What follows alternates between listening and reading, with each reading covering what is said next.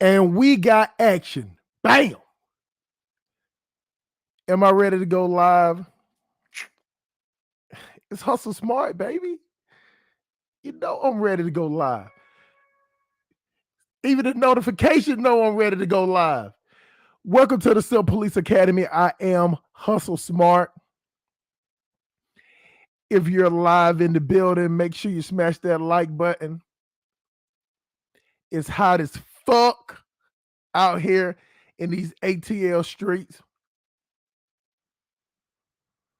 We have serious issues to talk about. Of course, we'll get to the regular scheduled program after the monologue. I don't know what this is sticking me in my side right here. Pause. It is the end of a knife, which is not good. Now, I know I usually do my shows late at night, but I want to come to y'all in the daytime. So, I got to sit out these notifications, man. When you come in, man, please, for the love of white Jesus, Curly, 8-pack, 30 crunches, 1,000 sit-ups, Jesus, smash that like button, shawty. You get what I'm saying? Like we back in this building to the point where I'm trying to do 2 shows a week. Change that, 2 shows on the weekend. I'm gonna try to do a show tomorrow also, so we can stretch the point because I go on other people's streams and I see that our people don't get a chance to really talk. And if you do talk and you're not saying what they want you to say, when we say they, in this instance, we're talking about our own people, shawty. Like it shocks me. It shocks me how black people don't want black people to talk, or if you don't agree with them saying. So I give y'all a case in point real quick before I do this. Make sure y'all send out the notification real quick. Of course, I know I should do this before the stream starts, but I am from Georgia. So, we're a little backwards down here. So I'm glad that Brandon is cool to the point where he let me post my channel on Discord of my stream. So let me share it. Hold on, y'all. Let me share this. Let me copy the link. And if y'all got any questions and concern, we're gonna talk about all this because we're gonna talk about the thriving and surviving. Y'all see the weave on top of the lion, so y'all already know what time it is. Put a 1 in the chat if you can hear me good. Of course, Gorilla Simping is always on the menu. We're gonna talk about transportation. And Shawty, I did Bigo. I signed up for Bigo yesterday. So if anybody got a Bigo, I really need to know with my rhetoric. Appreciate that, DD in the building. Shout out to you. Any of y'all that got Bigo, y'all let me know the rules and regulations of it. Let me know that if my rhetoric will even be tolerated on Bigo. So let me know. We got Ray Mais. You don't need our donation. You make too much money being a truck driver, man. Let me tell you something, man. Listen, I'm glad you on the show, bro. I'm passing the collection plate. Cause let me tell y'all something. I'm not gonna even tell y'all. I'm gonna let the people who beat me out of how much they beat me out of this weekend. I got beat out of 1,100, 1422. Right now, I got beat out of 1422 this weekend. And I'm not mad, y'all. I'm not mad. Already the cash apps have started coming in. I need y'all money. Y'all know I'm starving out here in these ATL streets, man. Y'all know that pussy ain't gonna pay for itself. Y'all heard the guy that used to play for the Wizards. I forget his name, Agent Zero. said about which one would he rather have, a wife or would he rather buy some pussy for the low? Now he was talking about a expensive price. Now he was up there to 200-300s. You know what I'm saying? Hustle smart. You know what I'm saying? That ain't how I get down. You know what I'm saying? I can't pay that much. But agreed. LOL, I sent the cash out anyway. Hey, appreciate that, DD, man. Let me read your cash out. If it got a message to it. Now, if it has a different name of it, I won't say your name if it has a different number. Shout out. Miss Dee getting it in the building. MB Queen. Shout out with the $50 for the leggings are purple. She say the leggings are purple. Her leggings are purple. Now, Miss Dee, I got to ask you, because I wouldn't be hustle smart if I didn't ask you this. Are your leggings are small, medium? Which size are the leggings? We have to know on the Simp Police Academy what size are the leggings. But we appreciate Miss Dee starting off right with the $50. $50 holler, man. Y'all follow suit, man. Y'all know I need y'all niggas money, man. You know what I'm saying? And on top of that, we took it to $1,700 and I had to put $324 worth of gas in the truck on my way home. So we get it together. She said leggings purple. Okay, let's see. Large cause my Miss Dee, hold on. Let me tell y'all something. I gotta put some respect on Miss Dee comment. These are the type of ladies, females, black queens that I like on this channel.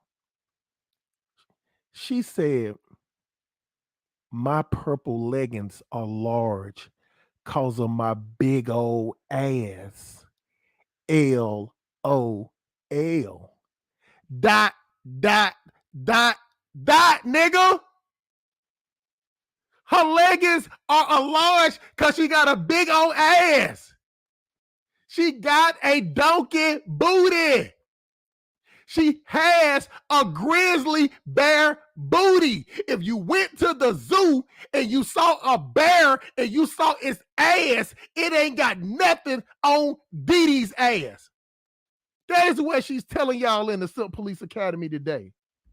And by golly, I stand by that message. Shout out to Mr. Sandman in the building always. Logic is clearly in the building when Mr. Sandman is here. All that nigga simp in the building. You know I'm here, bro. Early on. Let me tell you something, bro.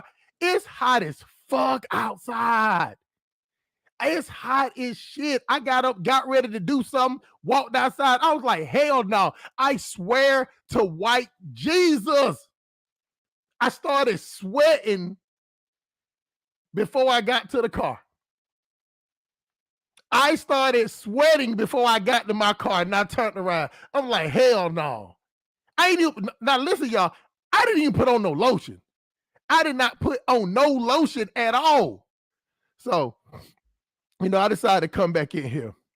Dee Dee in Sandusky, Ohio, about to run to Laredo tomorrow. So she running that freight down the road, y'all. If y'all see Miss Dee Dee on the road, you know what I'm saying? Blow your horn at her. You know what I'm saying? Let it be known that it's a chick in purple leggings with a nice round big ass is riding right past you. You know what I'm saying? Guru in the building. The crow has landed. You know what I'm saying? Make sure y'all man, listen, y'all. I don't want to have a conversation by myself. Oh man, shout out to my boy, goddamn Guru with the other $50 holler. We already at $100, shouted with two of the heavy hitters. Baltimore finest, Jamaica jerk chicken, curry goat eating, goddamn Tanzania ex-wife over there in the continent, begging up chicks for goddamn 30 and 40 Tanzanian shillings. Mr. Guru in the building, straight from motherfucking B-More, which is one of the ratchetest, one of the dirtiest I won't even stop and get gas in Baltimore. That's how much Baltimore's a shitty place. But goddamn Kangaroo up there making it do what it do. And we appreciate those type of people on the Simp Police Academy because that we over here trying to change people's mindset. And that's what we're going to do today. Y'all know this stream going to be long, man. You know what I'm saying? So let me goddamn read the other cash out. This is from F. Dot. He sent the goddamn 30. Appreciate that, Playboy. Let me see. I usually wait till after it's over with to sit and respond, but I ain't waiting today, man. I'm responding to the people, man. I'm responding to the motherfucking people today. You know what I'm saying? For sure. And you know what? The conversation that we're gonna have today is very necessary. Very necessary. Hold your could Google say hold your applause, please, man. He's not playing with you. And by the way, y'all, if y'all got a problem with Kangaroo, I would, if he was up here right now, he would tell you, but I'm gonna say it for him. Because I know what he gonna say if you got a problem with him. Kangaroo says that he'll fuck your bitch. That's what he'll do to y'all black folks that go against black people and don't like accountability and don't like critical thinking. Kangaroo says that your bitch deserves to be fucked by the Jamaican warrior, aka Mr. Curry Goat, Mr. Sting Fish, Mr. Braze Conk, Mr. Run That Pussy Pun the River, Mr. Kangaroo in the building. Shout out. And you know, hey, come on, man. The show would not be a show without the light-skinned nigga in the history of light skin. He is the mayor. He is the vice president. He is the Senate. He's the majority leader of the House. He is the minority leader in the Senate. Also, the president, the light-skinned L. DeBarge, Chico DeBarge, Captain, Stunt Double, the Ant Report is in the building, shawty. No, we ain't talking about mimosas. We talking about Mr. Mulatto. No. He might drink the mulatto with his pinky up in the air, but that's the mulatto in him. You can't judge light-skinned niggas because they hair better than yours.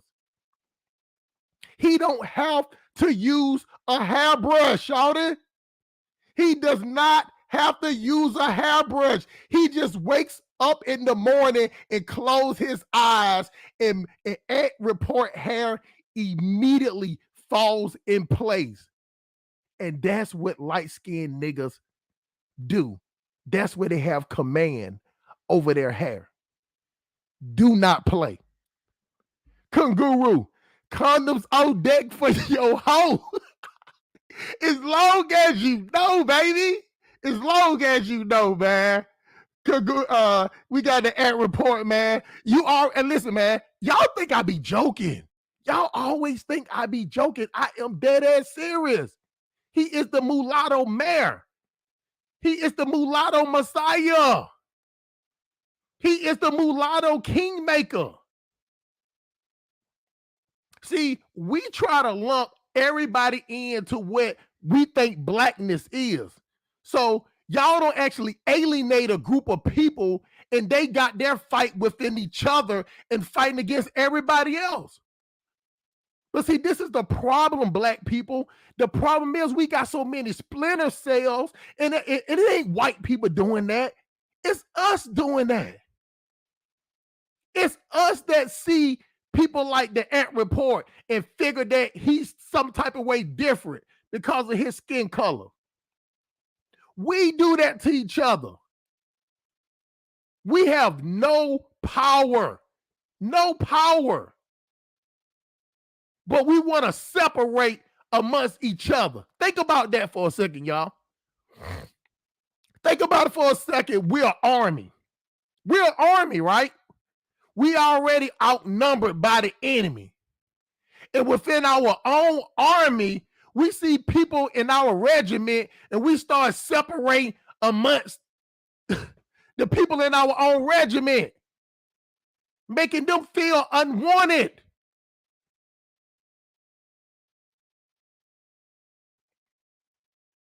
Now, don't get me wrong. I know that light-skinned people can play their light-skinned side, but no matter what, when it comes down to it in the court of law, when it comes to benefits, when it comes to the reparation movement or anything, they see black people as black people. They was like, that's y'all dumb niggas that classify with the light-skinned shit. That's y'all that with that dumb shit talking about the Haitians and the Jamaicans. That's y'all with that dumb shit talking about the Afro-Latinos. That's y'all. We against every last one of y'all. And y'all helping us out by joining in the fight directly or indirectly. And that's why I tell y'all all the time that black people, don't get me wrong, most black women are the top tier of the right hand of white supremacy. But as a unit, we're the right hand of white supremacy against each other. The shit that white supremacy want to do to us that they can't get away with, we like, yeah, boss. Hey, boss, you ain't got to kill us. We'll kill each other. Hey, black women, we want y'all to abort y'all babies. Hey, massa. I can't even do the voice. Pause, y'all. Hey, massa. It's hot girl summer. We out here in these streets. Pause. We'll kill our own babies, massa. You don't need to do it. We'll keep the baby for 3 or 4 weeks. Let us get thick. And then you can come over here with your motherfucking spatula, your butter knife, and your fork and scrape the motherfucker out this pussy. And then I'm going to get online and tell everybody how good the pussy is. Pause.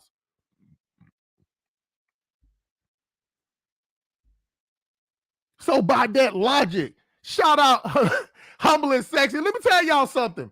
If you remember when I told y'all that I got beat out of $1,400 over $1,700 this weekend, Miss Humble and Sexy, Miss Kansas City, Miss Diamond Art, Miss Pretty Eyes, Miss Paper Sack Tan, maybe a shade higher, with her cool, calm demeanor, beat me out of my money on BOGO. It is her fault. Y'all recognize, y'all say hey to Miss Humble and Sexy. She's on Bigo. All y'all in the chat, especially Kunguru, y'all make her feel welcome up in here. She said she was going to check out my YouTube video. I need y'all niggas money. I really do. And y'all know the main reason why I need y'all niggas money? Because that pussy is not gonna pay for itself. It is not. It is equivalent of you walking to a cash register when you see a nice looking female. It's a cash register on that pussy, shorty.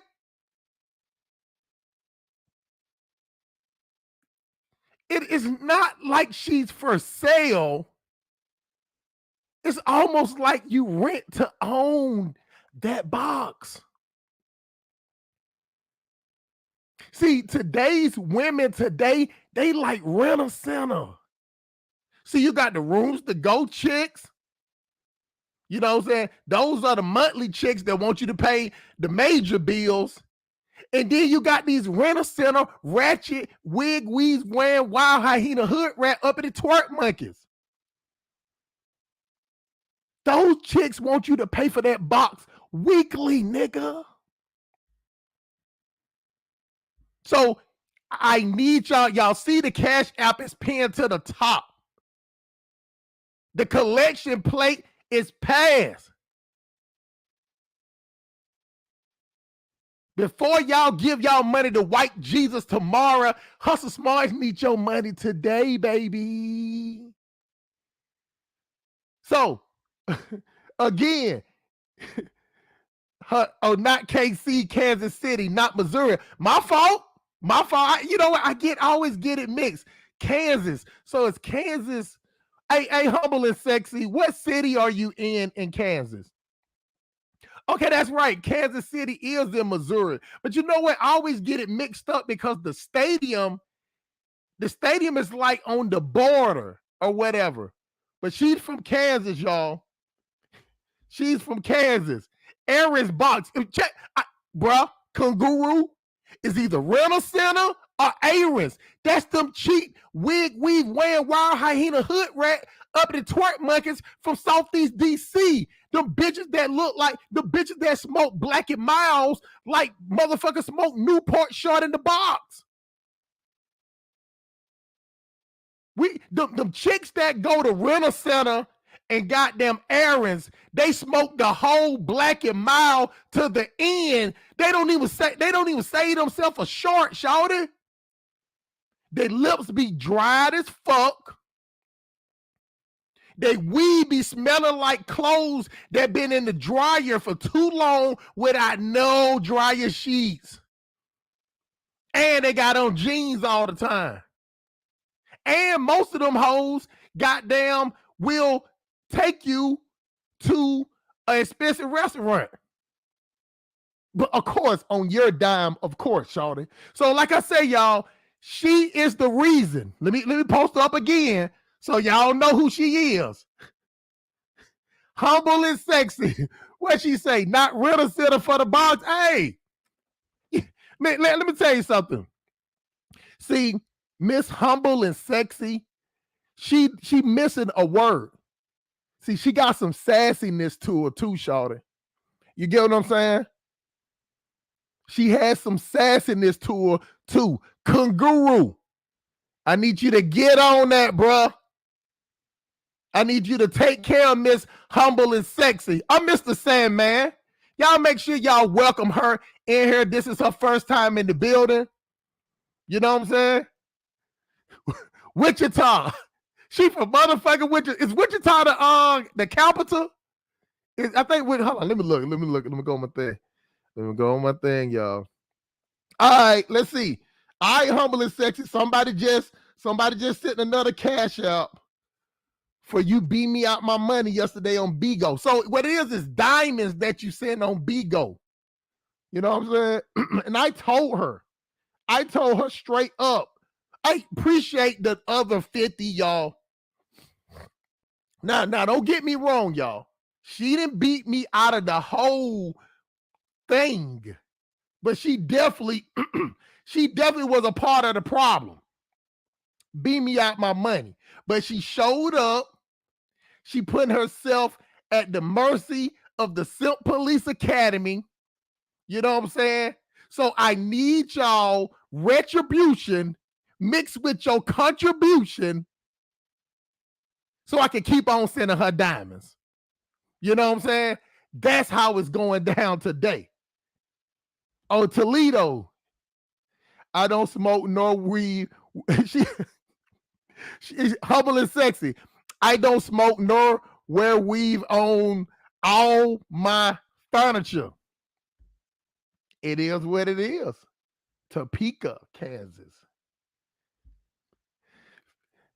Y'all see what she's saying? Run it up. Y'all already doing good. But we got a 3-hour show. And I'm telling you, I am telling you that I'm starving out here in these ATL streets. But one question I got for you, Miss Humble and Sexy. Now you hear a little bit of my oh shit, y'all. My fault. He's sitting right next to me. Shout out to the Yapper. The Chopper, the Yapper is in the building. and he demand to be respected. I motherfucking dropped the clip out trying to be cool. Let me put the clip back in.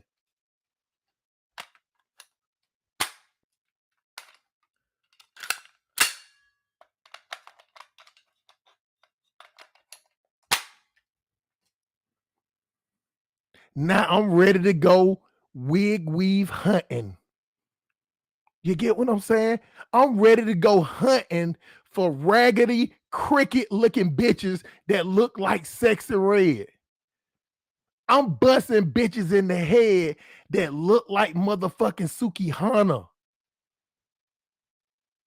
I'm goddamn DDT wind kick blasting bitches that look like Summer Walker and who I call the penicillin princesses.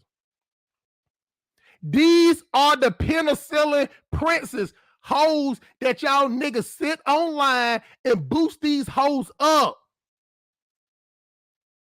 Sexy Red look like a cricket.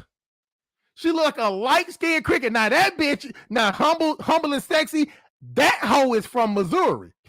St. Louis to be exact. She is a big blood with a bony, malnutritious ass. I just don't know how she get away with always talking about how fat her ass is and she built up like a cricket. She reminds me, I swear to white Jesus, every time I see Sexy Red, I think about a cricket. Every time I see Suki Hana, I think about the goddamn monster dude on the motherfucking Goonies. Every time I see Summer Walker, I think about them weird ass twins, Cinnamon Twins, Captain Crunch Twins, whatever them weird ass hoes name that's built up like a lot of animals and very, very few people. That's what I think about. But these are the type of women that are putting their type of ratchetness to the atmosphere that your daughters, your sisters, your cousins, your nieces, they fall in these hoes. See, for whatever weird ass reason, I don't look at females the same when they bent over shaking their ass. To me, when I see a woman bent over shaking her ass, it look like she finna take a shit.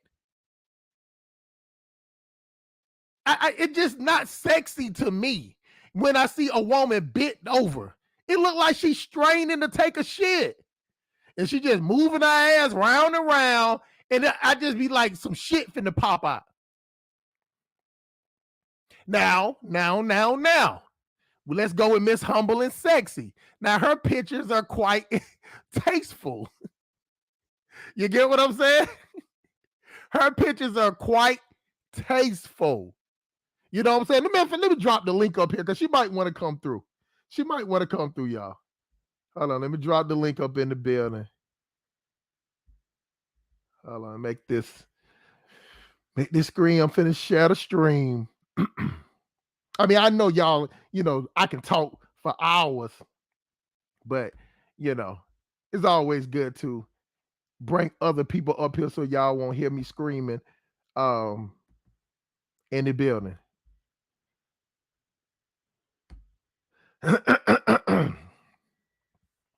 Tasteful pictures.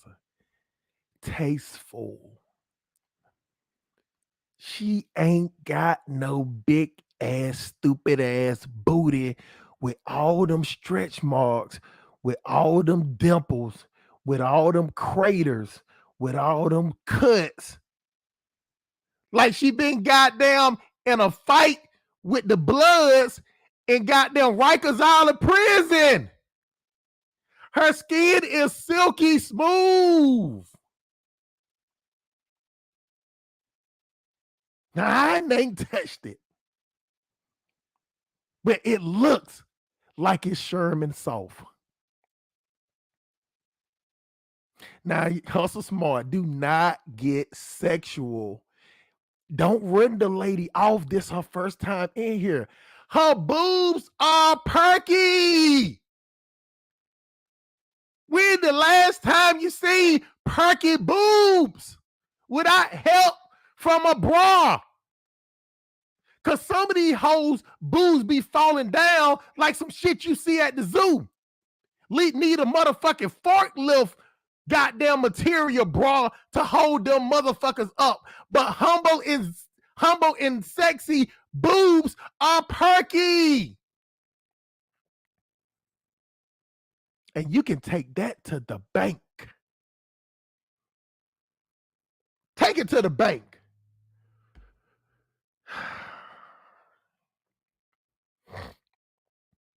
Appreciate the cash out. This one right here from Momo. You know what? Hey, if it doesn't say your name as it is on Instagram, change that on YouTube name, I won't say your name. But he said $40 for her. Change that. He said $40 for humble and sexy. Pay up. God damn, bro. God damn, tell me how you feel, Momo. Fuck. This dude's starving, but got a pomegranate juice in the fridge. Okay, let me tell you something, Kangaroo. I need the pomegranate to put with the smoothie because I use kale lettuce, and kale lettuce have bite to it. Listen, man, I'm trying to go on that Africa trip in November. And this is the thing, y'all. Y'all hearing it today on Hustle Smart Show. I'm trying to go to Africa with, I don't know if Dinah's going to do the Sierra Leone thing, for he ain't talking about it, so it might be next year. So I'm trying to do the Kenya trip with Brandon. And I'm telling y'all this right now. Y'all hearing it today. And if I go, I'm a man of my word. I'm going to rent out a villa. Because as I don't got older, all y'all know I've been out there in the streets on my own since I was 14, shawty. And as my climb to the top, to the mountaintop, to the highest of the hills, which caused my strength, I don't got a little bougie, shawty. You get what I'm saying? I don't got a little bougie in my days. And I'm going to pay for a villa. So any of y'all go, y'all will not have to pay for at a hotel. I'm gonna put the information of the villa. It's going to be at least 4 to 6 bedrooms. And I'm taking care of that part because I want my people to see a different way. This go for females. Dee, make sure you bring your purple leggings with your donkey booty ass on with us too. I want everybody to go because I want to see and show everybody how black people can get along. Men and females show each other respect, that who thinks the same. Or either don't think the same, they have the same type of thinking when it comes to seeing us win. I want to see us win. But just because I want to see us win don't mean that I ain't going to say something against the motherfuckers that making us look bad, shawty. That's why I got 3 clips for the yapper. And the craziest thing, the most fucked up thing I'm finna say, and I don't give a damn who don't like it. 2 of these clips are for niggas. It would be my own people that's trying to shut us down. It would be our own people that's sitting on the internet saying don't go to Africa. It'll be our own people that want us to stay up under white supremacy. It's our own people that don't want to see us have an outlet. Don't get me wrong, shawty. I'm not moving to Africa. I'm not moving to Africa. I make too much money here. But I damn sure want to have an outlet. Don't get it fucked up. Did I drop the link in the chat? If I didn't drop the link, let me drop it in there again.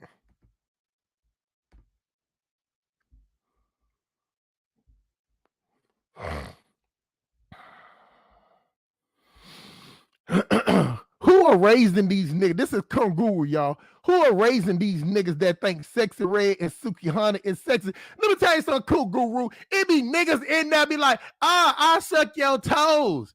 You know what I'm saying? I'll let you pee on me. I pay all your bills. I kill a nigga for you. I'm talking about Suki Hana. And let me tell you something. Suki Hana, before she did all the extra shit, she wasn't ugly.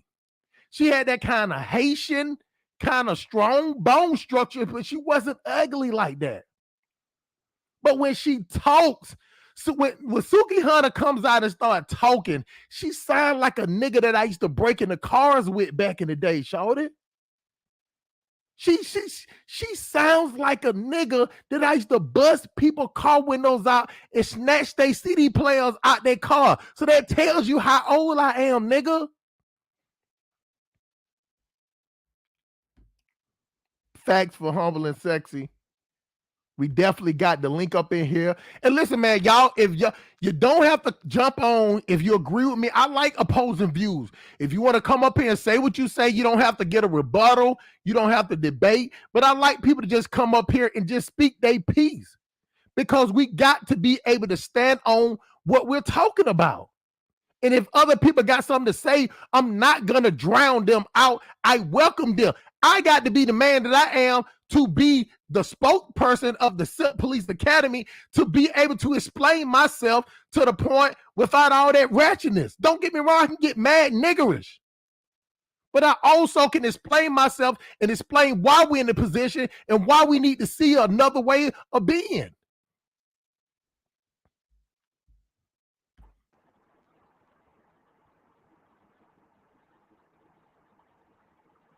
Oh. Kunguru in the building. Let me read a couple of more of these chats before we let Kunguru spill.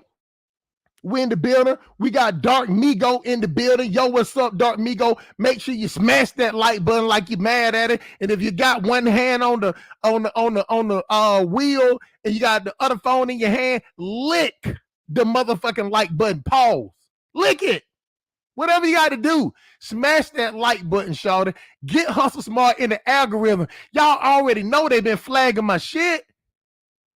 Y'all already know they've been flagging my shit. Dark Migo, facts. Of course they facts. Dark Migo, need a helicopter straps. For sure. Need grappling hook for them titties. For sure. Humble and Sexy said, hey, because let me tell you something. Let me tell y'all something. You can always tell the women that got those long ass watermelon hanging orangutan titties, and the chicks that have those perky, milky, sandy brown. We talking about sand from the goddamn Maldives.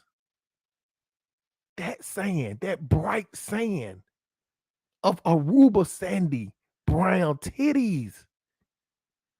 Those are the type of sweater puppies you need in your life. And she got natural hair. And she got natural hair. And she got natural hair. And she got natural hair. Her hair is natural, shawty. You ain't got to worry about no trail or Peruvian wavy, natural silky, full body, extra wavy. You ain't got to worry about waking up and thinking you got a goddamn poodle in the bed with you and it's just her weave because she tried to sneak it off. You ain't got to worry about her taking off her motherfucking wig and then she turn around looking like Kevin Durant in the face. You ain't got to worry about a chick that rock her hair natural when she got them get up looking like a gorilla. Change that. A gorilla.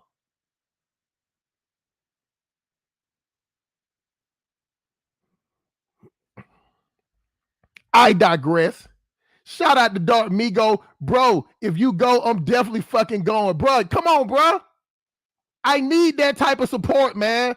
I'm going to buy the villa. I'm telling y'all, I'm going to buy the villa.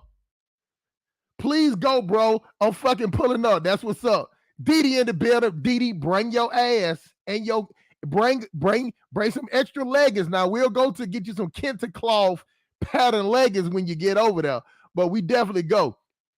A team in Sewer. What's the dates?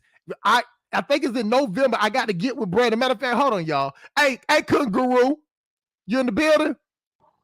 Yes, sir. What's going on? Hey, go ahead and talk for a second, man. Introduce yourself, man. You know what I'm saying, to the building and to the people. You know what I'm saying? I already gave you the great introduction. The Baltimore booty snatcher. Pause for the goddamn. Yeah, definitely gotta pause that though. The poom poom. Change that. Let me reiterate that. The Baltimore the poom.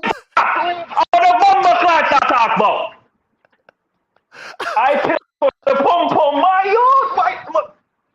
Why I said mine? Anyway, I digress. Go on with the introduction. The poom poom master. He will bang your chick and feed her steam snapper. Steam snapper with the head on it. They don't cut the head off the fish. I do not. Anytime I go to the fish spot up the street, and they're like, "Do you want the head on your fish?" Or do you? I said the head. I've been here a million times, and I never get the head cut off. I pay for the whole whatever per pound it is. Give me all that shit. That's me. Go ahead, man. Let me send out a notification real quick. Go ahead and tell the people, man, where you at, what you doing, what you got going on, my brother. Yeah, man. I'm over here in Baltimore. HVAC dude. Been rocking with the Simp Police Academy for a while. Church. Just interest, the sort of shit, the sort of topics that this content creator navigates through is crazy. And he just says it in a way that it is entertaining. His voice is definitely different, but the shit that he says resonates, and that's why I'm here. You know what I'm saying? So, I've done a couple things. I've been to a couple countries in Africa, whatnot. Planning to go do some things. Be Pacific with the people, bro. Be Pacific with the people. All right. Well, what do the people want to know? Let me see. What countries you been to? Oh, okay, yeah.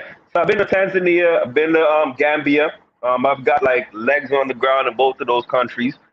Been to Kenya and Senegal. And I'm planning next time I head back to Africa. Well, next time I head back to Africa, but without going to one of those countries that I've been to, I want to go to Nigeria next. I want to see what's going on over there because I am 35% Nigerian. But yeah, man. But yeah, hey, I'm just, out here. I got finessed by my wife, my Tanzanian wife, when I was out there. Spent what? No, not the village girl from Tanzania beat you out your money. Well, think about it. Then she was a bougie one. She's from she's a hire from Bukoba, and in Tanzania they're known to be like the bougie chicks and the finesses and all that when it comes to money and men. So I didn't know that. I just, heard, what's his fucking name? Junior Reeves. Hold on for a second. Shout out, man, to the Happy Companion. My brother is right there in Gambia. My brother is in the Gambia opening up business. My brother is a Muslim brother over there trying to show people that we have good people over there in the United States. The brother is over there networking. The brother is doing tours over there. He has his own tour group going over there. My brother helps you get property over there in the Gambia. My brother does not scam you at all. When you go to the Gambia, you want to know information about going to the Gambia, he will talk to you himself. He will talk to you himself. When you come over there and you meet with him, he will be the one you meet with. You ain't got to go through nobody else. And when it's time to talk about the properties that you want, the land that you want in the Gambia, when you talk about the type of where you want to live at in the Gambia while you're there, you know what I'm saying, for a vacation, or you want to buy your property already, the Happy Companion, Mr. THCP Pan-African Channel TV is where you go to for all y'all information from a brother. And believe me, y'all, he doesn't talk nothing like me.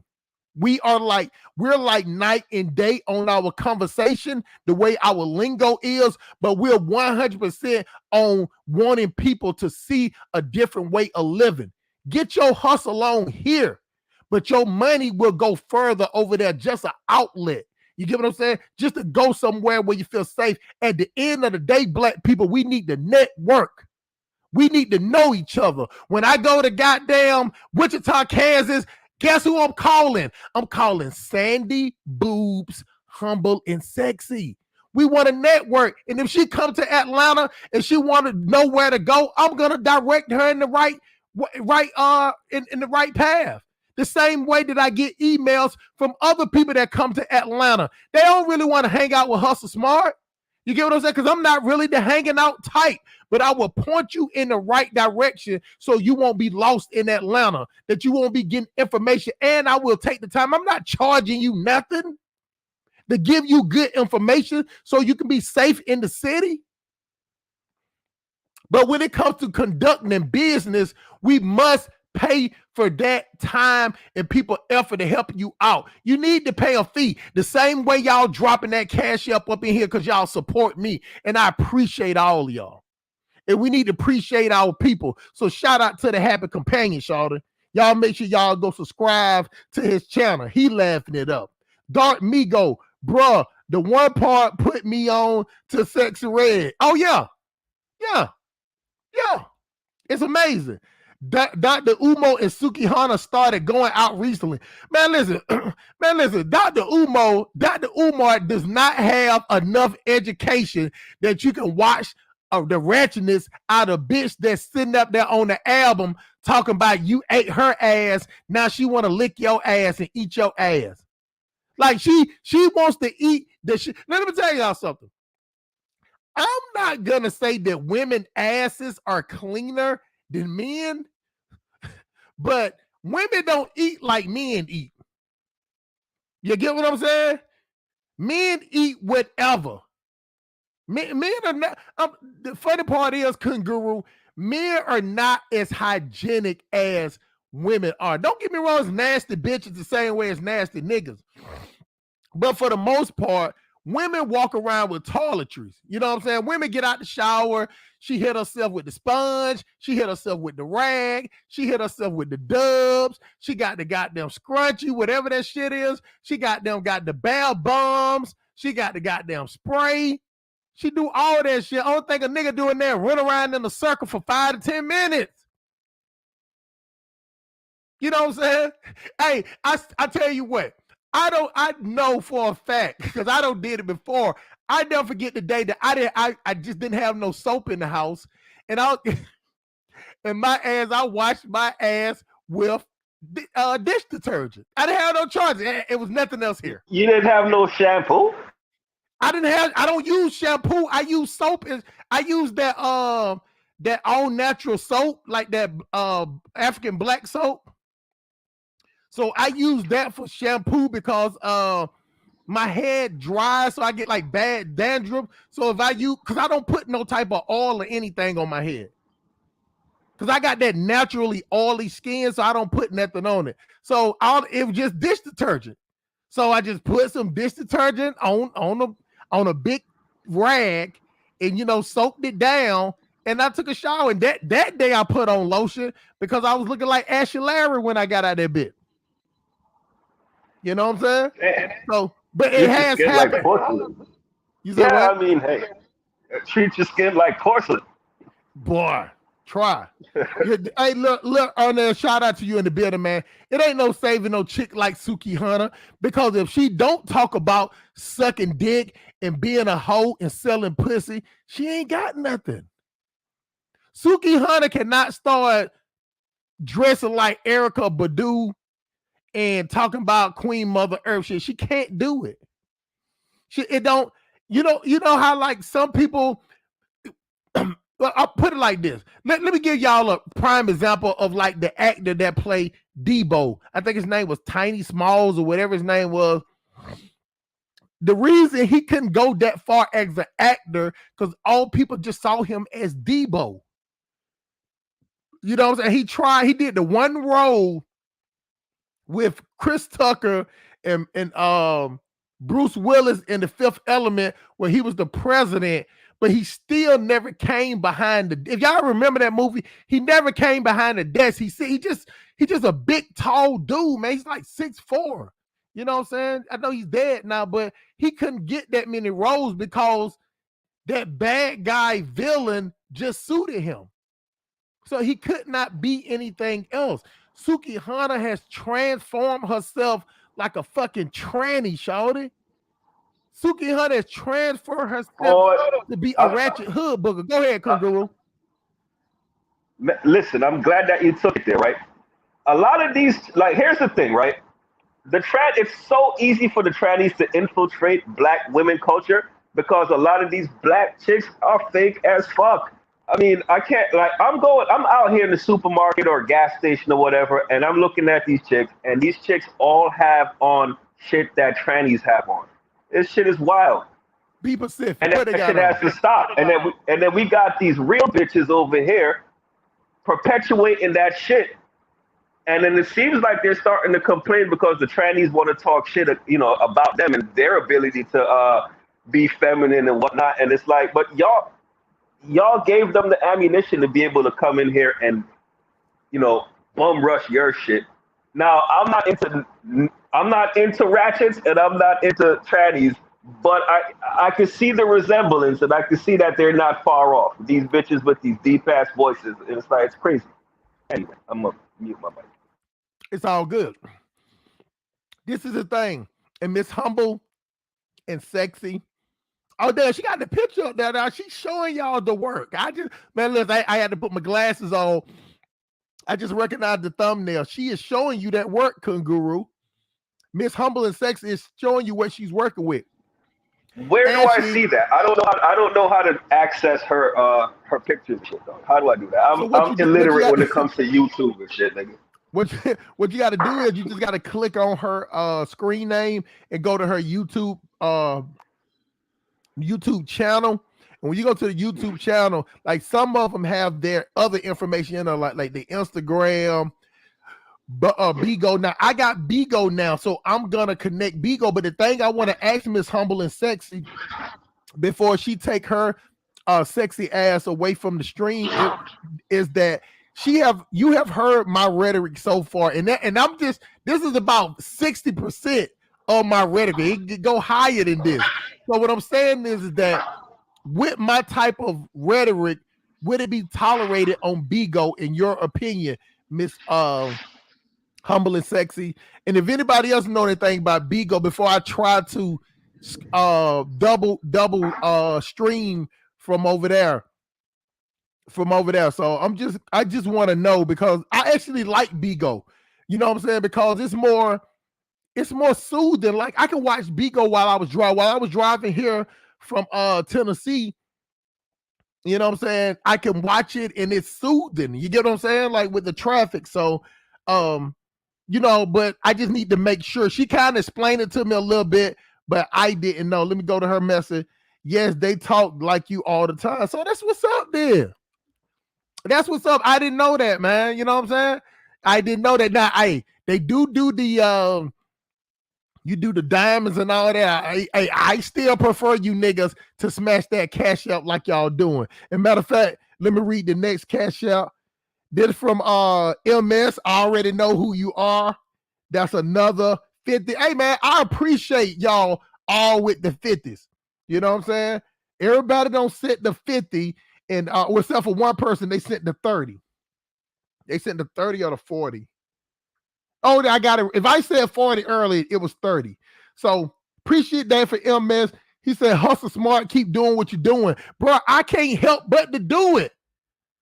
Do y'all know how many people we done ran out of these spaces? They used to come in here and try to tell us shit. The FBA niggas, the cognitive dissident people, the yoni steaming with garlic butter soft queen mother earth bitches sitting up there talking about they goddamn got a connection to the ancestor hoes.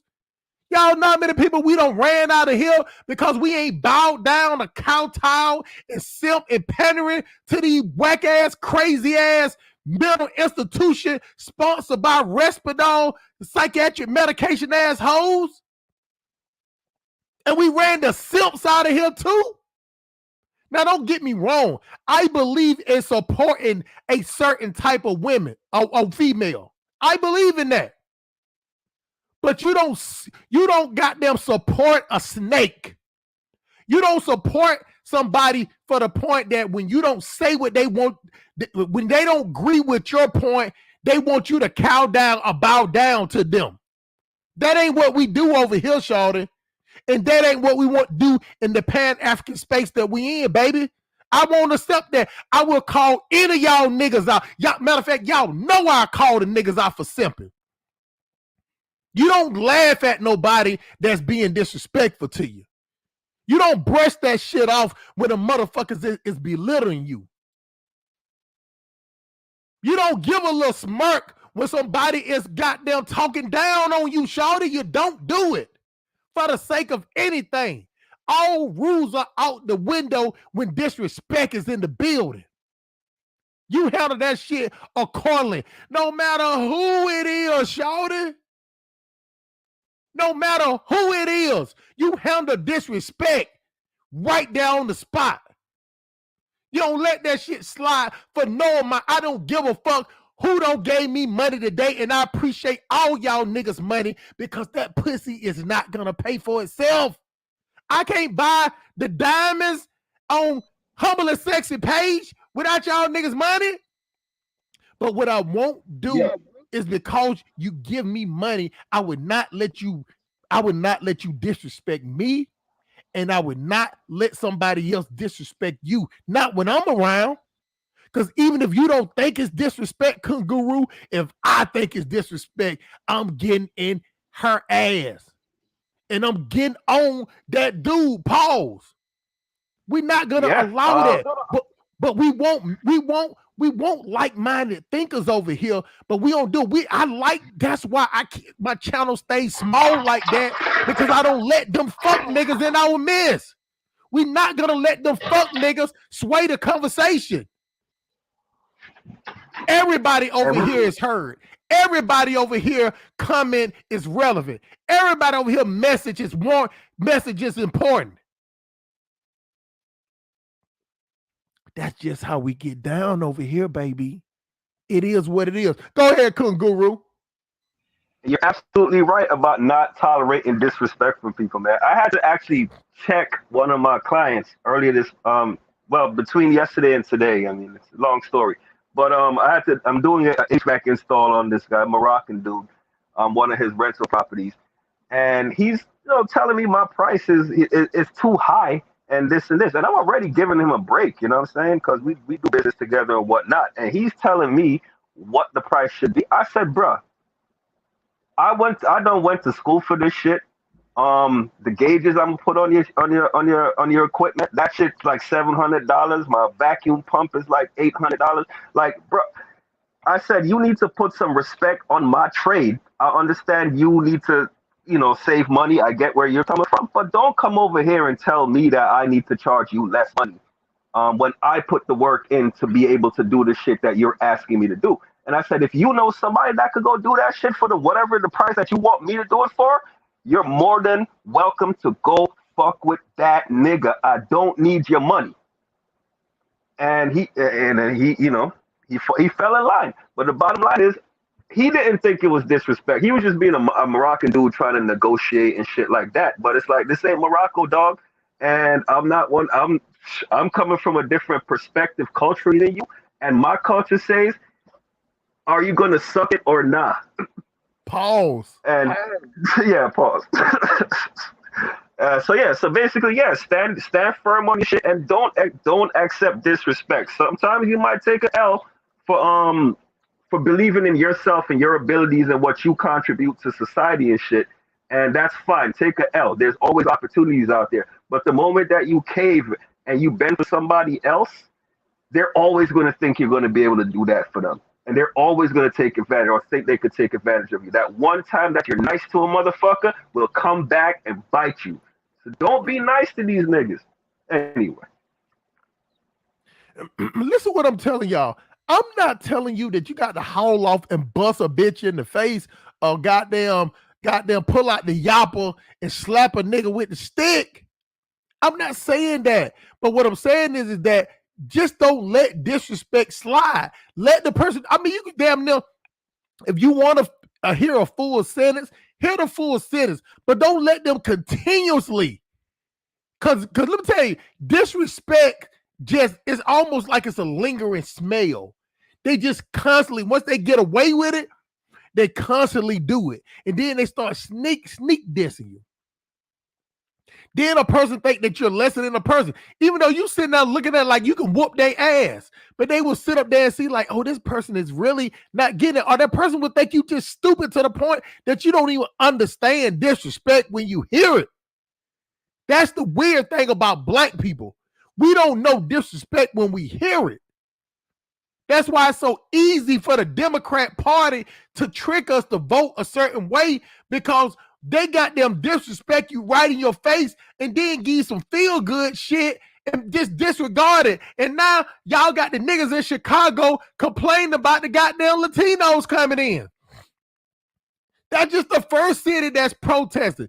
That shit is coming through there. And just like on Dinah's channel, y'all niggas voted for that shit. So don't be complaining. Appreciate the goddamn. Hold on. This you sent me a message, Kanguru. See what this is. Oh no, this is an old message.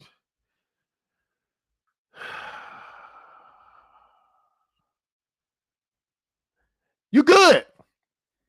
See, the thing about it with conversations on the Silk Police Academy, our conversation can go whichever way. It don't have to stick with the title, because even with the title what Kungu is talking about, that's a part of thriving or surviving. You're just surviving if you let somebody disrespect you.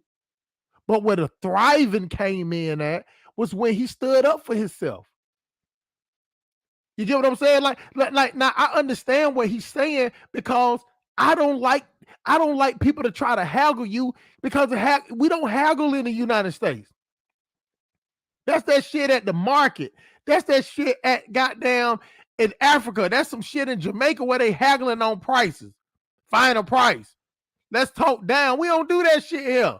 So it's almost disrespect, but you let people know, because they might not be from here and they're used to that where they're from.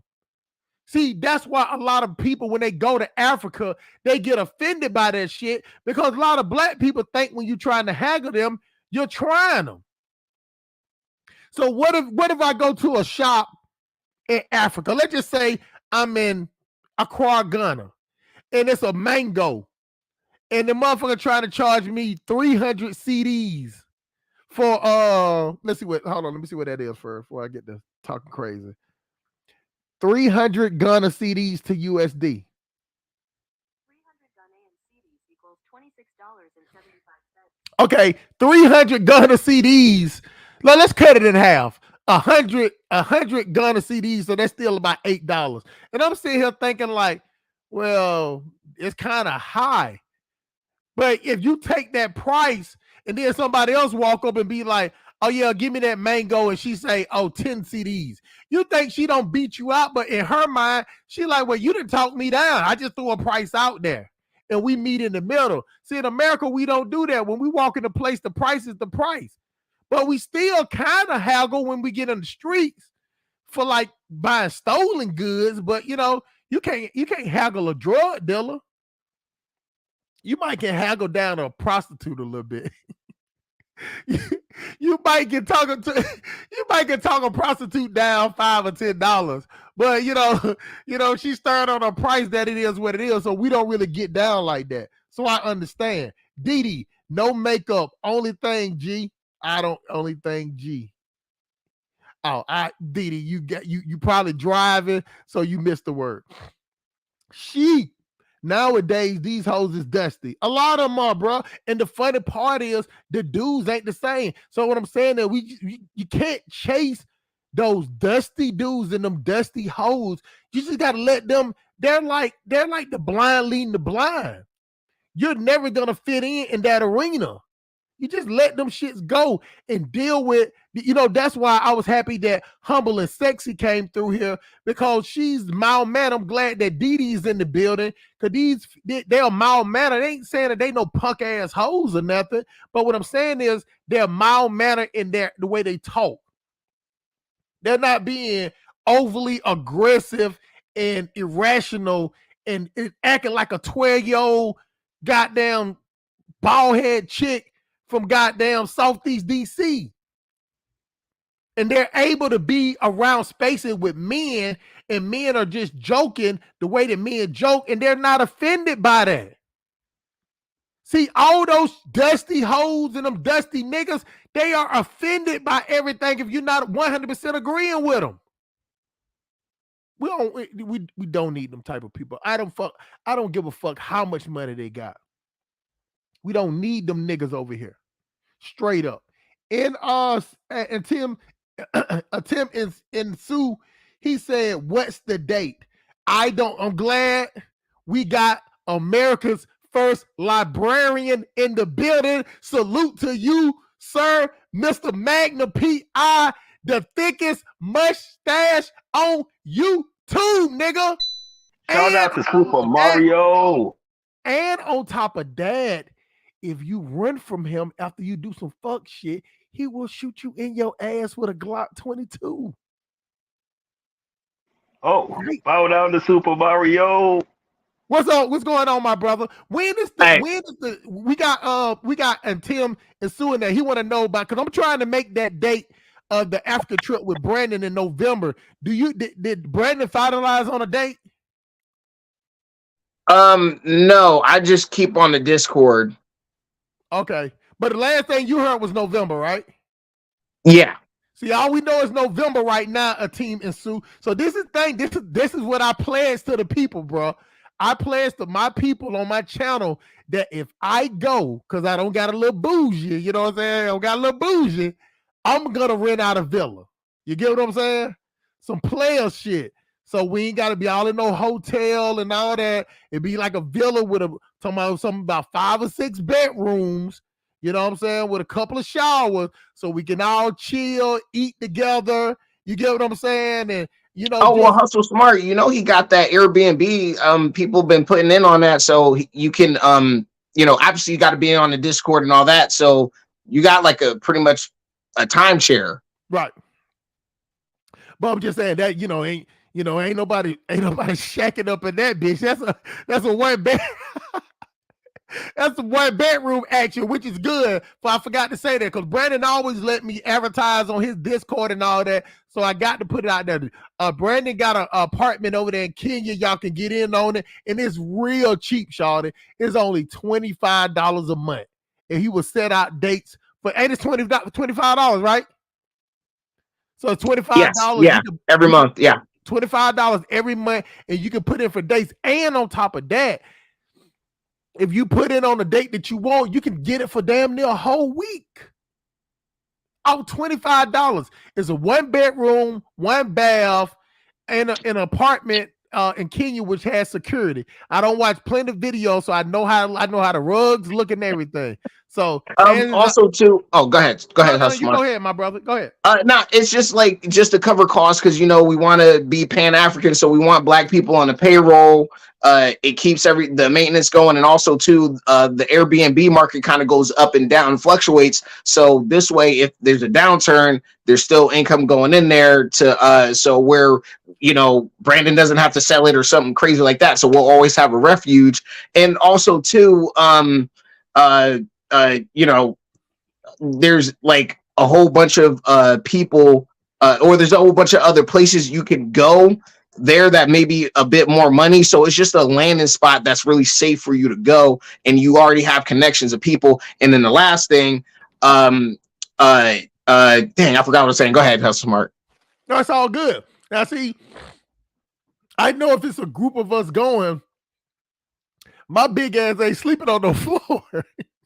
You know what I'm saying? Well, and I don't want to give no hotel. Cause let me tell y'all, I fuck around, I'm gonna be at the motherfucking Hilton, shout. I'm bougie like that.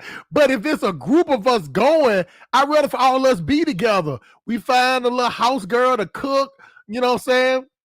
Slim something, you know what I'm saying? We can have a big one and a slim something, you know what I'm saying? So both.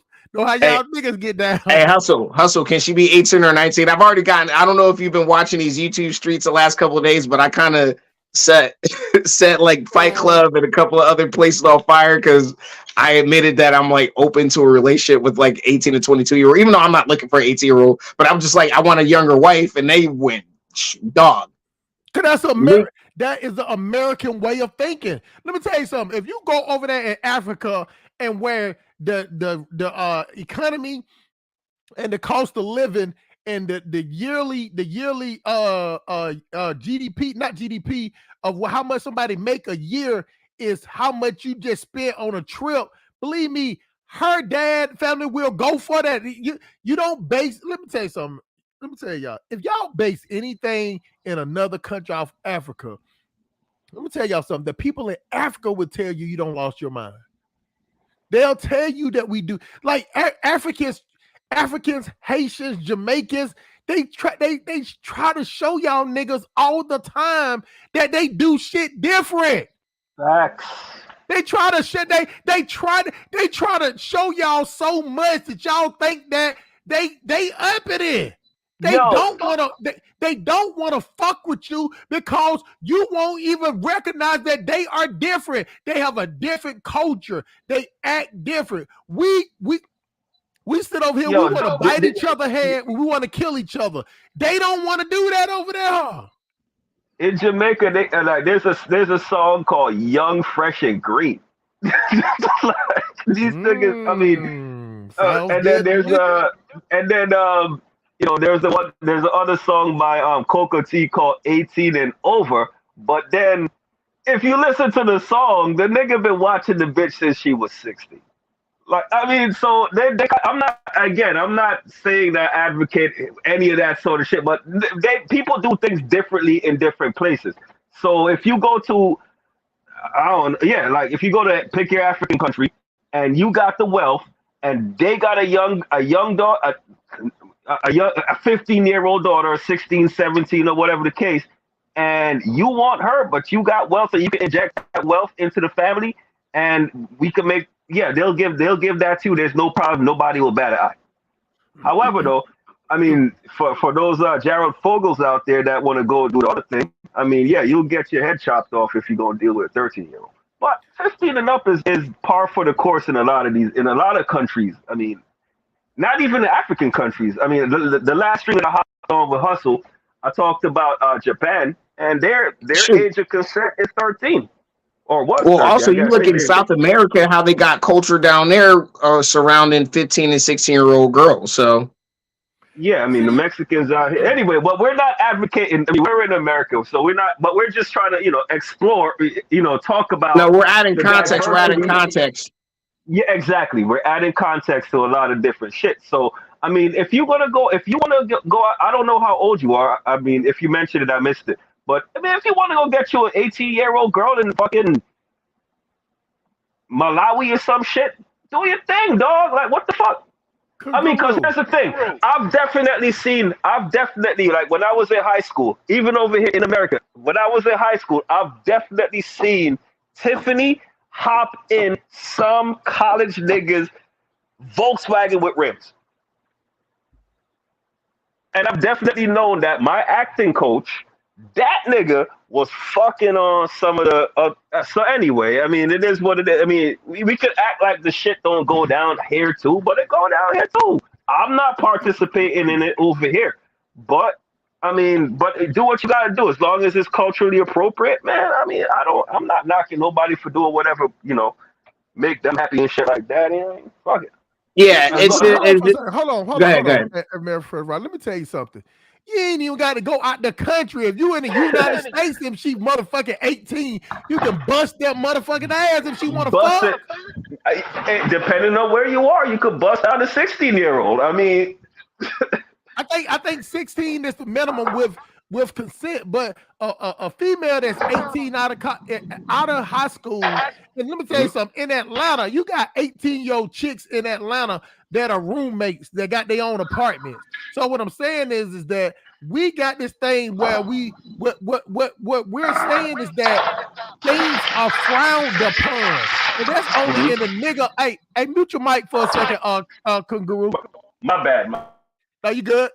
So we got this thing where we frown upon things over here. But the thing about it is, it's a difference when you're sneaking around trying to get an 18-year-old. It's a difference when she knows, her family knows, everybody else knows, whatever. So the answer to your question, short and simple, yes, I would definitely hire, I would prefer young girls over there cooking and clean, because the thing about it is, it's just like how we talk about the youth in the United States. The reason why we don't give a fuck about the youth in the United States, because we ain't finna let no 18, 19-year-old girl or boy work in our houses in the United States, because we'll get robbed. You know what I'm saying? Because the 18, 19 year old people in the United States, these kids are unruly. They will kill you.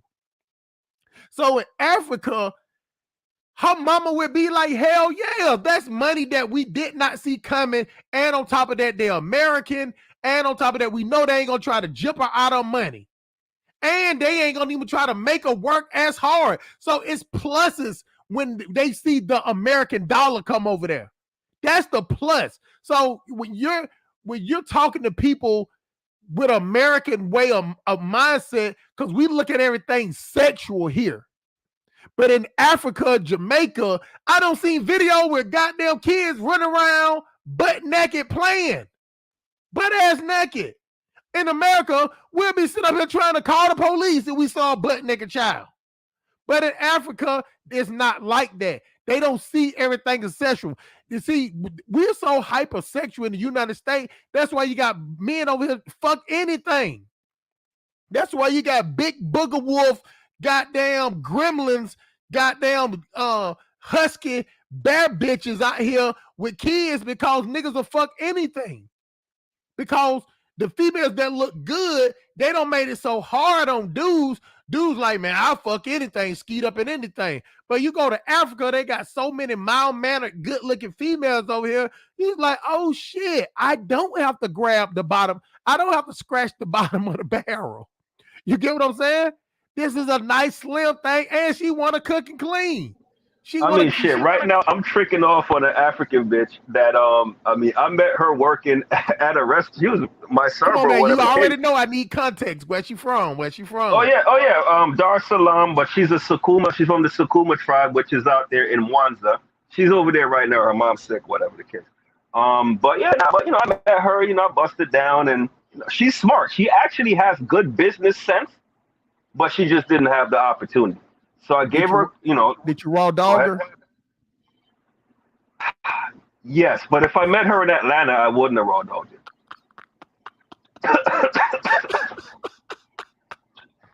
Raw dog for the win, Anyway, all right, you know what? Confessionals. I hope my kids never find these confessionals. But yeah, damn, you upset about train of thought. I know, man. I hate when I do that shit. I hate when I do that to you, man. We do the real deal Holyfield out here. We don't do these other places. We don't curate. Yeah, go ahead, man. Yeah, but the thing is, go ahead, Guru. Go ahead.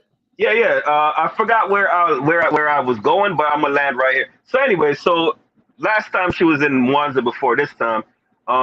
She definitely like did the whole FaceTime and introduced me to the tribe, and everybody was like, oh yeah. They thought we were getting married. I was like, nah, we're not getting married. I'm just actually, I fucked you, I liked you, and I'm trying to give you give you access to some shit that you wouldn't have had, because I think that you can take it there. Plus your son might be my son. But that's neither here nor there. Yeah, I mean, how old was she? Oh, she was when I met her, she was 24. Okay. Fine Did as a it? motherfucker. I'll send you a picture of her. Please, At some sir. point. Please, sir. Hold up. Did the box feel like it had a lot of miles on it? Nah, actually. That's a good thing. So, nah. So, and this bitch actually, I know the last stream I was talking about Saturday the pussy. I was on one, but nah. But she got what before I smashed. She got up, undressed, went to the bathroom, took a shower, and presented herself.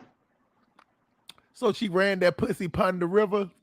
Maybe I don't know. Maybe there was a reason why she needed to take the shower on Hey, that motherfucker. listen, I man. Let me don't tell know. you something. Like somebody told me, Man, if hustle you ever smart, have a man. reason Stop. to take a shower, just take it. Go ahead, American First Rifleman. Man, I just wanted him to tell that story so I could just fantasize while I'm at work. And then Hustle Smart's like, that shit ain't real. But nah, it's just like I don't, I'm not really going to trick or whatever. Like I'm really gonna go out there. If I meet a woman that's good, like I do want an intelligent woman. Like that's my main thing. I don't care how fine she is. She cannot be stupid. Because I got too many homeboys in the past that got a fine ass woman, but she was dumb as a box of rocks, and that comes with its own complication. Not saying that she wasn't. They're not good women, but it's just like I need more to work with, in a psychological level. So that's what So, I'm looking for over there. so when you say you need more to work with on a psychological level, like what exactly do you want? So what exactly do you think that Just you somebody can't that find? can like she can read like a newspaper and understand some simple concepts. I'm not asking for a lot. I'm not asking her to be like the highly educated, but I just want her to have common sense and to be like coachable at least, or willing to learn things. He want to be All able to right, have so a cordial conversation with her without explaining everything. Do you see how sad that is, Kangaroo? He just want to have a cordial conversation like this. Things that we have to fight for over here, over there. His the thing about it is like they say Africa. And this one thing that I give white people credit for. Africans call Africa the continent of plenty. And that's the same thing that all these white people know. It's the black people that's struggling to get over there. The white people know it's the land of plenty. They know it. Let me read a couple of these statements real quick. And then we'll go back to the thing. Didi, he want an asset, not a trophy. Yeah. You get what I'm saying? Let me tell y'all something. Asset, not a liability. Not a liability. Wait, yeah, you want an asset, not a trophy. Also, she don't have to be a trophy. He don't want no dumb bimbo. That's what Didi with the matter of fact, we got to put respect on Didi's name, America First Rifleman. Her name is Didi with the purple leggings with a big old booty. That's her words, not mine. So America First Rifleman is saluting you, Miss D. Let me say it one. Let me say it, and then Africa while he's in the salute stance, and I'll say it. Didi with the purple leggings with the big old booty. America First Rifleman, America's first head librarian, Magna PI mustache. Salute you, young lady. Keep doing what you're doing. Now, MOS. MDS. He said, walking away from folks hurt them the most. Bruh, you got to walk away from them. You got to walk away from people that are not like-minded. Now, you don't have to disregard them, but you definitely got to walk away because you can't have no conversation with people like that. That just it's just like the two people talking at the same time. Nobody is being heard. They think that they're right based on feelings. You think that you're right based on emotions. Or that you think that you're right based on logic, and they think they right based on it feelings. You let people that go off their feelings, you let them stay where they at. They will always be the oddball because those type of people have always been triggered. That's what I like about these Pan-African spaces that we go into or that we're in, is that we don't ran off a whole. Let me tell y'all something. I be keeping score of all the people that used to jump on these panels. We don't ran them niggas off because we would not let them take over with their emotions. We would not let, especially me, I see when y'all don't see me jump on the panel is because it ain't needed for me to jump on.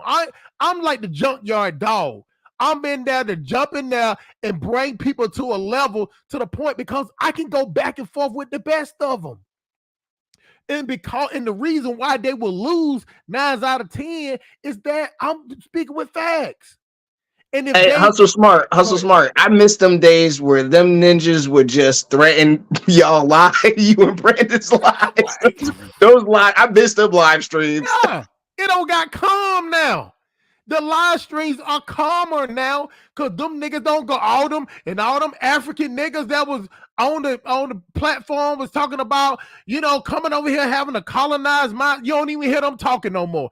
All them niggas that just be on there complaining about Art Cathy and all that. And listen, they was sitting out there scared of a chick that's 5'1", 110 pounds.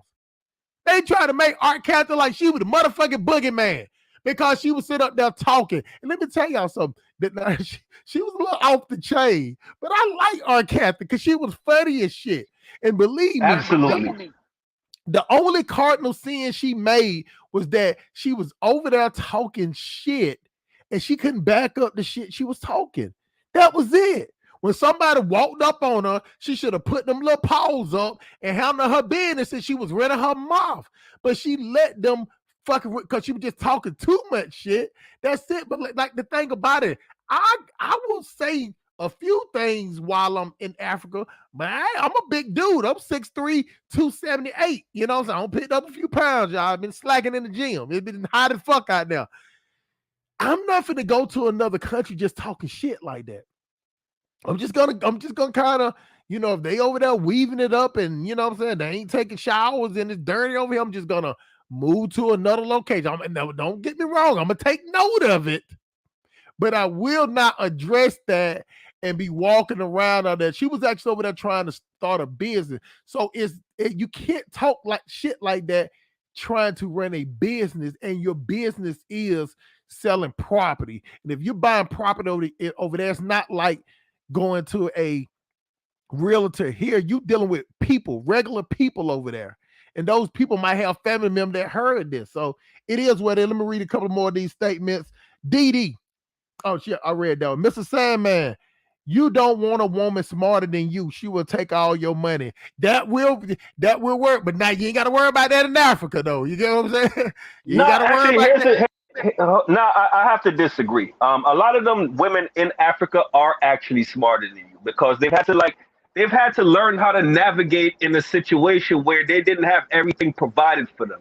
Those women, the women that you're used to dealing with here in America, they had everything, the road paved for them. You know what I'm saying?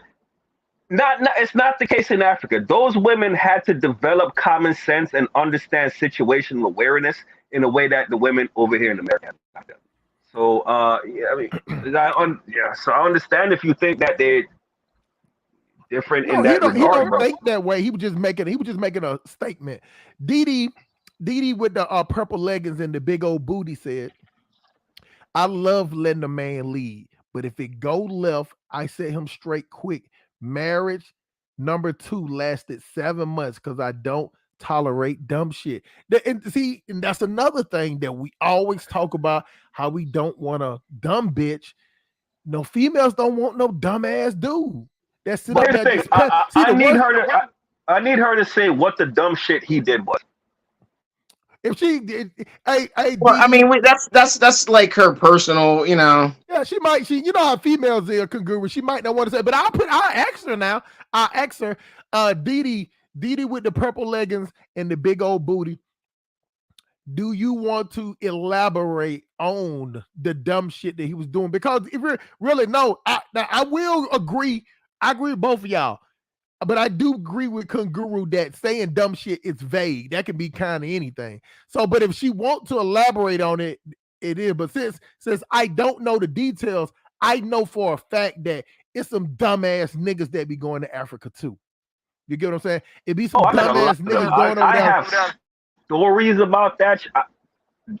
Anyway, another stream. But go ahead. No. As I get to saying, man, say what you want to say. But what I'm saying is, I know dudes that go over to these countries, different countries, going over there with the main purpose of tricking off, and then they might meet a chick and they be like, oh shit, You know what I'm saying? She, she needed money, but she really wasn't a hoe after you got to know her. And now you try to make a relationship out of her, but you really just a dumb trick nigga.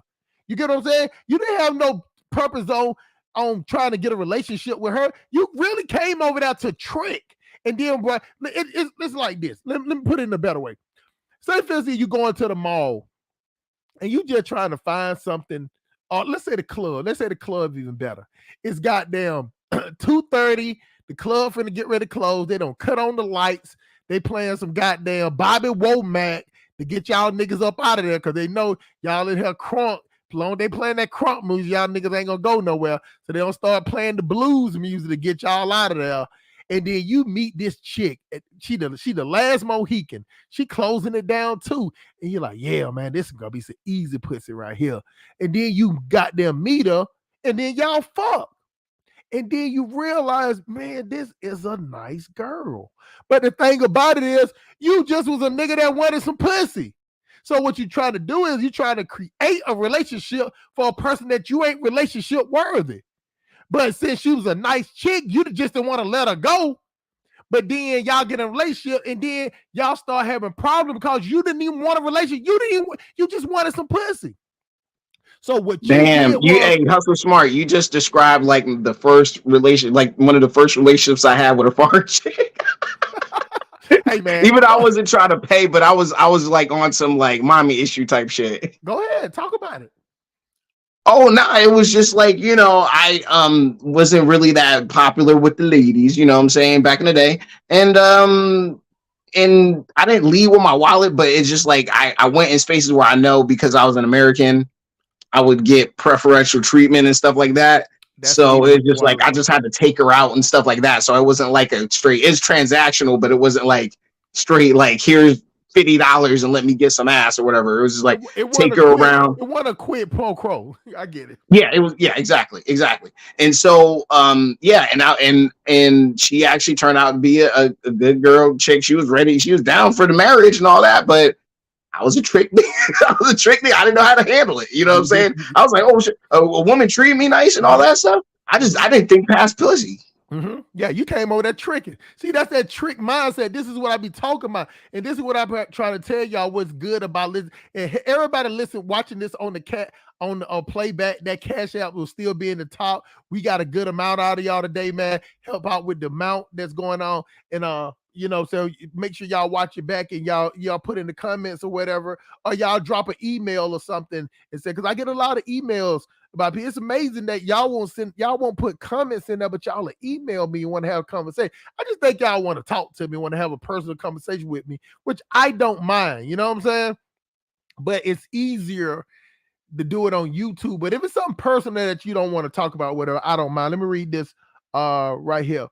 I love married life. I don't even mind him taking a second, but I'll be damned if you're gonna do behind my back. So that go to context. You get what I'm saying? That go to context. I have an open mind, but don't try to play me. That's the context.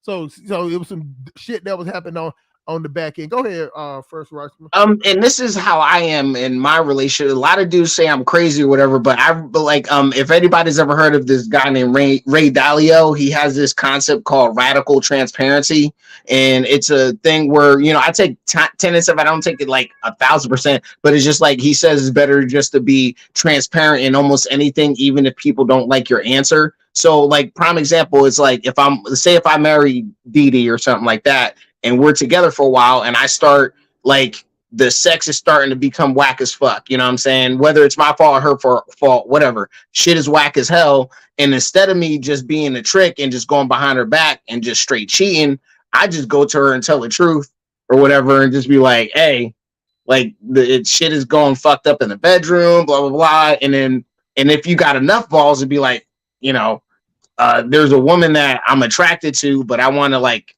stop this. I want to I want to refocus myself on you or whatever. A lot of women can't handle that conversation. They'll just be like, what you know what I'm saying? So I would say I would like to be able to do that with a woman I marry instead of just no, it's better for me to just go cheat because she can't handle a real conversation.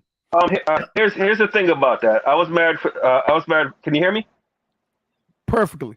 Okay, cool. I was married for 12 years, right? Um, when it comes to those type of things, those are not things that you want to bring out to your woman, right? If you're a man, you know what I'm saying? If you need to go out there on the prowl and grab some pussy and do that, I advocate it. It actually would like there was a time when I thought I had erectile dysfunction with this bitch, right? And I got out there. ED, I was Pim's like, damn, commercial. I was Go out here. ahead, bro. Go ahead. Listen, Continue. man, listen. I'm gonna just come clean because niggas don't talk about this part of marriage, right? I'm like, damn, what the fuck is wrong? So I'm like, all right, let me get this blue chew and all this sort of stuff so I can fuck my wife. And then I realized that it was just no spark. I went out there and fucked another bitch. And I was like, yo, my shit stood straight up. So fucking another bitch in your marriage as a man probably will help you satisfy your woman. So if it's not happening in the bedroom, don't think of it like it could be a you thing. Consult your doctor. I mean, I'm not a physician or nothing like that.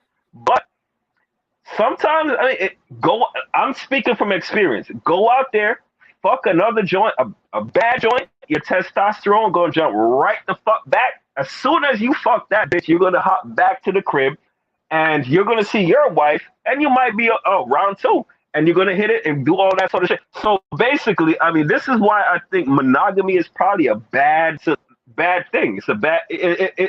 Well, I'm not saying it's a bad thing, but it's an unnatural thing because as men, we are producing semen on a constant, a constant basis or whatever the case.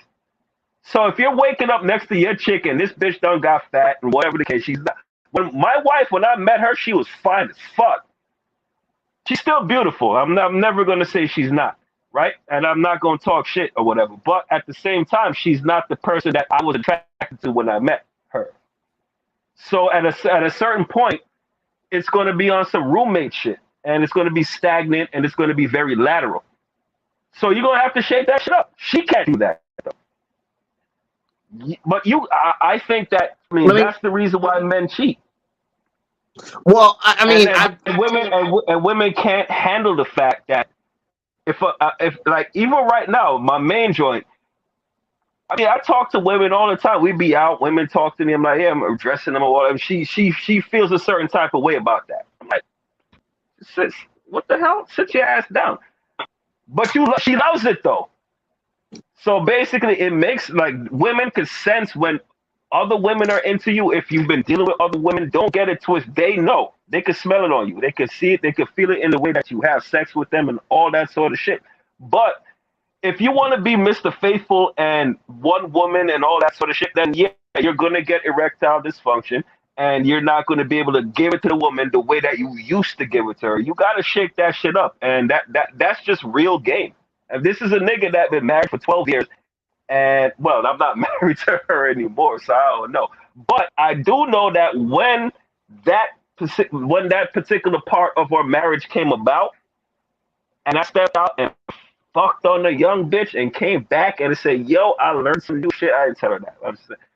I put it on her. I'm like, yeah, boom, reinvigorated. No problem. I'm not disagreeing. What you say makes perfect sense to me. So I can't even take anything away from what you said. The only thing I would say is, and this is not me trying to be like one woman, man, that's the only way to go. Cause obviously this is a new concept, the monogamy thing, and it's being quote unquote kind of imposed artificially. I get that. But also I don't really see what's wrong with being with one woman until you die. I really don't see, because that's not really anything. Well, hold on, let me finish. And for one, it's not outside of the norm. Like, people have been doing that for thousands of years, where one guy settled down with one woman, maybe he does have a dalliance with maybe a woman or something like that, but that's kind of like the building block of civilization, with like one man, one woman, starting kind of a family, and it goes into a community. So what I'm trying to say, not to get off track, is if I say and I take marriage seriously, so if I say I'm gonna settle down with this woman and I'm here for her to trust me, and I'm supposed to lead her or be the leader, trust and truth have to mean something. And so I understand the esoteric and the physical reasons why seeking the comfort of another woman can help you in your relationship, but it just, to me, you know what, like, just like, even though men and women love differently, and it's not the same if a man does something compared to a woman, it is a little bit different because of how we're wired. But still, at the same time, I know I would be hurt as hell if she went behind my back and was seeking a sexual relationship. But for my wife, it's just like, if I say I vow to her to be truthful and honest and be that dude, it's just like, I think it's maybe quite a certain type of disservice. I don't think she necessarily deserves that. You know what I'm saying? It's kind of, I don't know how I can explain it, Well, but it's just like, it's not me it's not me truly like just simping, oh, poor woman, but it's just like, I just believe trust and truth, it means something somewhere. I understand what here's the both of y'all thing. are saying. Hold on, let me say something real quick, Kanguru. Yeah. Let me say something. I believe that the type of guy that Kanguru is, he needs to fuck other bitches to still show his wife some love. See, he the type of person that can fuck another bitch and be like, man, oh, you know what? I got a newfound respect for my bitch. Cause some niggas lose respect. I'm more of the Kanguru type, to the point to where most of the time, this even with my wife, bro. I've been married twice. That when I fuck a chick after I bust a nut, I don't even want to be around her no more. I don't even want to be in the room no more. It's just like that. Oh, if y'all ever watched the movie Boomerang with Eddie Murphy, when he was sitting there, he was like, you know, the onus is not on me. I can't help when I bust a nut, you know, I lose all interest. It ain't like you lose all interest for the whole day, but after that moment, I don't want a bitch around me. I don't want to cut. I don't want none of that. But I know dudes that are opposite, maybe like America's First Rifleman, that after he busts a nut, he want to sit there and gaze in the bitch eyes and have conversation about Glock 22s and talk about bear repellent spray and shit. You know what I'm saying? So what I'm saying is that for a guy like America's First Rifleman, he got to find the perfect woman, because it's the weird thing about American women, American First Riflemen, these women like something they can chase. You know what I'm saying? When a dude is too good, it's that's why that time you was on Brandon's show and they was trying to get on you. I couldn't get on the show that day because I was driving. But I wanted to get on the show and tell them that no, you don't have to switch up your music, because you need to play your type of music, because that's gonna fit the type of woman that you want. Don't switch up shit because that bitch like goddamn Freddie Jackson, and you don't listen to Freddie Jackson. Believe me, that bitch ain't gonna be the one for you, because when she get in a good mood and starting to cook, she gonna play some Freddie Jackson, some Luther Vandross, and that shit gonna get on your nerve because you don't listen to that shit. So you need to play the type of music for some type of bitch to be like, oh yeah, you like that too. And then once you find that chick, Thank you, Hustle Smart. well, believe me, boy, I'm good at this shit, bro. I'm telling you, man, I was like the goddamn the different type of way of thinking, whisper and prayer. That's how I stopped so many dudes from getting to some, because no one way works, but what worked for you, because we used to be in there seeing dudes reading and they'd be like, oh man, that nigga lame enough, man, he don't want to do shit. I'm like, bro, let that man be who he is, bro. We don't try to conform him to what you do. So but even though I said what I said about American First Rifleman, I'm still on the Kanguru thing, to the point that I will say this, I will say this honestly, I have never been 100% faithful. Never. To damn bitch I ever fuck with. Never. Impossible. I'm talking about to the point of going out, just getting my dick sucked, whatever, going on the whole I'm telling you. It wouldn't have happened, because of the simple reason that I had one chick, the first wife, Trinidad chick. She could do it to make me bust, but it still would take her all day. Bitch be taking breaks, going there making some orange burnt chicken, whatever the fuck she'd be making. You know what I'm saying? But then I would just go get it from another chick, and she could goddamn make me bust in 5 or 10 minutes and get that bitch $20, $30. You know what I'm saying? And still go home to my wife and be on my second nut trying to beat that goddamn motherfucking goddamn double puss out the box, man. So that's one reason why I like Caribbean women, because to me, so it's the same thing with the African women. Caribbean women are just more, they're more sexual as far as their dancing and how they look and how they dress. Like the Caribbean women, like both of my wife, they always walked around in booty shorts. They always walked around with their stomach showing. They always walked around with their titties propped up. They always walked around with their hair to the back or up in the air. You get what I'm saying?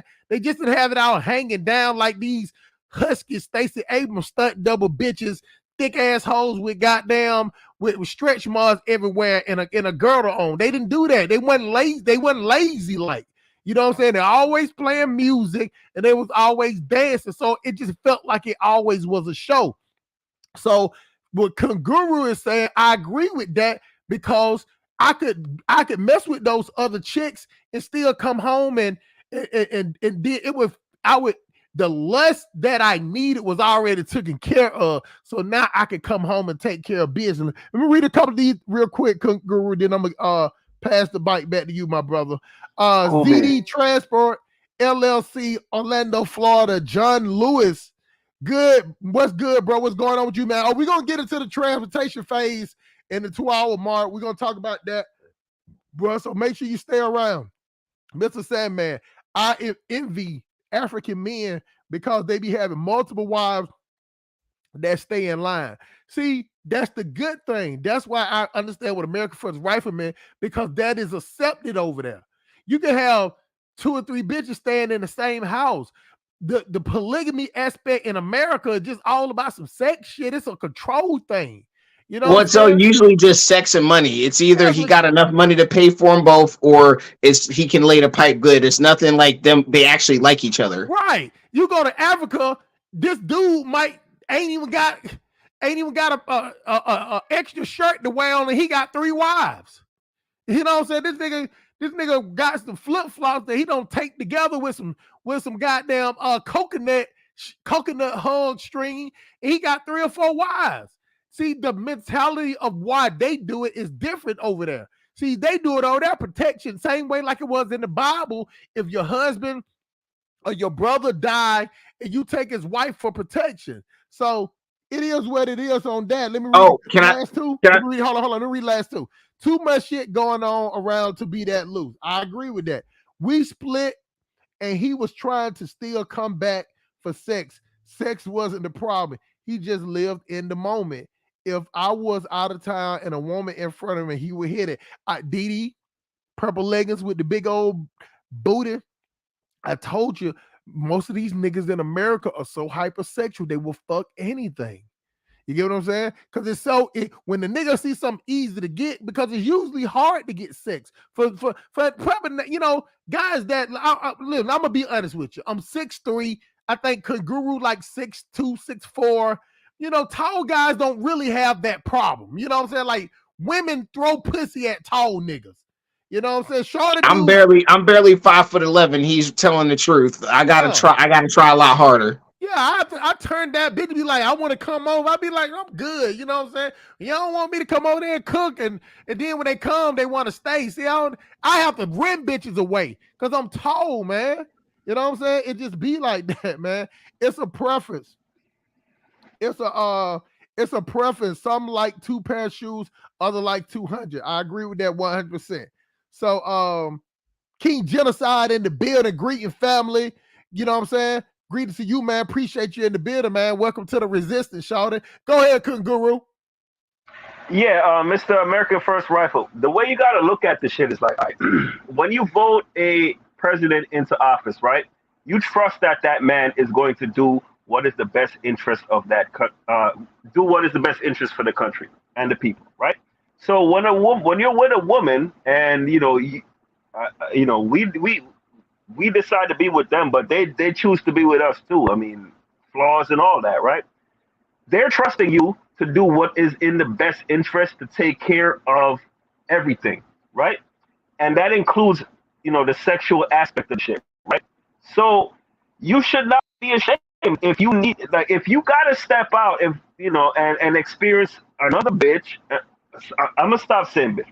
Another woman, another female, whatever the case, so that you can then get your energy off and get back to business with your woman, then that's what you got to do to make sure that you maintain the integrity of your relationship. But women don't really understand that. They can't really do that because they can get pregnant. You can't get pregnant. You can impregnate a bitch, and if she a woman, and if you impregnate the woman, then she don't really necessarily need to have anything to do with that woman. That's on you. It's like, all right, well, you know what I mean? You did that. You didn't put the rubber on. You didn't. Your pull-up game is weak. You have to take care of the fact that if you impregnate that woman, that's what it is. Um. So yeah. So I mean, you got. I mean, sometimes you're going to have to do that. I don't care how faithful you want to be. You can be faithful to a woman and still have sex with another woman. That is a handshake in a lot of cases. You come back home and you changing brakes. I don't know if you know how to do mechanic work or whatever the case, but I'll be changing brakes and oil and fixing shit. That's what I do. Right now, yeah, that's what we do. But sometimes you need to. Sometimes she's not hitting on certain things that you want to be. You want that she wants you to hit on, or you want to hit on, or whatever the case. Another woman, you deal with her, you talk to her, you understand her mindset. You be like, damn, you know what? I really do have a good one over here. And you go back home and then you do what you need to do. You buy flowers. You like, you know what, babe? I'm gonna do the steaks today. I'm gonna do it my way. I'm gonna treat you. I'm gonna take care of you. That's the type of guy I am. But if you're gonna be the dude that's just sitting there with and deal with this one chick and she's changing and you're not necessarily changing. She's changing all the time.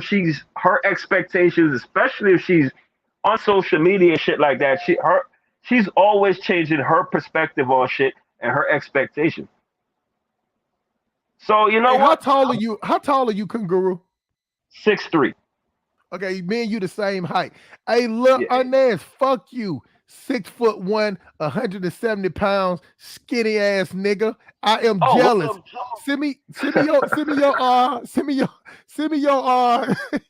your diet plan because I'm 270 over here, bro. You know what I'm saying? But I'm from the South though, so I'm wide. You know what I'm saying? Shout out to KC. Hold on, all that Kangaroo. fried Hold on, chicken. Kangaroo. Yeah. Hold on for a second. Shout out to KC, sexy asses in the building. So we got KC, sexy ass in the building. We got Dee, you know what I'm saying, with the purple leggings, with the big old booty, and we got Miss Humble and Sexy in the building. I've been trying to tell y'all that women do not dislike me for the women that know my rhetoric that does not pertain to them. They're not letting what I say be like, I'm taking up for all women. It's like the old cliche going. If it don't apply, let it fly. Go ahead and continue, Guru, then pass it to American First Rifleman. Yeah, but I mean, you got to do what you got to do to take care of your family. And the thing about women is they don't really understand. Well, we try to keep it away from them, but we're sloppy with it, and they might find out about it, and then they're going to react and go, "Oh my God, I'm going to go scorch earth on you." But I'm letting you know, sir, as a man that was married for 12 years, waking up next to the same chick for 12 years, you need to go out. At some point, you're going to have to go out there and get extra pussy so that you can then reorient your moral compass as it relates to your bitch. I mean, sorry, your woman. This whole, like, there's no man that has been married for 60 years that has never stepped out on his woman or whatever the case. So that they're trying to feed you some shit that has not been the case for the majority of human existence, especially when it came to this whole monogamy shit. Now, if you're over there, if you're over there and you're like, fucking on another bitch or whatever, you got another woman or whatever, and you're diverting the resources away from your family and you're doing all sorts of wild shit. That's a problem, or it could be a problem if you're a man that don't have the means to do that.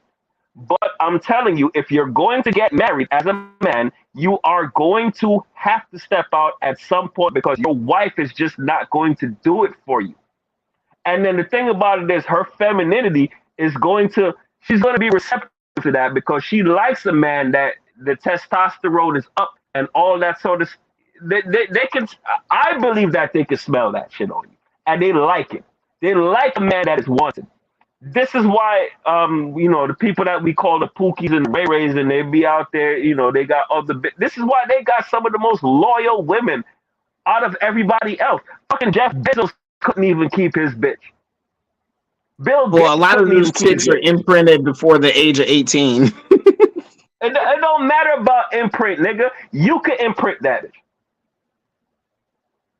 But see, this is the only issue. This is the only issue to what you're saying, Kanguru, because you're being exact. So the only problem with what you say, I agree. Let me tell you something. Before I even say what I'm finna say, I agree with 99.9% what you say. But I still know that it was certain females that I dealt with, Kanguru. They were just like, you know what I'm saying? You too. She didn't say I was too masculine. Like one chick said that she was scared of me. You get what I'm saying? She was like, I don't know if I say the wrong thing, you're gonna kill me or not. Like she was actually like, I had this one chick, man. She was a nice chick. Believe me, that now that I can see how America First Rifleman, she would have been the perfect girl for America First Rifleman. She was she was into anime. She was into like crochet, needling, all that shit. You get what I'm saying? And then I was just like mad niggerish, and I was just so bark, ready to bark, anything, bark. But she wasn't like that. She, don't get me wrong, she liked me, but she wasn't attracted to hood niggas. And the dude she got now, but that nigga he the type of nigga that walk around with his shoestrings loose. She loved that nigga because she wanted somebody that she wasn't scared of. So the only thing about it is, like, you see, you didn't hear what American First Rifleman said when he first jumped on, when he said that for him, getting ladies wasn't as easy.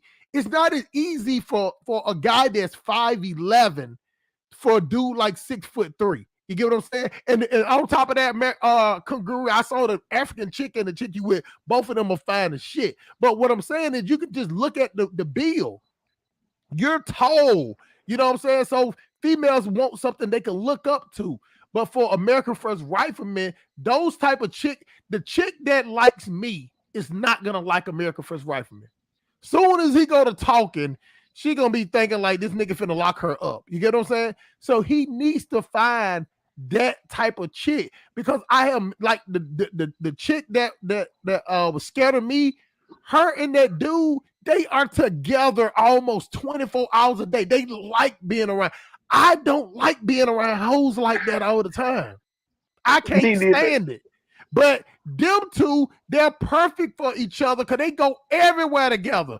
They do everything together. They're always in each other back, on each other back, and whatever. So it suits their style. But what I'm telling you, I fucked with her for like 6 months, and she was scared of me. She was straight up scared of me.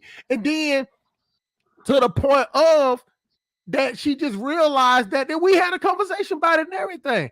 And I just said, well, shit, I can't change because I ain't with that shit, man. And then, even the music she listened, we didn't listen to the same music or nothing. So I was just niggerish and wanted to just do what I wanted to do. And so she had to sit back and so after a while, it just felt like she was a prisoner around me.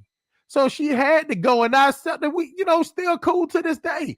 But you know what I'm saying? I don't never feel like she's the one that got away, because I would have made that bitch miserable. So what I'm saying is, the chick that end up with America First Rifleman, I guarantee you that hoe ain't gonna like Hustle Smart. She gonna be like, why the hell you listen to him? You're nothing like that. Rifleman, you're nothing like that. You're kind, you're empathetic, you know what I'm saying? You show empathy, you know what I'm saying? You care, you want to hang on. Like I mess around with females that want like to chase niggas. Female call my phone 20,000. Like now I've been getting a text 8 times. You know what I'm saying? Bitch text me like, don't make me come over there. I text her back and I'm like, I'm doing a live.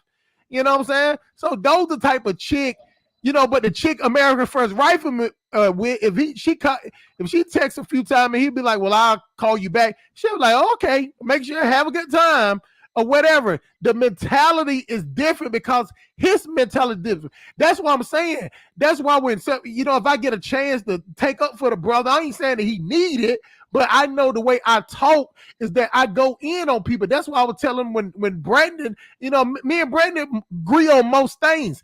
I did not agree with, they was telling him that he need to change his type of music to get a certain type of bitch.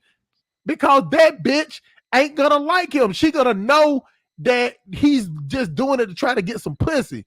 And then after that, he ain't gonna want to be with her because she's some old ghetto ass R&B bitch that want to wear leggings all the damn time. You know what I'm saying? And talk shit and rolling her neck. He's not with that. So go ahead. Hold on, let me read this real quick. Lil Ernest said he played hoops overseas, so he got to stay in shape. Man, let me tell you something, man. I wish my knees ain't as good as they used to. I can't play hoops like that. So basically, I'm just tall for nothing. I just help the bitches get shit off the top rack in Walmart and Kroger. As a matter of fact, I was at a Mexican restaurant the other day, and I helped the bitch get some paper towels off the top of the thing. So yeah, I'm tall for nothing. But go ahead, America. Oh, last thing. I'm sorry. Last thing.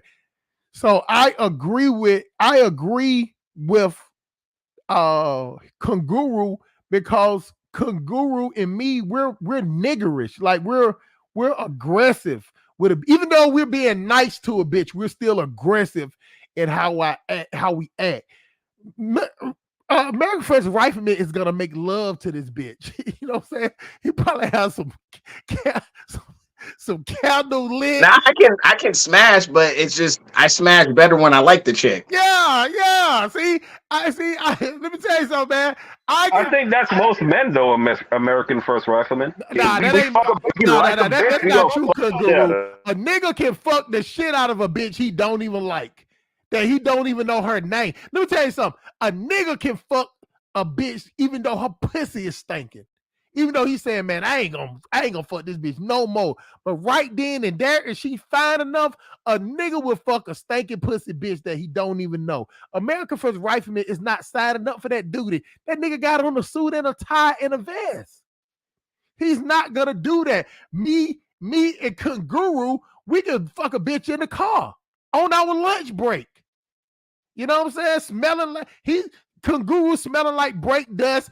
I'm smelling like goddamn truck diesel. And fuck a bitch and have no problems with it. Skeet up in it and everything. See? Even though I'm gonna be like, we're gonna have to take a shower. Do you want to get a hotel? Yeah. He need hey, Kanguru, American Red Rifle need to chill. He need to have some downtime. You know what I'm saying? He want to get to know the pussy before he bang it. And I'm not like that. I don't got to get to know it. Yeah, American First Rifleman, and this is no disrespect to you, sir. You sound like the type of dude that talk your ass off on a date or whatever the fuck, whenever you dealing with a woman and shit like that. And the thing about it is, you could talk yourself out of some pussy, bro. Like you could. Well, that's the thing about it. I know how to hold on. I don't let the YouTube exterior fool you. I know how to shut up. The thing about it is, most women don't even like they want men to have the conversation or to entertain them during the conversation, keep them occupied, but they don't want to know too much about you. They don't want you to talk too much about yourself. Women are kind of crazy these days. Not saying all, but a good amount of women won't listen to you if you talk. They won't ask you really questions.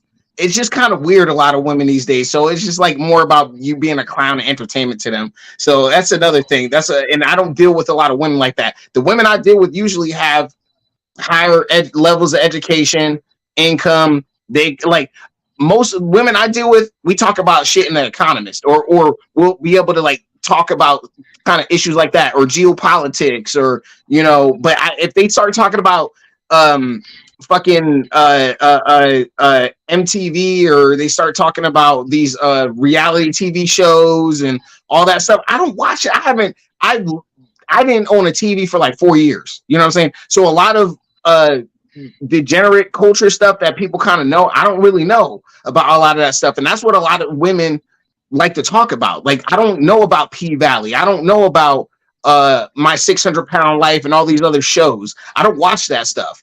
So, but it like NFL football. I like to watch some NFL football. So, like, if we have an interest, we're gonna be able to talk. But I'm not gonna be on some, like, you know what I did today? Like, that's what people like to think of me, but that's actually not me. I got a bitch for you, my nigga. I'm gonna send her contact to Hustle Smart, and he gonna send it to you. I mean, if y'all got contacts with each other, you could hit her up and say, "Yo, Tino told me to holler at you," and you know, she's a tennis playing chick. I met her in college, and she still wants to get married and shit to me, right? Whatever, but so why you passing off some chick that loves you to me? Because Nigga, I mean, man. because I'm not the type of nigga for her. You know what I'm saying? Did you fuck her? I mean, she a pharmacist and all that sort of shit. I mean, She a pharmacist and she's a pharmacist and still ain't got no man. Oh, yeah, well, you know, I thought the same thing too. But you know, hey, if you want to, I play tennis too. Actually, it's funny because I play tennis. All right, bet. I'm gonna send the contact to Hustle right now, and he can send that shit to you. Guru, can I say something real quick? Shout out to D because like we don't give enough, and this is not me simping, so please, but it's just like we don't acknowledge that women, like, okay, if I get with an American woman and one of her things, and we already know most American women are selfish. You can call it selfish, whatever. They don't like dudes stepping out like that. Okay, of course he hit it, Ant. You know he did. No, you gotta ask him. You gotta give him a chance to answer. Ask him, did he hit it? Oh, you know he did. Did you hit it, Guru? Guru. Oh, he must be gone. No, he sending me a West out. So okay. Well, so anyway, if that's not a part of the contract, if y'all ain't on some, you know, like step out contract, like if you can't come to that agreement, maybe you ain't that dude. If you gotta really be on some, oh, you know, I gotta step out, she wouldn't understand. Maybe you're not. I'm not saying Kaguru or whatever, but just in general, like men with that attitude, just to me, that's how I feel. It's just like a lot of these cats be like, I'm that dude. Women submit to me. You know what I'm talking about, Hustle Smart. So it's like if all these chicks is you the dude and they submit to you, you smash and all that. Why would this extra thing be too much for them? You know what I'm saying? For the women, since you that dude. So it's just, to me, if we can't come to an agreement that I can do that, then it's not worth getting married over, because it's another complication you don't need in the marriage. But here's the thing. Okay, so hold on, one second. Guru, did you fuck her? I did not fuck her. Okay, see, y'all. I slobbered all over that shit, but I did not licking pussy or nothing like that. I'm done with my pussy eating ways. So you just kissed her? Yeah, I mean, she was a chick I met in college and all that sort of stuff. You know, I mean, whatever. We met in English class or whatever. And we've been friends since I was in college. You know, this was in 2004. I've known this chick since 2004. We never fornicated. We had some sexual chemistry with each other, but for whatever reason, I mean, I had like a couple of bitches. I had bitches. She, you know, I mean, she was with a nigga at the time and all that sort of stuff and whatever. I mean, I was kissing on his bitch, but whatever. I taught her how to drive, all that sort of shit. But we still communicate, and we still got that chemistry, and she's like, you know, whenever you're in New York, hit me back, and all that sort of stuff, whatever. Because I get it. So when you say you slobber, you know, life goes in the which lips did you slobber on? The ones on the face, you know. What I'm saying? But whatever. Want to make sure. I like context. You know what I'm saying? They would try to say that you try to pass on your sloppy seconds. I took up for you, bro. I took up for you. See, you had mulatto. It's not sloppy. It's not sloppy seconds for me. Like whenever she hit me up because whatever nigga she was dealing with didn't know how to handle certain things. And I would go in there and I would take care of it, help her take care of that sort of shit or whatever the case. Gotcha. Right? Now, yeah. This is the thing. Hold on for a second, girl. Hold on for a second. I Yeah. got snapshots review. Shout out to you in the building, man. Make sure you smash that like, bro. He said I'm with American First Rifle on that one. Yeah, let me tell you, it's just different type of dudes. I get what Kanguru's saying, and I just know that I could hang around. I know that if I hang around Kanguru, what would be how we would play the day out. And I know that if I hung out with American First Rifleman, it would be if I came to Baltimore, I about know how it was gonna be if I hang out with Kanguru. If I go to fucking Washington, Oregon, where American First Rifleman, I know it would be different. And I recognize that. So I just know that my weight ain't exact. And that's why I'm good on these panels when I talk to people because I try to be neutral, not based on. I know that it worked for me, how I got down. Let me read a couple of more of these. Silk Police, Snapchat review. Where did you grow up? I grew up in Atlanta, in Macon, and Lakehurst. I went to high school and I played football in Lakehurst, New Jersey. I went Ocean Township, Manchester High.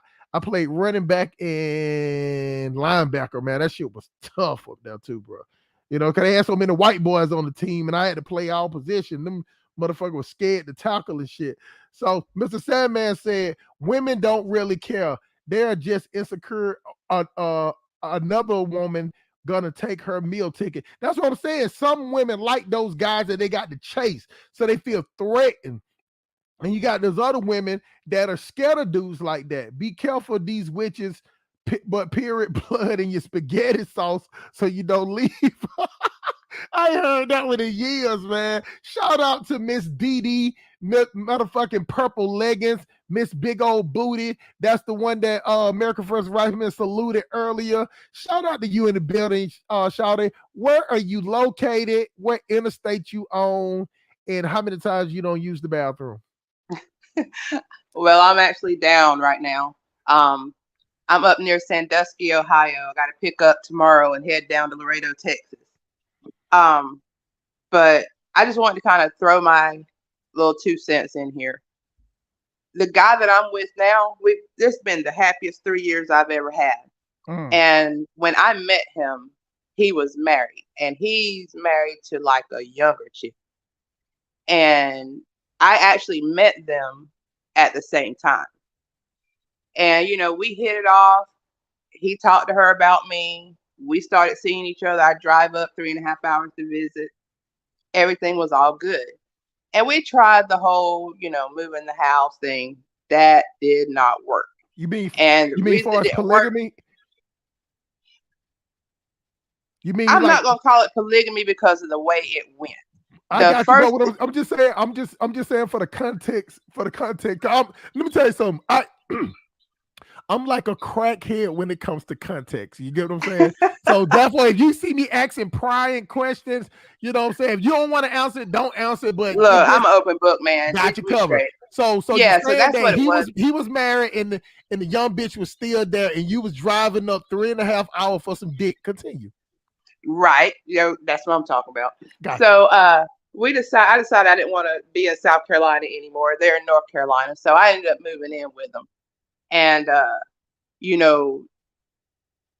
I'll make it simple. The sexual chemistry between me and him was a lot deeper than what he had with her. So she started acting out, and I ended up moving out, getting my own place. Right now, he's got to be the happiest man in the world because her and I are totally different from each other. But, there's times like me. I love my privacy. I love my space. Yeah, he comes over. We have a good time or whatever, but after a certain amount of time, it's like, you need to go on back over there because I need my space. I like sleeping in my bed naked, sprawled out. I like my whole queen size bed. I like sleeping with my ceiling fan on in the winter. He can't stand it. Okay, then go on back over there because this ain't the place for you to be sleeping in. Mm-hmm. But, it's so perfect because like this shit that he like, and if I don't, she will. So it's like you take her, you take me, you put it together. He's got the perfect woman. Right. And, I have no problems with that because, he paid bills there. He paid bills with me.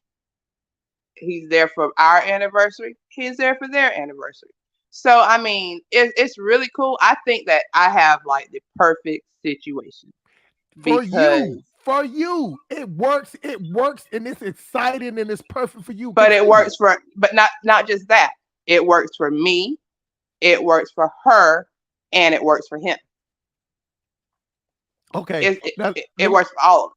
now let me ask this question: when y'all were doing the thing, y'all was doing the threesomes or whatever you call it, did you and the chick engage? Okay, so that threesome thing happened one time, and she got mad. Well, he ain't gonna watch the show. So she got mad because I had him in a very excited state. She pushed me aside, and he lost his stance of attention. Let's just put it Dick that way. got soft. There you go. And that's Right. what caused the downfall with me being there. So that's why I had to go on and get my own place because So- she was feeling some type of way, and I can understand that. I wasn't even mad. You know what I'm saying? But yeah, I'm in a perfect situation. I have no complaints. But what I'm saying, for the one time that y'all did do it, Absolutely, I did. Yeah, did you engage? absolutely. So far as you and him, far as oral sex, who was better at it, you or her? Obviously, me, Okay, that's what it is then. and that ain't capping.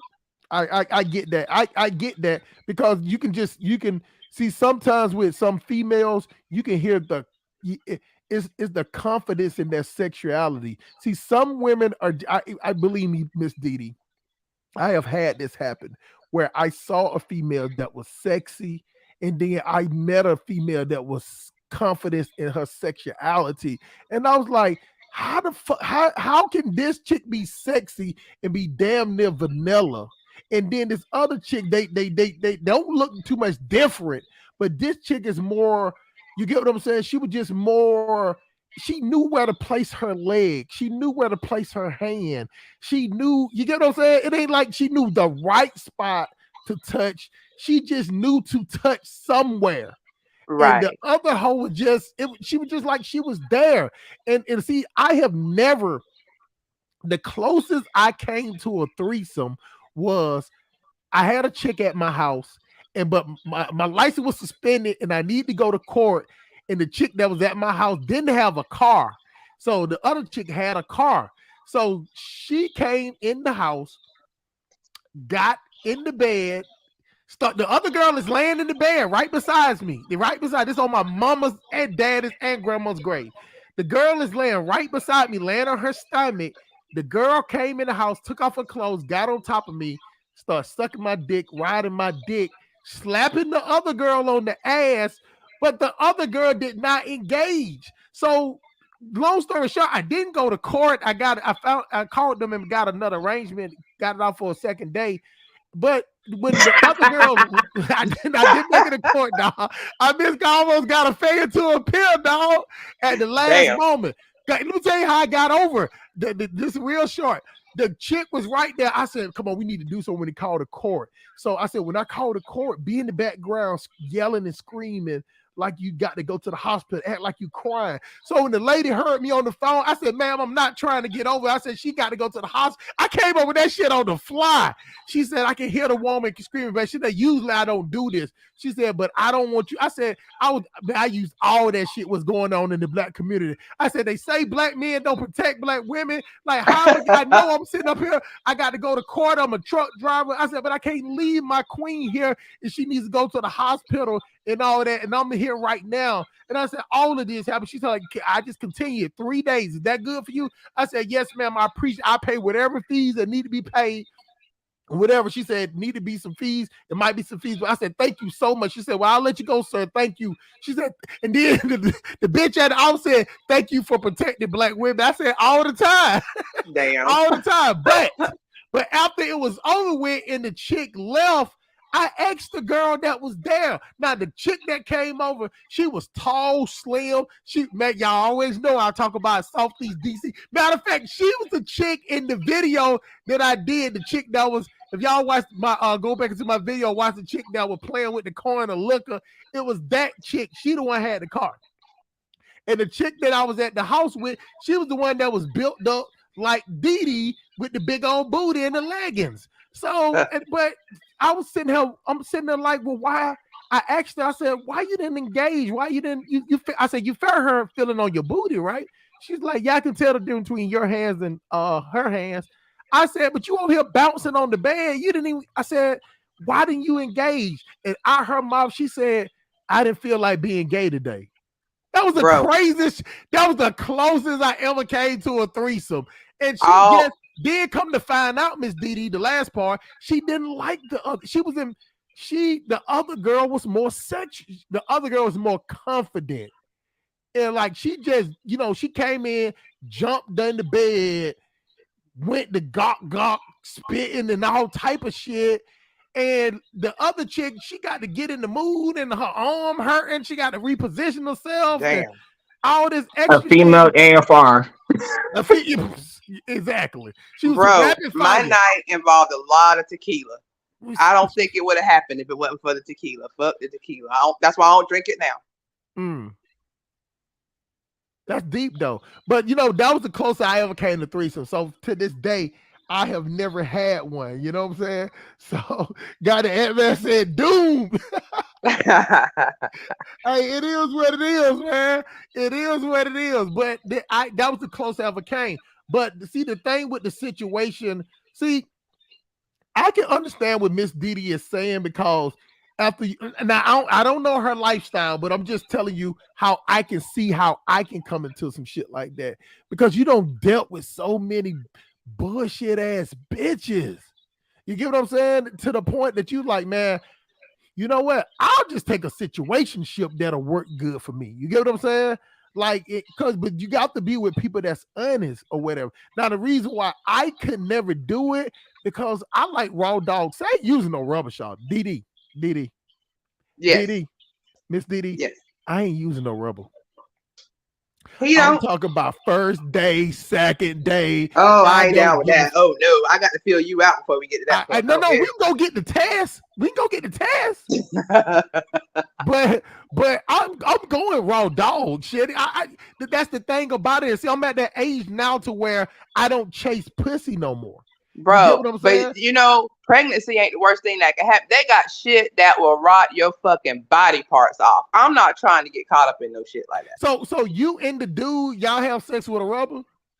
No, he ain't got but the two of us. We cool. We all clean. We good. Okay, that's she what ain't I'm with saying. nobody but so him. Y'all don't I got ain't the with test nobody done. but him. Huh? Y'all got y'all test done and stuff.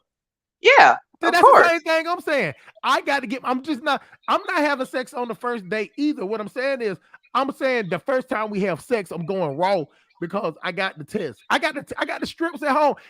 I never show y'all this. I got a little bowl. You know how like people keep their rubbers in a bowl? I got the test kit in the bowl. Damn. No rubbers though. But the thing is, for the last 3 years, it's just been the three of us in the equation. If somebody step out, that changes the game.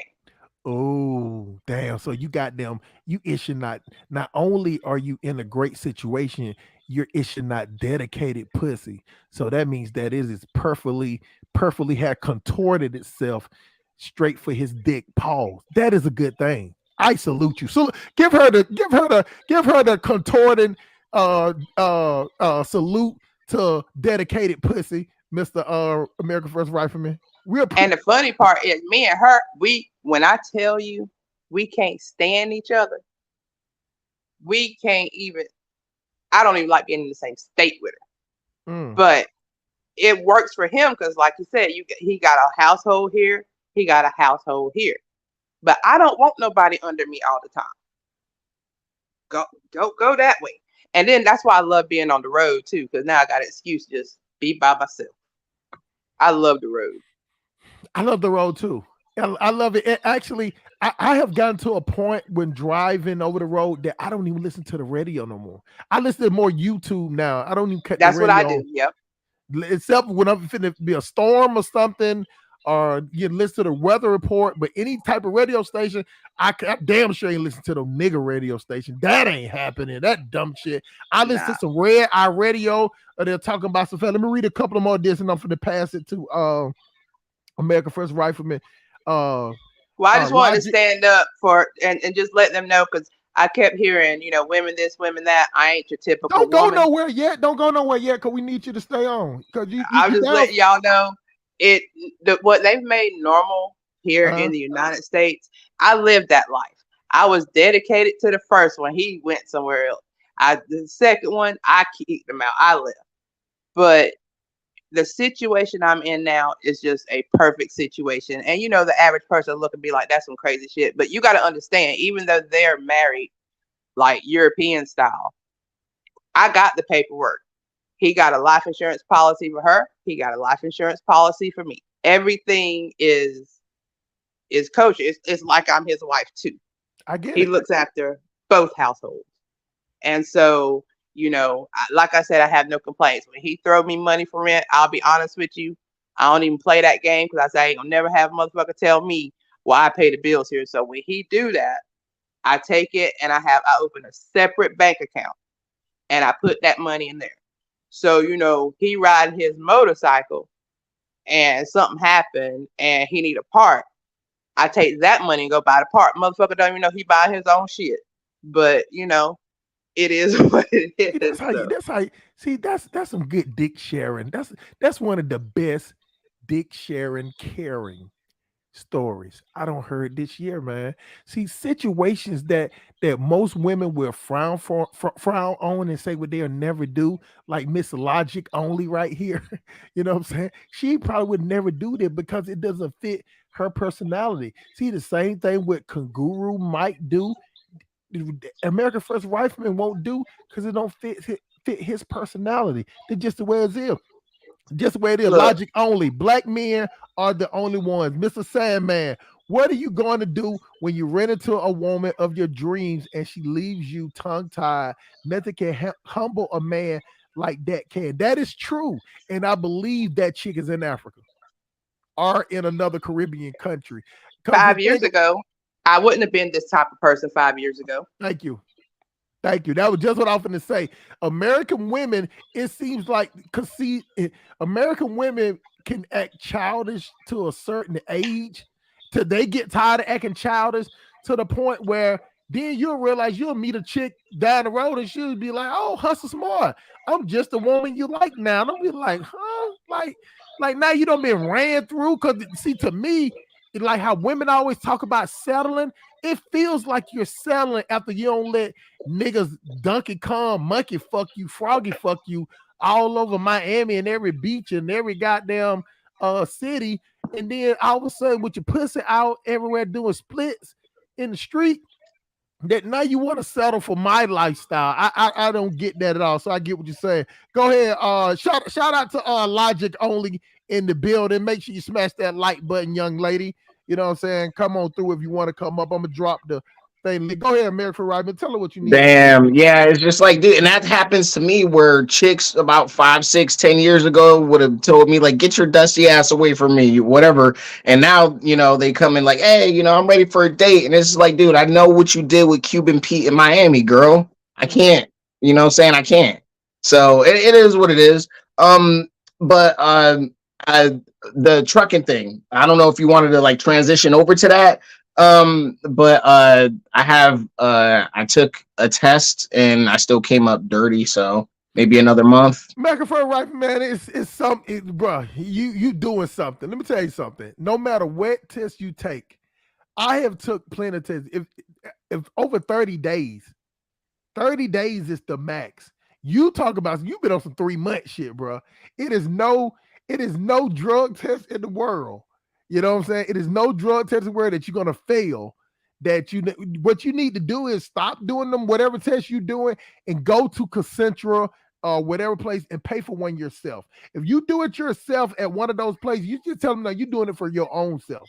You know what Are I'm saying? you messing with that CBD? That CBD will make you Actually, I hot. was actually for about like, because I was working at night for like literally a year. I was taking these it was CBD, but mostly had THC in it, and it was helped me sleep, and it actually worked. And I stopped taking them, so I was like heavy. It's pretty much an equivalent of smoking like a couple of blunts a day. But that's still when wait for him to tell you how long it's been, Didi. Miss Didi, go ahead. Tell us how long it been since the last time America First Rifle. Since I consumed, Yeah. like a year, 2 years. And Been there's a long nowhere time. nowhere in the world you would still be dirty, bro. No way in the fucking world. If you were a heavy smoker, yes, sir. Not a year. Because your No, fat but cells absorb the THC. So if you and go out plus I was there and using you're like sweating and shit, concentrates. you I was releasing all using that shit out your fat concentrates cells. because How long when I you was think? using, How long you think it to get out your fat cells, Miss Didi? I don't know, because I just had somebody that I sent somewhere and they popped and it's been 7 months. See, they're lying to you. Let me tell y'all something. yeah, they probably lying. Yeah, they lying to you. Cause let me tell you why. When I left when I left the job that I was at, I was before I started working getting a contract. I left that job for 3 months straight. I smoked at least 6 to 8 blunts a day. And I'm talking But are about you around it though? Huh? You know your hair absorb it. I know that. But see, So if you're around it, hold on even for a if you ain't second, smoking Miss it, that Didi. counts. Miss Didi, he's not talking about a hair follicle. Hair follicle is what stays in your system the longest. He's just talking about a regular P test. Oh shit. See, that's what I'm trying to tell you. See, only certain companies do hair follicles. JB Hunt do it. I think Schneider do it, and I think it's maybe one other company. But most companies Night Swift. Night Swift do hair follicles. So that's those companies. Now, when I'm telling y'all that I was smoking at least 7 grams. 7 grams, that's a quarter ounce. I was smoking at least a quarter ounce. Damn. But I will burn Damn. I sit up here and burn it down.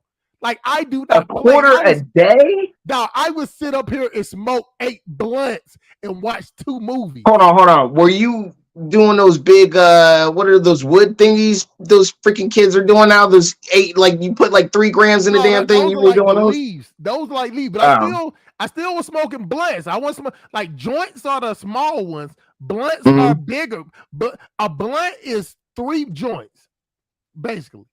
And then a leaf is maybe 2 or 3 blunts.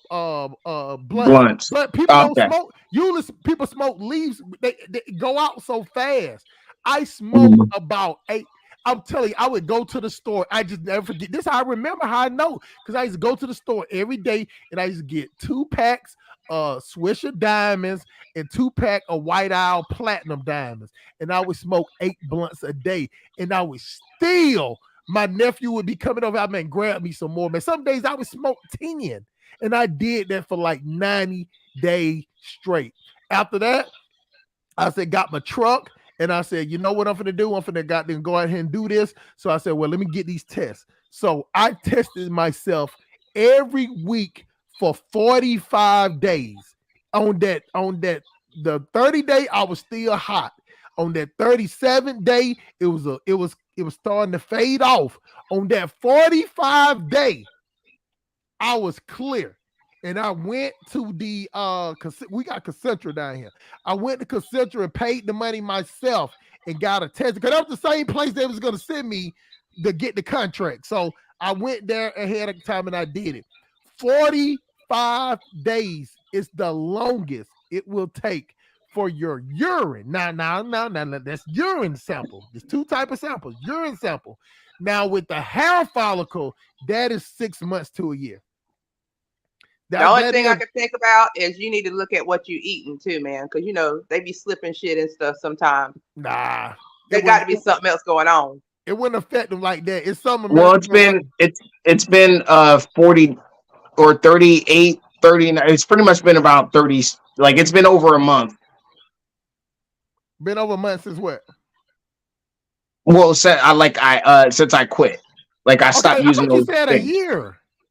No, I haven't like smoked like flour, that stuff. But I was using those supplements, those concentrate supplements to help me sleep. Now I got you. Yeah. You gotta wait. You gotta wait about another month. Right. Now this is the thing though. See, this is the good thing about it. You still gonna have to go to truck driving school. Mm-hmm. So what you're gonna do is when you go to truck driving school, you still gonna have to take a drug test over there. You know what I'm saying? Because you got to get the license and whatever But did you have to take a drug test at your truck driver school you went to, Miss Didi? Nah, so I have my class B. Okay, got you. I used to be on the fire department and drove fire trucks. I get it. And when I decided to hit the road, I was like, you know what? When I'm driving that fire truck, I got sirens, I got lights, I got all this shit. I still have to fight for people. I rode with some of my friends that do the big trucks, and I'm like, man, these damn four-wheelers are disrespectful as hell. And I don't want to deal with it. So I got me a damn Sprinter van. I get it. So that's cool. That's cool. I like those Sprinter vans. I'm just a little big for the Sprinter van. Sprinter van be perfect for American Rifleman. Sprinter van or those Panther vans. They look like U-Haul trucks, but they got a sleeper on it. So there's all different styles you can get in. I'm deep in it, bro. I'm deep in the shit. You know, I'm full fledged. So therefore, I can tell you about the middle, the beginning, the middle, and the end stages of it. Because I'm definitely deep part of it. But yeah, you need about another good 15 to 30 days. And Right. Logic, the reason why the math was off when I was saying, because I wasn't doing it I was doing it every week, but on that 30th day, I said, well, let me give it 7 more days, instead of the normal, because the way the math works with days, if you do it every Friday, you just basically doing it at 28 or 29 days. You know what I'm saying? So, a lot of people don't understand that the Friday is really 8 days. You know what I'm saying? A lot of people think it's 7 days, is really 8. So count Friday, Monday, Tuesday, Wednesday, Thursday.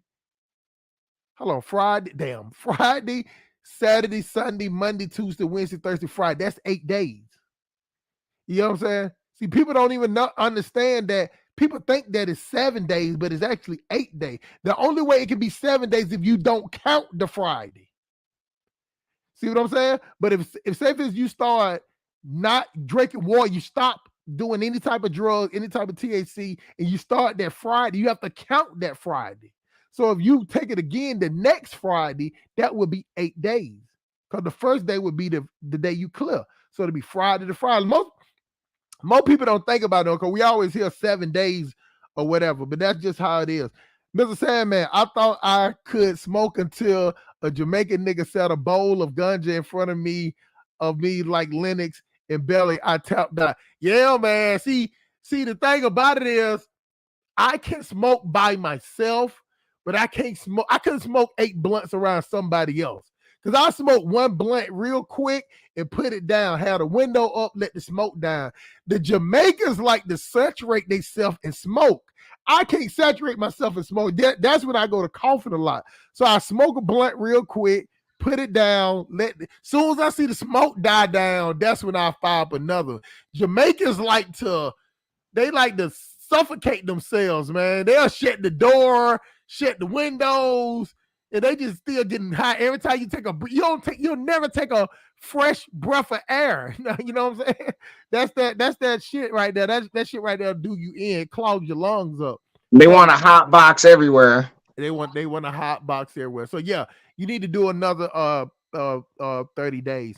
But like I say, at the end of the day, you definitely want to. You ain't gonna even have no problem after you do if you do. I think because it's looking like, because I looked at a couple of places that'll like send you to school. They're trying to like pay for people because they're so desperate for drivers, but most of them are local. So I'm thinking I'll get them to pay for my CDL and work with them a couple months and just pull some nigga shit and just leave and just go for a bigger carrier.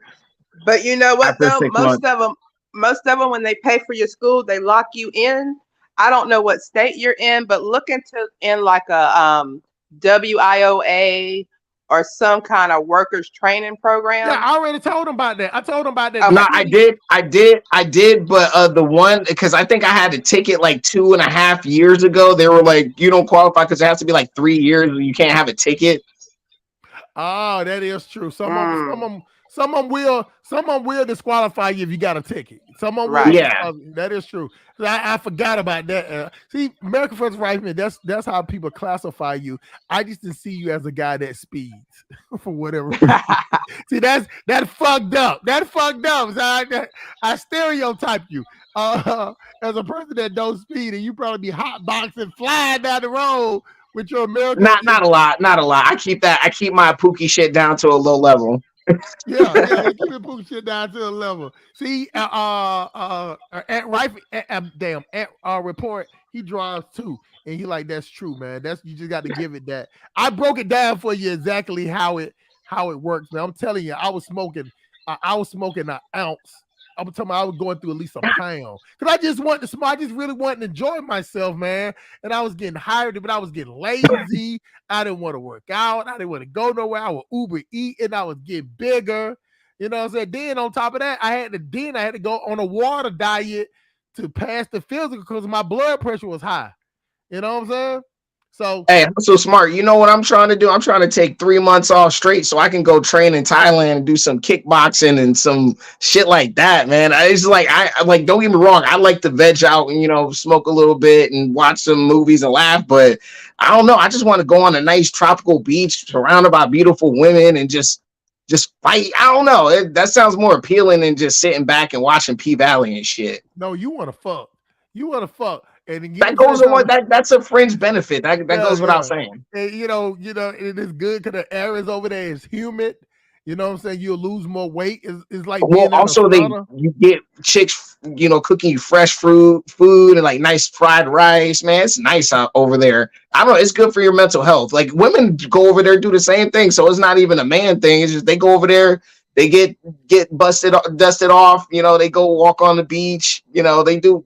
It's good for your mental health. You get to, and it's like you don't have to be a degenerate and all that because you can literally find a person. Like example, like when I first went to Thailand, I was meeting more Australian women than like Thai women. You know what I'm saying? So it's just you go over there, just be you. You don't have to pay all this paying for pussy stuff. It's just like weird to me. Like I'm like, really? Like dudes is paying like that? Like I never had to pay. I agree with you, man. Cheap pussy is a better deal. You know what I'm saying? Like, not even saying that you're paying for pussy, it's cheaper to fuck in other countries. It's definitely that is. See, and everybody's gonna look at it like, oh man, you going in there trying to get somebody that's cheap. No, sir. The economy over there is cheaper. So that means that if I take a chick on a date, I'm gonna pay less money. If I rent a boater or a toot or whatever the fuck they call it, what they driving in, it's gonna be cheaper than an Uber. If I get an apartment, it's gonna be cheaper. If I go shopping, it's gonna be cheaper. If I buy some fruit on the side of the road, Miss Dee, the mangoes are not gonna be damn near $1 like they is at Kroger. Ain't it? God damn, the mangoes. So now I go to Costco and buy my mangoes frozen because I ain't gonna let Kroger rake me like that, dog. They're not gonna just continuously rake me for $1 for a mango and $1 for an avocado. The fuck? Kroger is off the chain with that shit, man. It's 75 cents for a lime. So I just get I'm going to Costco tomorrow. You know what I'm saying? Harris Teeter worse. Harris Teeter, man. You know what? The only thing I like about Harris Teeter is that they have like the little ready-made food in there. They got like a little buffet, a little salad buffet in there. Right. So, have you ever been to the Harris Teeter warehouse in I think it's South Carolina, North Carolina? I have not. They got a full hot bar in there. They take the food off the shelf and cook it in there, man. That shit is cheap. You can get a whole. That's the cheapest you can get a meal at the warehouse. It's like $4 for a meat and 3 sides. So, and where is that at? This is Harris Teeter distribution center in is it in South Carolina or North Carolina? Dude, South Carolina is like my favorite state in the South because I lived in North Carolina for years. I don't feel North Carolina. I lived in Georgia for years. I just like South Carolina the best. Man, Logic South Carolina had me facing 5 years in prison. I know, right? I can't stand South Carolina. That's why I'm in North Carolina now. I got the fuck out of South Carolina. Almost ended up in prison, Shawty. Go ahead, Dee. Oh, I'm just saying, I got the fuck out of South Carolina. I can't. My too. Car insurance for full coverage for my vehicle, I had like the basic coverage in South Carolina. I was paying $300 a month. Went to North Carolina, got triple the coverage, and I'm paying a third of the price. Perfect. South Carolina. I bought 2 sour soups, sour sops. Damn, I got to get it right. Sour sops and a mango for $5 in Jamaica. In the States, that would be $30. That's the whole point. But okay, say for instance, you like, hey, Dee, you know what I'm saying? I'm gonna bring something over there and we're gonna Netflix and chill and we're gonna eat some fruit and fuck. And then I say, well, I spent about $30 or $40. People are like, okay, that's normal. But if I say, I went to Africa and bought the same food and I only spent $5, then dumb niggas be like, oh man, you took advantage of her.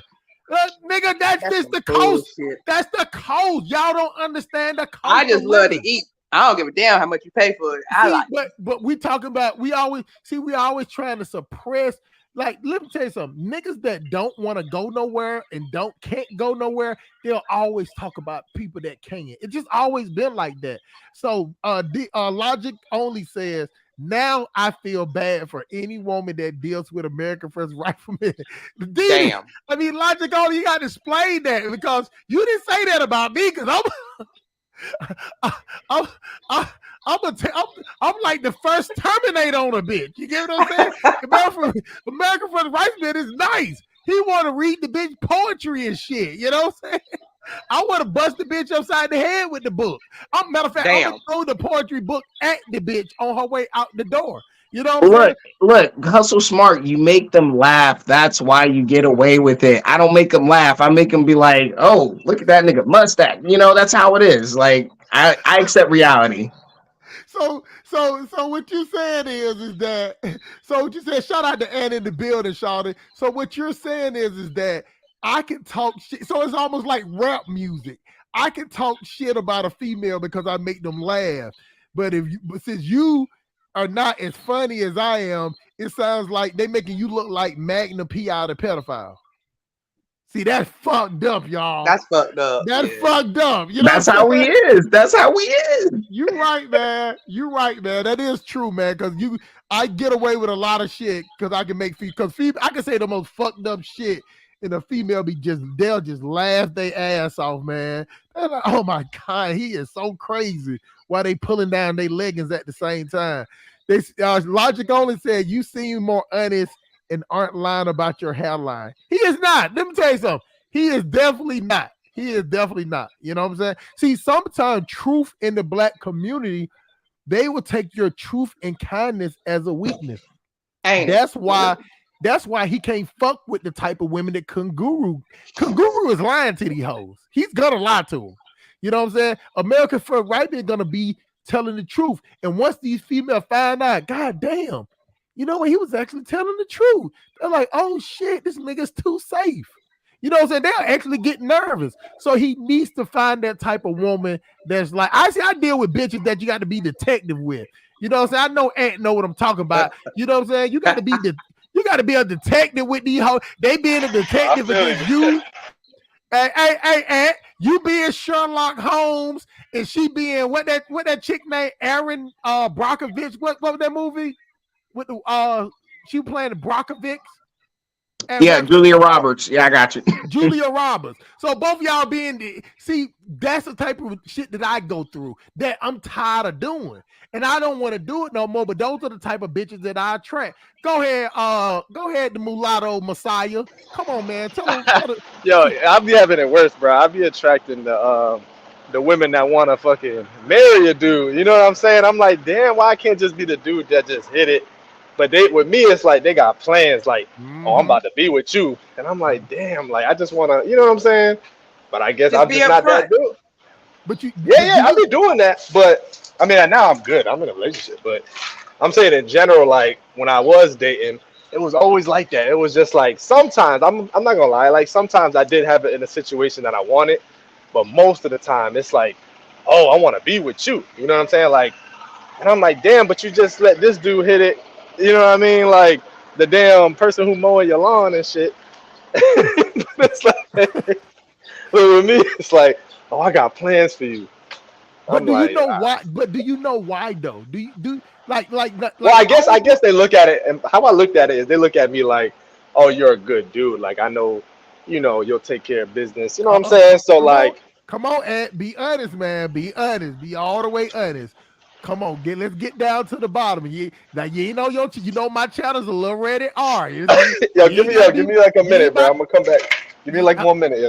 okay, that's cool. All right. Yeah, that's cool. He know, believe me, I'm gonna get him to get the truth out of him. Pause. You know what I'm saying? He know why that the women look at him, but I'm gonna let him answer it himself because I'm gonna hold his feet to the fire. All right. What So, happened? What happened? okay, this is what you ready now? Yeah. Now, why you think these women see you? Women that you probably think that, that probably be a one night stand for any other. Like if I met the hoe, it'll be a one night stand. She busting it open in the back of a Burger King, right? In the parking lot. So why do you think when she meets you, she's like, oh yes, I do already? Why? Why you think that? Bro, there's a lot of reasons. Like, well, I like what I'm thinking. I'm like, okay, it could be Mm-hmm. after learning a little bit about me. They're like, okay, this is a dude I would want to like be with. It Mm-hmm. could be that. That's like the most common thing that I'm thinking. What's the But I top three? mean, Give me the top three. Let me see if you're gonna throw it. This is one thing that I know. I know what it is, but I'm gonna see if you're gonna put it in the top three. Go ahead. man, I don't know. Like, I'm just gonna go with what I said. I'm gonna go with that one. Because Let's see what you got. you Man, high women yellow. be looking for somebody to take care of them. So if you got your shit together, you dressing nice, you drive a decent car, they looking at you as somebody to take care of them. See, I ain't looking for nobody to take care of me. I take care of my own shit. And she got a big old booty, and she got on purple leggings, to be exact. Now, you know goddamn well these hoes size you up because you mix. You get what I'm saying? Oh You yeah, light yeah. skin. There's shit. There's truth to that too. I'm That not no, gonna act like. it's a lot of truth. It's a lot of truth to that. Because the thing But about it is, it's mostly Caribbean women that do that though. Like I noticed, and I said this before on my show. I noticed that in the North, like Black American women in the North, they're more looking for like a dark skinned man, right? But in the South, so basically in the North, the Caribbean women, they're more like, choosing, right? But when I went to the South, I noticed that the Black American women in the South are completely different. Like right, they were the Nah, ones actually like, he's a oh, thousand percent correct. yeah, they're like, you're light skinned. Oh, you light skinned. Like I was getting that a lot. Like I had women literally stop their cars. Like when I used to do delivery, like I used to do the Dunkin' Donuts shit, so I would deliver, the Dunkin' Donuts product, right? And I had two women in the same like month. Black women stopped the car and like, yo, you fine as hell. I just want to tell you, you fine as hell. That shit would never happen where I'm from. And that's not even and Anthony and that's not even considering the white women too, right? Right, right. Nah, it's true. I know that in the South, that Ant can look like Pookie from New Jack City, but because he light skinned and he got good ass hair and his goddamn beard, his goatee connects. My shit don't even connects on one side. Them hoes would be they'll jump across 1,000 hustle smart to get the Ant. He's light skinned, high, and on top of that, he's not mad niggerish. I listen. I understand that I'm mad niggerish. You get what I'm saying? Ed seems, it not saying that he will do that, that he seems like he'll listen to a bitch. You know what I'm saying? Like me, I'm not. Let me tell y'all something. I got this rule of thumb when I'm fucking with a chick. This gonna sound so fucked up.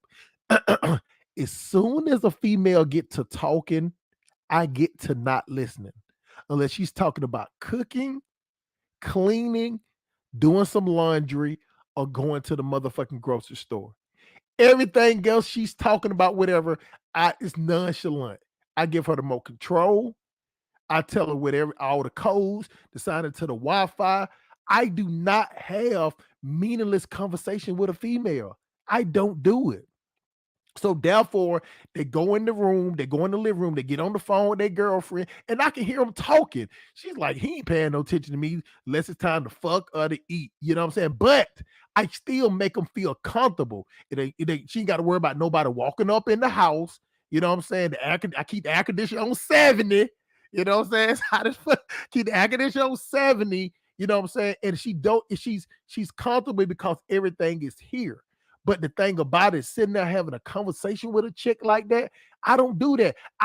It's not that I'm a chauvinist, because you know what I'm saying, I'm not on that level of a chauvinist, but I do not feel like a female is equal to me. Like me and Dee Dee can have a better conversation with us by us not fucking. If we start fucking, we can have the conversation we having now. See, I see Miss Didi. She's a mano imano. She's a truck driver. She's a truck driver like me. She's over the road. We can have this conversation. But I guarantee you, if I pulled down Didi purple leggings and that big old booty pop out and we start fucking, we would not be having these CDL conversations. It'll be Didi was we wouldn't we would not be having these conversations. And maybe that is a chauvinist to a degree, but I just think that as far as in late, see, I grew up with two older female, my sisters, and it was always a pecking order. You get what I'm saying? It was like this what you was in charge of, this what she was in charge of, and this was I was in charge of. As long as we handle our business, like, because my mom was never home. I told y'all I've been in the streets since I was 14. My sister, they was, one sister went to military and other sisters went to college, so they got away with it. I was stuck when all the fuck shit happened. So I went to the streets. We could not live there. So I was always raised like that. As long as you handle your part, I'm gonna handle my part. And we just got to get along like that. You get what I'm saying? Because I'm so focused on handling the security and the comfort level that I don't have that frivolous way of talking if we're having sex. Because I need you to make sure that you're handling what you're supposed to handle to as a woman. So, and on top of that, I'm an introvert. I don't even like to go out no more. I don't know. I'm gonna see if I want Aunt and Miss Didi to answer this question, because I know that I have this phobia that since I'm on the road all the time, the last thing I want to do is leave out the house and go out and drive on the interstate and go out to eat. Or don't get me wrong, I go to a fair or a public event, but I don't like to go out once I get home. Either Didi, you can start off. How do you feel about that? Usually when I'm out anywhere from 4 to 6 to 7 weeks. So when I get home, I kid you not, I park in my backyard. If there's something I feel I need to get, I get it on the way in. And if I'm home for a week, the most I do is go check my mail. I DoorDash my food. I Instacart my groceries. I do not leave my house. So I feel you on that. What about you, Aunt? Nah, I feel you. Like, I be trying to tell my girl that. I'm like, yo, I'm not trying to do shit. Like, I'm not trying to go nowhere. Like, that shit could be down the store. I'm gonna try to walk to that shit. Like, I'm like, yo, I'm not trying to drive nowhere. But lately, I've been trying to change it though lately, because I'm like, yeah, all right, I'm not gonna stay in the house all day. Like, I gotta do something. But it's hard. It's painstaking, and I don't want to let America First Rifleman. He's gonna eventually be like that too, because you dealing with traffic so much. Like, dealing with traffic for other people is a chore, but for us dealing with traffic, it's a job. So that means that we got to be defensive drive. Man, let me tell y'all something. Like, I'm telling y'all, I don't give a fuck if it's a school bus with little kids from the Save a Life Foundation with grandmamas with they church hats in the back of the window. If you veer off in my lane, I'm not gonna move. See, as a truck driver, we're taught that if we're veer out our lane trying to miss somebody else, and when they do that road report with the tires, with the screeches and the marks, if you leave out your lane, your company's gonna be liable. You're gonna be liable. All that, what I was trying to say, let me tell you something. You better fuck them up and stay in your lane. You could buy. I never forget. I was working for FFE, it's a refrigerator company, and they told me straight up, if somebody get in your lane, you don't veer out. They said, we'll buy them flowers and we'll get a lawyer. But you stay in your lane and you be correct for DOT purposes. Because DOT don't want to hear that rob Peter pay Paul that you ran out the lane and still hit somebody. You better off hitting somebody staying in the lane you in. So therefore that when I get out of that mode of driving, when I get home, I don't want to do shit. I'm right while we sitting up to, speaking of DoorDash, we got a place called Aldi's here in Atlanta. Like, Aldi's is like a Family Dollar to Walmart, and they got certain things I like, little juices, fruit, and the things like that. It's like a little smaller version of a Kroger. And I'm having my shit delivered here because I don't want to leave.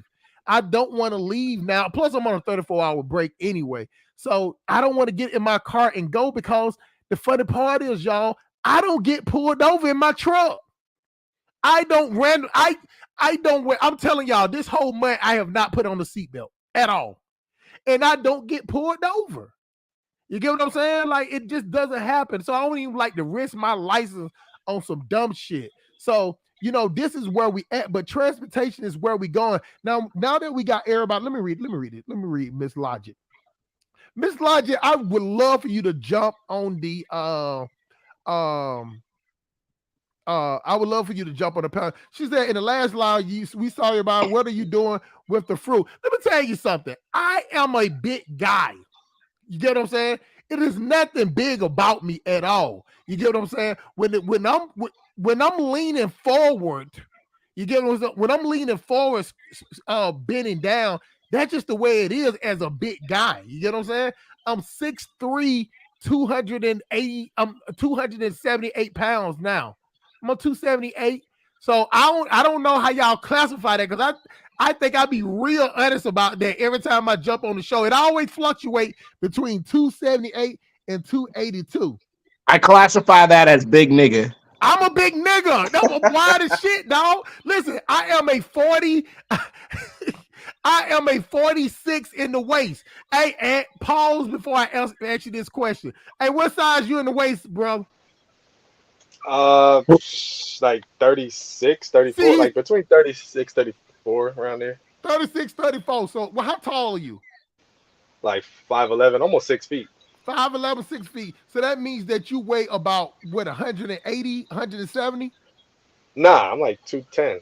210. So somewhere still between 30 Damn, pounds. he weighs more than I do, because he has virtually work kind out. of the same waist size. So he got the muscle thing going on. So his muscle I mean, I'm trying to will drop weight now. I'm dropping weight now, but yeah, I'm at 210.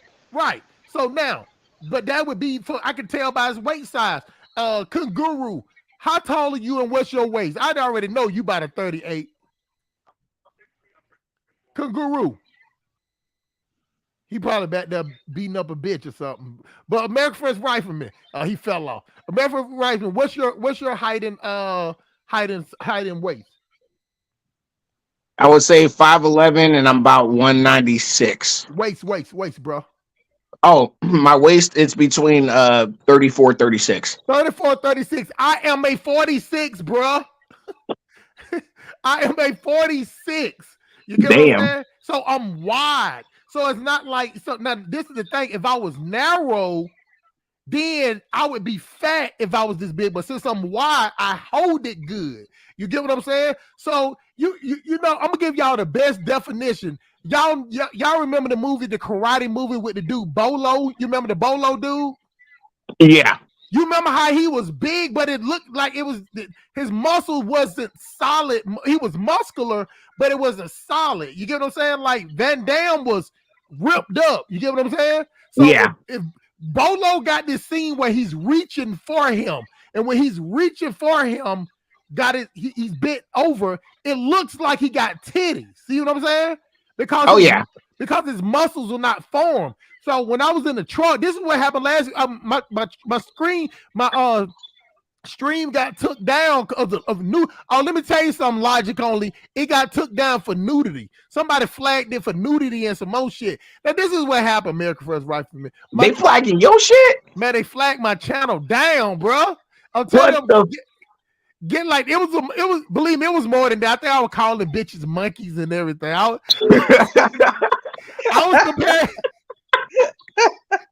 was comparing back. Okay, I got to be all the way honest, y'all. Y'all know I'm transparent like a motherfucker.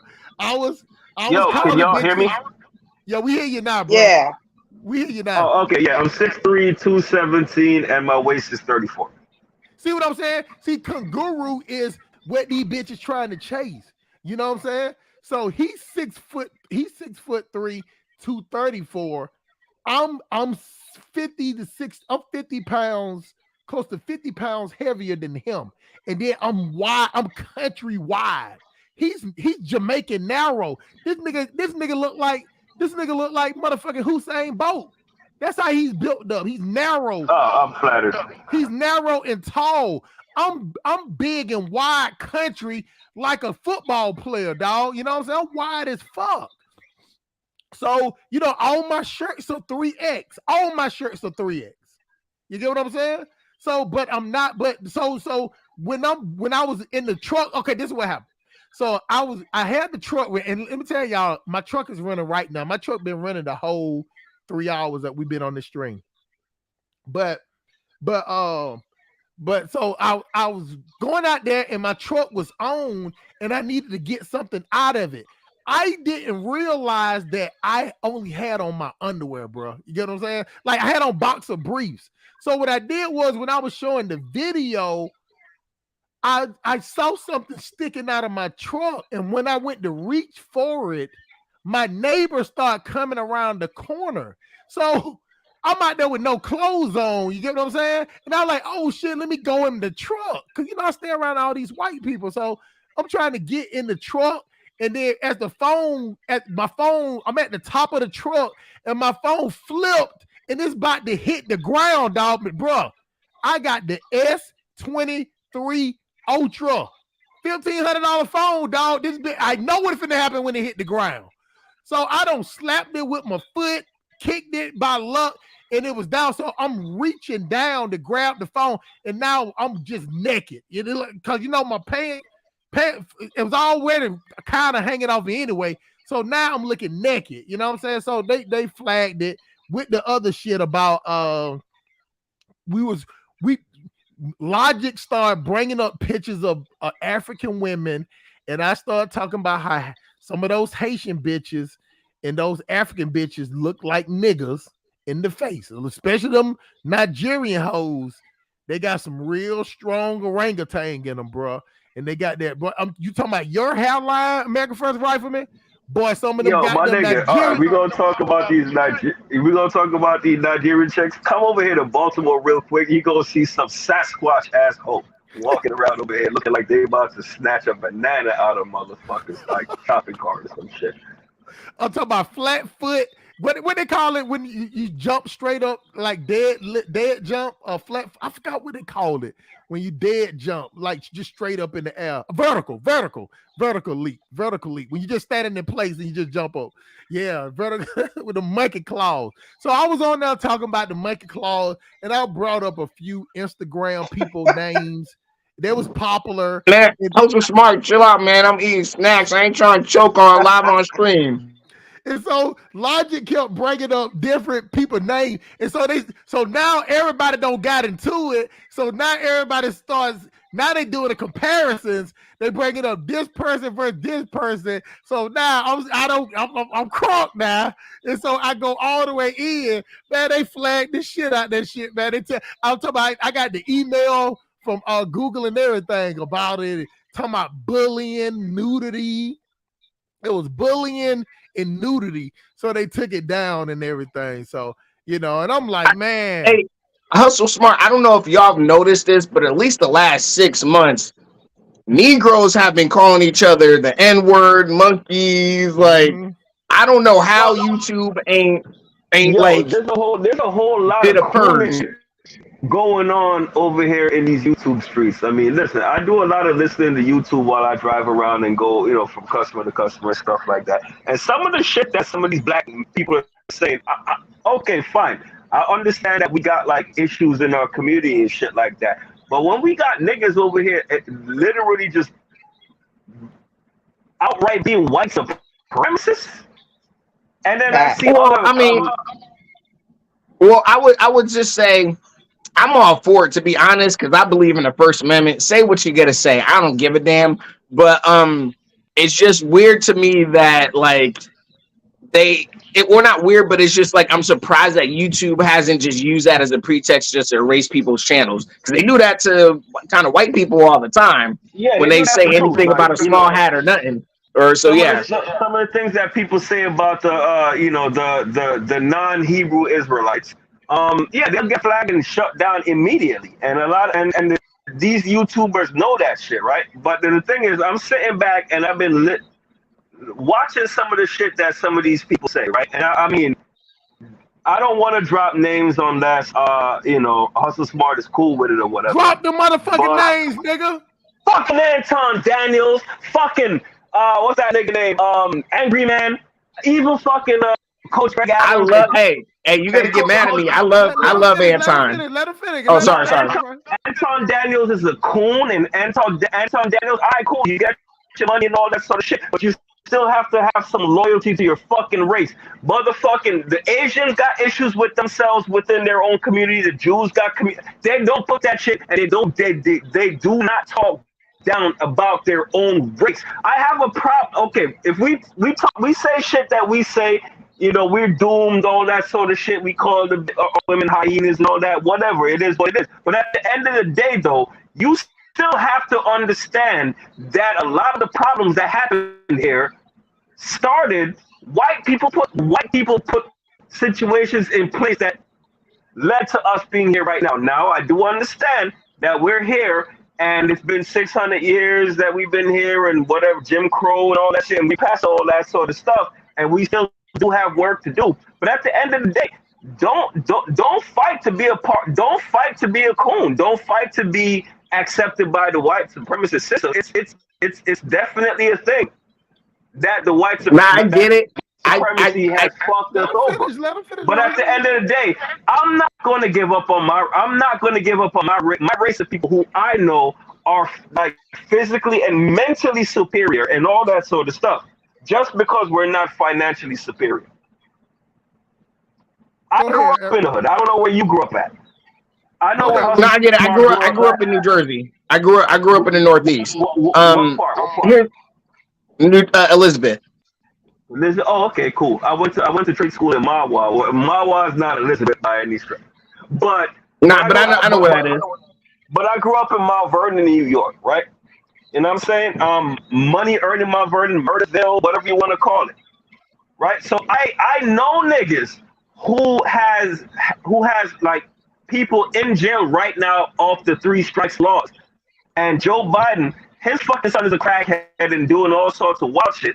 And the sort of sentences that his son should have had if he got caught or whatever, and he probably did get caught, but Joe Biden is Joe Biden. He didn't get that. He didn't get that. He didn't get those type of judgments. My nigga Robert Johnson did. His pops did. You know what I'm saying? So it's like, how are all of a sudden you're going to abandon your own race, especially if you're a millionaire and you beat the odds and shit like that, right? Yeah, you could call out the bullshit. You could call out the fuck shit, the Sukianas, the what's her name? Red some shit. You call her out too. Call out all that. Call all that shit out. But at the end of the day, you black. Damn, Kanguru starting to blank in and out, bro. Right when you get to the point. Logic said Hustle Smart shaped like Chelsea Janae. She said Peter Griffin. Let me tell you something. Yeah, you blanked out for a second, bro. Let me tell you something, Logic only. Peter Griffin is short. I am tall. So it looks different. See, just like Mr. Sandman said right here, Mr. Sandman is 6 foot. Say do 400 sit-ups every day. Now we got to see that. Goddamn. He said Anton Daniels. Oh yeah, we gonna get there. I'm gonna touch base on that too after I read this. Mr. Sandman say he's 6 foot 275. I can see that's to let you know. See, I'm 3 inches taller than him, and I'm wider than him. You get what I'm saying? I'm wider than him. So it did.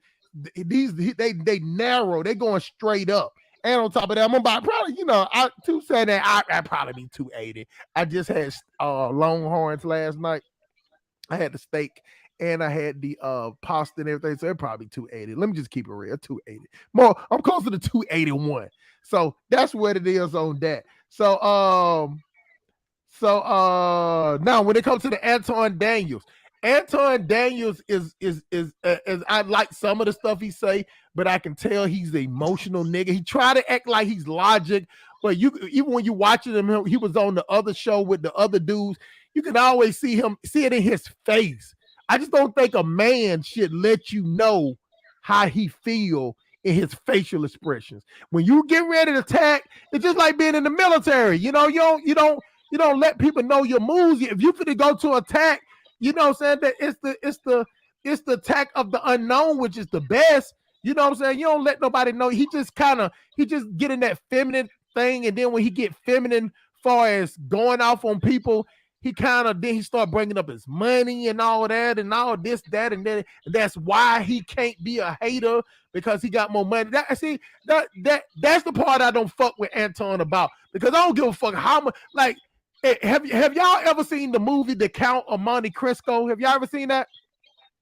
If any of y'all seen the movie Count of Monte Cristo, his best friend daddy was a baron, was rich, and he told him straight up, he was like, his name was Montez. He said, why are you hating on me? He said, because you're the son of a baker, you're the son of a whatever, and I should not like you, I should not be jealous of you, but I am.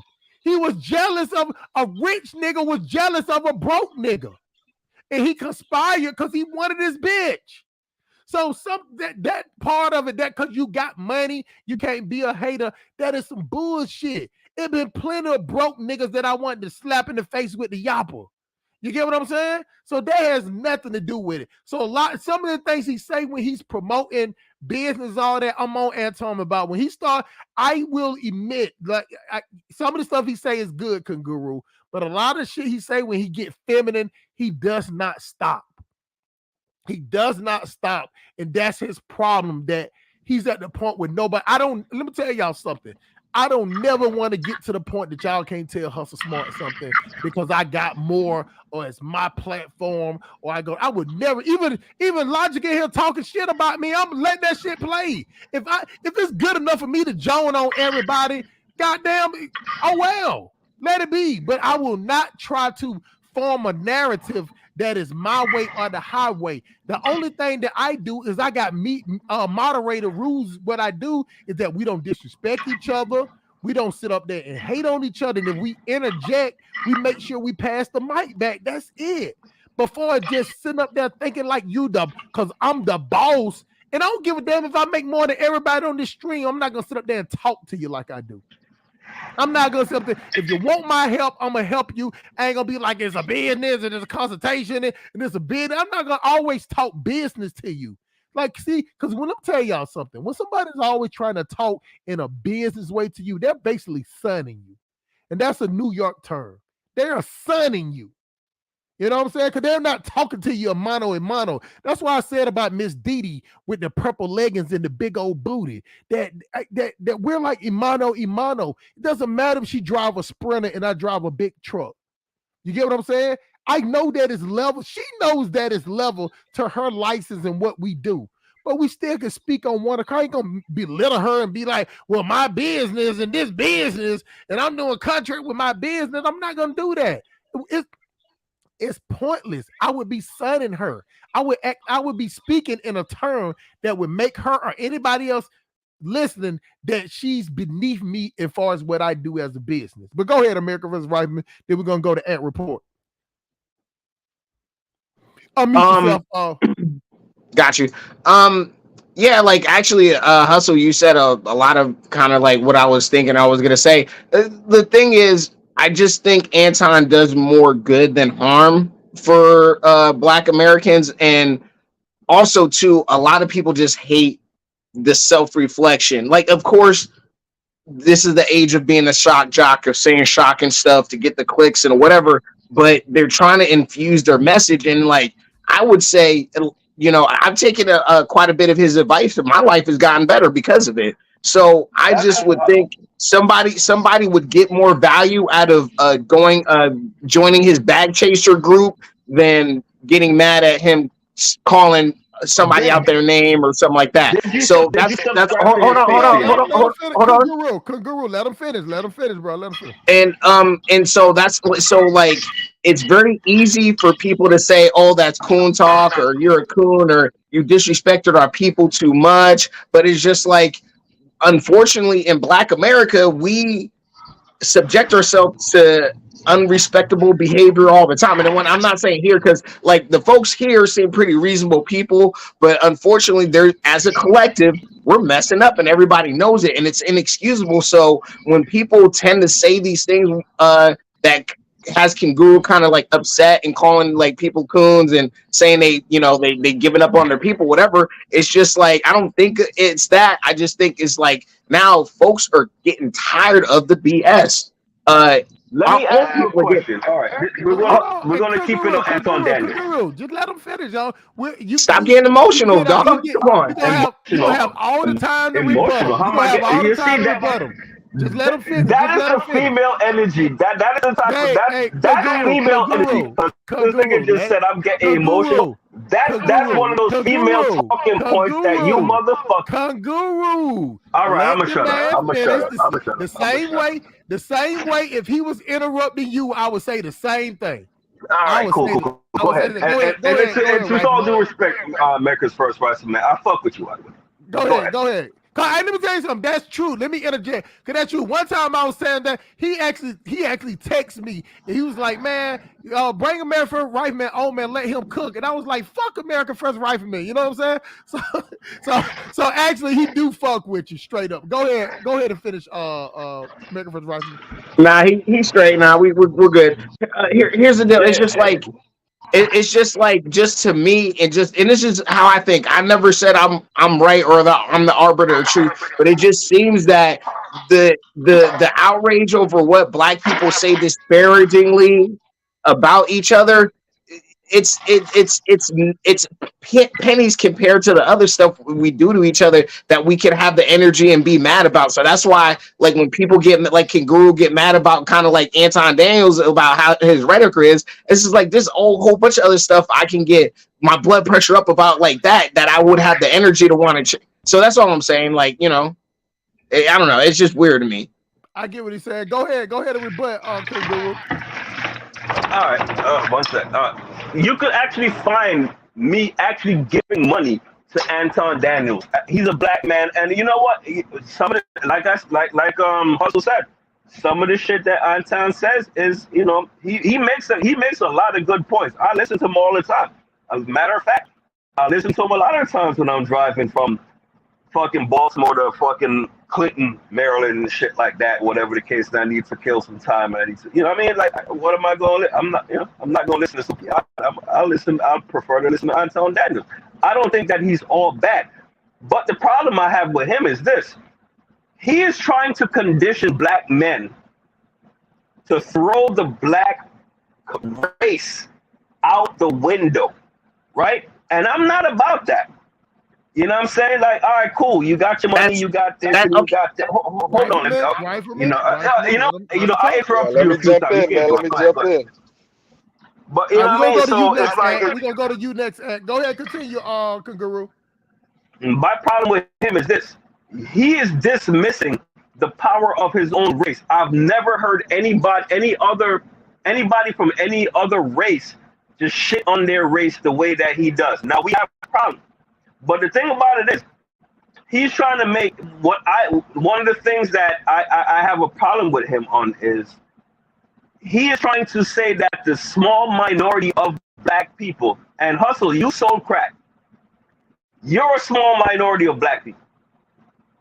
He's trying to equate the small minority of black people that get highlighted and trying to say that is black culture. That is not black culture. Go to fucking Upper Marlboro. I mean, I refuse to boil black culture, and I'm Jamaican. And in the last stream that Hustle did, I said, I identify as a black American.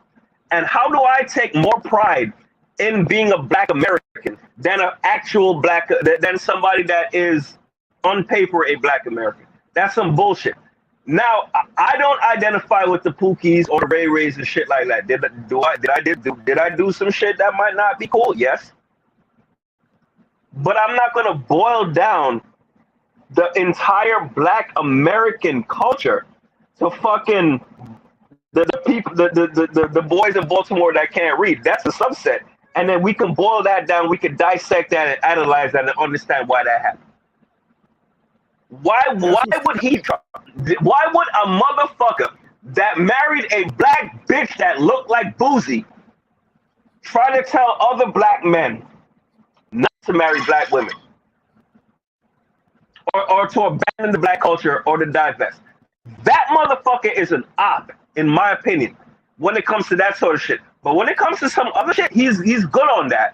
But I'm not in alliance with these fucking YouTube coon niggas that is out here trying to tell black men specifically, because that's a black man space, to just abandon the culture, abandon Black America. Nah, we can't do that. We're one of the most powerful groups of black people. Matter of fact, we are the most powerful groups of black people. When I go to Africa, when I go to the Caribbean, the amount of respect I get, I've never gotten that type. I rarely get that type of respect from black people in this fucking culture, in this fucking country, right? They respect the fact that I'm a black American. Why can't he respect the fact that he's a black American? It's disgusting to me. He's one of the worst, but he makes a lot of sense in a lot of cases. gotcha. Go ahead. Can I interject just really quickly? Hold up, bro. Hold on. Ed, jump in here, man. First, let me say, man, shout out to what's his name? Quiet for a light skinned dude. Kangaroo. I don't know how to say Not kangaroo, nigga. I'm not Australian, nigga.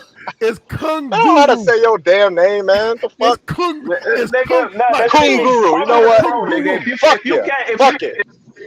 You know what? I was gonna big you up, but man, yo, where's my dog? But yo, look.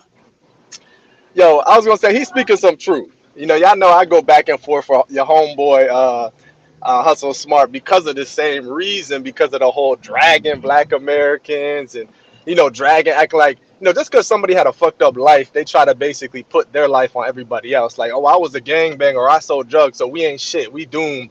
But I'd be like, bro, like, I mean, when I was growing up, like, I was straight. Like, the black people around me was good. Like, 2-parent households, going to church, buying houses, starting businesses. So even it's still like that to this day. So I'm like, there was a couple of pookies, but even the pookies don't really talk about black people the way that some of these dudes come on YouTube and try to say, yo, it's a rap for us, divest, go get you an African woman and blah, blah, blah, blah. And I'm like, my woman is black American. I'm straight. You know what I'm saying? And before her, I had no problem finding a good black American woman. You know what I'm saying? That's traditional. She ain't really she brown skin. She's not really light skin. Is she lighter than American French Rifleman? Nah, they're about the same complexion. Okay, gotcha. Continue, my brother. Yeah, so I'm like, so when I see these dudes go on the internet, I just think it's a hustle. Just like with the Anton Daniels dude, I don't really know this dude. Like, I know there's one person that came to my channel like, oh, you need to check him out. I went to his page. He kind of came off like a goofy dude. So I was like, man, I'm out of here. Like, now that I'm hearing that he'd be kind of shitting on Black America, it just even the more like I'm not going to really rock with his shit, because that's another dude like Coach Greg Adams. Like, yeah, sometimes he say some real shit, but then shit. Yeah, but then at the same time, then he just starts trashing Black American women, even though he's trashing women that he helped create. You know what I'm saying? So it doesn't make any sense. Like, you're out here trying to smash all these young women in the junior college, borderline pervert shit, and then you want to basically tell women, "Oh, you're done. It's not borderline. It is perverted." Hold on. Yeah, it's perverted. You're right. It's perverted. Because I'll be like, because I tried to watch him like 6 months ago, and I stopped watching because of that pervert kind of shit. So recently, I drive trucks too. I'm literally just getting out of work. That's why I had to jump off and jump back on. But my tablet was fucking freezing on me, so I'm like, shit. So like, yeah. So I try to, I'm bored. I be trying to watch shit, and then every time I watch this dude, he's just saying some borderline pervert shit. Like, they talk about underage girls and they titty shaking. I'm like, bro, what the hell is wrong with this dude? And it's like, but then yeah, he say some real shit as it pertains to like business. So you could say, okay, a broken clock is right twice a day. But it's just like, at the end of the day, I think like this dude said, these dudes are it's just a hustle, bro. You know what I'm saying? And a lot of lame ass dudes who don't get no pussy, they appeal to that shit because they're like, yeah, tell me more of the reason why I can't get no play so I can feel better about myself. But the reality is these dudes are lame as hell. These dudes get no pussy. They incels. They probably fat as shit. They don't hit the gym. They don't do shit to take care of themselves, but they want to go on the internet and listen to someone shit on their own women. and that shit is disgusting. But Yo, I drop yield. your I Let me say cash yield. something. app, nigga. I want to bless Hold you. on. Drop your cash Hold on, app. y'all. This nigga hit the nail Hold on. right on the head. Hold on, Quick Guru. Let me say something. Let me say something before I pass it back to well, we're gonna see if Miss Didi got something to say about it first, then we're gonna pass it to America's First Rifleman. See, the thing about it is that the reason why I said what I said about Anton Daniel is because he's trying to ain't nobody buying this product but black people. Let me tell y'all something. If I had a product that I was selling, hustle smart, I wouldn't say nothing that I would say. That I say, not that be fake, is that I would probably be losing a customer or something because I'm trying to promote a product. So what I'm saying is that when you talk the rhetoric that I talk, but you know the reason why I still have an asterisk in what I say about the black community, where I say, well, if we get up and change. If we just change a few things going in that direction, we'll be fine. You know what I'm saying? Because I can say that I'm one of the ones that's surviving, but I know plenty of people that's not just surviving. That's why I named the title what I named it, Thriving and Surviving. See, but once you get to bashing the black community and you're not offering the outcome, you're just telling them to get like you. And so it reminds Anton Daniels reminds me of like Jay-Z, the way he acts sometimes. See, plenty of niggas don't have no problem with Jay-Z or the way that Brother Polite is. You get what I'm saying? Like, talk nice to me. You know, I shit on y'all niggas. I'm in a Rolls Royce and you in goddamn, you where roaches and rats is and I'm in a Rolls Royce. And I got big husky bitches, you know what I'm saying, that let me fuck other bitches and let me skeet in a little goddamn kid's mouth. So, you know, it's that authoritarian with financial, with being financial literate at the same time, to the point that you have people that gravitate towards you. That is okay. So I get what America First Rifleman. America Rifleman is basically saying, chew up the meat and spit out the bones. But it's not that simple. So I know that it's not simple because I get emails on people that saying how they feel about my rhetoric. I get them. So I understand them. So it would be fucked up for me to talk about we're doomed. Y'all all know I am the doom and gloom guy. Still think that we're doomed. But America First Rifleman, King Guru, Miss Didi, I will not be talking about the black community is doomed and then start talking about, well, I got this 7 courses. I got this 7 course that looks like a buffet at the China buffet where you can help you grow your business. But y'all niggas ain't shit. Y'all bitches ain't shit. Y'all hoes ain't shit. But you know what? Follow my business plan. To me, that is some fake shit. That is Let some me fake ask shit. American Hold on. First Rifleman real quick. Hold on, Guru. Let me finish. I'm on your side. I'm on your side Okay. on that point because he's trying to push a product. American First Rifleman, and he's not pushing that product to white people. You cannot be. It's the same thing we were saying about Art Cathy. You cannot be over there in the Gambia talking shit about the Gambians and then trying to sell Gambia real estate.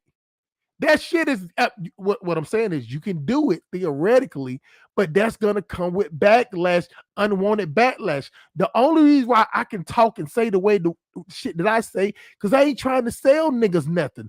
I'm trying to get niggas to better themselves based on conversation and on entrepreneurship. It ain't nothing plan that they got to sign up to. They gonna, if I bring them to a company, the company's gonna do everything. I don't get nothing. I just get a referral fee.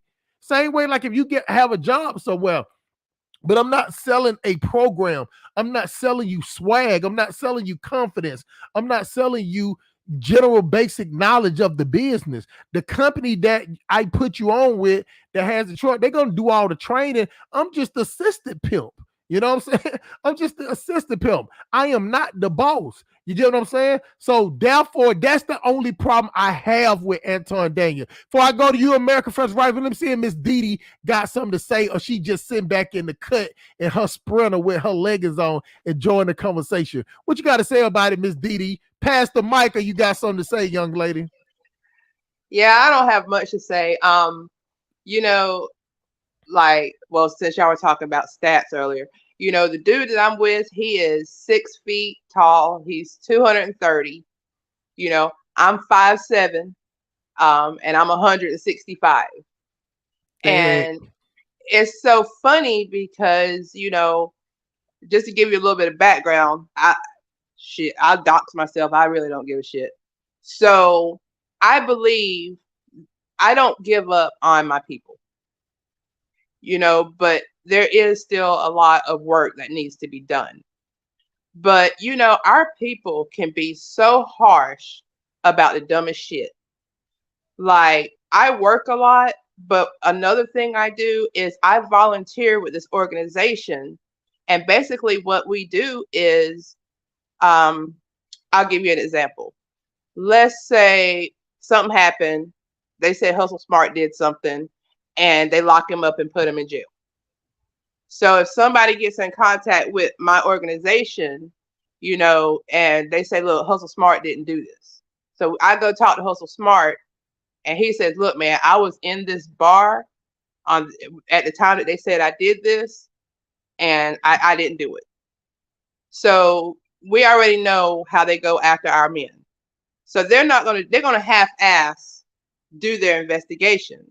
So what we do is we'll go to the bar, we'll talk to, and we will try to get some kind of information to help Hustle Smart out, you know, because I choose, instead of having my face all over everywhere and everything, I do my work in silence. So what'll happen is once I got where some people were having a birthday party and I get in good with them and they show me the video and bam, there's Hustle Smart on the video.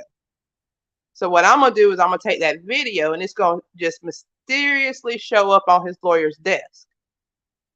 Hustle Smart will never know that I helped him. I know I did, but that's how I choose to fight my battle as far as helping my people. But a lot of people, they feel that I don't have a right to do it because I'm not really, okay, so I can't be for my people because I have a 24-year-old and a 26-year-old and they are mixed race.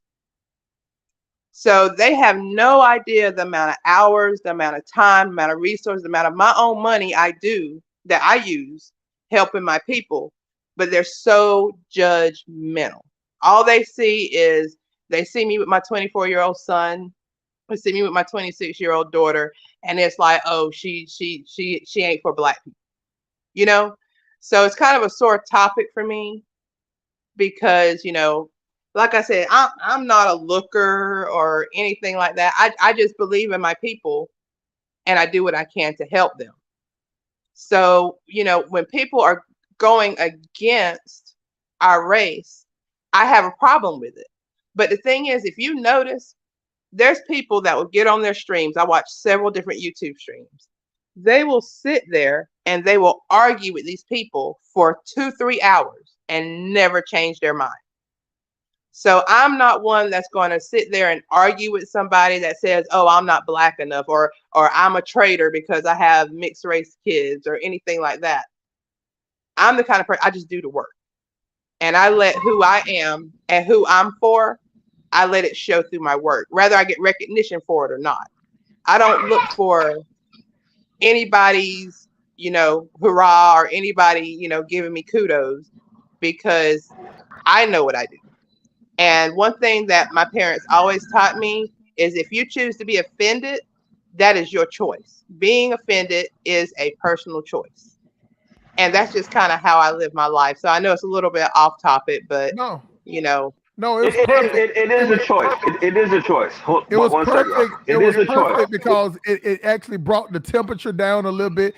That's why I let you go before we went to American First Rifleman, because we need that in our community because everybody feels their point, but then we're so ready to make our points, we're not really hearing each other.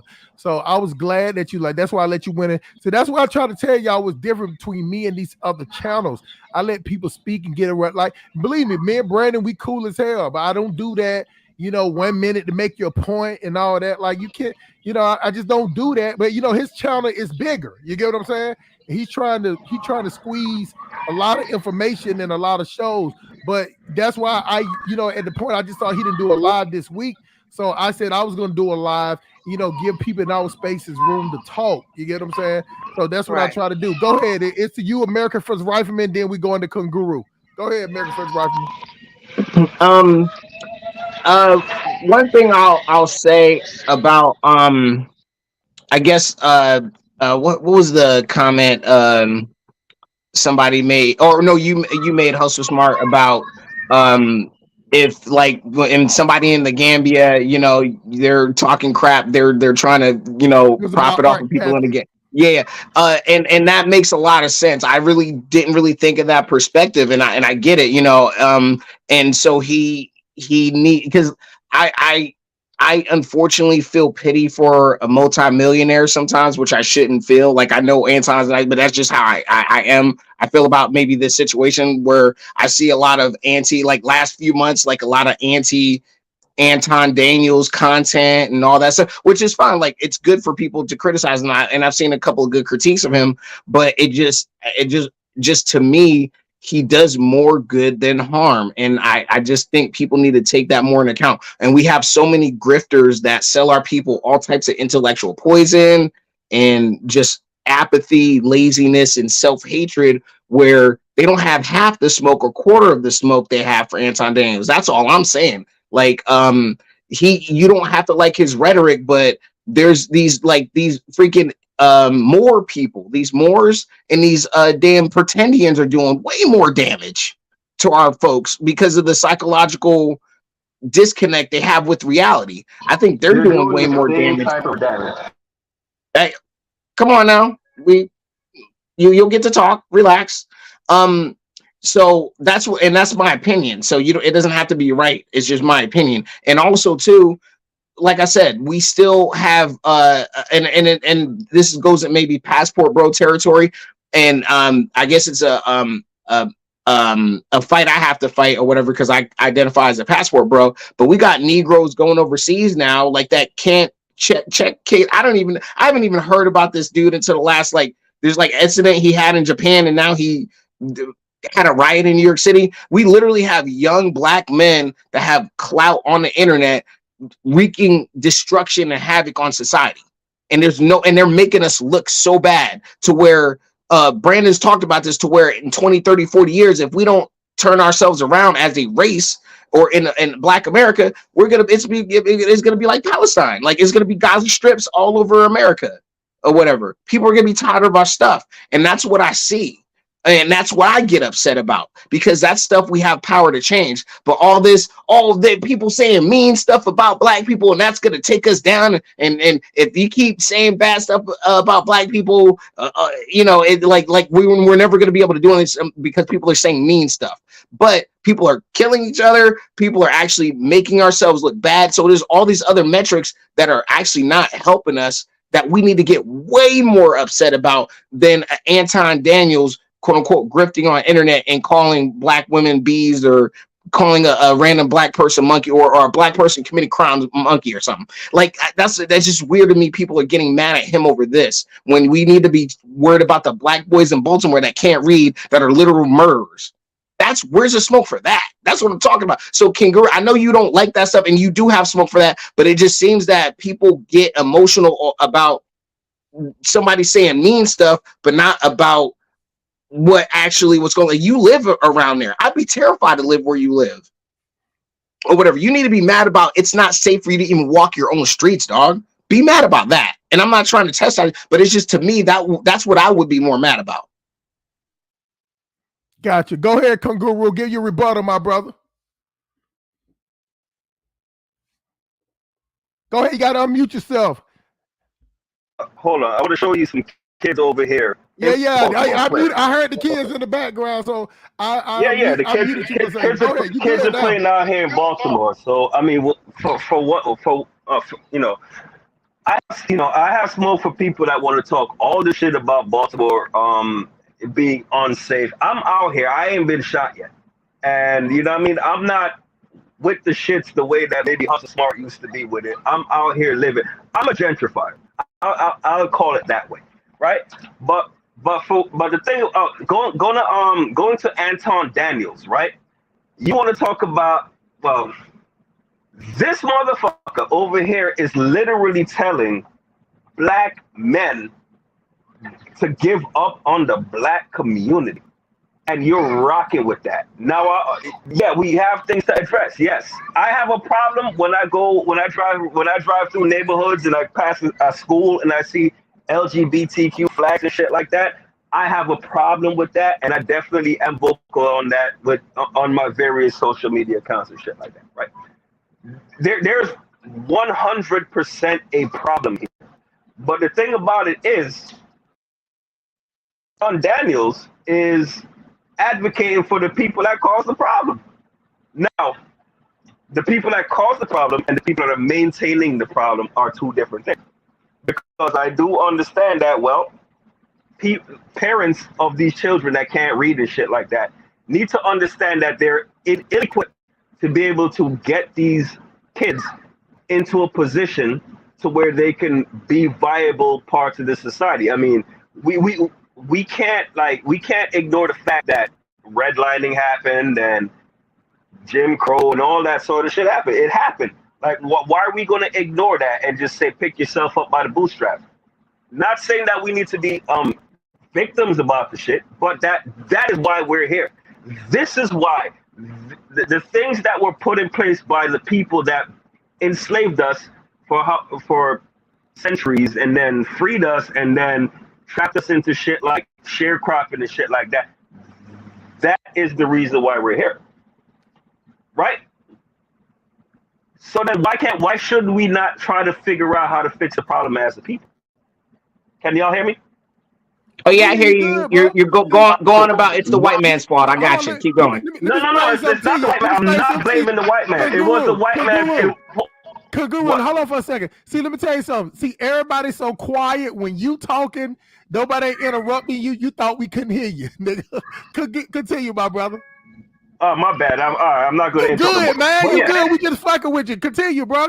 All right, cool. So back in the up until the 60s and 70s or whatever the fuck, yes, it was the white man's fault. And at a certain point in our existence, we have had the ability to be able to take care of it. However, we can't ignore the fact that a lot of the knowledge that would have allowed us to do that was just not there. It wasn't, we were restricted from a lot of that knowledge. So when my kids was in here in Baltimore, go to school, and I would go to PTA meetings and shit like that, and I would see some of these parents, I'm like, damn, they don't know how to read neither. And I would have to surmise that their parents didn't know. So it's a cultural thing. And I mean, and the thing about it is like, well, we have to figure out how to fix that because that was taught to them. Just like if you go to rural white culture, them boys that's 16 get pickup trucks. It might be a broken down Ford Ranger, but they got a pickup truck. And what do you do with a pickup truck? You can use that shit to make money. So even if they're in an impoverished white society in one of those rural white cultures, they at least have been given, talk about the men, have been given a means to be able to build a business. We didn't have that growing up. Like when I grew up in Mount Vernon, my first car was a Toyota Avalon. But if I go to Pasadena, Maryland, a lot of them boys over there, their first car was a Ford Ranger or a Chevy S10. It's a cultural thing, and we have to understand that. It's not that we're trash. It's that we just were not, we were not groomed, or we did not groom ourselves, or we did not prioritize things that would bring wealth to our community.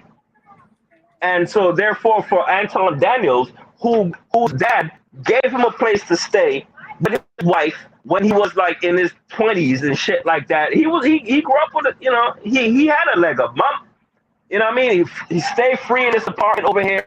I'm gonna send you to University of Michigan and shit. I went to two colleges. I went to SUNY City College and I went to Farmingdale. But I still had to work. I still had to do a lot of other things and, whatever the case. So I didn't have it as easy as Anton did.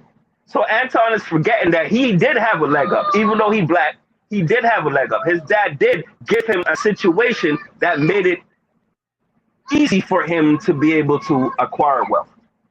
Just like a lot of people that don't look like us. So I'm not being a victim on this shit, but I'm just saying that, like, I mean, for a nigga that dad gave him a place to stay and shit like that, which is what we should all aspire to do for our children. I'm not hating on that.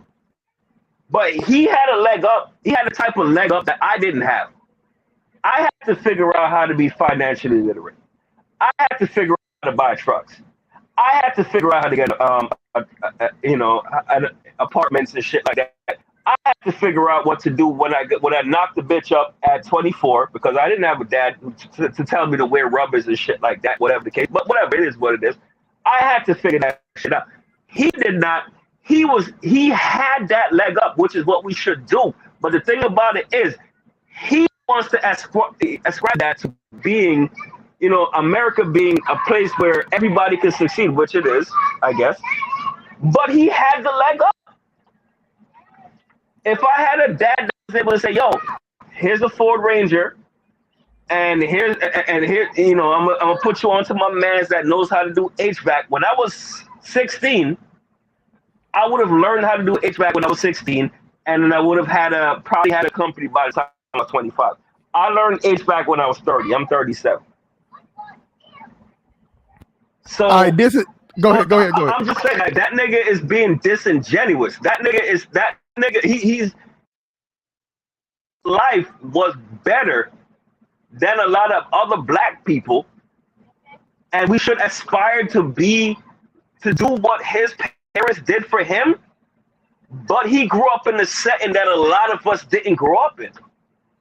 And the thing about it is, for him to grow up that way and then shit on black people, because a lot of the black people that consume his content didn't grow up that way.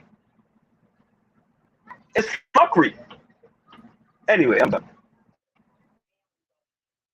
Gotcha. Now, this is thing. I'm finna read a couple of these. Hey, let me tell you something. I like that Guru go ahead and speak. Or sometimes he'll talk and then he'll stop and then he'll talk, then he'll stop. This time, he just letting y'all know how he feel about the situation.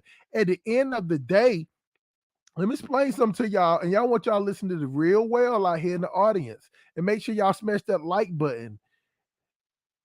America First Rifleman is not wrong with what he's saying, but at the same time, our people are emotional, so it's gonna be it's gonna be the emotional niggas that's gonna gravitate to what he's saying, even though it is true with all this other stuff that we got going on.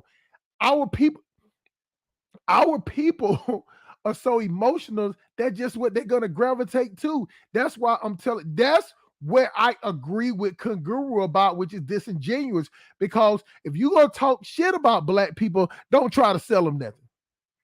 Don't try to sell them something. Just keep it wrong like I do. Why do y'all think I get a pass in so many spaces? Because I'm not trying to say. I guarantee y'all, if I was saying what I was saying, calling black, I call bitches my same thing. But what I'm saying is, I don't go in spaces. Yo, on the opening of this whole stream, I call women bitches, nigga. Like, Guru, hold on for a second. Hold on, bro. Hold on. The thing about it is, I get what Kanguru is saying, that he is being disingenuous.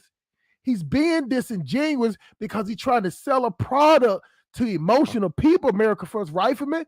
I get that the niggas shouldn't worry about that. But we talking about black folks. Black folks worried about anything that get them upset and then they get riled up. So what I'm saying is that Kanguru is right on what he is saying. America First Rifleman is right on what he's saying, that black people got way more shit. Black folks got way more shit to worry about in Anton Daniels. But one thing that we do not like, and I don't like it either. So this is why I'm on Kanguru's side of his point of the disingenuous, and I'm on America First Rifleman part about about disregarding shit. But I know my people. And I know that majority of my people is gonna agree with Kunguru, and then the other part, they're gonna call American Rifleman the coon. Now the thing about it is, this is one of the fine lines that I'm straddling the fence on. I'm on both sides, but I definitely don't agree with Antoine Daniel trying to say. Now let me tell you something. If it was white people on the platforms jumping on now trying to buy his shit, I wouldn't say a fucking word. But he's trying to play checkers, jumping over. Well, I ain't trying to sell to y'all niggas that I'm talking about. I'm trying to sell to the people like America First Rifleman. You see, you're gonna lose that argument because the black sector is so small. Even though, like, even the most best content creators, the most you can get out of a black sector is like a $500,000 or $1 million. Even Kevin Samuel at his greatest was only at $1 million, $1.5 million, maybe. So you're only gonna get that type of way dealing with black people. So that's what I say about that. Before I go to your American Rifleman, let me catch up on these. Hold on, before you do that, let me hit one point real quick. I am actually a bag chaser. I'm actually subscribed to his Patreon. And I went down his Patreon. I mean, he, when he on his regular YouTube shit, he's like, oh, join the I kick all this game. I'm a businessman. So I went down, looked and see what kind of game he was going to kick, because I'm trying to, enhance my business acumen and all that sort of shit. I saw nothing. What did he give you, sir? Mr. American First Rifle? No. He can't answer right. I got to read these chat first. So we'll get to that. He can rebuttal. He can rebuttal afterwards, but let me get to these chat first. Hey, something, Mr. Funk 100, something wrong with the lawnmower. He was talking about when he was at the building. Lies. It's all of them. You right, Logic. It is all of it. Ain't no them goddamn bitches. All of them want him because he likes skinning. He know that. He know that that's the number one thing. He just didn't want to say it, but he knows that's what it is, man. Because if he was dark skinned like us, I'm not saying they wouldn't be on him, but that light skin definitely go for you. We know how these hoes like to have mixed kids, man. They have to be straight, looking like Barbie dolls and Kens. All right, if you in the last live, she was talking about me. She was talking about me. All these is my spot, go-to spot. P Funk 100 in the building, man. Make sure you smash that like button. Good to see you, my brother. Salute to you, coming from America's first librarian. Goddamn, he's in the building. He always got the salute ready for you, P Funk. She talking about I'm wild. Let's see, Peter. Let's see. Go to that. I'm just getting caught up. Y'all. Just getting caught up. He said do 4 cities. That read that one. My family came off the slave boats, Mr. Sandman. My slave boats came off the slave. My family came off the slave boats in South Carolina with a sign that said "Strong, healthy American niggas for sale." That's funny, bro. That's where my great grandfather escaped from in South Carolina. Logic said Mount Vernon is the hood. So I forgot who was talking about that. Chelsea was 5'10", yeah. Antonio, Logic said Antonio Daniel tries too hard. I think he tries hard after he say the rhetoric that he says. He should just do like I'm not trying to tell he's way more bigger than me. What I'm saying, it would make him look better if he just did that at the end. You just can't talk shit and then try to sell. I always revert back to Aunt Kathy. That's what she did. She would get online and talk shit, and then at the end of the video, she started talking about want to sell some property. How about you sell the property first? Because people, that's the business part. Because people want to hear the business part. If people sit around now, you joning off the rip, that's all they're gonna hear. They ain't gonna even get to the business part because you don't woke them up. So that's what it is on that. So I played college football in Connecticut. This is Mr. Sandman, y'all, in Connecticut with a few Jamaicans from Mount Vernon, New York. They're womanizers. Hey, Kunguru is telling you he will fuck your bitch. That nigga is 6'3", 180 pounds, man. A pure Jamaican jamming up a bitch ass, bro. You know what I'm saying? He will do your bitch. You don't see that nigga with the V-neck? I ain't gonna say it's pink kangaroo. I'm gonna say salmon color. Salmon color shirt. You know what I'm saying? He's gonna do your bitch. You know what I'm saying? Straight up. You know what I'm saying? Matter of fact, I'm just gonna move out his way if he come for my bitch because I already don't lost. You know what I'm saying? I'm 10 inches wider. You know what I'm saying? Unless you just like big dudes, big country niggas. So Anton is a fraud though. He been exposed numerous times. Okay. American Last. I stop fucking with American Flag, but I'm still gonna read it anyway. American Last Rifleman stay cooning and brand the Discord group. Salute to the coon. Let me tell y'all something. We in the black community think anybody that says accountability is a coon. You get what I'm saying? I'm just shocked. And I think it's another reason why they don't call me a coon is because people think I'm funny. I think that's the only reason why people don't call Hustle Smart a coon is because also too, you look like a silverback gorilla in real life, so they ain't gonna say nothing slick either. and goddamn, shout out to the yapper. I will blow your brains out, bitch. Straight up with that fuck shit. You know what I'm saying? So P Funk 100 in the building. He liking what he's seeing. Appreciate that, man. Support, man. And just being in here supporting, hitting the chat, hitting the like button, man, engaging in the chat, man, with the people, man. That's worth more. And I appreciate the moolah too. You know what I'm saying? I got 2 more cash apps in here, man. You know, I'm gonna call them out in a minute. Oh shit, I didn't even read this shit. My fault, P Funk. I agree about that part. He does dismiss the community as a whole because of the minority. That's true. That's true. It's causing how you see it. You know what I'm saying? Like it's one of those. Let me explain that one better. It's not that he dismisses them. It's that it's up to you. It's up to you to say, well, he didn't say not all. You get what I'm saying? Like some people, I've been on people platforms where they kept saying, well, he didn't say not all. And I'm like, it's implied. But see, black people don't understand that like it's applied. Like, of course it's not all because I can't be talking about all because I don't know all. But just in some black spaces, you got to say the word not all. Like it's almost like how we say pause all the time. We got to say not all. And that's just not true. You know what I'm saying? He doesn't dismiss the whole community. I agree and I don't agree. He does not dismiss them all. He just talks, he does that broad generalization. And it's up to you to perceive if he means all. But I know he doesn't mean all. He just shouldn't be trying to sell nothing afterwards. American First Rifleman knows about doing 80 sit-ups in 2 minutes for PT test. 400 a day is like word. Y'all motherfuckers, man. My back is hurting right now just thinking about this shit. Anton is following the YouTube algorithm.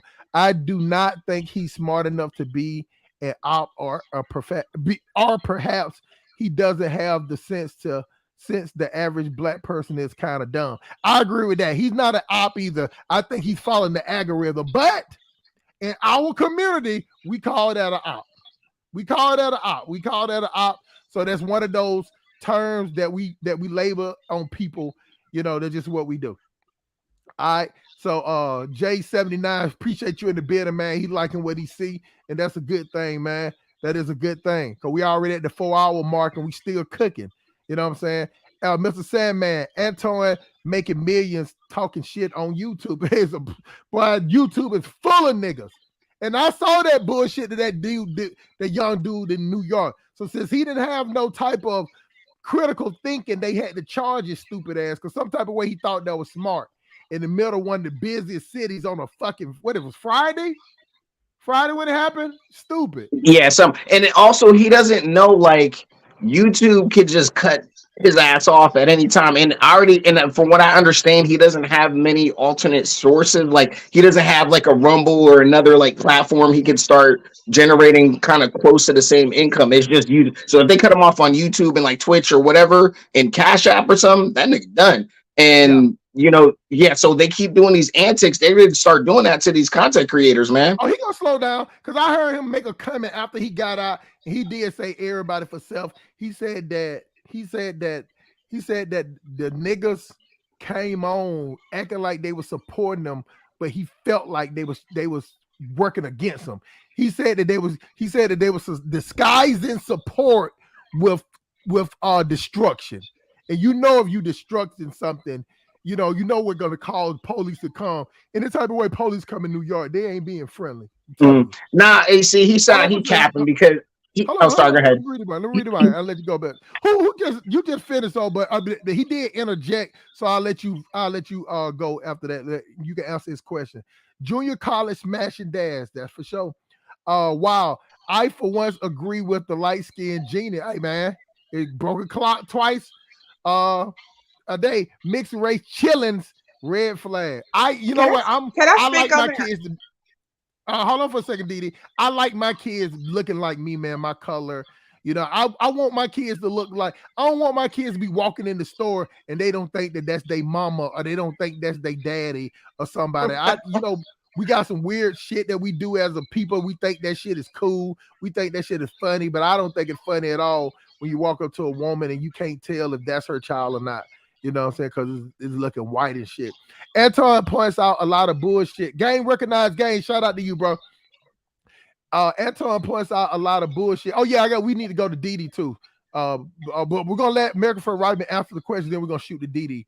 We're going to let him answer the question that he asked. Anton puts out a lot of bullshit in the black society, but pocket watching with JT exposes every grifter in the black. He does a lot, but I'm telling you, pocket watching with JT, he kind of has his picks.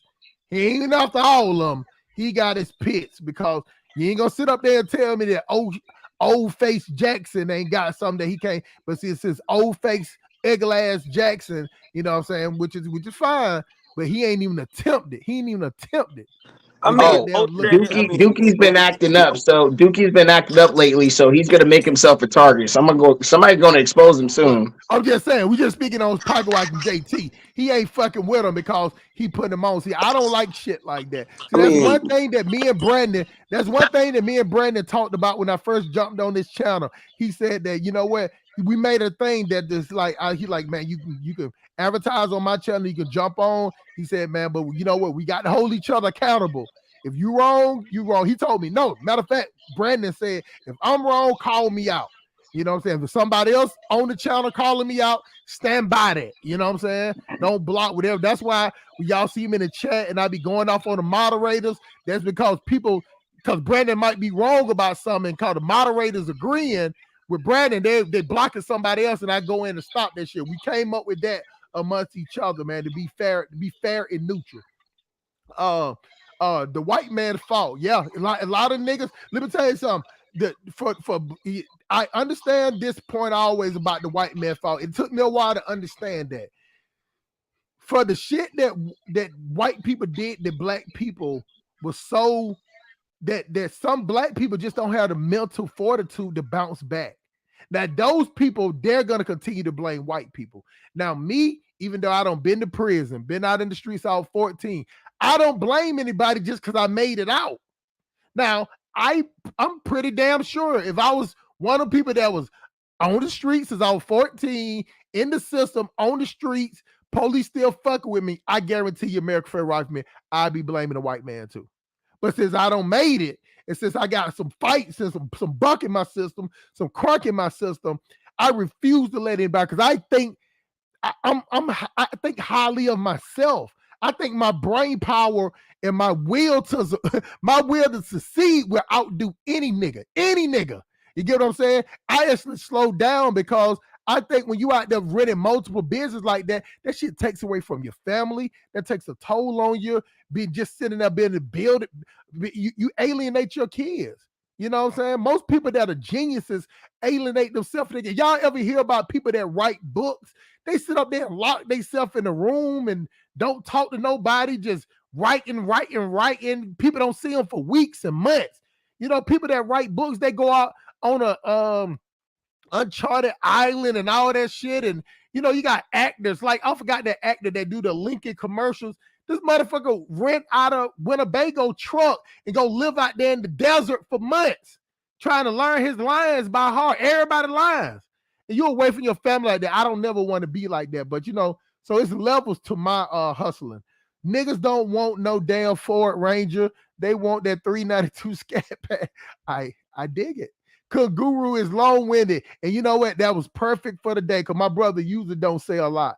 So that means he feeling good. P-Funk 100, my HVAC brother, Guru. That's what's up.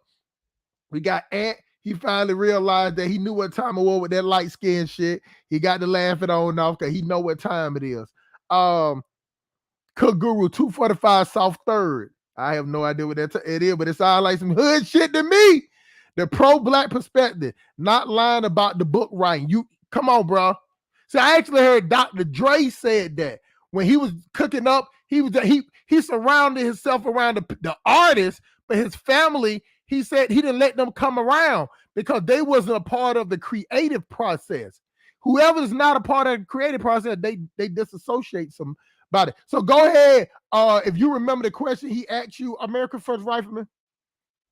Do you remember what Kunguru asked you? Well, I was gonna kind of comment on what he said because I listened to what he said, and it was a lot. See, this is the problem as Black people, when we have these conversations about what white people did, it's never concise. We can never stay on track because you went from redlining, you went to Jim Crow, and it's just like that doesn't happen though. So what are you saying? Kunguru, let the man answer. Then you can rebut him. Let the man answer. Go ahead. This is the stuff I'm talking about. Look, you need to intellectualize. Because if niggas want to bro, Kunguru, you know you my dog, right? Kunguru, you know you my dog, bro. I let you talk for 5-10 minutes uninterrupted, bro. All right. Let that man talk, and then I'm gonna let you talk. And let me tell you something. If he interrupt you, I'm gonna say the same damn thing. I'm gonna say the same thing I'm telling you now. I'm definitely equal and fair. Go ahead, American Ferrari. Go ahead and spill. Okay, you have to intellectualize what the white man did. You have to know the times, the dates, the people. Actually educate our people. Don't just throw out these terms to activate sides of people's brains like it's cocaine to get them emotional for nothing, to not do anything. If you're going to bring up redlining, actually talk about what they did in St. Louis, how they used eminent domain and tore down parts of people's Black neighborhoods, and built a highway through it. Then we can have that conversation. But don't they stopped Black wealth, they did this. I was like, well, that redlining thing didn't happen all over the country, every single place. Okay, hell, I'll give a shout out to Brandon where he exposed Black folks, where we actually had or our families, some people's families actually built businesses in their neighborhoods, and it was sold pennies on the dollars to other races because we didn't want to maintain that. We can't blame the white people for stuff like that. So when we talk about this whole, our wealth is small, or they took all this stuff from us, we have to tell the whole story and not just say what the white man did to us. You know what I'm saying? So you have to actually say, instead of just saying Jim Crow was more than just you saying Jim Crow and a white man putting his foot in your ass. You have to talk about the law. You have to talk about the states. Don't just keep saying these things that activate people's brains to get emotional, because Kanguru, I'm just going to keep it 100 with you. The fact that you keep talking over me, right when I start talking, when I'm talking about the subject, lets me know that you more than likely are intellectually dishonest about racism or what white people actually did to us. I would just say read a book, and not a book from a leftist or somebody with a bone to pick. Actually look at it historical. You have to be a historian with this stuff. You don't have to put yourself and your race into every historical story. That's how you're able to look outside of everything and get a bigger picture and to learn more about a situation, instead of having you and your ancestors boots on the ground, especially when you're the ones being victimized. It doesn't do you any good. And I'm just going to give you that advice. Anyway, not to go off too far off track. So anyway, the main thing, like, you guys are right, and you changed my mind about him being a grifter when it comes to just talking crap and not actually, or excuse me, about the point about him just talking crap and trying to be up in the black community like that. Like, I get that, and you know, and I'm glad I heard that, but the fact remains that you bringing up the fact that white people did all this stuff to us and connected it to Anton Daniels, it's weird. And Anton Daniels isn't really hurting anybody, just to be honest. If anything, he's, like I said, I continue to believe he's helping more people than he's hurting. And I'll just leave it at that. And I might have forgot some stuff, but we have to get off this what white people did to us stuff, because it's not doing us any good. No. Everything's in. Stop talking. Everything has Whoa, been whoa. in our hands to correct the wrongs in this country. If we okay, now remember, you kept bringing up stuff like, oh, they get a ranger, like these white boys get rangers and this, and Nigga, I that's because seen that shit. I seen that shit firsthand. Kanguru, dog. Come on, dog. We got to show. It's nothing. Hold on. What are we talking about? Kanguru. We The cannot be motherfuckers that grew up in your neighborhood that were black. We what were their first thoughts? cannot be emotional to the point that we it's don't not let being other people emotional. talk, It's bro. facts. I ain't gonna let Kanguru. I ain't gonna let nobody interrupt you. I ain't gonna let you interrupt nobody else. Maybe I need to go drive around some of these white neighborhoods over here and show it. Let me mute you then, bro. Go ahead, Merrifer, right? Go ahead and continue, bro. Then after that, then he can say what he want to say. And I ain't gonna. And then if you talk over him, I'm gonna mute you too, bro. You know what I'm saying? So I'll do that. The brain to be level headed. So go ahead, continue, Merrifer. Go ahead and land that plane, bro.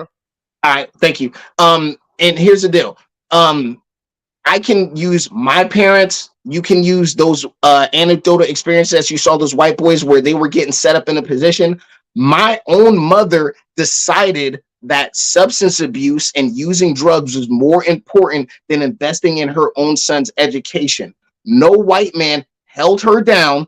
Nobody in my family, her mom, nobody except stupid niggas she was probably hanging with, convinced her using drugs was a better thing to do than work and provide for her own son. That's just one example. We cannot blame the white man for that. We can't say systematic racism. We chose to do degenerate things that may disadvantage ourselves, our families, and our communities. We have to just stand there and say that. We can't just keep saying Rosewood, Tulsa, redlining, racism.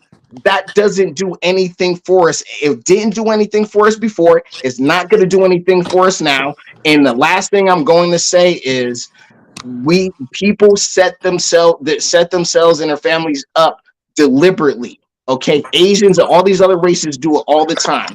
So let's stop with they set up their kids. Good. That's what parents are supposed to do. They're supposed to do anything they can to give their kids a leg up, legally, of course. So I'll land that plane. So black boys are disadvantaged because they are not set up, because we don't care about our black children. Not the white man. It's not the white man's job to take care of them. It's ours. Cool. Hey, Didi, you got something to say before we pass it to Kanguru?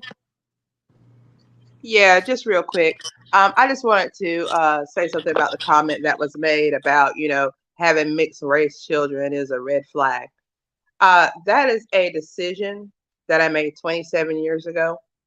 I don't regret it. My children are adults. They are productive members of society. I will never say that my children were a mistake. Was he a white dude? Yes. Okay. So, but believe me, I paid deeply for that decision. But I never let my children suffer because of a decision that I made.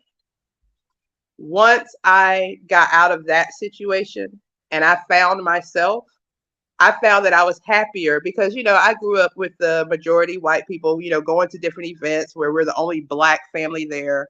I felt my hair had to be straight. I had to do this, that, and the other. Now I cut all the chemical out of my hair. I'm totally comfortable. The black man that I'm with now, they ain't nothing like the smell of a black man, being in the arms of a black man, the swagger of a black man. But I'm not going to sit here and hold a decision that I made 27 years ago against me now, because I'm going to tell you who don't care about my mixed race children. The woman that I saw on Facebook, she had an outrageous electric bill. It was $1,200. I was coming through Charlotte. I made contact with her, gave her the money. Here, sweetie, go get it back on. Who else don't care? The other black woman that I saw on Facebook who was about to get evicted from her apartment, and she was in South Carolina. When I was coming through South Carolina, hey, what's your cash out? And now she's still in her house. They don't care. I don't understand. It's about like somebody that maybe did a strong arm robbery when they were 18 and now they're 30. You can't let those decisions. Okay, so mine is a little bit more predominant because they're my children. You can see it every time you see me with them. But you can't hold decisions that somebody made. People change, people learn, people grow. And that's what I've done. So even though you might hold that against me and call it a red flag, the people that I've helped from the bottom of my heart with my hard-earned money that I'm out here struggling in the heat and the cold and everything every day, those people, they don't care. And those are the ones that I have respect for. Those are the ones I help. And that's kind of all I wanted to say. I'll land my plane there. If you want to hold it against me, that's fine, but it's not going to stop me from doing the work for my people that I do now. This is what I'm gonna say about that. Now, the thing about it is that I don't think that the person saying that the child is a red flag or a that your decision to do it they're saying that the decision is a red flag, not to have the kid, just to mess with a white man in general. They're just the way that pro-black people see it. You get what I'm saying? And not believe me, that's not all. And believe me, they ain't all pro-black, because there's a lot of pro-black sleeping white. You know what I'm saying? But for the diehards, they don't like the mix. Like, let me tell y'all. Let me say this. My niece is married to a white dude. I'm talking about he is white, bread, whatever. But when he comes around, I don't treat him no different. I hug him the same way, drive him around, drove him to the airport, whatever. I support her decision, but if she asks me, I say that I told her just like this. I said that it's gonna be hard for you to find a black man, but I prefer for you to find a black man. But I'm not gonna be helping you search. So by that logic, if I'm not going to be the one to help you search, my opinion, I told her straight up. I said, my opinion, do what you want to do. I said, now, if I want to sit out here and help you find you a black man, then I could be more into it. I said that I just know that we're losing as a people.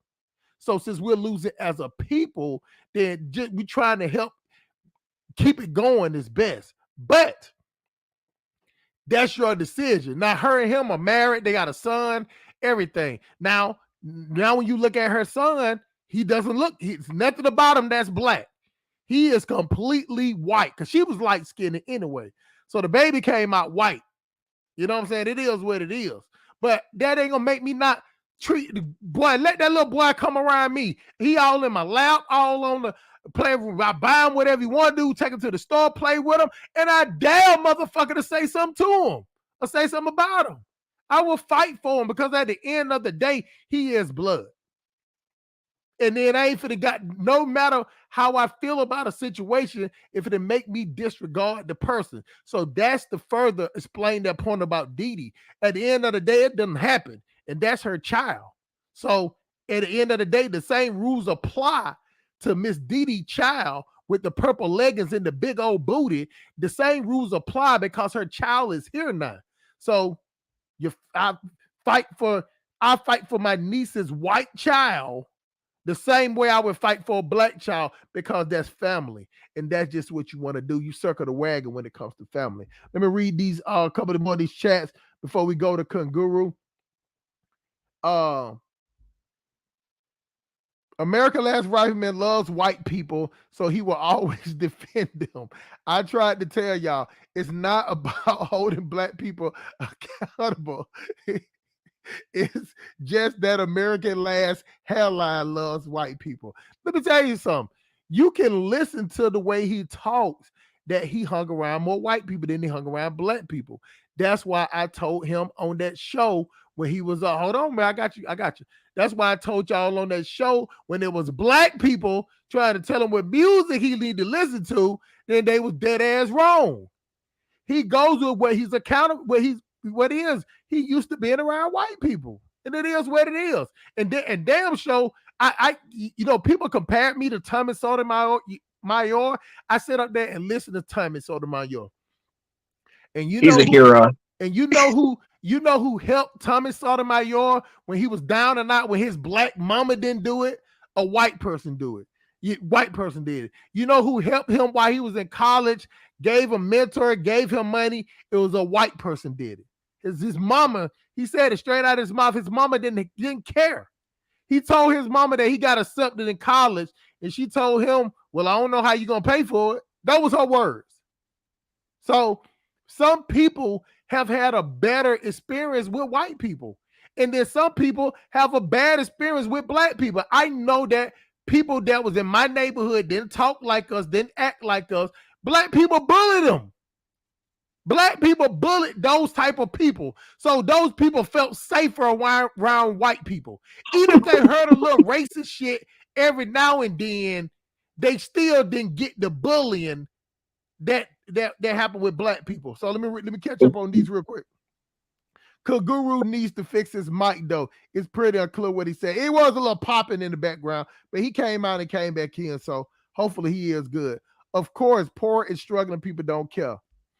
DD is pro-black. They won't talk about getting smutted out. I know how white women treat black women. White men treat black women, which is a form of swirl to get triggered. I do agree with you, Logic. I do say the same thing that a lot of white dudes, they do use those black women with as target practice. But let me tell you how I blame the black women. Because when those black women, that's hood boogers, ratchets, they get around white dudes and want to change. They don't act the same way. They ain't ratchet, they ain't arguing, they ain't fighting. They always say that the white man louder. No. They change. Their whole conversation changed. The problem is with those chicks is that they can't keep up that facade for so long when they just ratchet as fuck. So like the women that do be with them, like you could like put it this way. The best way I can put it: if I saw American First Rifleman with a white chick, I wouldn't be surprised. When my niece decided to be with a white dude, I was not surprised. That's just what it is. You can tell by their mannerism, and there's nothing wrong with it. I don't blame nobody for their mannerism, because don't try to fit in where people ain't gonna let you fit in. Don't try to fit in now. I fit good with black people, but I can still turn around and switch it off and deal with white people. But what I do with the white people, I can only do that for so long. I can do that at work. But after work, I don't want to talk to the motherfuckers no more. So it's I switch it up, and that's just all there is to it. Let me read the last one. Man said Tommy is my hero. God dang. Oh, hey, Hustle Smart. Let me say this. Let me speak on the comment. Then you can say, listen, he's not my hero, but I did understand what he was saying, and then I saw that he messed with majority. I mean, not even majority. 90%. All the women I saw, I scanned through them. All the women I saw him with was black. His daughter black. Everybody's black. Now he just talks shit about black people. You know what I'm saying? Now he goes a little further than I do, because I don't call y'all niggas niggly bears. He call y'all niggas niggly bears. He call y'all niggas Ed 209. Evident Destroy. He called black women BT 1000. And he actually called black women hair hat hooligan. I call them. That's my favorite.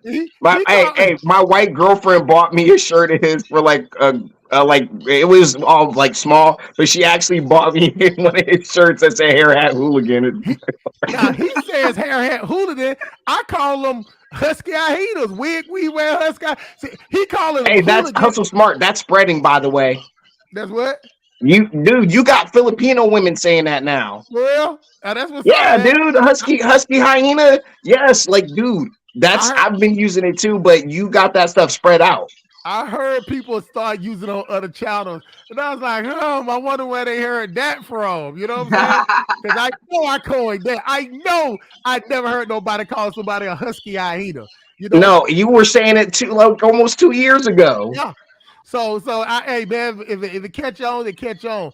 But what I'm saying is that I see where people they're out to get Tommy because he don't been doxxed.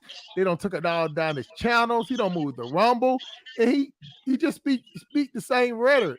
The only problem I got with Tommy is that he exacerbate. How you say the word? Exacerbates the situation. Exacerbate. Exacerbate the situation. I saw him on Fresh and Fit. He kept just fucking with this girl, even though now believe me, the bitch didn't have no reason to do what she did, no reason. But he just kept fucking with her and kept joning on. Let me tell you something. He knew what he was doing. That's what I'm saying. He did that on purpose because he, as good as he joned, like I give him credit. I see why people compare me to him or me to him, me to him or him to me all the time because when he gets the joning a bitch. He Jones a bitch. And he's like me, man. I'm cutthroat with it too. But then he'll turn around and start talking about how much you love them, how wrong they did. I don't get no excuses on why I do it. I just do what I do. But he exacerbate that girl, and then she got up and swung on him, and he made a big deal out of it. And then she would have made her. I saw that. I did my research after Logic told me about it. This bitch went out and did a rap. Did you see she did a diss track? Kwame Brown and Mr. Skinny got her to do a diss track. She made a diss song. They put her in the studio and made a diss song about him. I did, you know, I don't have nothing to do. I'm an introvert. So I did the background work after that shit was over with. I salute Steve T in the building to America First Rising. I went and listened to the Japanese music you said you like, and it's nothing but black R&B stole from us to come back home. Too funny. Shout out Steve T, pro black perspective, white girlfriend, and she bought him a shirt saying hair hat hooligans. America right is different. Hey, that's just how they get down. Let me tell you something. That's one thing I understand about humor. The way we joke, But let me tell y'all something. White people joke on a different way, and you just got to be either gonna go over your head. Because I remember one time this white dude said a joke, and I was telling him, I was like, "Boy, you was around black people be want to fight you." Now I thought it was funny because I just listened to the joke. I didn't think about what he was saying. It was just funny. Then I thought about it. I was like, boy, black people would be ready to get you fired from your job. You said that joke. When they talk, let me tell you something, man. My aunt got one of the foul mouth shifts. My aunt would tell you to eat her pussy while her period on. You know what I'm saying? That type of shit she'll tell you. Yeah, she talks like that. But then that would have had a problem with her when she started talking about Donald Trump, talking about some shithole countries. I'm like, you sit up there and tell people to eat your pussy while your period on. And she like, but I ain't the president. I'm like, but you're a regular human being just like he is. Being a president in a position don't make you your blood not bleed the same way, whatever. You're just in a higher position. So let me read the last one. Tommy is correct most times, but as far as white people, I do not like being around them as I am not forcing conversation as we have nothing in common. It's straight misery. USA's disappearing hairline. Wow. Now this is the thing. I make small talk with them at work, but now if my nephew-in-law comes over, it ain't no way. I make him be comfortable when he comes here because he's white. He's the only white person here. I make him be comfortable. Man, take off your shoes. Get on the motherfucking sofa. Lay out. Do it. You ain't got to sit up and be at attention. Get comfortable. Put your headphones on, man. And I tell him. I tell him this. I like, if you go get a hotel or Airbnb, I'm going to take offense to that. You are married to my niece. You don't treat her bad. You ain't usually talk, but they've been together for almost 10 years now. I was like, bro, I'd be offended. You know what I'm saying? If you go get a pay money for an Airbnb. You know what I'm saying? I get them the other room, everything. So, it take a little while because they be a little, I'm big and I'm boisterous. So, he had the he had the guy, he didn't know if I was gonna fight him or not, pick a fight with him. But after a while, I had to just show him that you're family. I said, long as you treat us like family, I'm gonna treat you like family. And that's all it is to it. You know what I'm saying? Just don't get beside yourself. It's still certain shit you can't say. You know what I'm saying? don't get excited and be like, but these niggas can cook. You know what I'm saying? Just don't get that excited. So, but you know what? That's why I don't like it, because I don't feel like nobody should be in a situation where they got to watch what they're gonna say or watch what they're gonna do. That's the only reason why I don't like it. Not because of anything else almost. I just want you to be yourself. And I don't want you to be walking on eggshells because you're gonna offend the angry black uncle that's built up like a silverback with the yapper, with the motherfucking yapper that he sleep with it under the pillow. So that's a little intimidating. And I had to make sure that he was comfortable around us. But go ahead, Kunguru. Take all the time you need, my brother. Man, I just had to answer a whole bunch of phone calls and shit. I'm gonna kick it to American First Rifleman. I want to know what he wants me to talk about exactly with him. I don't think he got any questions for you. I think he's been more or less rebuttaling you than him asking you questions. You get what I'm saying? So he just really wants you to just say how you feel. That's what it is. I don't think if he got a question, I might be speaking to ahead of myself. So do you got any question for American First Rifleman? He ain't got no question for you at all. He want to rebut whatever you saying. Listen, I don't remember what I was talking about. I mean, it's all good, bro. We'll get back to it though. I'm pretty sure. Go ahead. See, that's why. Hold on, American First Rifleman. You can't get mad at him for forgetting, because goddamn, he over there. He over there chasing kids. You know what I'm saying? He got a fine little chick over there. I ain't know he took that picture today. You know what I'm saying? But you got a little chick right there. That's the chick that got the kids, Kangaroo? No, that's the chick that gonna get the kids. Oh, she gonna get the kids. See, raw dog action. You know what I'm saying? So she's a little cute too. She's a little cuter too. Now, I like the little African chick better, but she's a little cute too. You know what I'm saying? The African chick. It's all good, bro. But anyway, you could pass me over to the next person. I'm pretty sure if it comes back to you. Yeah. Gotcha. Go ahead, Miss Dee. What you got to say about all this? I'm good. I think I didn't say everything I need to say. I'm just listening and learning. No, cool. I like you stay on. If you got something to input, just goddamn, just come on. You ain't got to do like America First librarian and raise your hand or anything. But that just what he does. That's what I'm telling y'all. People does things. There you go. See, I told y'all. There she go.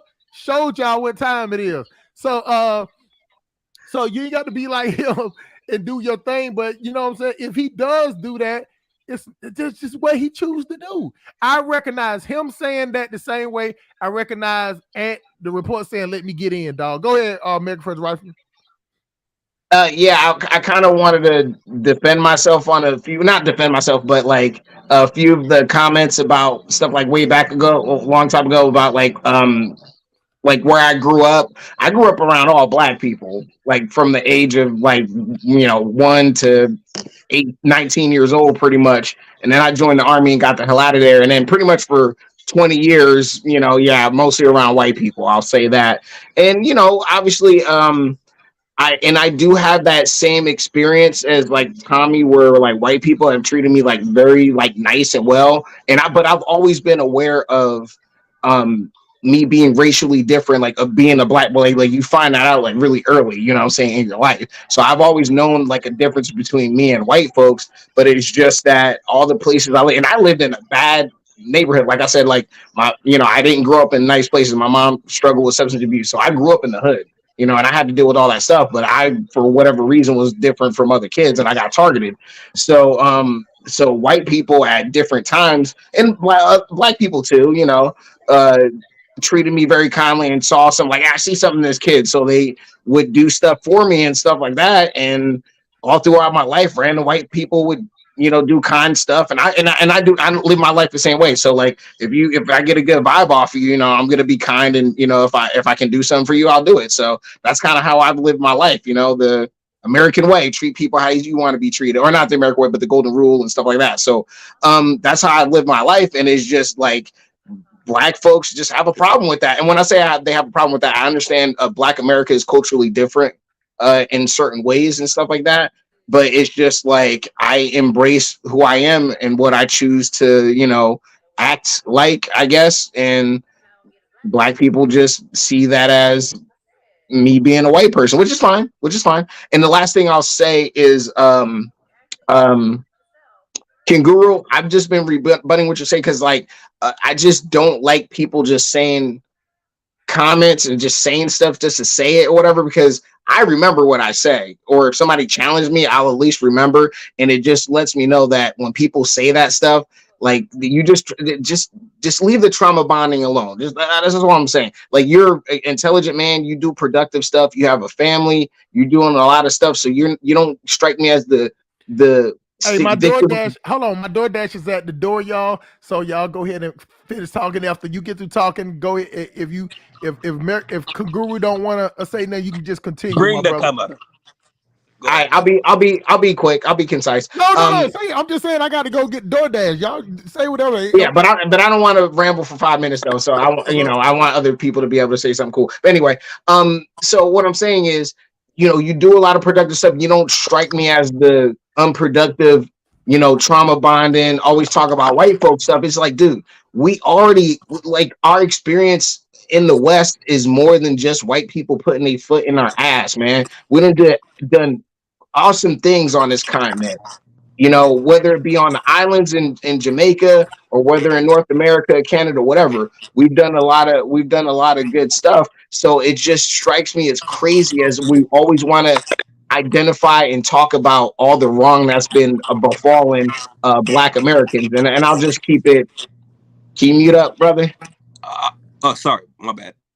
You get and so like that's all I'm saying is like I get that we've been disadvantaged, but it's just like bringing it up all the time and trying to use it to connect it to where how something is bad today. It's just not good, and plus it's not thought out. It's just rambling, and it don't help us, because you got to remember, just like certain words and phrases can light people's like brain up like a drug. Like you say racism, that lights up black people's brains up like cocaine. You know what I'm saying? So you have to learn how that's being weaponized against you to just regurgitate random stuff, or you reacting when you hear something. Trust me, I had to go through that deprogramming process, and I think you probably do well to at least look into that. And I'll just pass off the mic to someone else. Okay. Yeah.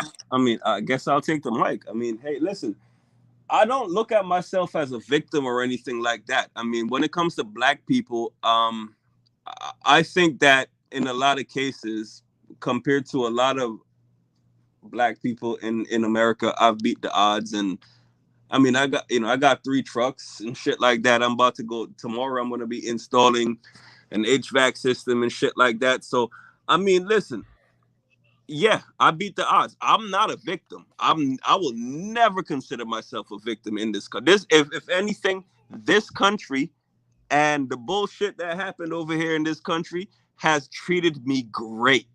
And matter of fact, I'm a Jamaican. I'm half Guyanese. And you know what?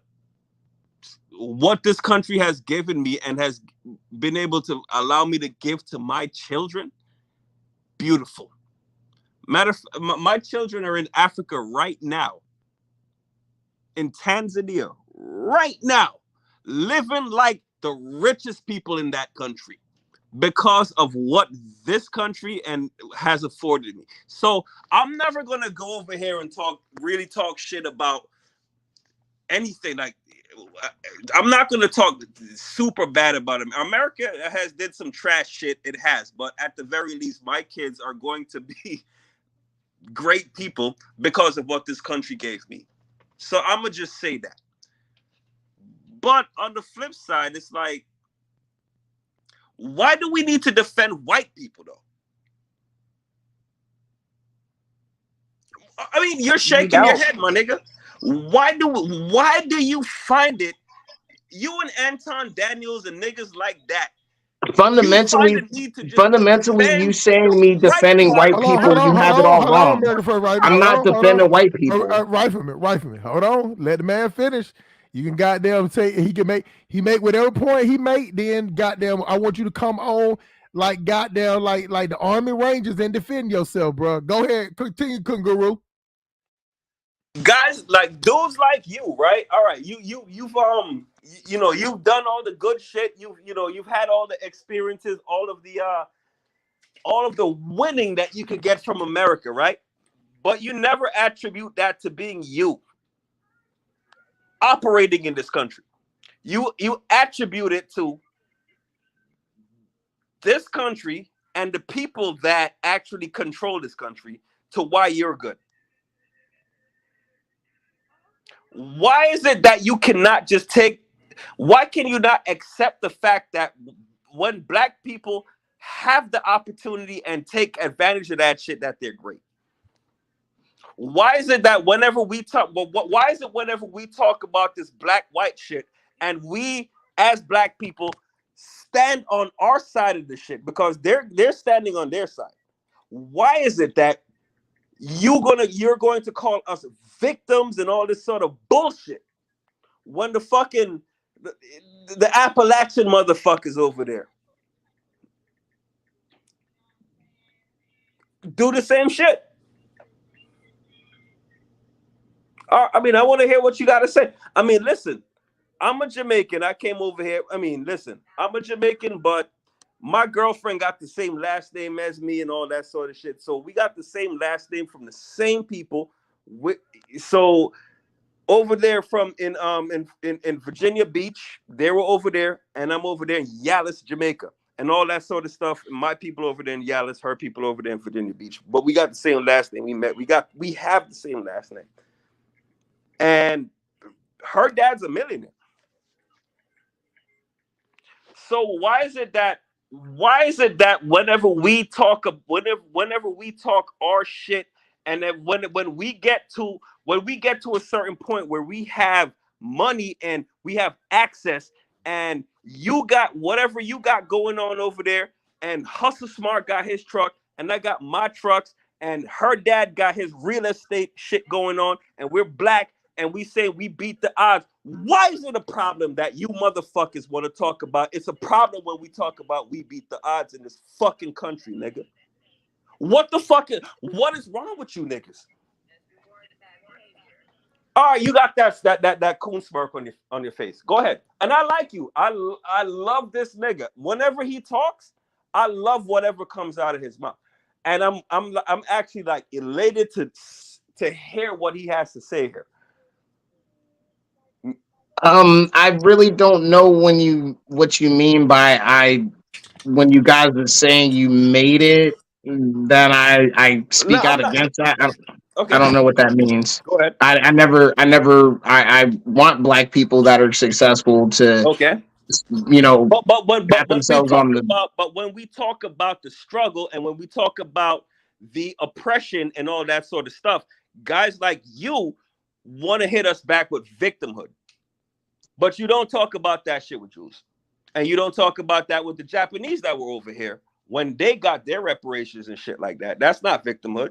They got a well, that's a little bit different. They had their property stolen and they were putting in camp. Oh. Do you want me to respond or? No, go ahead. I'm gonna shut up. Okay. Here's a couple of things. I don't really know where you use the term. You guys being successful, I speak out. Coons like me just speak out against that. I've never spoken out of it. You just kind of made that up out of nowhere. That's my fault. My bad. It's cool. In that no, I'm just going line by line. I'm just going line by line. I'm just trying to make sure we're and then before, it's not your comment of me defending white people. You know, I love white people. I more or less like to defend the truth and the reality of what's happening. It's Okay. not because I have some outward love of white people or the white race. It's Got it. more I like Western concepts about fairness and truth. I'm a Westerner, I'm an American, and I like those concepts, those ideas, the battle of ideas. That's what I like more than any white person, more than any Asian person. I like ideas. Mm-hmm. That's what I thrive on. So Mm-hmm. all this, you're defending white people. No, I'm defending truth and what I believe in, not a Okay, so race what of truth people. are you defending? Hold on, King Guru, hold on. I'm almost done. So when you guys get triggered, when it seems like I'm defending white people, Yo, but it's more or less you I'm sound defending. like a Hold on, blue-haired. King Guru. Stop. When you Hold say the on. word triggered, you Stop sound like a yelling. Hold blue-haired on. Let me Hey, finish. lesbian. Let me Like, finish. Kangaroo, dog, Kangaroo. Bro, you talk for goddamn damn near 10 minutes straight, bro. my bad. Hey, listen. My 10 bad. minutes straight, Yeah, bro. I'm Just a get mute. calm I'm down. a mute. Listen, we all good. Let me My bad. tell you the difference between you and most dudes, Kangaroo. Even Okay. when you go off the rail, you can be pulled back. So that's why I don't have no problem with you, bro. I don't have no problem with you defending yourself. It's only the only way I would have a problem with you if that I say Kangaroo, and you don't come back. You know what I'm saying? Y'all can see y'all going back and forth. I'm sitting here in the cut. I'm sitting here on Bigo. You know what All I'm right. saying? Let me ask you a question. Go ahead, ask Is your this a question, then. Yeah, go ahead. barbershop? Is this a barbershop type of environment, or like, what's going on? With what? Like, okay, so in the barbershop, niggas go back and forth and shit like that. I mean, niggas No. We ain't doing no. interject and all that. No, can't Is do that this because not that if type of environment? hold on, let me explain to you why. Because it wasn't Okay. a barbershop environment when you was talking. See, it can't be a barbershop experiment when you want to respond because he ain't interrupting you when you talk. See, it'd been a different if y'all were just going back and forth like y'all was in a what they call them rap battles or something. But Mm-hmm. what I do is because see, sometimes I interrupt you, Kangaroo, and you lose your thought. You lose your and I told you every time I do that shit, I turn around and tell you I hate that I do that to you. So Good point. therefore, All right. Good point. I got what I you're even saying. My bad. chastise myself. Good point. There you go. All right, go ahead. Mute yourself up and let American Yep. First Rifleman get back at you. Go ahead, Yeah. American Rifleman. Yep. Fire off. Cook me, fam. Cook me. Yeah. Oh no, it's not a cook. I'm here because I just like reality and truth. I made a decision a long time to be a truth seeker, and this is what it's all about to me. It's not about defending white people, and that's why I tell my people, y'all need to really watch what gets you triggered and worked up and what lights up your mind. You have to really examine that and really go through it with a fine-tooth comb and deprogram yourself of what gets you. And even me, when I became a conservative and became politically aware, and I've done the groundwork to read books and I've gotten involved in politics, all of that. So even becoming a conservative, there's certain things I've had to be careful that trigger me when it comes to certain issues. So where I don't become disingenuous and just start splats, like communists suck, communism, blah, blah, blah, instead of actually being able to lay out why communism sucks, where it came from, and be able to have an intellectual battle with a person that's convinced communism is good. I'm not going to be able to have a battle of ideas with a person that it has triggered me if I just throw out insults like you communist killer, Stalin lover, whatever. I'm going to have to tell them these are the crimes of the, socialists and communists and all that. You have to intellectualize your your historical understanding of how we've been disadvantaged when it comes to white people, what white people did, Europeans have done for hundreds of years to Africans from in Africa to the North American continent. We all know it's not a secret. Nobody's trying to you and I and Hustle Smart see me talk a whole bunch of times. I've never denied this. I've never taken up for white people, not one time. Now I may take up a position that maybe white people hold or something, but that's just not me defending white people. I intellectualize the conversation, not just get triggered. So that's what I'm trying to get you to understand. I want you to understand yourself better on why when you hear certain things, you just say certain things. You know what I'm saying? I don't know how many books you've read. I don't know all your experiences. I don't know any of that. I would just say read I'm some an more English. books. I And was all an English literature major, bro. So you cannot school me on you know, literature or none of that sort of shit or the English language. I'm better at it than you. So anyway, go ahead. You muted, Rifleman. You muted. Oh, well, I mean, that's cool, but you know, you get triggered and forget what you say. So, I mean, yeah, you haven't really been able to intellectually stand up to any of my arguments. You really you I just used forgot what I rhetoric was saying. Kanguru, as a Kanguru, Kanguru. Let the man I was talk, fucking Kanguru. Let the calling me up man on some talk. business. Let Kanguru. Let the man talk, bro. you. Hey, Kanguru. Let me be all fair. You threw shots at him. You called him a coon. You called him all type of shit. He ain't say a word when you called him a Yeah, coon. nah, but this nigga wanted But to call me out hold about on, though. English Hold literature on. What I'm experience saying and all is that sort of that shit. I'm better than you. Come on, dog. This is what I did. This is what what I I'm went to saying is, college for, Kanguru, nigga. Anyway. is that you threw shots at him. He didn't say a word. That's all I'm saying. So when he throwing them back at you, you got to respect the game, bro. When you get the mic back, I got it. hey, when you got get the mic back, I want you to pull your arms, the bow and arrow back all the way and fire back on it. But I just want you to wait for him to finish. That's all I want, bro. All right, cool. Go ahead. Don't y'all see? I ain't even giving y'all no time limits or nothing, bro. I'm letting y'all brothers cook because these conversations need to be said. That's why I ain't saying shit. But the only thing I'm doing is mediating when the interrupting this happen. That's all I'm doing. You know what I'm saying? So y'all goddamn go ahead, do your thing. Go ahead, America First, right? Continue.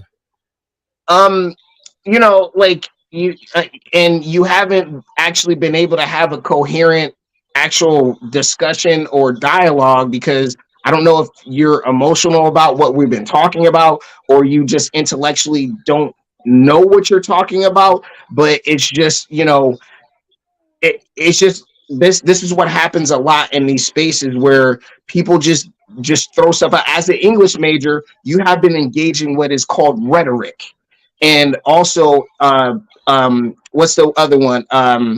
Not pathos, but ethos or whatever, like emotionalism. That's all you've really been doing. And black people engage in this anti intellectual battle when it comes to racism.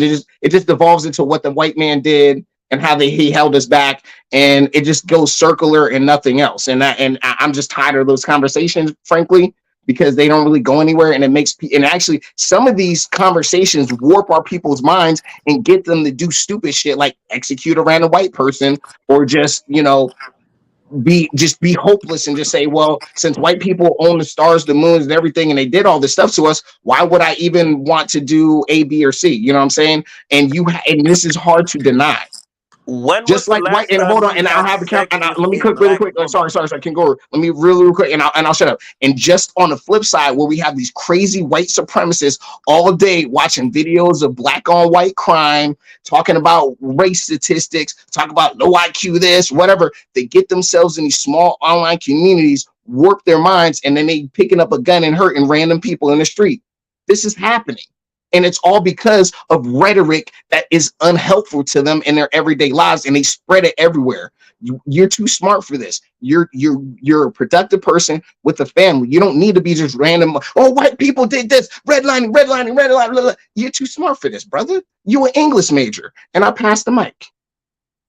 My last name is Taylor, and look at me. My last name should not be Taylor. So I mean, if you're defending the process that got my last name to be my last name, that's, I mean, and I fuck with my last name. I mean, I wear it proudly, whatever, you know what I mean? We have decided to make it what we wanted to make it, but at the end of the day, that's not what my last name should be, bruh. So, I mean, what are we talking about here? Like, what are we really going to try to like act like slavery and colonization and all that shit didn't happen? Are we really going to? You're laughing at that shit. Okay. All right, cool. Yeah, So I can only speak for me. Go ahead, Didi. Go ahead, Didi. You know, Go pass it to Mr. Sandman. Go ahead, Didi. Me personally, yes, slavery happened. Yes, racism is going on. Yes, all these things are very real. and they're happening.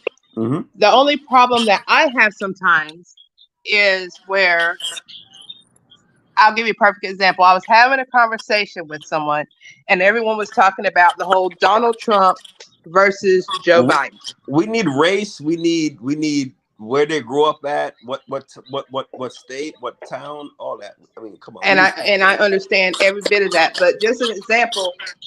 No, I mean, come on. Before you go, like, give us that. Oh, me? Yeah. I grew up in South Carolina. No, who you were talking to? Oh, I was just talking in general. Okay. And nobody's denying that, racism. I mean, I go through sundown towns all the time. I know I better watch my back. I mean, it's there. But the only problem that I have sometimes is, like I was saying, when I had this conversation with somebody, and it was the whole Trump Biden conversation. Mm-hmm. As soon as I said, if I had to choose between Trump and Biden, I would choose Trump. And I voted Trump twice. Immediately, I was cut off and told that I love white people. They didn't give me the time to finish saying that as a small business owner, I did a lot better under Trump than I did under Biden. It wasn't the fact that Trump was white, but they automatically jumped to that before they let me finish my thought. And so just because I feel that way doesn't mean that I'm denying racism. I'm denying that my last name shouldn't be Williams or anything like that. It's do you know what we do that white people don't do? They really don't talk about who they vote for. I mean, I'm blue collar, right? So I talk, I work with a lot of white men and stuff like that, and we're like in shoulder to shoulder and all that sort of stuff. And yeah, they definitely hint hard that they vote for Trump, but they would never say who they voted for. Black people are the only people really that be like, yeah, I vote this, I vote that. Like I even meet like who I would assume would be liberal white people, and they say, yeah, they strike up conversations with me politically, and I know how to navigate it, but they never really say who they vote for. We're the only ones that are talking about, yeah, we voted Democrat and shit like that. So the point that I was making is just because I started off the conversation as in I would vote for Trump, it was automatically assumed that I'm a white person lover and this, that, and the other. They never let me get my point across. And that's why I love how Hustle Smart run his show. Because sometimes an assumption can be made based on partial information. If you don't let a person get their entire point out, then you're not going to have an understanding. It's a totality of the information, not just one piece. Should we have let Lizzo get her whole point out?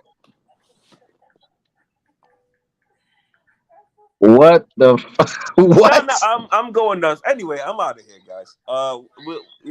Yeah, you embarrassed yourself. You embarrassed yourself. How did I embarrass myself?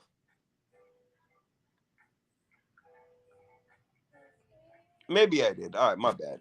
I'm gonna no, bro. You stood on what you stood on, goddamn. I Kangaroo. I stand on what I stand on. Listen, let me tell you something before you go, and don't you dare leave like that, bro. You stood on what you stood on, bro. Like that's the thing that I like about you, bro. Anybody, you stand on what you stand on. You believe what you believe in. It doesn't matter if you don't get nobody. I mean, nobody got to agree with you. But long as that's what you believe in, that's what you stand on, and you don't waver from your point, bro. You get what I'm saying? Just you articulating the way you do it. The only issue y'all had when y'all started throwing shots at each other, then that's just what it is. But that's all in the game of sports. I watch football, I watch basketball, I watch all type of sports. I watch them niggas throw shots at each other, then they go out and have a steak dinner. Then they go jump in their Range Rover. They go jump in their Phantoms. It's good. You know what it's called, Kangaroo? It's steel sharpening steel, bro. Look, I will say this. I do have to bounce, but I will say this 100%. I fuck with American First Riflemen. The first time I ever heard that nigga talk, that nigga speaks truth. I do not disagree with nothing that motherfucker says. I love Agreed. that nigga, and that's what I'm gonna say. But I really do have to peace out. So I'm gonna just leave it right there. But I appreciate you, man. You know you're welcome anytime, man. Hit me up, like you say, come with the ideas. Let me tell you something. Like, a lot of show Guru give me ideas and things or points I need to go at. You know what I'm saying? And the day y'all better be glad because he wasn't even drinking. Because he was out there with the chick and the kids, with the goddamn with the V-neck t-shirt on, bro. He's out there styling. Jesus Christ. Pause. Yeah, But man. all right, bro, But you yo, gotta go, man. You gotta go, bro. yeah, I gotta go. But American First Rifleman, I mean, hey, like he said, steel sharp and steel. I fuck with you the long way. Whenever I see you pop up, and I be in these circles. Whenever you pop up and you talk, I'm like, I love this guy. I love you, bro. Anyway, so Subscribe to my channel. Thank you, brother. yes, sir. Go ahead, Mr. Sandman. Come on with your spiel, you 400 sit-ups. Goddamn doing today, nigga. Bring your ass on up in here. Unmute your mic, bro. Yeah. What's going on? Y'all Salute, doing? bro. Salute. Salute, bro. Your night is Yeah, one in the building. Hold on for a second. Your night is one in the building. My boy Steve T in the building. Like always coming through with the heat, man. Y'all, let me tell y'all something. What y'all just watched is what no other channel will let y'all see. Two brothers going at it, throwing shots, but come together at the end. No animosity, no remorse. They stand on two different grounds. That's what I allow over here. And that's what I'm gonna continue to allow over here. Ain't nobody got no time limit. It ain't. Let me tell you something. So some people might thought that wasn't productive. It was productive as fuck, cause it showed how two brothers can have two opposing views, and one talking about killing or shooting or pulling up. So that's a win-win. Excuse me, Mr. Salmon. I ain't mean to interject that point, but I had to say that. Continue, my brother. yeah. That's an important topic that you just addressed. You know what I'm saying? That what I mean, bygones can be bygones, even if they disagree. And I mean, it didn't have to escalate to something ratchet. I mean, they're not necessary because we are better than that, and we can be better than that. Yeah, or vice versa. But yeah, but oh yeah, the topic about what happened in our history here in the United States with all of the racial injustices and all of the the things that happened to us here in the United States and even across the world in the whole diaspora. I mean, the short end of the stick that we have received a lot of times, and the powers that be have given to us. As a historian and as an intellectual, it's interesting to talk about human history. That's a part of the human history. What I mean, the transatlantic slave trade and the slavery that happened here in the in the states. You know what I'm saying, in the Americas. But at the same time, as a man, you give your power away, and as a people, you give your power away when you say stuff like it's another people's fault that you are where you at. See what I'm saying? You automatic by saying that, you automatically saying that, okay, this person is better than us, or these people are better than us, and these people are smarter than us, and that's the reason why we're under their foot. But by taking your power back and saying, okay, we fucked up, we did this, we sold our own people into slavery, we the ones that fell into the psychological manipulation and didn't build for ourselves. We did that. By taking that stance and taking accountability for what we did, we take our power back. You see what I'm saying? And then by taking our power back, we can build on that foundation and say, okay, we got ourselves here, we can dig ourselves out of it. But for as long as we continue to, point fingers and not take accountability for our shortcomings, we're always going to be uh, mired in the victim mentality that's going to leave us stuck at the bottom of the totem pole. It's kind of like your lady in a relationship. She's always going to be blaming her man for what's going on in the relationship. Why is that? That's because the man in the relationship is supposed to be the leader. You know what I'm saying? And she's subject to someone more powerful than him. By us as a people, especially the men in this country, the black men in this country, we're acting like the females in a relationship. You know what I mean? The white man is the man of the relationship, and we're his bride. We're his bitchy little bride that don't want to go into the kitchen and wash the dishes. You feel me? Because we're not out there earning. You know what I mean? We're not the breadwinners of the house. You know what I'm saying? And the house here is the continental United States, and would it need to also be the house need to be, you know what I mean, the Africa. You know what I'm saying?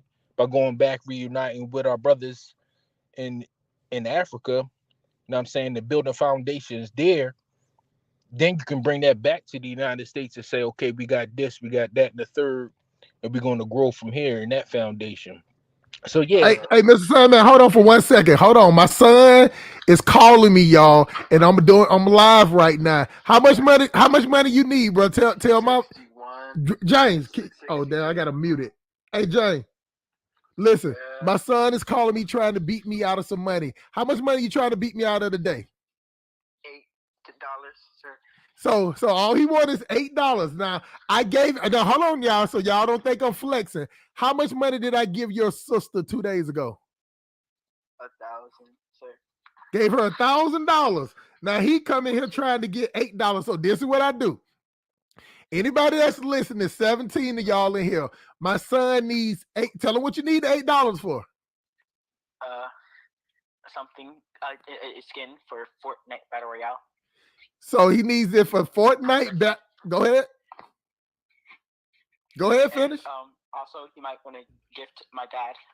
Maybe. I don't know. Maybe. No. Don't worry about what I get. They already don't donate it to me. I'm saying I told him I ain't giving him $8 because I already gave his sister a stack, and then I paid. Hold on, shut up, boy.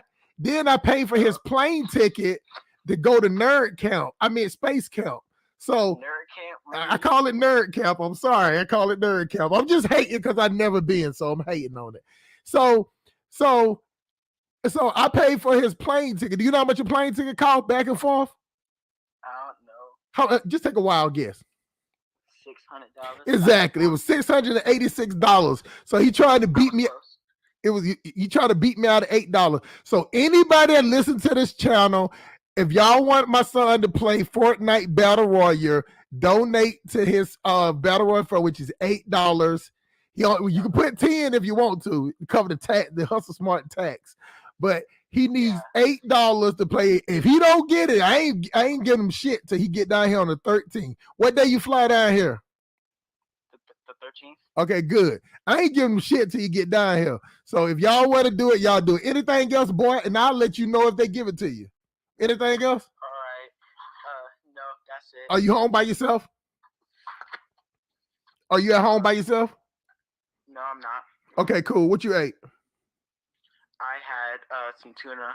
I made myself the tuna by myself. It was good. That's what's up, bro. See, that's how I know you my son, and on top of that, you got a big ass fucking head like me. Anyway, love you, bye. Love you too, Dad. All right. That $8 would be nice if you could maybe gift it to my dad, maybe, please. Thank you. Cool. Bye, boy. Bye. You see what I have to go through, y'all? Go ahead, Mr. Sandman. Continue. I mean, yeah, that was the mainly the gist of what I wanted to say. You know what I'm saying? What was the main topic of discussion? The main topic of the day went all the way left when America First Riflemen from Oregon and Kunguru, the Jamaican Poom Poom Smasher, started going at it about Antoine Daniels. That just took the conversation the old way. But the original conversation was about thriving and surviving. Now, the reason why I let the conversation go, Mr. Sandman, because what they was talking about is connected to thriving and surviving. See, on one hand, with America First Rifleman, he was talking about was thriving. That means forget all the shit that people are saying. Whatever they said, they said. Whatever they did, they did. Now, what you gonna do next? See, from Kanguru standpoint, he was talking about the mental toll on black people. See, that's just some surviving shit. You know what I'm saying? Because that's just surviving with the trauma. That means that we're more connected with trauma. See, I think that is a problem with black people. That's what makes me different from most black people, Mr. Sandman, because I don't focus on trauma. But just because I don't focus on trauma, that don't mean that I disregard it. Because I don't feel sorry for it. It don't make me choke up when you talk about it. That doesn't mean I don't believe that it happened. That just means that my brain, not compartment. Compartmentalizes. That's what it does to that situation. And I ain't gonna let that get in the way of me grinding because I got two leeches. I got two motherfucking leeches that I have spoiled to show them a better lifestyle. They know where I come from. They know what I did, and I tell them that as long as you do what you got to do and help yourself move further, you know I help you out in life. So I can't just sit up there and just talk about dumb shit, dumb nigga shit, and I'm sending him the motherfucking nerd camp. It ain't nerd camp, y'all. It's the space camp in Huntsville, Alabama. So, you know, I call it nerd camp, and I'm just damn. That's the real NASA joint. That's the real NASA joint with the they got the spaceships out there and everything. They do the simulation. Hustle smart. I used to read comic books in the crack house. Tears in my eyes, knowing I'll never go to that bitch. Damn. I remember those days. So shout out to your son, man. Give that young man the best. Yeah. So yeah. Hey, we still y'all. Hey, 17 of y'all. Goddamn, give my son that $8, Shawty. Let me read a couple of these chat before we give it back to Sam, man, because I know I just straight interrupt them. Salute, Cell Police, to American Rifleman. I went to listen. Oh, they say you also read that one. White girlfriend. Is she okay? Read that one. Tell me that read that one. Oh, it was at Steve T. American First Rifleman be who you are. Don't worry about what someone else thinks. I get that. That's what you said about. I already focus on that. American last standing hair follicle used to be WW white women only. Used to be with white women only, but white really don't like him like that. So he made his way over to the Pan-African space. God, no, I'm black, sir. I realized I'm black, sir. Steve T said he thinks Kaguru wants a cookie. You know what I'm saying? My brother just passionate. That's those female Jeezy guys. Hey, my brother just passionate. As long as we got rhetoric, it makes us feel good that we don't have to do anything but blame the white man. You left a do-out. You left a D-O out, Steve T. Steve T, we the only ones still crying about racism while the Latinos are making things happen. Not only are the Latinos making things happen, Steve, let me ask you a question, Mr. Sandman, before I read the rest of these statements. What do you think? Well, it's more of a quote question. What do you think gonna happen after all those Latinos that's coming in here learn how to speak English? Do you think that they're gonna be with a black and brown coalition, or are they gonna be like, fuck y'all dumb niggas? Well, I think it's gonna take a couple years for them to assimilate. I mean, not a couple years, but a couple of generations for them to assimilate into American culture. I think a lot of them are still ingrained into the Mexican heritage. So a lot of things that they do is still Mexican-ish or South American-ish style of culture. But as they get a taste of and a bite of the Big Apple and the taste of all that good bread coming in, they're going to start getting, a little uppity. They're going to be some, how they used to say uppity niggas. There's about to be some uppity Mexicans, some uppity wetback. They're going to turn into white people. Yeah, let me pose the next question before I answer this. Elijah, what I read real good. These niggas can't type. These niggas don't be typing. They be thinking they typing something, but they really don't be typing. So I have to add I have to add words to it. So that's why it sounds like I'm like a robot because they just don't be they be typing too fast. Because I do it too when I'm driving. I type real fast. So Logic Only says we're so said black people only cry about racism because other races don't like them, not that they are actually cry. See, y'all don't understand period. Y'all niggas don't understand punctuation. You know punctuation having y'all do run-on sentences. So I be trying to give you the period and the semicolon, but then y'all put a period at the end of racism. Black people are mad that other people won't fuck with them. That's all. That is true. All right, P-Funk, black spouses only. I agree with that. I support that. LOL, do not let American last follicle and a squirrel run you off. No, for sure. But he had to go though, man. I believe he was at the park kicking it with his salmon shirt on, bro. You know what I'm saying? Like, facts though. United's one in the building. Salute to you, bro. Facts though. When I used to box, I used to talk trash like a motherfucker. After the fight, we hit up White Castle together. It was always love. That's why I let the conversation go. Just to show y'all, because I knew how America First Right. It was more or less on Kunguru how he was going to react. I knew how America First Right was going to handle the situation.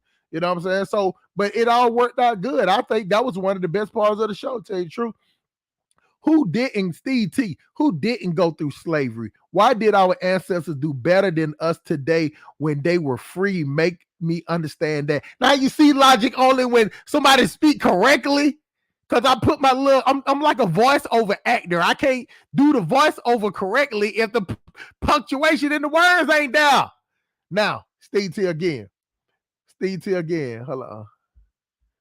Okay. I tried playing Fortnite. They kick my ass every time. It's probably your son. Hey, don't tell him, but they got a crew. So he trying to get in the battle royale, y'all. Still looking for the $8. Let me see if anybody sent it yet. Okay, somebody sent $5. Come on now. You sent $5. You know you could have sent the other $3. God damn. So we wait for $3, shawty, or $5 for the Hustle Smart taxes. I'm gonna read it too. If you put a message, I just see the cash out thing. I'm gonna see it. I got to look at the whole thing, see if it's a message behind it. All right, Logic. I know you're black. You just got rejected by white folks. I see. I put the folks on there about whites. Anyway, what you got to say about that, Reverend Reisman? She say, "I know you are black. You just got rejected by whites." You muted. What did you want me to say? I say what you say about that. I know you're a black. You just got rejected by whites. What you got to say about that? Is she talking to you or me? You know she ain't talking about me, bro. No, I actually white people really like me, but in general. But I just recognize the new age we're coming in, and I'm a black man in the West, and my lineage comes from Africa, and I understand that. For one, I need to be okay. Before back a while ago, I used to be hold that thought, man. Steve T just sent the other $3. God damn. Got to respect the money. You know how I go, bro. You know we got to respect the money. Appreciate Steve T for the other $3 and goddamn MD for the $5. It got a different name on it. Hold on for a second. Hold that thought. Remember, don't forget it now. Hold on, hold that thought. Hold that thought.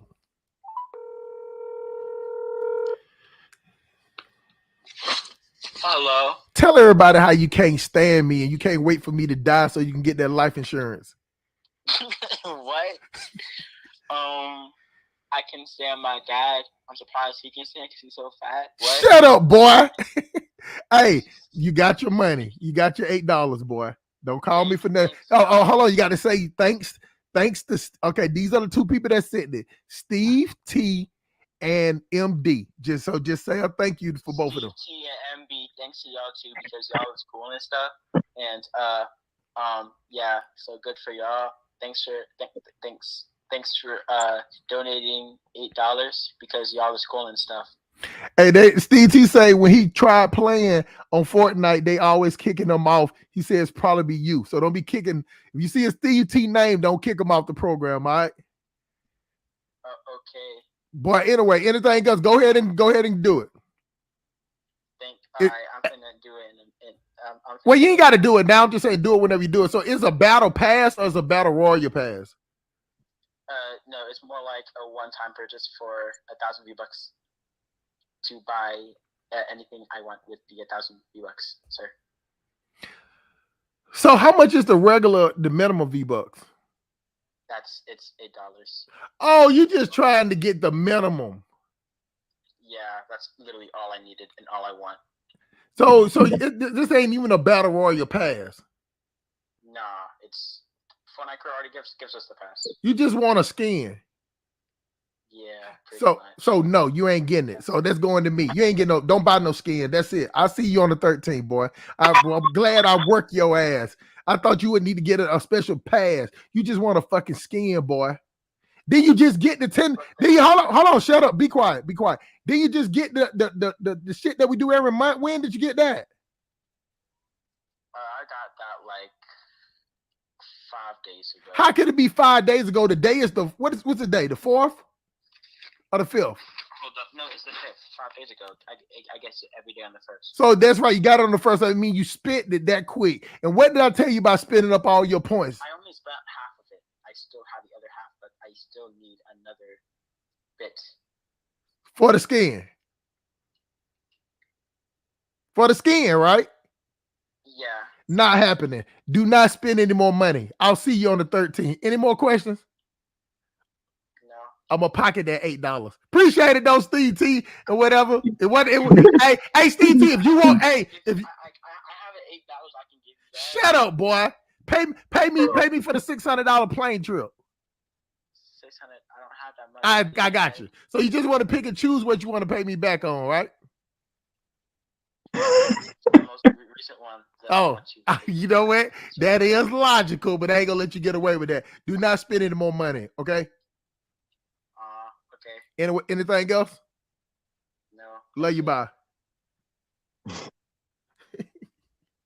Dude, you're keeping them straight on all those microtransactions. That's how they get people. That's how they get him.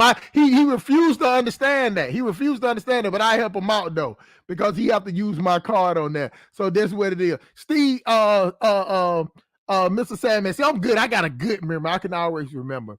But Steve, Mr. Sandman, do you think that since you think that it's 2 years, do you think that I think that this was what I think, and see if you agree with it. I think that they're gonna implement something where they're gonna make it mandatory, that they're gonna start coming up with them to be mandatory for them to learn English.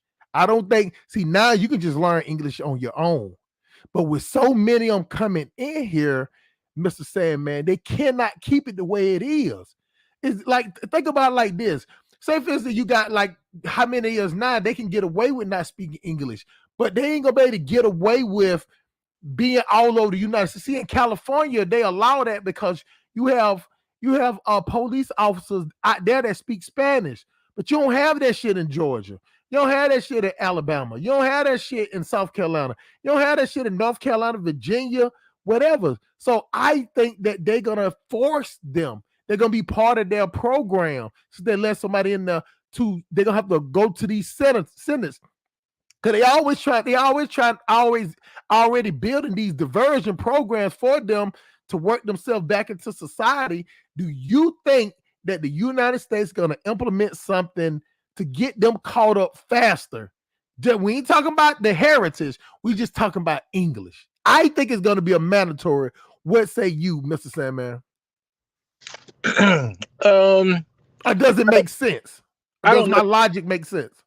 I don't necessarily believe that they're going to make it mandatory. I think it's going to be a situation where modern technology is going to make it so that your AI device in your pocket, which will be your phone, will be able to translate different languages to you. And I think that technology is coming in the next 5 to 10 years. So I would say by 20 2030, we'll be able to, speak our native dialect or whatever we learned growing up, and and a AI machine will be able to convert that language to whatever language that needs to be spoken to another person somehow. I think that technology is not only developed, but they haven't let it out to the public yet. So I think that's coming. But hold on though, now let me give you a little pushback. Even though I asked you the question, just don't trip like damn. He giving me pushback and he asking me a question. Let me push back on that though, Mr. Sandman. They bringing in over goddamn 200, close to 200,000 a month.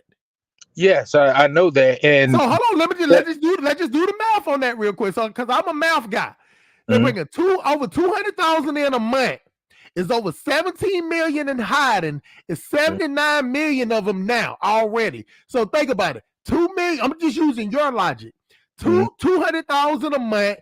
That's goddamn that's 1.4 million a year. That means in 5 years, like you said, it would be another 7 million. That would make them be at 79 right now legally. I think it's what it is, 79 or 75 million right now. 17 million in hiding brings that number to 92. And then in 5 years, that would be another goddamn 10 million. That'll be it is no way in the world in the United States they would let it be 100 million Latinos that can't speak English. That means that they would have more than the black, Hispanic, black, Asian, Caribbean, because we don't try to put the Caribbeans with us for whatever reason.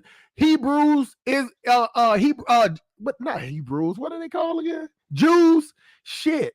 Italians, all of them. It is nowhere in the world you can let 10 million people come into your country that don't know how to speak English. Well, I look at it from this, Go ahead. Yeah, I look at it from this standpoint. Like, all right, if you look at it, shout out to Dinus in the building, Mr. Goddamn Steam Curry Chicken and Greens saved his life, changed his life over there in Sierra Leone. And I'm telling y'all, every time they go into them restaurants, Dinus, I never see anybody going to the bathroom. I never see anybody getting up from them tables, going to the bathroom, washing their hands. What say you, Mr. Sandman? Go ahead. Yeah, I was going to say I don't want to get too far away from the topic about. Bruh. Take it as far as you speak your piece, man. You heard what I just let them niggas do for goddamn 30 minutes? Right. I mean, I don't have a whole lot of time to talk, because I had to add some other prior engagements. But like, all right, so I'm looking at it from this standpoint. Like, if you look at it from a macroeconomic standpoint, all right. So United States is a business, right? And if you look at the demographics statistically, right, the birth rate here in the United States has dropped, precipitously. I'm sure that America First Right. Y'all fucking up the words too. See, y'all talk shit about America First Right, man. He the one that can pronounce all the goddamn words correctly. You punk motherfuckers. Yeah, but the birth rates is dropping. So, for our GDP to grow, what I'm saying, they need a workforce. So that's the gross domestic product and the stuff that we build here. So we also having an issue with China, who's making a lot of really cheap products for us, over in their country and selling it us for pennies on the dollar. So that allows us to buy a lot of cheap stuff from convenience stores and Walmarts and things like that. So I'm thinking that the United States is allowing a lot of these, immigrants in here from the, Mexico and the South American countries, mainly because I think they're trying to increase the workforce. And by increasing the workforce, right, they can grow the economy again. And not only grow the economy again, they'll be able to, pay really cheap labor for, producing products that Americans consume. As for it, and I project that they're looking at it as a situation like, okay, yeah, we're going to allow a lot of this huge workforce into the United States and grow our gross domestic product and buy a lot of stuff locally instead of sending all of our companies across seas so that they can manufacture products real cheaply. We can have like a second or a third class group of people build it right here in the United States for cheap, and then not only that, we get tax them for it too. So I think that's partially why a lot of people in the federal government are against a minimum wage, a federally mandated a minimum wage. As far as like the next generation after all of these migrants that they're allowing into the United States to help grow the economy, I think it's like I said, I think it's going to be an issue where technology is growing, especially when it comes to artificial intelligence is growing at a really extremely fast rate, and it's going to get to the point where where it's not even going to be that huge of an issue, not only to communicate with each other even if we speak different languages, but it's going to get to a point where we're going to be able to learn how to speak different languages at a really fast rate. You see what I'm saying? You remember, I can recall like maybe 20 to 25 years ago where I looked at a computer and my damn near my throat dropped into my stomach because I was terrified. Like, what the hell is this? Now, every red-blooded American from the age of 3 all the way to the age of 80 is a wizard when it comes to operating computers and Windows operating systems. So I think as we grow as a group of people in this culture, that's just going to be a part of life here, where we're going to be able to communicate with each other in different ways. We're going to find different ways to communicate. That's what I anticipate. I don't know exactly what their plans are, but that's what I Of course. guess would be. Okay, that's But I good. had to, Like that, you know what? That gave me a little bit. See, I was more think about it as a guerrilla hustler, so I didn't comprehend it. But the way you just put that is still, I even go further than what you just said. I think the only way to do that, they're gonna have to come up with a Latino town, the same way they got Chinatown in New York. If they're not gonna get them caught up to the point that they can speak English, they're gonna have to section them off. They're gonna have to put them all in one area together, the same way like how you can go to Chinatown in New York and get all cheap goods and all that shit. I think they're gonna do the same. They're gonna find a couple of states, and they're gonna build. See the good. You know what the good thing about the Latino people is? They don't mind building up their own community. They got the builders. They got the construction. See, you could just see, they like how I was in the trap game back in the day, Mr. Sandman. Niggas like, man, go over there to these apartments. Ain't nobody trapping over here. And I made it a trap. I start going back to the other neighborhood, telling them where to come over here. I found them a little spot where they can got them a little nut that they can. Let me tell you something, dog. That's why it shocks me how black people are, because I was so cutthroat and conniving with the trap game because it was so easy. I found the little abandoned apartment. I found the little junkie to go in there and clean it up, put some little chairs in there. You know what I'm saying? And then let them got to have lighters in there for them. But I mean, it was to the detriment of our community. But I get what you're saying. So I concede my point off of what you just said. Your point makes some more sense on far as the cheap labor, like that with the competition. When you added the context with the China competing against China, it makes all the sense in the world now, bro. So Unite is one. I used to read comic books in the trap house knowing I'd never go to that bitch. He laughing at you, bro. So it's hard typing and drinking at the same time. Hey, try driving a big truck doing that shit, because I be doing that shit. Shout out to you, Steve T, man.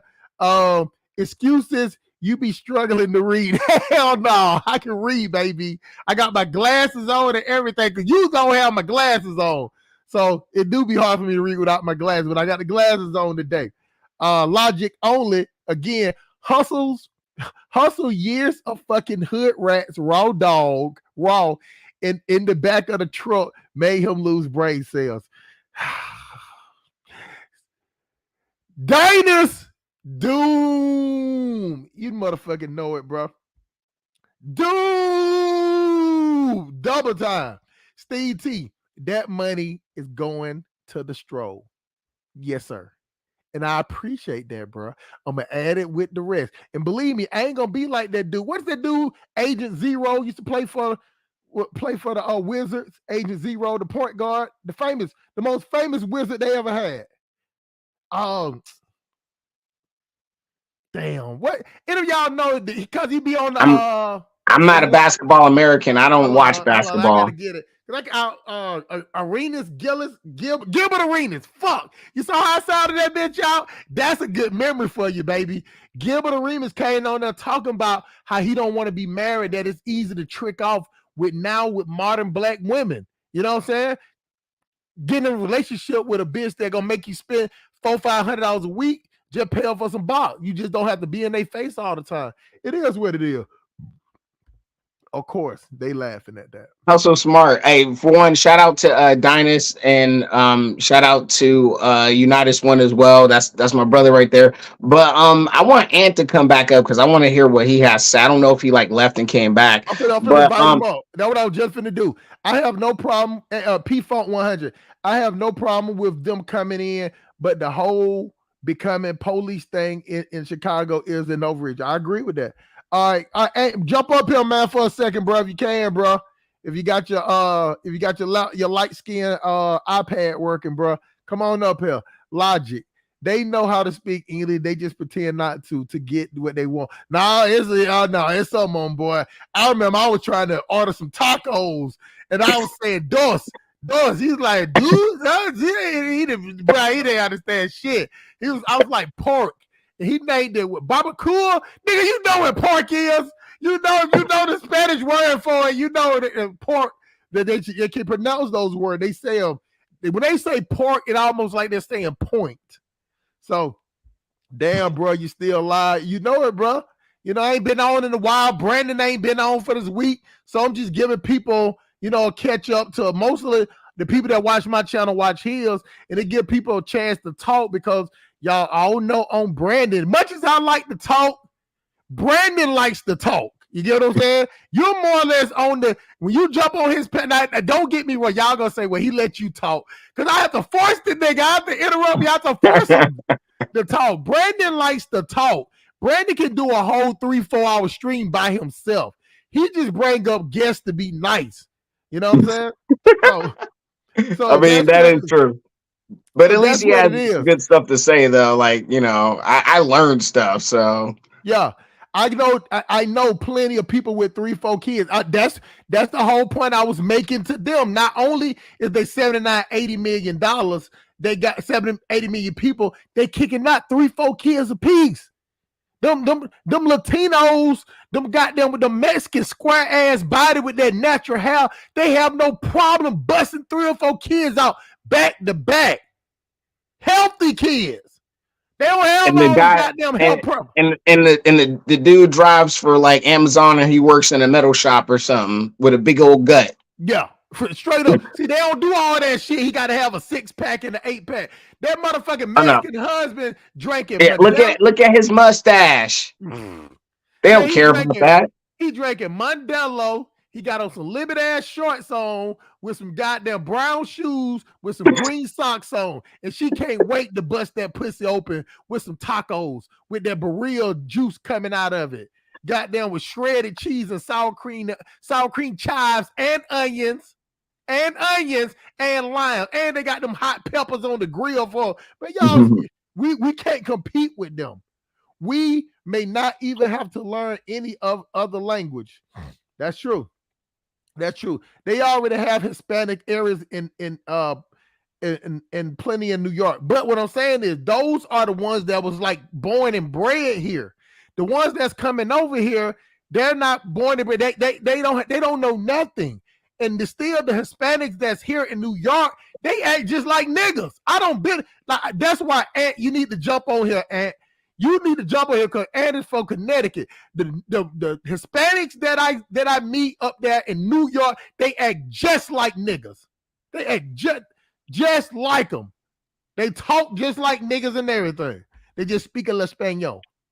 They don't need Latino town. They taking over our hoods. But see, that's where the clash gonna come in. They don't want that to happen. And here we got the most silkiest brown paper sack tan skin, the most perkiest.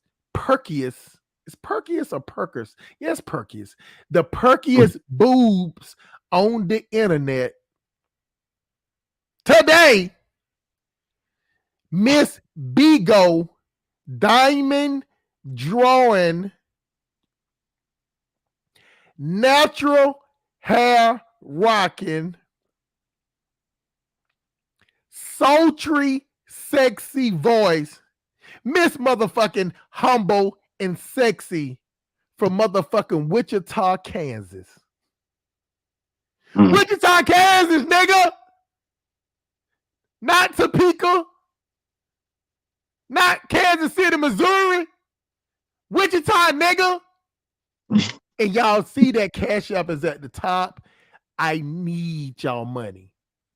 She needs her diamonds, and I need y'all money.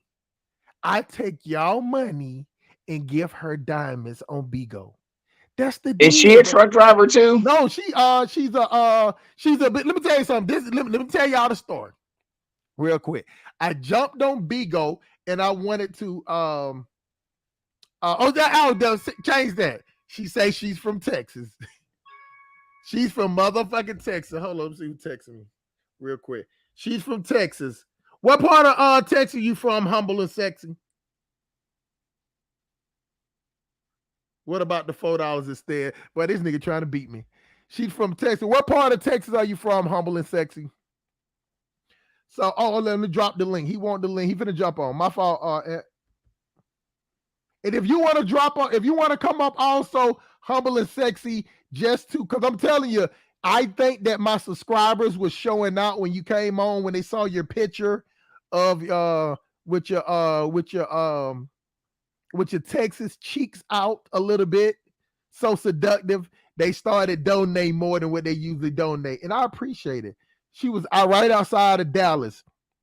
So if y'all want to go to it, man, she's on Bigo, Bigo. She's on Bigo with the same name, humble and sexy. Let me make sure that's what it is. It probably be what it is. I just want to make sure, y'all. And so what happened was, what happened was, I was just on there, and so I'm just looking at all these other profiles, and everybody over there just doing the most. They yelling and screaming, some motherfuckers drinking and smoking, and she was sitting there doing diamond art, just listening to, just soothing music. So, after driving, I'm like, oh shit, I'm going to all the other channels, I'm switching through. But when I came to hers, she's doing that, and she, just vibing to the music, not being extra, bro. I'm telling you, she just was not being extra. And I'm telling y'all, if y'all want to check out somebody that's on Bigo that you can watch doing work, it's almost like how those people that like to watch people eat food or paint or something like that. It's a soothing type of vibe when you checking out this show. And it's in the building again, man. I'm gonna read a couple of these chats, get us caught up before you go. You got a couple of minutes, right, Ant? Oh yeah, I'm good now. I'm inside now. So gotcha. Got his Obama with the goddamn earring in his ear, but these light-skinned niggas, they stick together. All right. He said, I'll come back up. Hold on. He here now. America. My least favorite light skin. Just to be honest. Come on, man. America's lack of hairline. Lips are really crusty. Hey, Logic said, lick your lips, bro. Lick your lips. I'll put this chapstick on it. Hustle with you smash Chelsea Janae. I have no idea who that is. Let me look at her real quick. Hold on. Let me look at her real quick. She calling me out because I will smash her. You're supposed to be killing me with these famous people I'm supposed to be knowing. No, she's talking about me. Chelsea Janae.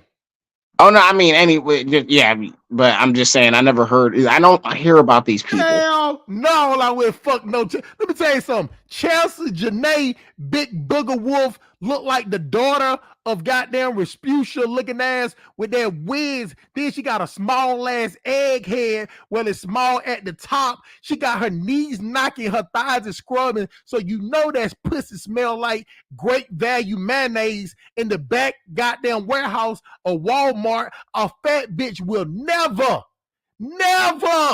trick Hustle Smart out some dick. You know what I'm saying? If they had a gun to both of my kids' head and said, fuck a fat bitch, I would be like, kill them both. Because I go find a nice, fine bitch, you find a chick that look like hustle, that look like humble and sexy and make 2 more kids. And matter of fact, those kids gonna look better than my kids because she light skinned. Well, she kind of paper sack tan. And But she got Hustle natural Smart. hair. Hustle Ain't fucking Smart. no fat bitches. But Hustle Smart, do she got ass though? Man, you can't. She got girth. She got back that's connected to ass, that's connected to back fat on her back leg. Would never let a fat bitch trick Hustle Smart that out ass, of dick. No. So the answer to that is no. Mexicans took over the Connecticut. See, we finna get to that. That's why I wanted you to come up. And you know, America First Right, he got something to ask you too. But there's a couple more of these. I'm from Texas, but moved to Wichita, Kansas, for sure. Logic. Oh yeah, brother. Deep girl. Okay, they hit right there. Just a couple more. Outside of Dallas, Mesquite. Oh yeah, it's a little barbecue place I go to out of Mesquite, right there by the Loves. So I would know something about some barbecue, right? Mexico overtook the black towns in Connecticut. They worked construction once they got here. They do the same here. That's the funny part. Dee, goddamn, look at Dee. A fat bitch couldn't trick me out no dick if my kids' life depended on it. I stand by that quote. Now we goddamn get to you, Mr. Ant. This is my thing. We was talking about the Latinos population. Now I say that up there in the Connecticut area, people were saying that the Latinos that's coming over here, that they're gonna connect to the they're gonna connect to the light skin, not the light skinned people. They're gonna connect to the people that's from the board. Hold on 1 second. Yes, sir.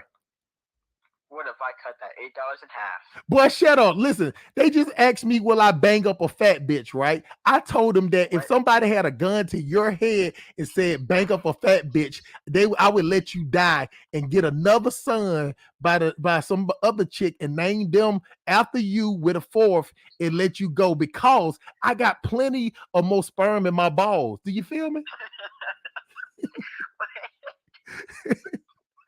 Bye, boy. Love you, bye. I'll call you back. Love you, bye. So is that a yes or no? No, that is a goddamn no, boy. Don't make me retire your jersey by choking you like Bart Simpson. Love you, bye. Okay. Love you, bye. Love you too. Bye, Dad. So, Ant, do you think that, well, another thing I was saying was that the Latinos in New York act just like black people, or they just act mad niggerish, or in Latinos mad spickerish, whatever you want to call it. So I don't think that the Latinos or the Hispanics are coming from Honduras and Guatemala. I don't think that they're gonna connect with the people from New York and Connecticut. That's why they sending them down south. Do you agree with that? Or what points you got on that, my brother? Yeah, I agree with what you're saying. There's a complete There you difference. go. Even when I going. was growing up, like even the Puerto Ricans that were born and raised in Puerto Rico don't connect with the ones that were raised here. There's a complete difference. Like some of the ones that are raised here might be 2-3 generations in. They barely speak Spanish. They understand it, but they're not like super fluent. And the ones that come over there, they literally got a name for them. They call them gualas. So they call them, they dress different. They only want to hang out with people that were born and raised on the island.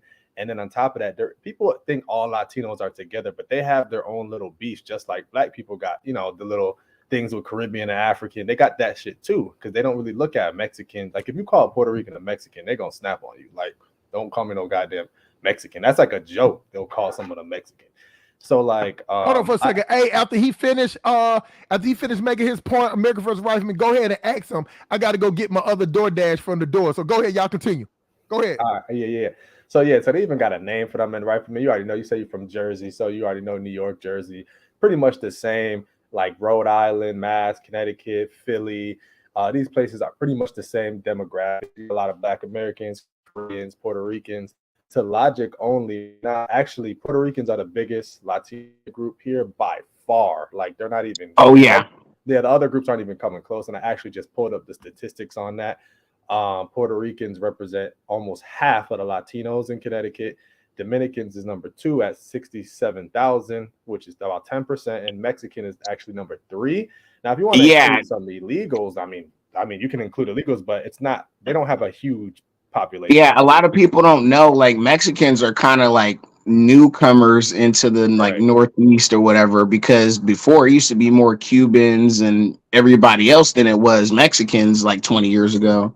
Right. I see So some yeah. people, I'm not going to assume they're Mexican, but I do see some people that do work on, unfortunately, they're working on those fields and shit like that, picking the corn and shit. I do see that in the farm areas of the state, but I don't know if they're Mexican or Honduran or whatever, but You know they're from more than likely they're from Central yeah, America. yeah, probably.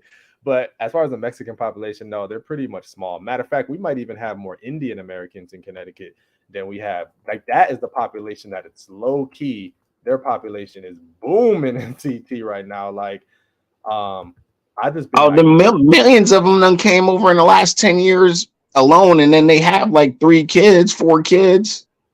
Yeah, that's what I'm saying. Like people are sleeping on them. Like I've been seeing more and more East Indians in Connecticut. Like they got their own communities. Let me see. It says, okay, so the Asian population in Connecticut is 156,000. Asian Indians are 57,000 in Connecticut. So Mexican is 59,000. So they're just about, and they're gonna probably pass. They're gonna probably pass the Mexican population because they're having literally 3-4 kids apiece. From what I'm seeing, they're having big families and they're very family, way more than Mexican in my opinion. Way more, Yep. I don't know if you've seen that rifleman, the Pat David little 10-15 minute video he did on the East Indians in America, like how like they're the highest earning group and Oh yeah. I saw that. Yeah, it was good. Yeah. And the thing about it is people don't think about them at all. Well, not to get too far off track, this is why our US government and foreign policy establishment are so freaking stupid, is that we should have been engaged in India like 15, 20 years ago. Now we're just like, oh, we need to start talking to them. Because like literally we depend on them, not for like any intellectual capacity, but it's more like expedient, like IT workers and stuff like that. They kind of plug in gaps in like the backbone of the workforce, and we really need India for that because no other country can provide workers at that scale. Not even China can.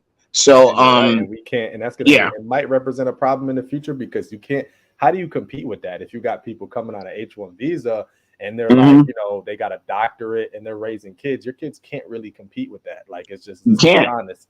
So, yeah, well, they literally have the capacity to, if they wanted to graduate 10 million engineers and IT software people, they can do it. And they can be somewhat, varying levels of competence, but better than any other country or quality any other country can produce, in a short amount of time. So they can at least do it because people be hating on them because because they annoy me too because we use a call center from India. I don't like the call center stuff. I don't like it either, but guess what? It helps us keep our lights on.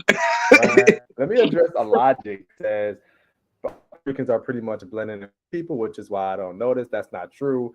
Matter of fact, only a very small amount that I ever see actually will marry like a white American or whatever. Like they do it, but it's like they overwhelmingly. I see white people marrying into Mexicans. I don't really see them marrying into white people because I see like them getting the white girls, but I don't see a lot of like. Oh, okay, I'll say this again. I see a lot of even black chicks now. I see them getting with Mexicans, especially in like Texas and stuff. But people marry into Latinos. I don't see Latinos really marrying into other cultures. Yeah, not really. And even sometimes they do. Like I see a lot of Puerto Rican Italian mix, but there's similarities in the culture with the Spanish and Italian. Yeah, the names and everything. Yeah, the names you can barely tell. I had a friend who his dad was Italian, but his Italian family moved to Puerto Rico, so they all have Italian last names. But it's like if you didn't know how the name, you know, you wouldn't know. Like, you know what I mean? You'd be like, okay, I didn't even know. No. Like some names. Damn, my dude dropped me off. No. That wasn't you. That was him. No, you here. Okay. He fell yeah, down and how did you pop back up like that? that shit crazy. How did you do that? That light skin magic. That light skin magic. See, I don't even know how to do that. But so you mean to tell me that Latinos have took over Connecticut? No, I mean the population for what I'm seeing is, they're like 500. We don't have a big population, bro. Like maybe 3.4 million people total. So it's a small state. So only in the cities, like I don't think they passed the black population for sure. But that's obvious, like they're because you know they include white Latinos, black Latinos, mixed, whatever. But yeah, no, Mexicans didn't take over no Connecticut. That's what I was kind of responding to. Okay, so this is. But let me answer your question though. You're right. They do act like black people. Okay, like, there it is. There it is. The way they dress, talk, everything, the haircuts, like everything. Right. So that's what I'm saying about the people that's coming over from Honduras and Venezuela, all that Colombia. You know, they already got their idea of black people. And I don't think that if they could go to New York and they see the way Latinos acting, which is the same thing, they see black people acting. I don't think that I don't see the Latinos up there. I feel like they're gonna treat them the same way black people try to treat Haitians or you know, when they come over here trying to be like, okay, we one of you, you know, they're gonna be the same way. Or you just want to be one of us so we can fight for you. But when you open up your bid and do your thing, because I feel like when they come over here, they're gonna be the same way like Africans come over here. They're gonna come over here with they coming over here with I got to get it mind frame. And the Latinos that's, you know, that's out there acting mad niggerish, they just acting just like the black people. They just hanging out doing dumb shit. So, you know, instead of doing dumb nigga shit, they just doing dumb Mexican shit, dumb Latino shit, dumb spick, whatever the word you want to use. So I'm trying to figure out is that they're gonna have to place them somewhere where, you know, they it seems like they're testing out the water. I think most are gonna stay in the South. Like most of them are gonna probably gonna take up space in Alabama, South Carolina, and shit. In North Carolina, I heard the Latino population is booming over there too. So, see, I think you're right about the North Carolina because South Carolina's a little. See, let me explain something to you. I know Virginia is a little gap between Virginia and North Carolina, but North Carolina is more, even though it's still a red state, they're more liberal in their views. South Carolina is just as racist as Alabama, bro. You get what I'm saying? Bro, like I got a ticket at that shit like a year ago, and that almost got me out of a job, bro, for that damn shit, bro. Where? North Carolina, South Carolina? In South Carolina, and you're Massey, right off 95, bro. Oh, like, South Carolina. Let me tell you something. I had to pay a lawyer. I had got a ticket, and now coming from Myrtle Beach, I had got a ticket, and goddamn, no lawyer down there would take the case for no less than $1,500. You know what I'm saying? But I will admit, for them $1,500, I never had to show up for court, and I never got any. I never heard nothing more from it from that day. So you believe me, it was 15 or less than 15. No. That's how much. That's how much I paid the lawyer. The lawyer made it disappear. Oh, okay. I found out that he was a part of the Senate, and the thing about it is, as long as the Senate was in session, he didn't have to come to court. So they kept extending it till he got in contact with the officer, and they just dismissed it. They probably paid my him. ticket. My shit was like $200. So. Yeah, believe me, I just had an open. I was coming from Myrtle Beach. I had an open container and a speeding ticket. But I would have lost my job if I would have got convicted of that shit. Because that would have been. Nah, but my thing is, bro, I couldn't fight it, yo, because I was going to Miami, right? So I was like, yo, let me stop in South Carolina. I want to see the beach. I was gonna go to that the St. Helens Island and stuff, right? So like right when I got off the highway, I got pulled right there, and the dude see my plates. I'm like, I'm not coming back here, you know, no time soon. So I kind of it was a situation where I kind of had to pay it because I wasn't gonna be back for a little while, but so he did the thing where you pay it off real fast. It wouldn't go on your record. Yeah. but it's still I don't know if it affect it. Like I had to show my new job, you know what I mean? They were like, Yeah, but if you would've probably been, get no points for it. yeah. So, but I was, But see, it that's the was like thing I was about the doing like points. 35 and like 20 or some shit. But I didn't know because I just hopped off the 95. Like if you ever hopped off that 95 in your Massey, it's like you gotta really slow down right when you get off that highway. So I didn't slow down enough, I guess. So you rather pay? See me, I'm just a rebel. I'm fighting everything, and on top of that, I'm a part of the. We got this thing that retainer fee with the lawyers that I pay in it every week, and it's that TVI or CDL driver thing. We pay to have lawyers and shit. But when it got to the South Carolina to find a lawyer to go to that court where I got pulled over at, still with the discount. He said, nope, $1,500. But he told me $1,500 and I wouldn't have to show up because the officer wouldn't reduce the ticket. So I would have had an open container and a speed. I think I was going like 80. I was going like 80 and a 55. Hey, bro, I got the Charger with the Hemi. You was in a truck? You was in the Charger. I don't know if you went on my videos. I got a Charger with a Hemi in it. And I got 15s in the trunk, Ant. Oh, I didn't even see it. I got 2 15s in the trunk. Matter of fact, if you go on my page and look at the videos, maybe the first at the bottom, you'll see my charge. I popped the trunk and everything. I got 2 15s. And believe me, if just for y'all asking, no, I can't get nothing else in the trunk. I should have put 2 12s back there instead of 2 15s, man. But I wanted to beat. And I beat it so hard that one day I was riding in the car, I was beating and my trunk just raised up by itself. I had to knock the motherfucker off the hinges. Crisis one. Just off the hinges. I look back my hood up. I thought somebody was finna grab the yapper. But I got the camera on the back, so I put it in reverse and I slammed the door. And then on the right side of my hood, if y'all watch the video, y'all will see the right side of my hood is raised up. It's off the hinge right there. So now I can't even play it that loud. So it's pointless. And if I get another trunk, do you know how much it costs to put another trunk on a Charger? Almost $3,800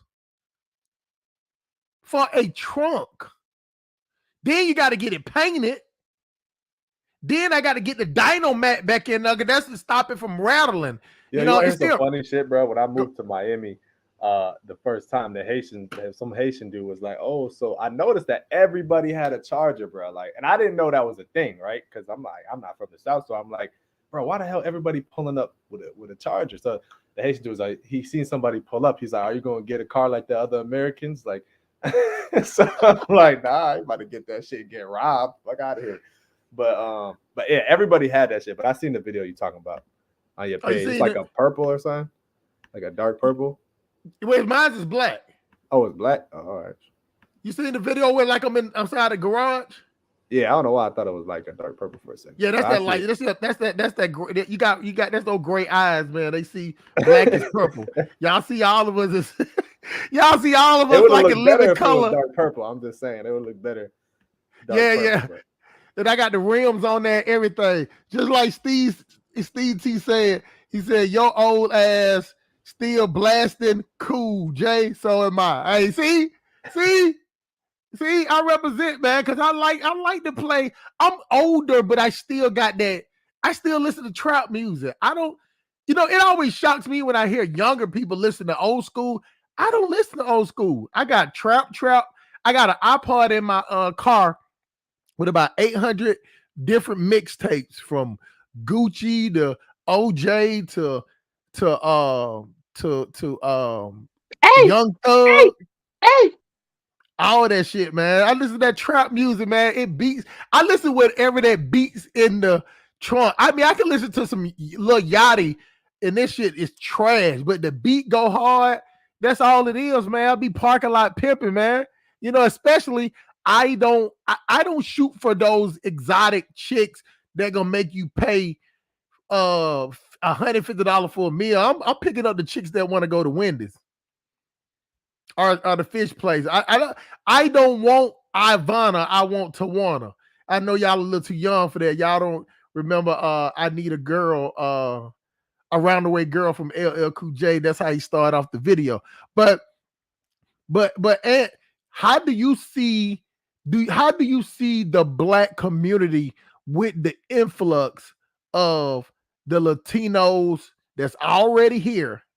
Because I say it's 75 million reported, right? I don't know if is that number right or that's the number you heard. It's about 75 million of them already reported, right? Yeah, I heard something like that too. Okay, so how many did you hear that was in hiding before 11 all this mil. happened? And then it's plus the like what 8 million or 2 That- million. I heard between 8 to 12 million. Okay, yeah. So right. now they bringing in about 200,000 a month. So you do the math on that, and that's Let's say goddamn between what 90 and 100 million probably. So yeah, they're gonna be at 100 million. So how can the see? I know that you don't believe in the doom and gloom thing, but just by I your do to a certain extent. you have to agree with it. Shit, I'm like, it's about to be a wrap. It got to be a wrap. It's gonna listen when they bringing all these people over here. Y'all just don't understand it. I see the game. They bringing all these people up. They want the 7. They're gonna make the listen. When they keep bringing on these motherfuckers $2 million Latinos a year, in 5 years they're gonna be 10. That's gonna give the ones that's hiding the incentive to come back. They ain't gonna send them back. Bro, I already be seeing them. Like I be driving, I just be seeing some random Ecuadorian dude. You could tell by the way they dress. I'm like, right. In Connecticut, that shit is kind of strange. I'm like, because we way out here, right? So I'm like, like it's weird. Like I'm like, the way they dress. I'm like, okay, you're definitely illegal, bro. You're not a citizen, bro. I could tell. You tell they by just the way be they wandering walk. like they don't know where to be. Yeah, you know what I'm saying? It almost like Lot lives it in the park. Like you can tell they don't belong here.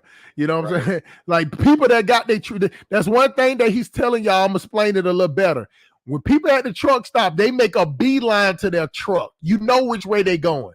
And when you see that, you see it so much because you're like, damn, it's 1,000 trucks out here in the parking lot. How do people just know where their truck's at? So they made it so you can tell when people don't know or they don't fit the parking lot pimping that's going on. But what I'm saying is this: it's gonna be 100 million of them. I pulled your comment up when you had fell off for a minute, and they kicking out averaging 2 or 3 kids. Change that. I'm gonna go with your point. 3 or 4 kids, and 3 or 4 kids. And the black race is killing. Change that. Black females are killing 500,000 a year, and black men are the number 1 incarcerated. We are the bottom of literacy. Bottom of literacy.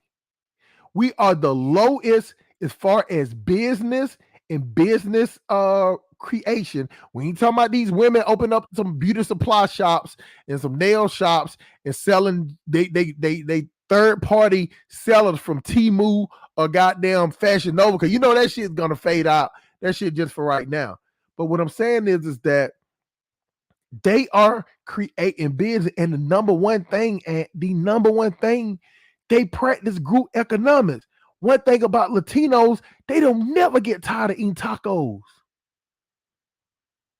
They never get tired of supporting. They never get tired of supporting their business. We get tired. Now, don't get me wrong. I ain't gonna say we don't have a reason to not support soul food, but we don't. Black people don't eat soul food all the time. No, I eat Italian food and Chinese food. I don't eat that stuff.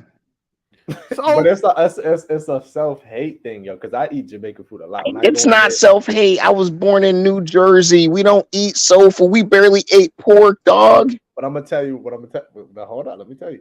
I go into these Jamaican restaurants. They never have a shortage of Jamaicans coming in right behind me or right in front of me, eating the food.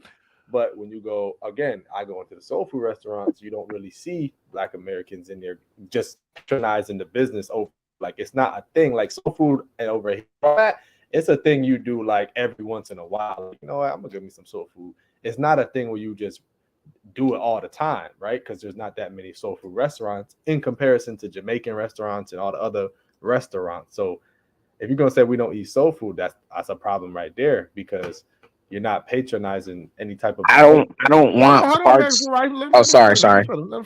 I understand what you're saying. I think there needs to be like a updated version of soul food in a But more kind of boy, a healthier way. boy, You know what I'm saying? boy, it need to be a fusion to the soul food. The reason why we can't eat it every day because it ain't healthy.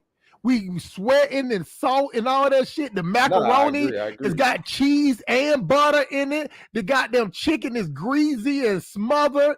You get what I'm saying? See, that's the one thing I'm finna tell y'all about the Latinos and the Caribbeans. The jerk chicken is not, that's grilled chicken.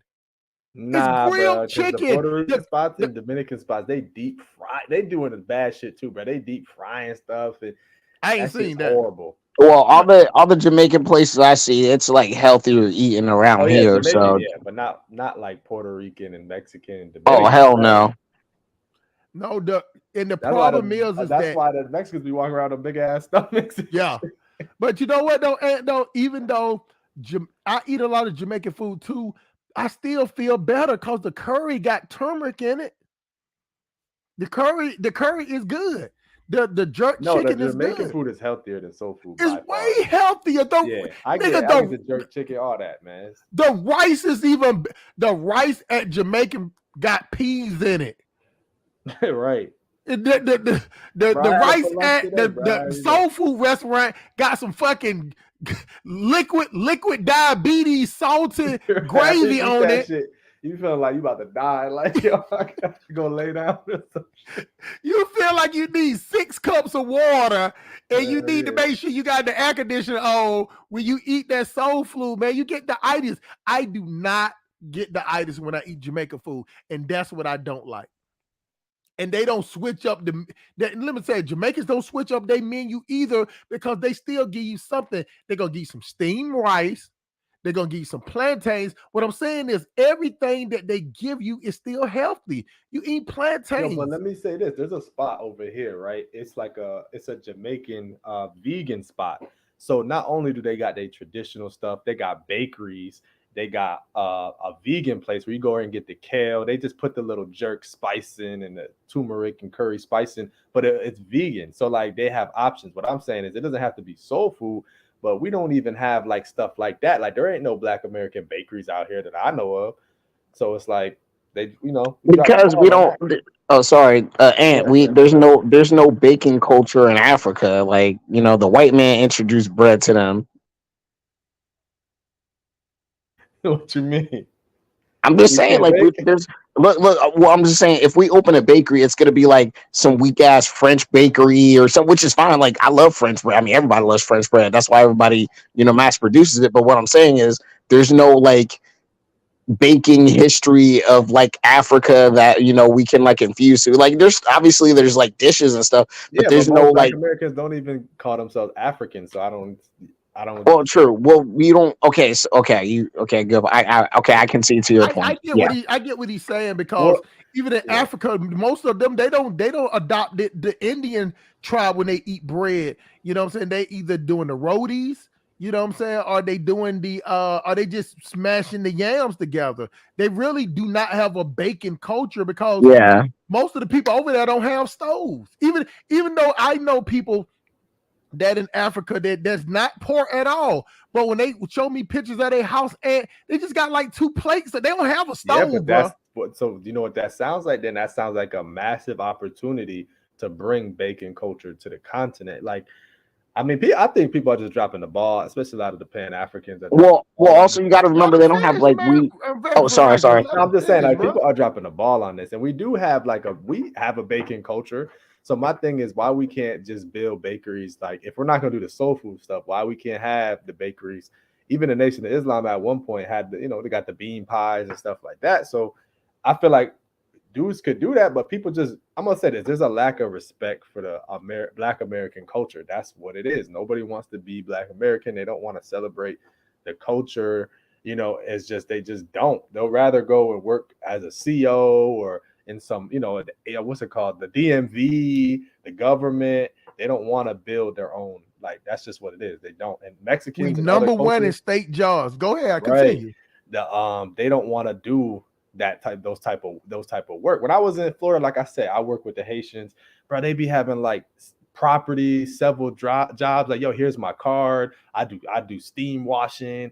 I repair phones. They got jobs on deck. Like, but the Black Americans that worked there were just trying to get their check and go, fuck on some bitches. Like, that's it. Like, it was no business mindset. Like, so that's just a problem across the board. Go ahead, Rifleman. Yeah, a couple of things. I don't think it's like a disrespect to Black American culture. It's just like, okay, let me separate a couple of things. Like, you are right. Like, we do not take advantage of opportunities because we are Black Americans. So, like, obviously, we like our breads and cakes and all that. The reason I was saying Africans really don't have that or whatever is because, like, Hustle Smart said they don't have, or I don't think a lot of them, they don't grow a lot of wheat. They don't grow a lot of corn. So they don't really traditionally have, they import all that stuff to make, where they get it bread from? and cakes. You know where they get most of their wheat from? Where? Russia. Ukraine? Yeah, Ukraine, Russia. Yeah, fertilizer, all that stuff. Yeah. Continue. Yeah, so it's just like that's kind of why there's no like African baking culture. That's why, but you are right with Black Americans. That's our culture. Like, we should definitely be doing that because, like, like I said, if I knew a little bit about bacon, like me, I love croissants. I'm gonna die eating them hoes. And French bread, and I can't stand the French, but it's just like you can't deny, like, that's the good stuff. So yeah, we do need to take that to Africa because that's something that they would enjoy. Like, everybody around the world loves a baguette. I mean, you can't fuck with a baguette. I'm sorry. Hey, shout out to XDMC in the building. You know what I'm saying? AKA Black Dynamite. You thought I forgot, didn't you? Black Dynamite. One love to the brother who copyrighted Husky Hyenas. I definitely did, but it's definitely growing. I've been hearing it. All type of people been saying it now, man. It's been a minute. Salute to you, my brother. But this is why, even though that's a good idea, the only reason why it's it wouldn't work is because of the power structure. They have too many blackouts already, rolling blackouts. And one thing y'all don't know, the stove takes up the most energy in the kitchen. The most refrigerators are energy efficient. You know what I'm saying? The stove is what takes up the most energy, and they have too many. They don't have that what you call the insulation like we build in our houses over here. They don't have refrigeration either. They don't have that built out, that infrastructure. No, that you're right, and that's why I'm saying, like, maybe sometime in the future. But let me just say, like, two quick things. Go ahead. Like, this is what I mean about a lack of respect for the culture. Like, when I was growing up, like, and I never been to the South. My dad was born in the South, and he came here as a kid. But I never been there. Like, so to me, the South was like my Africa. You know what I'm saying? I'm like, yo, I don't have to go to the South. I want to see like real. Well, hold on, let me say. I was like, I want to see real Black American culture because I grew up around Caribbean people. Like, you know what I'm saying? There was Black Americans, of course, but a lot of Caribbean people. So I know that's why I know a little Spanish. I know a little patois. I know about Jamaican food, Puerto Rican food. I know that more than I knew about Black American food. So my thing is, I was like, yo, I want to go to the South. I want to see the real South and see like what it's like. And now I'm seeing people, well, they don't want to go to the South to see the elders in the South. They want to go to Africa to see some old dude in a village they don't even know. So I'm like, how are you going to skip over, where you're from? No offense if Dynas is watching, but you go from Cali, not just him, but just people go from Cali. I get your like point. Brandon, they don't want to go to the South. They don't want to go to Louisiana, Texas, and do interviews with the elders. They want to go all the way to Africa to meet someone they never seen before just because they Black and say, oh, yeah, this is the real deal. But I'm like, bro, why not go throughout the South and interview elders in the South that's still living, that's 100 years old, interview them and say, yo, like, this is part of your heritage. But nah, we're just going to let those people die, right, and go all the way to Africa and do an interview with some Igbo chief, no offense, some Igbo chief or something, or some Yoruba chief, and go swim in their damn waters and do all this fancy shit to say, oh, look, I'm real African. But it's like you completely skipped over, 300, 400 years of your history to go back. You know what I mean? You see what I'm saying? So I get what you're saying, because I definitely ain't. I saw Dynas talking about going to the ocean and drinking that water from the lake. Drinking no salmonella, no nasty ass water. I would much rather go to the feet and ass, River. And they take that motherfucker, take shower, take baths in that water, man. Don't I'd let rather go nobody to the trick you over there. Mississippi That shit. I River tell, and and let me tell you something. yeah, I yeah, yeah. tell it all the time. I never see them niggas going to any bathrooms when they go to them restaurants. I never see any. I see them walk in off the street and sit down and start eating. I ain't never seen one of Oh, them I get can up tell and you go about to the the. bathrooms. I could tell you about the bathrooms. Oh, I know the bathroom is a safety hazard. You get what I'm But saying? I even tried to get what her name is the Alexis. I told her to take pictures of the. I told her, I said I where'd want to she do a go? Where bathroom Africa she went? investigation. She didn't want to do it at all. She actually got offended. Like, oh, I'm like, girl, Oh man. just I said no. She didn't even do it in Morocco. She didn't even do it in Morocco, and they had a nice mile like that. Everybody was light skinned. You know what I'm saying? So I was just telling her that I was trying to tell her that we would be doing a disservice to our people, like not letting them know. And I had one guy that went over there, and he sent me a picture that I definitely can't show because it was just dirty. It was just like a little porta potty, like covering it with it wasn't a porta potty inside. It was like a hole in the ground, no tissue. Let me show yo what I saw, bro. All right, and I saw this all over when I was in like Ethiopia. Like, obviously, the hotel got the nice, first world bathrooms. Yeah, I'm But gonna be at the everywhere Hilton, else, bro. you go in there, right? It's kind of like there's not even really a separation between the men and the women's bathroom. That's what I saw in multiple places. Then on top of that, when you come out, you're washing your hands. There's like a big ass bucket full of water. It's not even like so someone got to bring in this bucket of water. And that's kind of what pumps to wash your hands. Like the bucket is literally sitting right there. You could just throw anything in this bucket. You know what I mean? And that's the water that you're washing your hands with. So that's what I saw when I was over there. But real quick, I just said I would much rather go to the Mississippi River and be like, damn, this is some history in this river before I'm going to go to the Nile River. You know what I'm saying? So that's all I'm saying. I ain't saying you got to stay in America, do what you want to do, but you can't forget 400 years of history. So let me tell you the problem with that, Ant, is that if you come and try to talk to these old Negro spirituals in Georgia, South Carolina, they talk just like they jumped off the slave yesterday. Like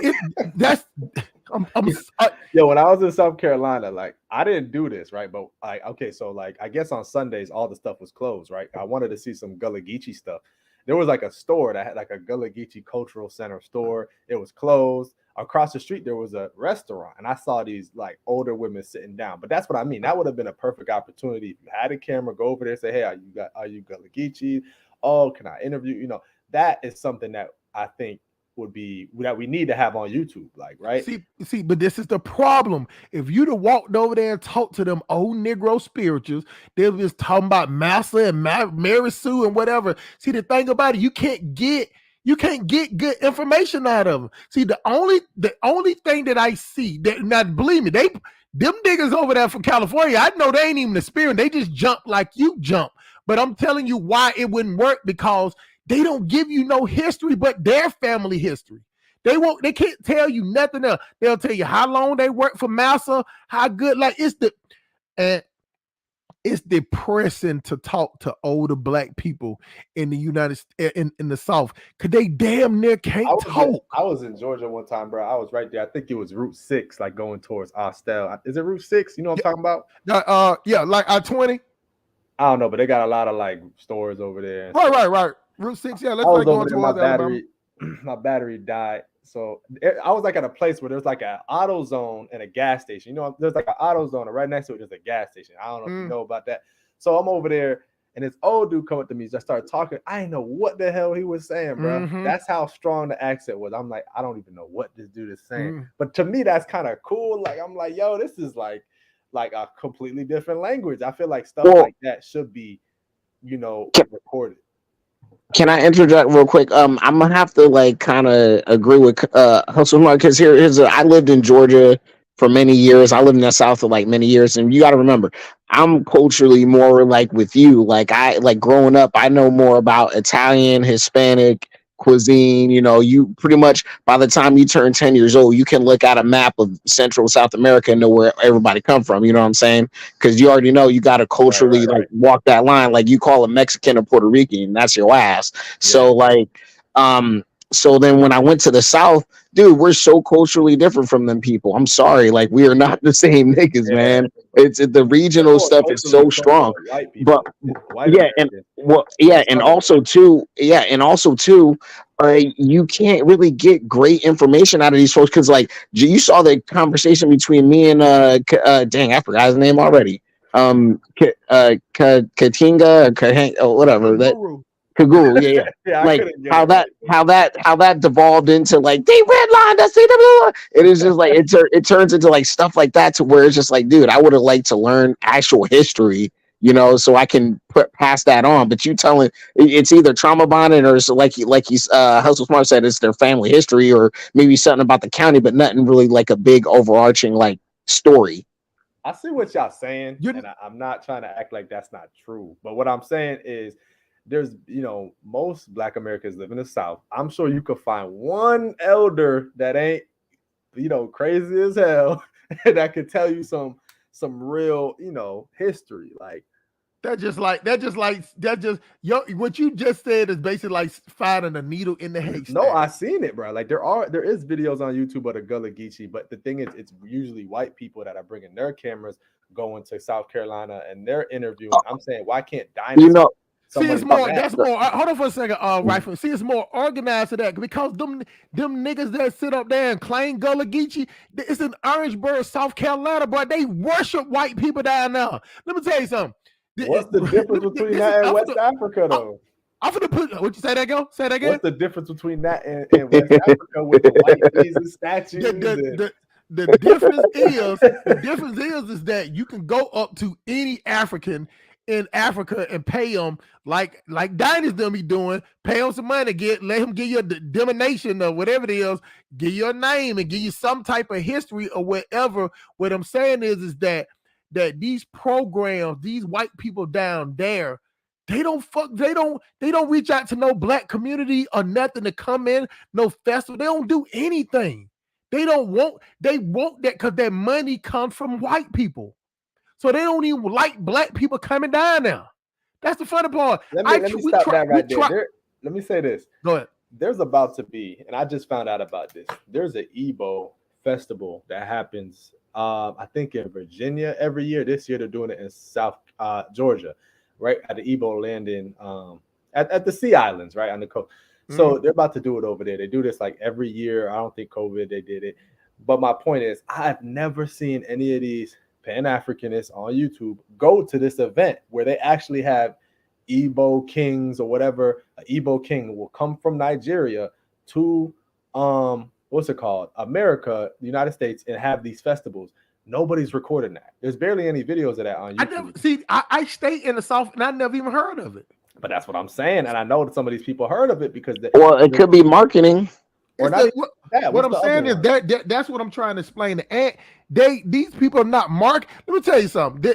Now I agree with you said about the white people thing. They market their stuff to white people. They would rather have a white people crowd because the thing about it, let me tell you the difference. And it's just like going to an NFL game or a NBA game. One thing that they realize about Black people, that Black people don't buy peanuts. Black people don't buy programs.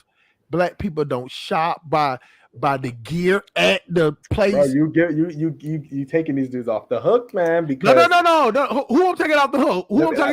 Let me say this real quick. Pan-Africans just said, yeah, because I heard about these stuff from these channels, so they know about it. And Didi just said, I want to go to Olatunji, the Olatunji in South Carolina. So you have Olatunji village, an Igbo village. You got Olatunji's in South Carolina. The Igbo village is in Virginia.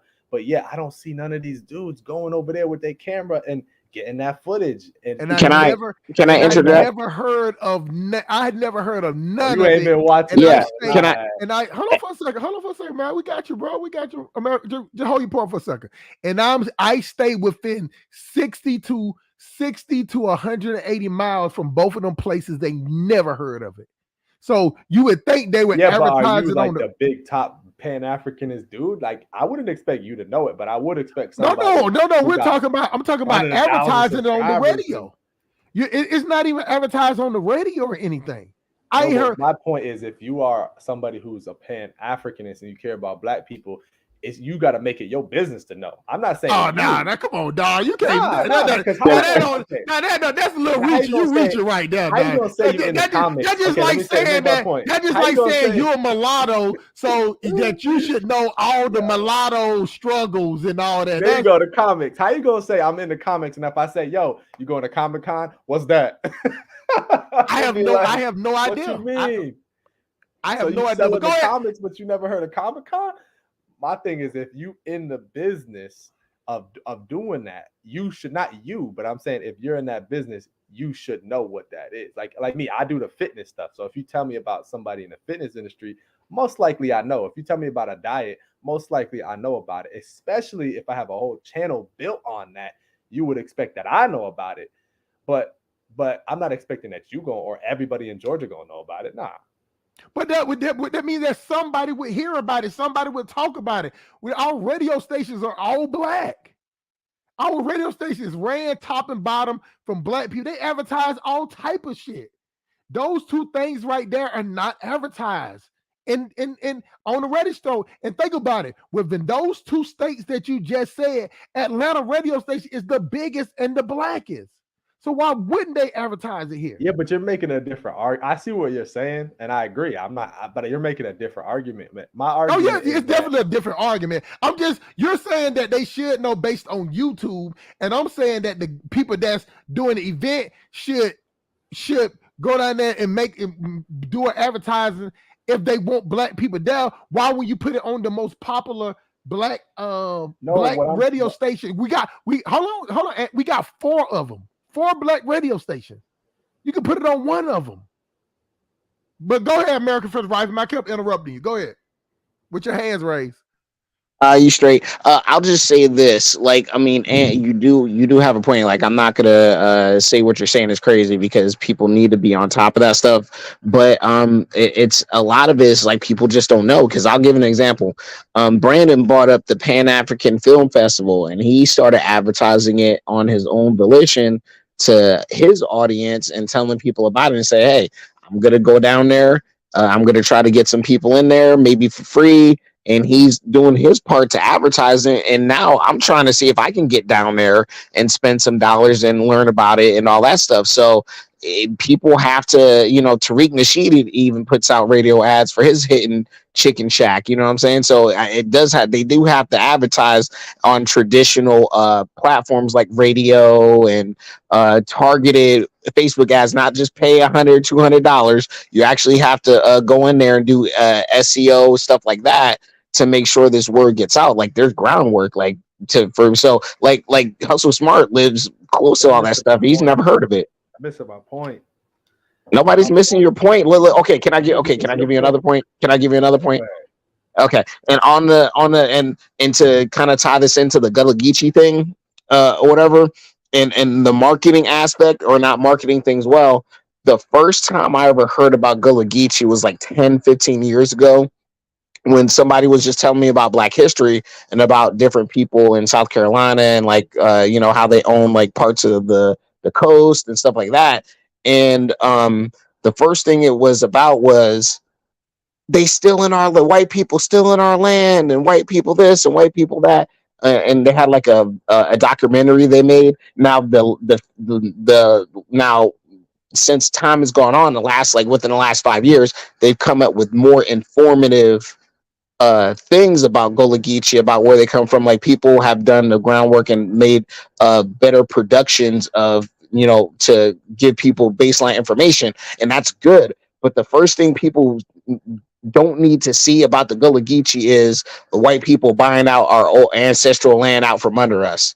Like that doesn't really help me learn about Gullah Geechee because white people are stealing from me. You see what I'm saying? So I'm just saying, like, just that, like, they have to start strong and well in order to get some traction on this stuff. So I'm gonna have to say, if it's there, they're not telling people about it because nobody knows. Like nobody knows about it. My argument, no, I agree that the advertisement is poor, but that's not my argument. My argument is that you have Pan-Africanists in the internet talking about talking to elders and Africa this, blah, blah, blah, blah, but they completely skip over the history in their own land that they live in. They completely skip over the South. Think about Brandon, for example, he trashes the South constantly. You know what I mean? I'll never live in that shithole. He trashes the South, but he'll jump over all the way to Kenya, not even West Africa. He'll go to Kenya, where his ancestors are not from, and say, oh, I'm in Africa, I gotta go.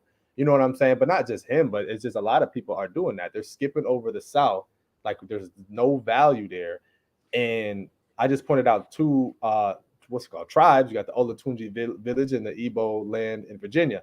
I pointed out two areas where you should at least go get some film, but they don't even do that. But I learned about this stuff from their channel, so it's not like they don't know. They know, because Dynas definitely knows about I get it. American, right? You gotta let them talk, bro. Yeah, so I'm like, they definitely know about these places. So why I'm saying, why is there no footage of this stuff? Why are they not going over there at least do one video? But you're gonna go all the way. Oh, I'm in the Mali, the Dogon. I'm speaking with the Yoruba, drinking that, water in the river, as what's it called? Simply saying. So I'm saying, you doing the Salmonella River. I don't give a fuck what they want to call it. Ocean Festival. I'm on you. I agree with you. Go ahead. He was just risking yellow fever, malaria, but they won't even go to the South and be like, let me talk to an elder. Let me get some of this footage before, the white people come in and take all the goddamn footage that we should be getting and putting it in our archives. You know what I'm saying? And be like, okay, we got this as part of our archives. But instead, again, you want to skip over it. You guys are talking about advertisement. I'm not even talking about advertisement. I'm talking about, and the funny thing is, the whole Dynas whole thing in Wode Maya and these people, their whole thing was about advertising Africa. So if you understand that no one's going to show Africa in a good light, but why can't you have that energy for your own group? That's what I'm saying. Why can't you go to the South and say, let me big up what's actually going on? I'm in Mississippi. I'm at the Tuskegee Institute. Oh, this was built by blah, blah, blah, blah. Oh, I'm at the Mississippi River. This is where, ex-slaves ran away and crossed the river. Like, they're not doing none of that stuff. And it's just saying, oh, you can't get nothing from these old dudes. Now, let me make this point. And now, I get what you're saying, but one you can get, if you want that information, you want to look it up, you can look it up on the internet. The difference between the information that's here in the United States is that you can go on a channel and put it in Google and you can come up. The difference is in Africa is that Africa is not that everywhere in Africa is not internet sound. You get what I'm saying? The major cities, yeah, but you get 40 miles out of the major city, the internet ain't working. You know what I'm saying? I don't heard that from a lot of people. And on top of that, and believe me, this is not taking off of Dynas at all.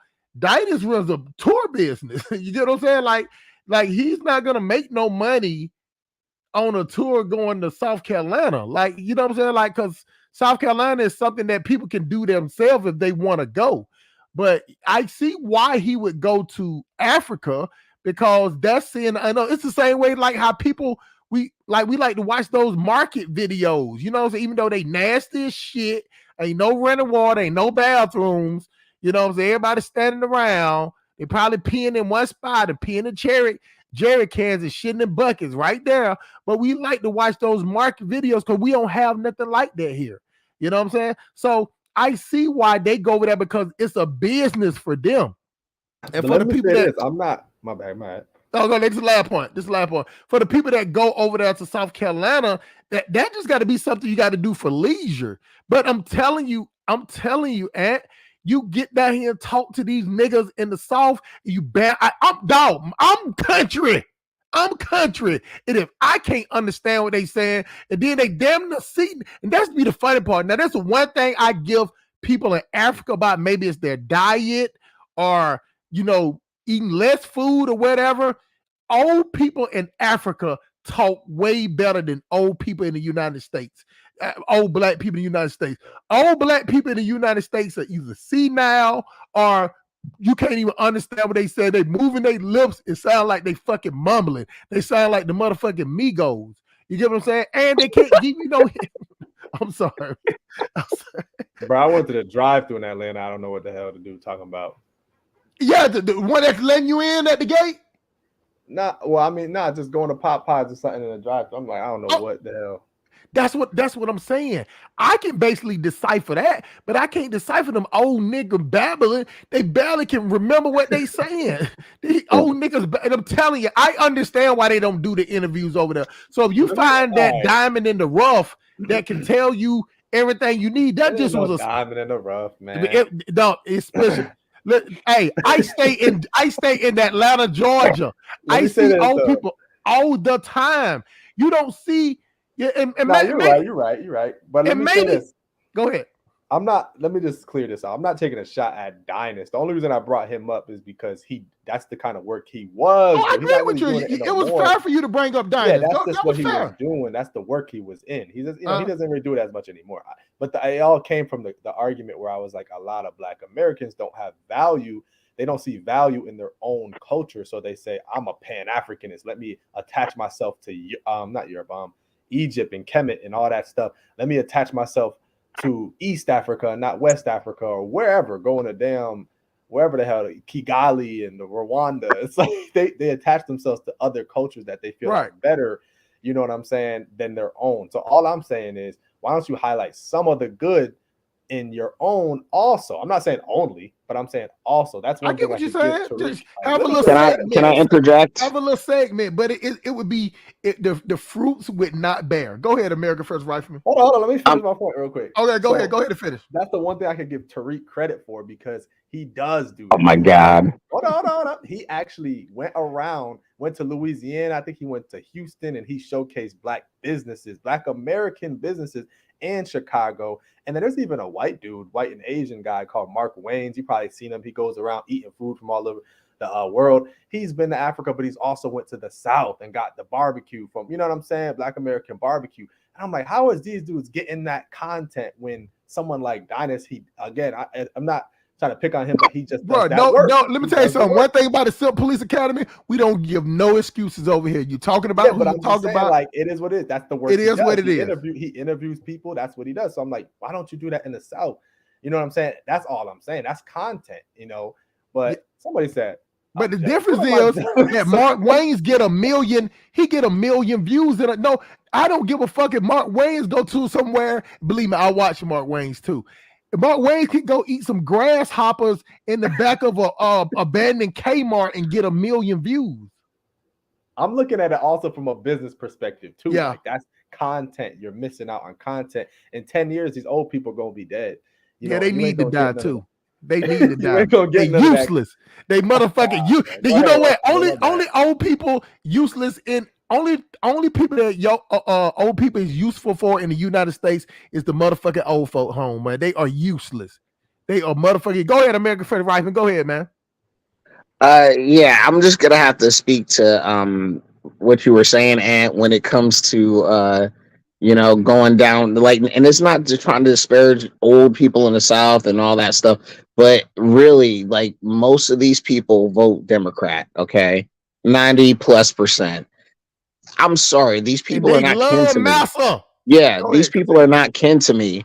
I feel more of a connection to people across the world than I feel to people in South Carolina who vote. Like, look, and Brandon's kind of done the segment on what was that Negro Clyburn? Like, I know Joe. All that. It's like I can't be with those people. I can't. Yeah, Crying can't. for a white, and he cried for Joe Biden in front of his wife while his wife was sitting there holding his arm. That's the type of niggas you get down in South Carolina, bro. Go ahead. I'm sorry, man. Yeah, so that's what I'm saying. Like, these people are not. You can't trust them to tell the truth about what happened to our people. That's bullshit, bro. No, I'm just saying. Hold on. Let me finish. I'll land the plane. And but also too, it's just like when people are like.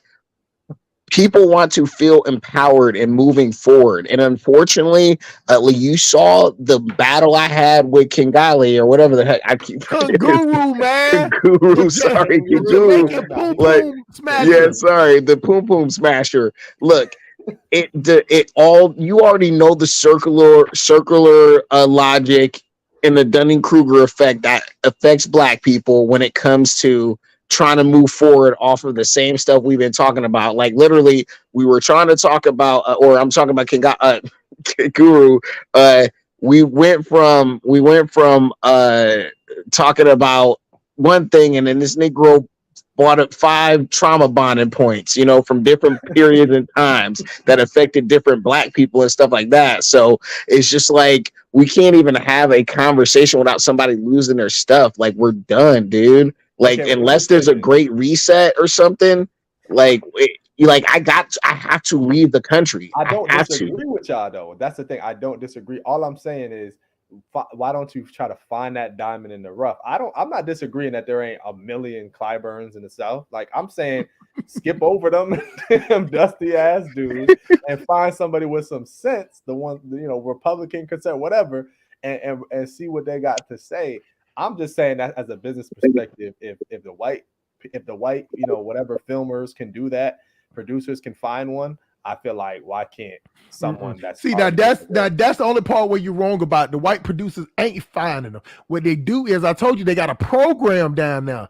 They got a program. So what they do is, those people, the Gullah Geechees down there, they sit up and go find the person. See, they don't. That's what I'm saying. They don't do it for us. They do it for the white people who support them. These churches, these programs that sit up there and support them every day, so they can sit up there and tell them. They do it. Now, I know they do that at Orangeburg every year. Sit up there and tell that story. It's the weirdest thing in the world that white people sit up there and listen to them, how white people did them wrong. Like black people. But listen, the way that I see it, and I see it like when you go to Ghana and they try to charge you to go to the slave dungeon where your family was kidnapped, held while they was up there having church, and now they're gonna be like, "Hey, Aunt, you want to see where your grandmama, your great grandma was scratching the wall? You want to see where she was shitting in the corner at? Held down? Like, come on, give me $20." Like you don't want to hear that part of it. And the only thing that the Gullah Geechee do when they do this little forum thing they do every year, to sit up and talk about how white people took some from them. But you know who's in the audience listen to that shit? White people. So what I'm saying is, they don't have a different message. They are just like the dude that do the song Bust the Move, whatever his name, I forget his name, Young MC. That's the only song they know. They do the same thing. They're not telling you nothing different. It's that, woe is me. This is what white people did. And I'm telling you, dog, the last thing that you want to see is hear anything other about how, listen. Now, one thing that I agree with y'all on, I don't believe in just sitting around and keep talking about how white people did it. Now, Aunt, I'm on your side. If they were sitting up there giving us concrete to be like, well, this is where the slave was at. We the Gullah Geechee. This is your heritage, and these are the people that came. They got some type of documents to show slave. Look, man, let me say this, man. What I'm saying is, I don't think y'all understand how embarrassing it is to see grown-ass men going to Africa saying, "Oh man, this is the first time I ever felt like I belong." Like, that shit is embarrassing, bro. Oh, no, well, Aunt, can I answer? Go ahead, sorry, finish. Sorry, finish. That shit is so embarrassing. I agree. And one thing I learned is, if you're gonna go to Africa, I've been there. Like, you gotta hold your head up. Like, I'm a Black American. That's me. You don't diss your own group. Even if it is bad, you just be like, nah, we straight, like, we good. Like, I'm just here to break bread, and we gonna do business. But at the end of the day, this is who I am. You don't go there and try to adapt somebody else's culture and say, I'm just a Ghanaian now. You ain't never gonna be a Ghanaian. Kissing the ground and shit. I agree with you on that. Oh, let me take my shoes off and rub my feet in the dirt. Like, come on, bro. Let me pick up some dirt and do some what they call it, divinations. Divination, yeah. Divination. Here, and like you're right, and actually this is why I rock with Hustle Smart, because we talked about this like 6 plus months ago, where we have kind of this inside joke like best screens ever, because it's just that performative, African, like, I'm reintegrating from our lost life. Like, dude, we don't know where we come from and stuff. Like, we get that, the best screens ever. Like, dude, just go there, build a house, start a business, just be Pan-African in the sense that you're doing something productive. You don't have to do all the kissing of the ground and all that. We're so far connected from that. Now, if there's aspects of the culture or people that you want to integrate to and adopt their customs, like, dude, that's what Black people should be doing. That's cool. But I get it. It's kind of lame to see the like I said, it's performative African love stuff. Where it's like, dude, we're just, romanticizing. Continue, my yeah, brother. yeah, exactly. And it's just like I said, like and people kind of get on me. They're like, dude, you love white people. You're like pro West. It's like, well, I kind of understand where the wind is blowing. Like people are clicking up with their people in this new age that's coming about. Nobody knows what's going on, but everybody knows something's gonna happen. Nobody knows, and people are worried. So me, and it's not because it's like, oh, I'm afraid something's gonna happen, so I got to be with my people. But it's just like I've come through a journey where I've been able to understand where I come from in a physical sense of like where I come from as a black man, and also in an intellectual sense where I can trace my lineage and everything and kind of bring that together and kind of make of it as I want, instead of this like forced identity upon myself or some forced identity because of trauma and all that stuff. So what I'm saying is like something's coming. People want to understand themselves and their past, and that's why people are kind of turning towards, like, Europeans are doing it too, Asians are doing it too. Like people are kind of wanting to get, because this globalized world has disconnected people from their homelands through different histories. You get what I'm saying? Like stuff like that. So people are trying to rediscover who they are, and in that process, some people are saying, screw it, I'm better off in my own homeland than I am in this Western world, or they want to have a hybrid of both. So that's all folks got to do. Like I said, we like the performative stuff is kind of lame and it's funny. That's why we here in this space to make fun of it and kind of call people out. But at the end of the day, we know why they're doing it. But I don't think we should take it as they want to disrespect their own. It's really just like our culture has nothing to offer us anymore. Let's just keep it 100. It has nothing to offer us. Why do you think I'm not going to raise my children in America? It has nothing to offer. I would think that my advice, I think that the only reason Black America is ever going to survive is they should create a hybrid group mixed between Caribbeans and Africans in America. That's the only reason I think that's the only way Black Americans are going to survive. Is going to be who would be in charge of that? No, I mean, it's already happening. You in Atlanta, like, how many people got Nigerian fathers, you know what I'm saying, and Black American mothers. That's what I mean. It has to be like you got to create this new Black America, like a coalition. Yeah, it's not. I get it. Yeah, and then their kids are going to grow up they're going to get in touch with the African culture through the intermarriages, or they're going to get some Caribbean culture, and then it's going to become a powerful group. This whole thing that Tariq is doing to separate, that's not going to work. It's dangerous. Yeah, it's too late for that. That's dangerous. Like we can't afford to have any more splinter cells. Like this is what I'm saying. I agree with what Ant said 100%. We need to combine some type of way by hook or crook. I don't give a damn. Without it, it need to be a circle. It need to be a 180 to this. Let's find a way. God damn it, we all like to fuck. So if we can fuck our way in a coalition, let's do it. You know what I'm saying? Because I'm a proponent anyway. If she ain't foreign, she boring. All I do is skeet up in foreign chicks. But the younger generation got to catch on to this. But it's what I'm saying is the reason why, even by what you're saying, even for something like that to happen, would take a generation. It would take a generation. That's not that long, though. I mean, how long is the generation at? Well, what Rifleman said, I agree. People are trying to get in touch with their roots. I definitely agree with that. But also, I feel like the way for Black America, like I said, if you intermix with Caribbeans, Africans, your kids are gonna have they're gonna be multi-ethnic. So dude, I'm a Jamaican tether. What are you talking about? Man, forget all that. They're gonna be like, how long would it wait for those kids to come about of the age to speak? Take 9 months. How many years? It's gonna take a couple of decades. Yeah, that's, bro. 20 we years. ain't got, bro. Think about what you just said. Now I'm finna interject this point. Then I want you to continue. If it even takes 10 years, bro, they bringing in 10 million at the rate that they're going at the border. And they're bringing in 10 million. 10 million in 5 years. In 10 years, it will be 20 million. We ain't fucking enough. We ain't fucking enough with Jamaicans, Haitians, and Nigerians to even make a dent. Then what they doing already. So what I'm saying is no idea is a bad idea. What I'm saying is the timing makes it a bad idea. It got to No, be but something. look, what Go I ahead. mean is, yeah, as far as like you're gonna be the majority population, no, that's never gonna happen. Like Latinos pass through, you're never getting that back. And actually, Asians are actually gonna probably eventually pass. They're like one of the fastest growing groups too. So True. my thing is, I'm not talking about population. I'm talking about just economic power. So I'm saying if you And intermix, basically just getting along and not seeing yeah, each other is just get away different. from That's the what I'm saying. politics like That's that, and still just 20 years. yeah. But I mean, you going somewhere in 20 years? I'll Hell be in my, yeah. I'm gonna be dead you gonna be probably. dead.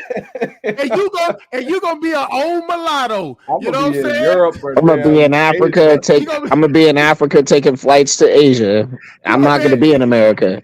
You're gonna be at the El DeBarge old school I'm gonna be concert my tour. ass in Germany or some shit or Spain.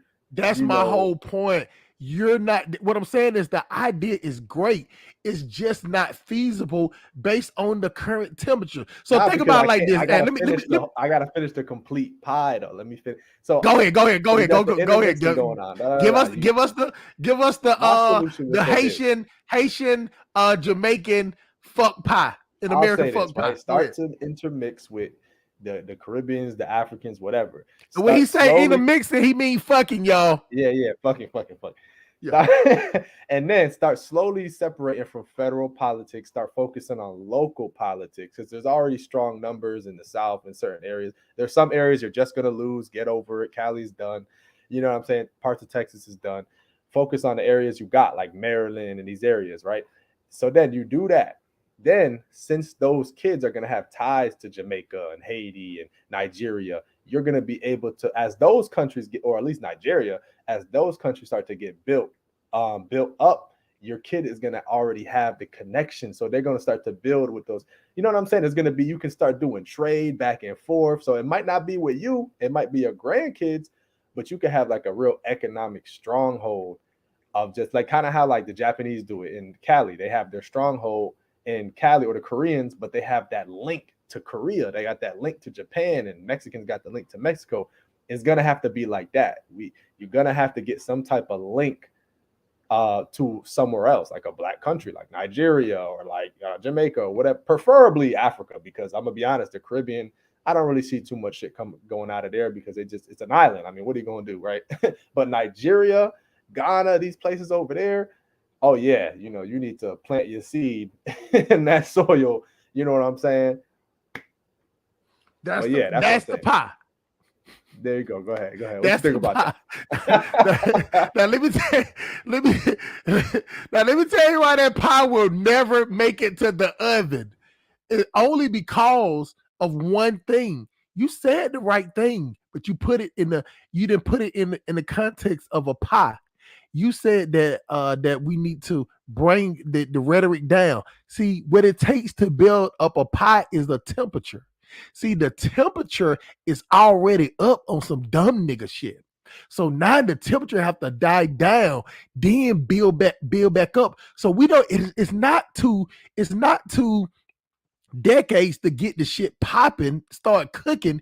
It's gonna take 4 or 5 years to get the stove just to die down.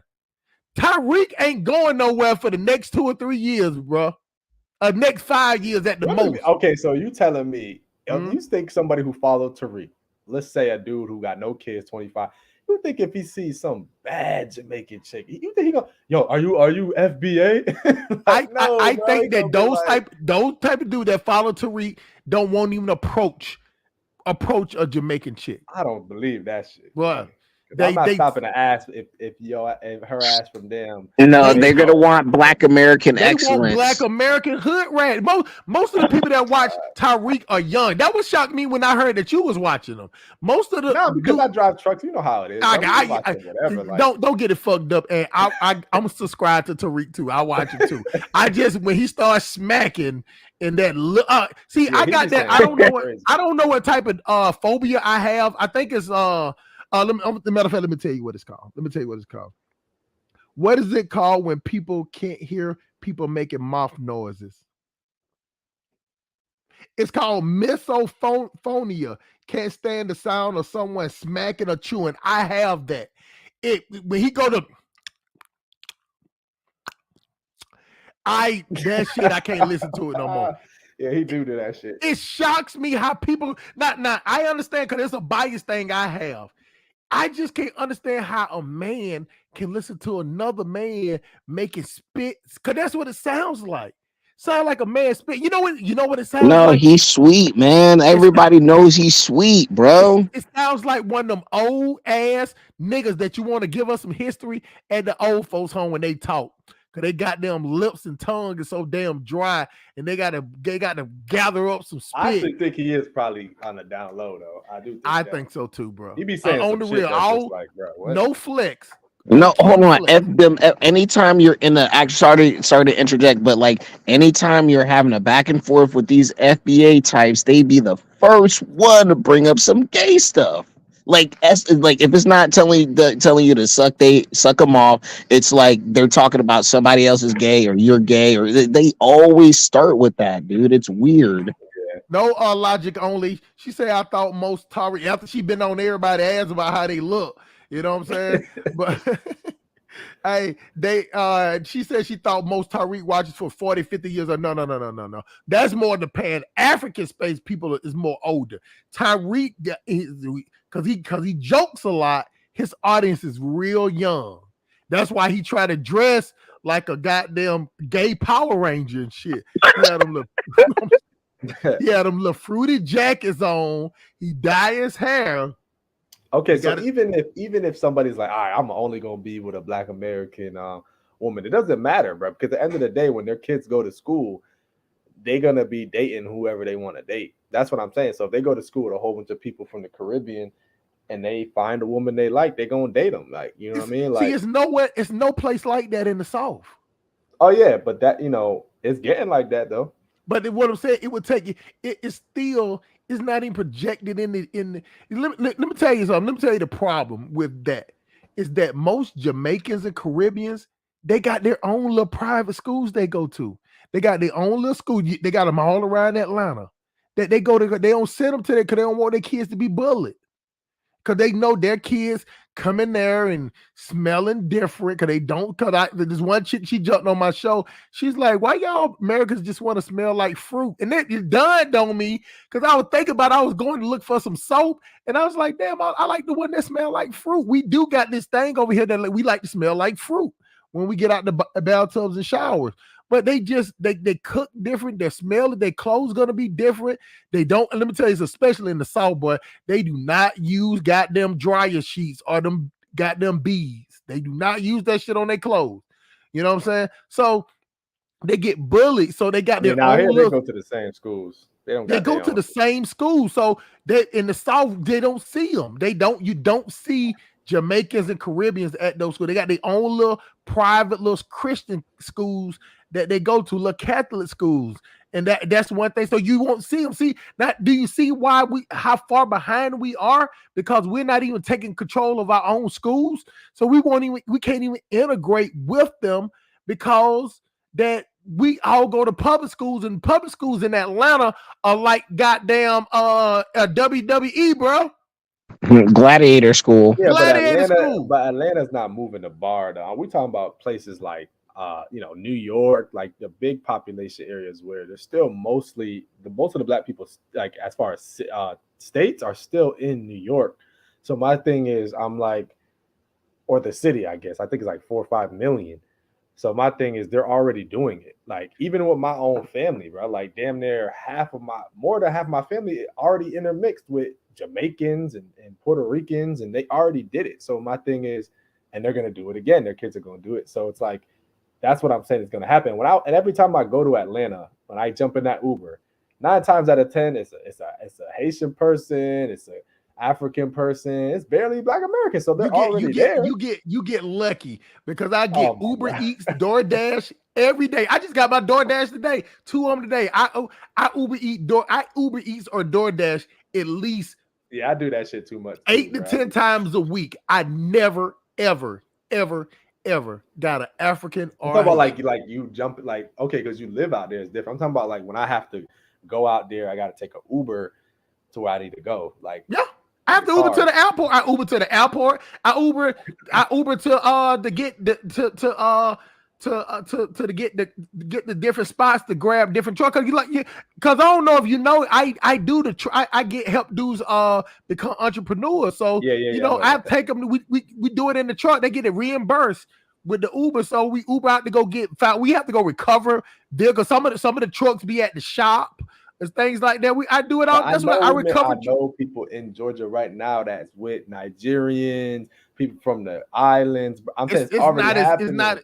It's not as big as you think. It's not as big as you think. Big over here. It's way bigger up north.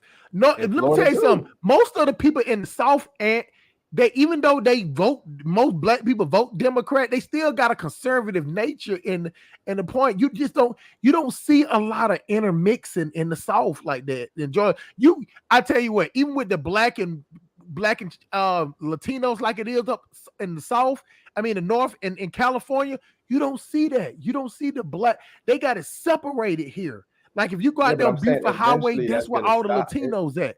If you go to Forest Park, that's where all the Latinos. You don't see them intermixing like that. I'm saying eventually that's going to stop as more people move in. That's what I'm saying. Maybe not right now. Historically, I agree with you. I think, I agree with you. But like even in Miami, I saw they did have pockets that were like, okay, this is where the Black Americans are. Yep. This is where the Haitians are. Like everybody, if you've been in Miami, you know that a lot of Jamaicans are in Miramar. They're in Fort Lauderdale. Haitians are in Haitian. There's a lot of Haitians in Coral Springs. So like they have pockets: Liberty City, Black Americans, Miami Gardens, Black Americans. So I already know all that. But so what I'm saying is that just even based on your logic, I agree with you. Florida, I agree with you on New York. I agree with you on California. But that's where it stops at. But that's the biggest populated states, though. And but then hold on, you missing the most. See, this is why I see you try to put that pie in the oven, but this is why I got to close it. I got to close the oven back up. The difference is the Jamaicans and the Nigerians in New York, in California, in Florida, they have close proximity. They grew up around black people. So you got a lot of African. I know them up there in New York. Jamaican chicks, when they come down, they are Americanized as fuck. They are already Americanized. The Jamaicans and the Haitians in Atlanta in the South, they still walk around with the they're not Americanized. They don't even talk. That's what I'm saying. They don't even talk to you. They don't. Yeah, can I interject? I'm gonna let you get in. When I go to New York and all that, I can walk in a Jamaican place and people they all talking and live and whatever. They don't do that in Georgia. They do not intermingle with. They'll sell you some foo and some Fanta stew. But after that, you get no conversation out them at all. Ain't no asking them for none of that shit.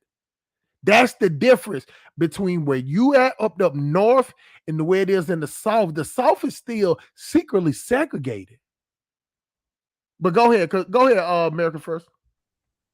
And that was like one stark that's my culture shock, that I had going to different parts of America where you kind of realize the only places that really integrate everybody into like kind of like one amalgamation is really the coast, which is like New York, California, and Texas, really, because people really do mix in Texas. But all throughout the country, people still lives separately but together, if you know what I mean. And it is what it is, but it's weird, but it's not in a like malicious way, because I lived in the South for a lot of ways. Like people kind of are segregated, but it's not like in a malicious way. It's kind of weird. Hustle Smart obviously can explain it better than I can. Right. See what he said. That's what I'm saying. I agree with you. So the coastal states, I agree with you 100%. The Minnesotas, the New York, the California, the Texas. Let me touch on that. Oh, so what? I will say this. I agree 100% with what you said, Hustle Smart, because when I went to Florida, I noticed that too. I'm like, why the hell the Jamaicans out here are only with the Jamaicans? The Haitians are only with the Haitians. So I'm not saying I disagree with that point. What I'm saying is in the future, I don't believe the only reason I feel like it's like that more in the South is because those people, I said the South is just historically segregated. Let's just be honest. But at the end of the day, they don't have generations of Jamaicans in Georgia like that. They don't have generations. So over here is different. The same with the Latinos. You have generations of Puerto Ricans here and generations of Jamaicans. So it's easier when the Jamaicans come here, it's easier to kind of integrate. But in the South, it's kind of like they still got that. They still fresh meat, you know what I'm saying, to America. So they're just like, let me. There's a lot more foreign-born Jamaicans, like Jamaicans in Florida. And over here, there's Jamaicans, but there's a lot of Jamaican Americans that they can also kind of helps them get into the culture like a lot faster. I appreciate this conversation, because if you weren't up here, we wouldn't have had this conversation. And it's a good conversation to have, because this is something that I haven't heard even dialogue, that people having a dialogue that just really truly having it. And what you're saying is 100% correct. And let me tell you something, I root for that. Because let me tell you something, for my son, with his personality, I would rather him have a Jamaican chick. You get what I'm saying? I would rather him have a Caribbean chick.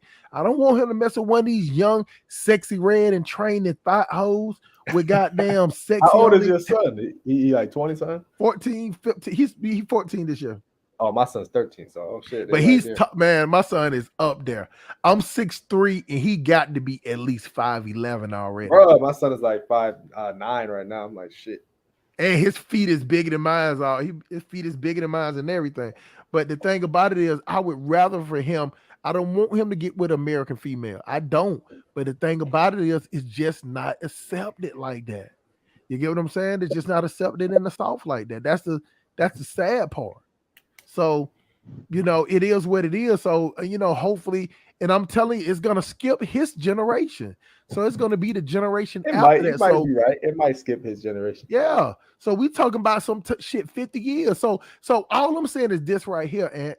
And as we get to the point that we try to intermingle, which is basically fucking logic only, because you want to correct everybody.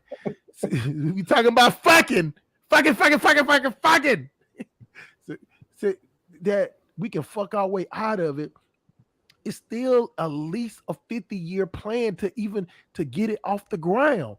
And that at that point, we talking about 2,000 years. See, when you say it and then put the year on it, that's what make us more doomed. You're talking about year 2073 when they talking about colonizing other planets and shit.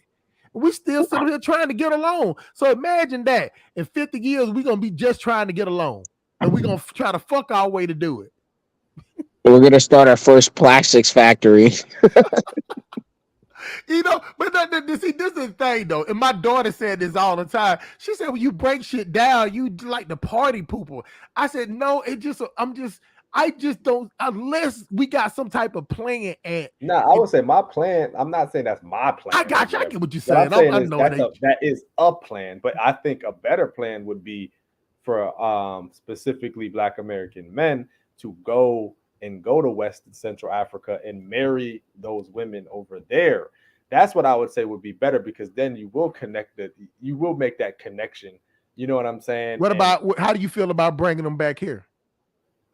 I mean, it's up to them. I mean, if they want to do it. I'm saying which one. I'm saying for the betterment. I guess I asked it the wrong way. For the betterment, which one you think? I would say they should probably do what a lot of people in West Africa already do. Like, they should go over there, have the kid maybe have the kid in the U.S., but then take them back to the country and raise them up a little bit. I want to see what you really about there. I want to see how you was gonna answer it, because there's one answer to that. No, you need to goddamn keep that shit over there. The mentality has to change completely, to the point when they come over here, they're like, okay, I see that is it, but I still got my rules. I still got my my culture. I still got my way of thinking, where I was raised. I know my grandmama. I know where I'm from. And I'm telling you, don't let nobody fool you, bro. A lot of Black people are upset with those foreigners, with those Africans, and because all of them can tell them where they from and we can't. Black people try to act like that ain't important, bro. That isn't.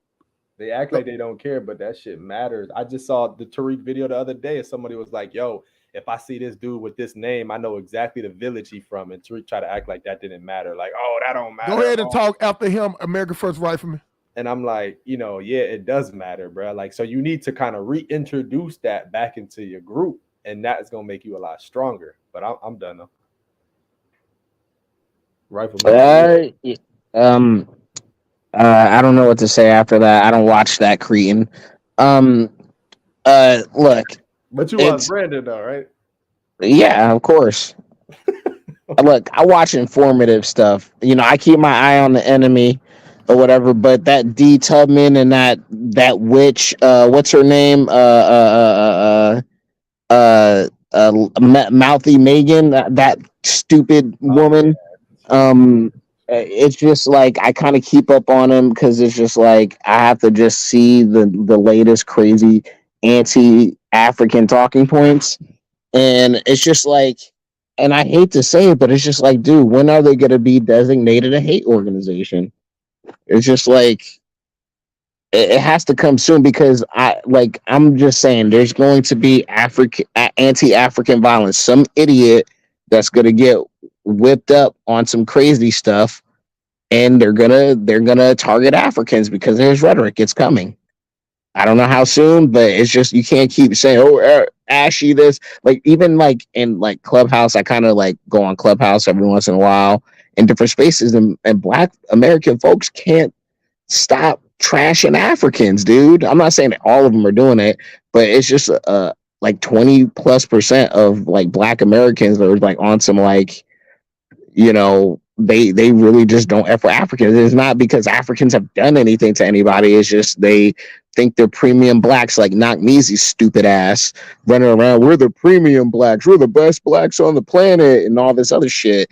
And it's just like, dude, no, like we're the best basketball dunkers. I'm sorry. I mean, Black Americans have done great, but it's just I don't like the arrogance. I guess that's what I'm trying to really say. I don't like the arrogance because it doesn't really help.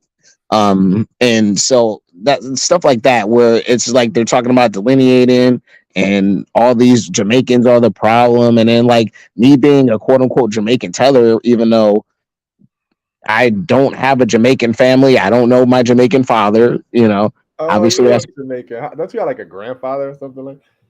no, those are Black Americans. Oh, okay. So you But ain't it's just Jamaican? So your dad is Jamaican? yeah, he's just a sperm donor though. Oh, I Like, didn't know you was a tether. yeah, I've been saying that forever. I've been telling everybody. Why you and the Kanguru, man? Both of y'all Jamaican tethers. I know. Yeah, I know. That's why I tell people. That's why, like, and when I speak on issues, then they throw the tether thing in my face. That's why I like going on like Khazarian Empire's thing. They like calling me a tether over there. But anyway, the main fact is, uh, like, uh, the separation thing, like from Tariq, is just like stupid as hell. We need each other, but you know it doesn't matter. Like Tariq is just like anyway. I can't stand these people. I can't. Full stop, right? Hey, let me read a couple of these chats, man, because I'm tired of Logic only saying that I stopped reading the chats because I can't read. Motherfucker! I have on my glasses. You try to look at that shit on the laptop, it's hard. You gotta put it, but I got my phone. I got the phone charged up now, so I can read a couple of them straight up. All right, let's see where we at. All right, we got shout out to Queen Candice Kendock, Americanas, Armand. Man, now them names now. Hold on now, y'all come up with some goddamn names. Y'all see, Ant is the most light-skinned dude on here. You see, keeping shit real simple. Y'all niggas, y'all nappy head ass niggas got all these names, Monster Mufa mixed with a Doma Pigeon. Okay, I digress. All right, Queen Candice, it is Nubian. I got you. Let's see. I'm aiming for some Congolese cat, P Funk. Hey, you know, I like those Congolese chick because they got that round face. You know what I'm saying? Big ass eyes and shit. Yeah, I can dig it. Cause let me tell you something with them Nigerian chicks, boy, they look like they can jump up and snatch a whole bunch of bananas at the highest tree in the Serengeti in Uganda. Them got them, and they got their hair, and they got the American First Rifleman hairline. Man, I'm not gonna do my kids like that, American First. I'm not gonna do my kids like that. I need that chick hairline to come to the front. front and center. I understand. I completely understand. See, he understands that. You're not I ain't finna do my kids like that. You get what I'm saying? My kids all got the hairline, but even my daughter got the Eddie Monster in the front. You know what I'm saying? So fuck it. But I was at the barbershop real quick, and that dude was like, looked at my son and was like, yo, you got the perfect hairline. Where you get that? And they looked at me and was like, oh, I see. You did him a favor. And some of them Nigerian chicks, that's why they be wearing them goddamn, man, them Nigerian chicks have them wigs pulled all the way to the front of their forehead like a goddamn fitted cap, y'all. Straight on. Let me goddamn drop the link up in here, man. Let me tell y'all something. Anybody is welcome to come. Let me tell you something, Logic. We would love for your ass to come up here because I will personally put you on the spit like a fat hog and roll your ass around, baby. You know what I'm saying? I will represent for my community by dragging your ass. You're all welcome. I love a big forehead chick. Hey, I tell you what, though, that's only when she laying on her stomach or when she giving you some neck and her forehead is hitting your stomach. But you would not want your kids to be walking around looking like they got them mastermind. What that oh Lord. Mastermind from goddamn, I can't even remember I think the movie is called Mastermind, right? I don't know, but I think I know the character. You know the character Mastermind with a big ass head, man. Hold on, let's see. Animated character. They're like the name blue, Mastermind. right? It's called, let's see what it. I'm looking at them right here. But you're right. You gotta look out for your kids. You gotta look out for your motherfucking kids. If I'm gonna have a chick with that's what it's called. It's called Megamind.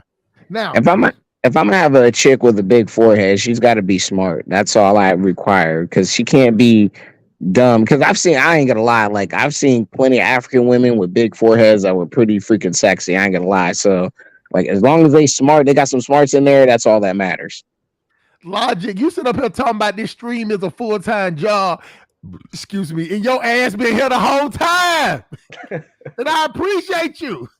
Oh my God. Hey, shout out to the white man's chat GPT and remote work. I literally had a whole week where I didn't have to go out of the office. I just did some sales, got some new clients and stuff, and I just got to kind of chill and just work out the whole week and just learn how to code a little bit. It's been great, man. That white man's internet is real important. Cause let me tell you something. I got that fiber optic over here, and my porno do not be buffering at all. As soon as I click that play button, it is instant. It is instant over here, bro. I got that fiber optics. So I had that temptation.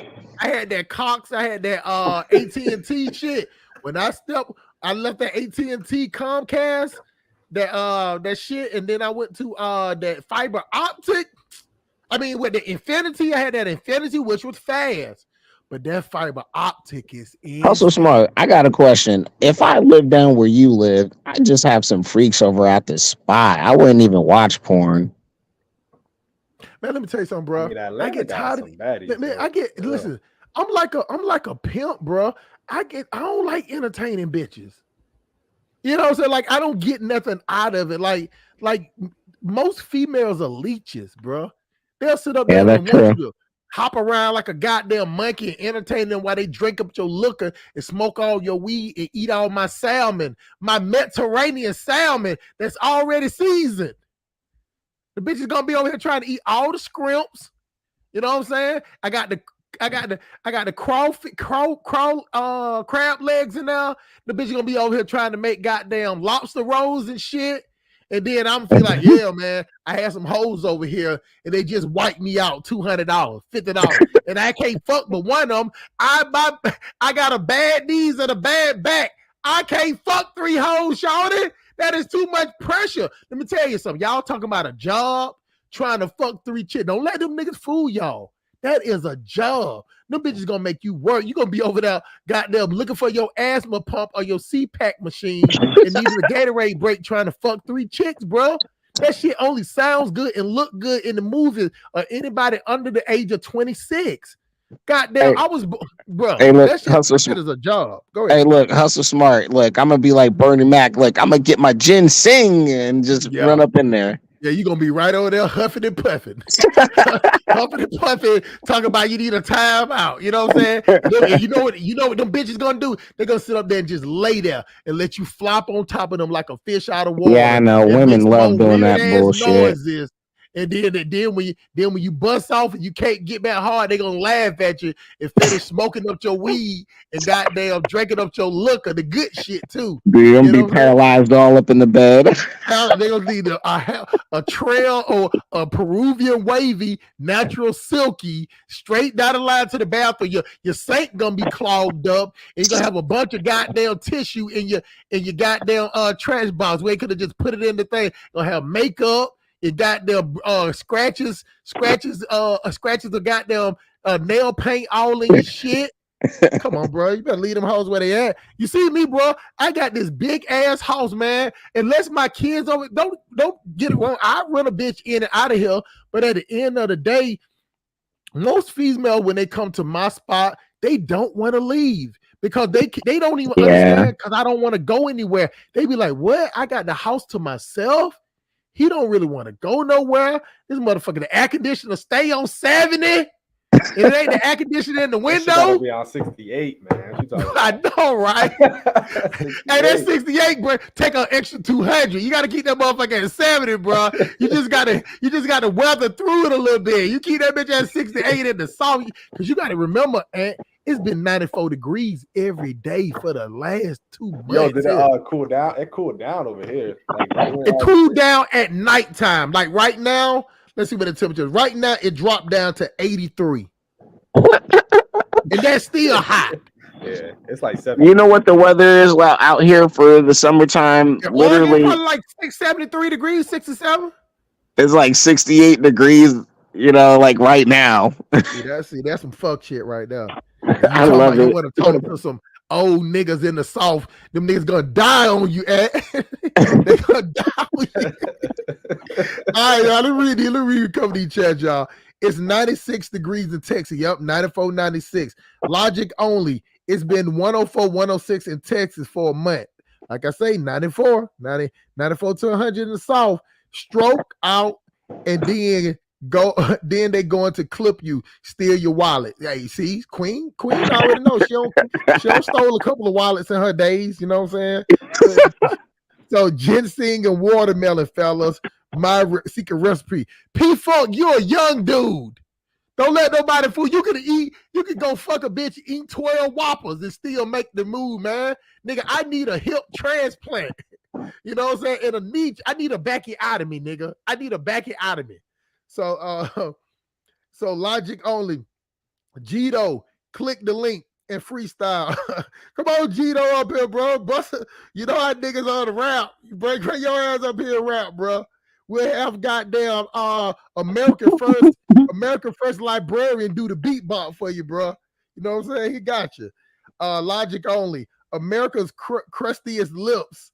God, boy, she is on your ass, bro. Look, that's because black women, I turn them on in a way that they feel guilty about. Yeah. That's why they put all their hate towards me. So I understand that I get her kind of moist because of the mustache, and I get it. So Logic, just hit my brother with another super chat, and America First Rifleman will stay around. Mm-hmm. Yeah. She probably just dream of riding your stash because it probably feel like a seat. You know what I'm saying? Free mustachey rides. Yeah, mustachey ride. With a little... for no reason. It be going down, man. They be fantasizing about.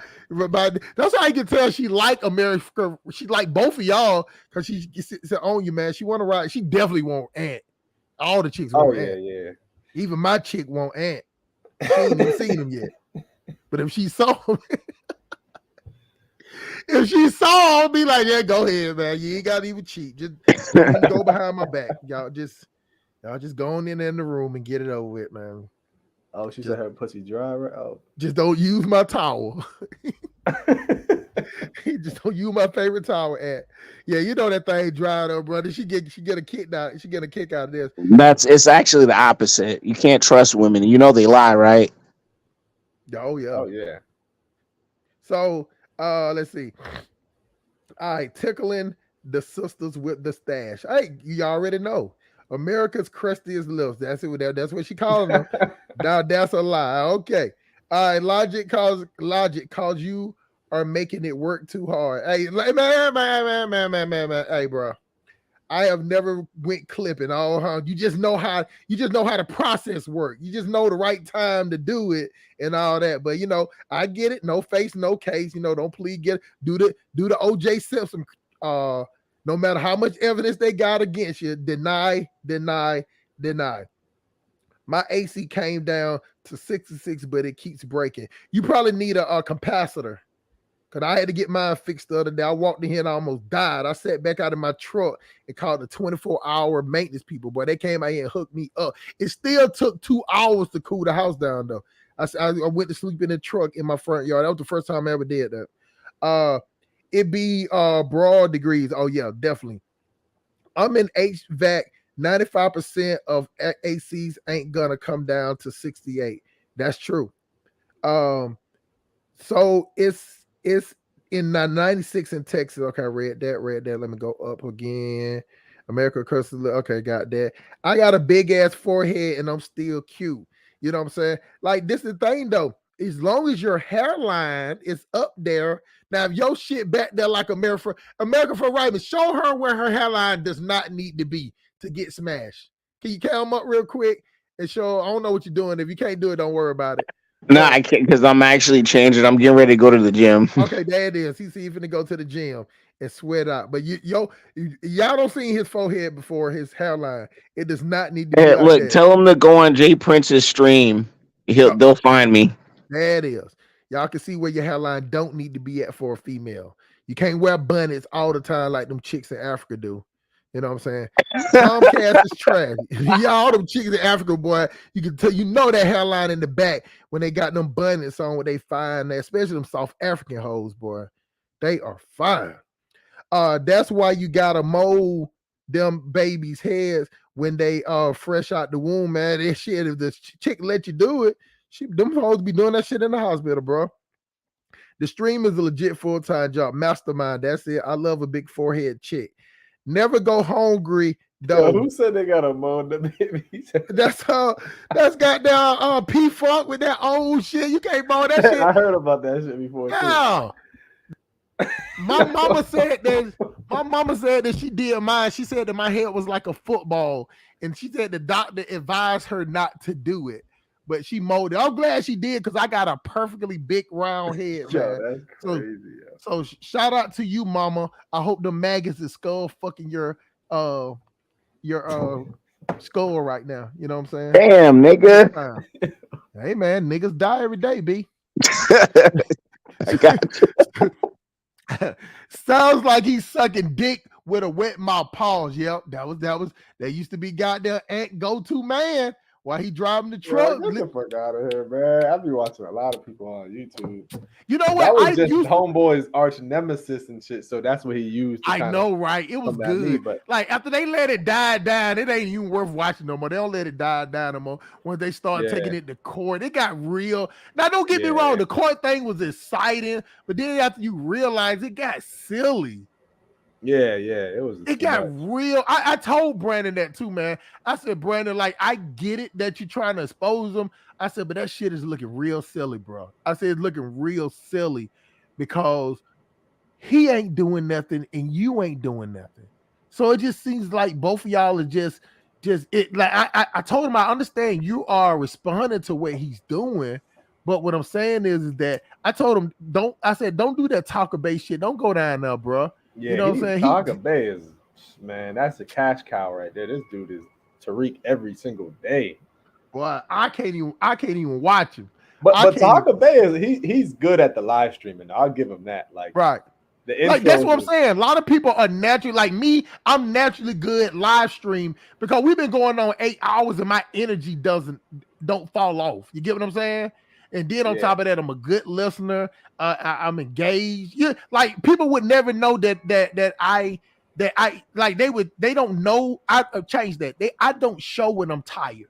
You get what I'm saying? You would never see like, oh man, we could tell he getting agitated like that. Like that's one thing about being in the streets for so long. You just learn not how to show. You just have a good poker face and all that. And I got good energy also, man. So you got to be like that, man. P Funk. It's he's saying that Tariq got dentures. I heard that he had like fake teeth or whatever, but it is what it is. But that neckline is starting to show because I think Tariq is he got to be in his 50s, right? He got to be close to 50, right? Oh yeah, he's definitely in his 50s. Right. Yeah, nobody knows. Nobody know. I mean, yeah, Tahaka Bay was saying he was in his 50s. Yeah, he got to be in his 50s. Because I remember when he was on the MTV back in the day. I remember that. I think I'm still in high school or something or whatever, middle school. So he's way older than me. I know he got to be at least 6 years older than me. And Yeah, well, I saw him in American Pimp. That was like 25 years ago, and he was damn near 30 then. Yeah, he's definitely in his 50s. So that's why I told you, man, he be wearing them gay Power Ranger leather jackets in a hot ass club. You know what I'm saying? In the Hidden History laundromat. You know what I'm saying? And that's what I feel bad for black people that tried to root for that shit, because no matter what y'all say, y'all know that ain't no goddamn museum. No matter how he try to dress it up, no matter what type of little artifacts or whatever little copy paste that he did from goddamn Kinko's and shit to make it look good like a poster, that's not what he signed up for. I can see the commercial like it was yesterday. Matter of fact, he had a little size on him in the commercial, maybe to you see like he lost weight after he did that commercial for the thing. That shit was supposed to be 2 stories, 2 floors. That shit is a multi-purpose room. But now he doing the shows. He got like a little comedy, little contest, and so you can go over there and do your little comedy routine, and you might win $500, man. Like that's what he doing now, and he's selling goddamn fish plates, and everything. But see, the thing about it, I'm not mad at him with the hustle, because once people donated that money, and then he turned out and put out a book for people that didn't see that coming, they should have been surprised about the museum. Once he put out a book with the money you gave him, that nigga took a book. That's just like me, and I get all the crackheads to give me $100,000. Then I go buy some crack, cut it up, and sell it to him, sell it back to him. You get what I'm saying? Like it's the craziest thing in the world, man. I felt bad for people that didn't see it, and they had faith in this nigga. I just didn't. And then I know y'all know they put the word the Bentley was leased. He leased that through the company. The Bentley ain't paid for. You get what I'm saying? You can lease anything in LA almost. He wrote it off. So it's P-Funk. It's in Miami. I dad mad Jamaican. You see how without to go through logic, see how P-Funk writing, and I have to read it how they write it. You know what I'm saying? That would makes it look like I can't read, but these niggas can't write. I dad mad. Now you make that make sense. Jamaican and Haitian. I know what he meant though. My dad, Jamaican and Haitian girlfriends. My ex-wife is from the Virgin Island. P-Funk 100. My first wife is from Trinidad. Her little goat roadie ass shaking that. Let me tell you, my ex-wife looks exactly like Foxy Brown. Yeah, let me say something about the museum real quick though. Go ahead, hold on. Let me read a couple more. Then we're gonna get to the museum. That's the segue. That's how we gonna end. That's how we gonna end it with that. Let me read a couple. Let me get caught up on these. Then we definitely gonna jump into it. Dad dated typo. Of course, appreciate that. Kyrie P. Lots of intermixed in South Florida, bro. But it's still segregated though. They still have their areas. And on top of that, they hunt each other. They fighting against each other. They fucking, but they fighting against each other. If their parents have money, they put themselves in private school. Now the issue is better. Didn't say it was a problem. I was just trying to explain to our aunt why he can't put that pie in the oven, because they won't even intermix with him in school. That's the problem. Nothing wrong with it. My sister married a Jamaican. My god brother married a Ghanaian. It's already happening. That's 2 out of 42 million. Appreciate that. Let them fuck on, man. You know what I'm saying? Them hoes like to throw it back. They got energy in the bedroom anyway.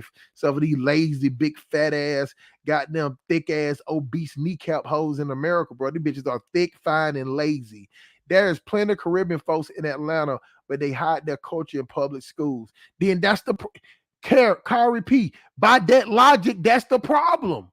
That means that nobody knows. If nobody knows, how can you intermingle with the culture? How can you teach somebody your culture if you're keeping it quiet? That's the same thing they say about with the black people, how they took our culture. And white people won't tell us what happened. They destroyed everything. If you hide it, nobody knows. So it's like it's redundant.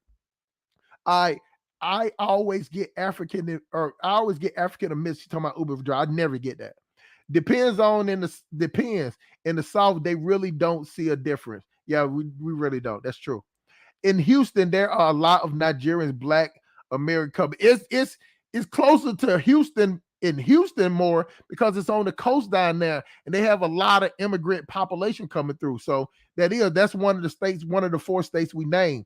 Just had my Muslim special meatball sub, half beef, half pork, delivered from Wawa. Let me tell you something. Wawa makes a damn good sub. Their bread is top notch. I wish that we had a Wawa here. Logic only. Jamaican males are the worst. God damn. I heard you the first time. I think she shoot that American First Rifleman. She try to find a way every time to go at Rifleman, man. Afro culture concept. If it was my African women as their African American women in America, the African American women would die off. I agree with that. But they would be fighting against them. These Husky hyena hoes ain't going down without a fight, boy, with all that weave. They're gonna snatch that shit off looking like George Jefferson and shit. Steve T, the plan is years from now, we're going to preach and march on how we've been oppressed. I'm telling you, it's gonna be the saddest thing. That 100 years from now, we still gonna be talking about slavery and how we need to start trying to get along. That's what's gonna be shocking. Negroes like to play dumb and make things more complicated than what it is. I agree with your Afro culture concept. Logic only. Not Measy is a loser. Let me tell you something, man. Not Measy is the one that got me into I know he did take a wrong turn, you know what I'm saying? But if it weren't for him, I wouldn't have started my channel. Me and him stayed up about 3-4 hours brainstorming my channel. You know what I'm saying? He wanted me to change my rhetoric a little bit, you know what I'm saying? But I told him I couldn't do it. I told him I had to stick with my guns, man. I told him I got to talk the way I talk. Hey, Queen Candace, good night. Just stepped in. Cannot stop laughing at the Lion King with the weed too much. Hey, that's how y'all niggas look when y'all don't goddamn like your African roots. When y'all putting on goddamn strangers half from other countries, you know what I'm saying? And pressing around like Mustafa ghetto ass girlfriend from the Lion King and shit. I'm aiming for some Congolese. Okay, I read that one. We almost caught up. All right, hey baby, what's up? All right, it's a Nubian. Okay, we read that one. The Kush. There you go, hating on Nigeria. Logic only say, there I go hating on Nigerians. I'm telling the truth. Some of the hardest faces bitches look like they headbutt brick walls is Liberian chicks, Nigerian chicks, and them strong ass, long ass, goddamn banana pepper face chick from Haitian with that trapper jaw from He-Man jawline, bro. Oh my god. Look like they can open up. I'm sorry, bro. I'm sorry I freestyled this shit. Cause them hoes look like they can open up a can of corn with their jaw from Haitian. I'm so smart. Not to cut you off, I do have to go. I'll be listening in the gym. If you're still going in a few hours, I'll jump back on. But I gotta go work out. All right, man. Do some forehead push-ups. All right, peace out, Ant. Peace out, bro. Appreciate All right, you. yo, Peace out, Russell. It's just me and the mulatto Messiah up in the building, man. We finna get into this next topic. My father is Angola and Congo. Oh, that means you got that booty meat then, Queen. You got that booty meat, man.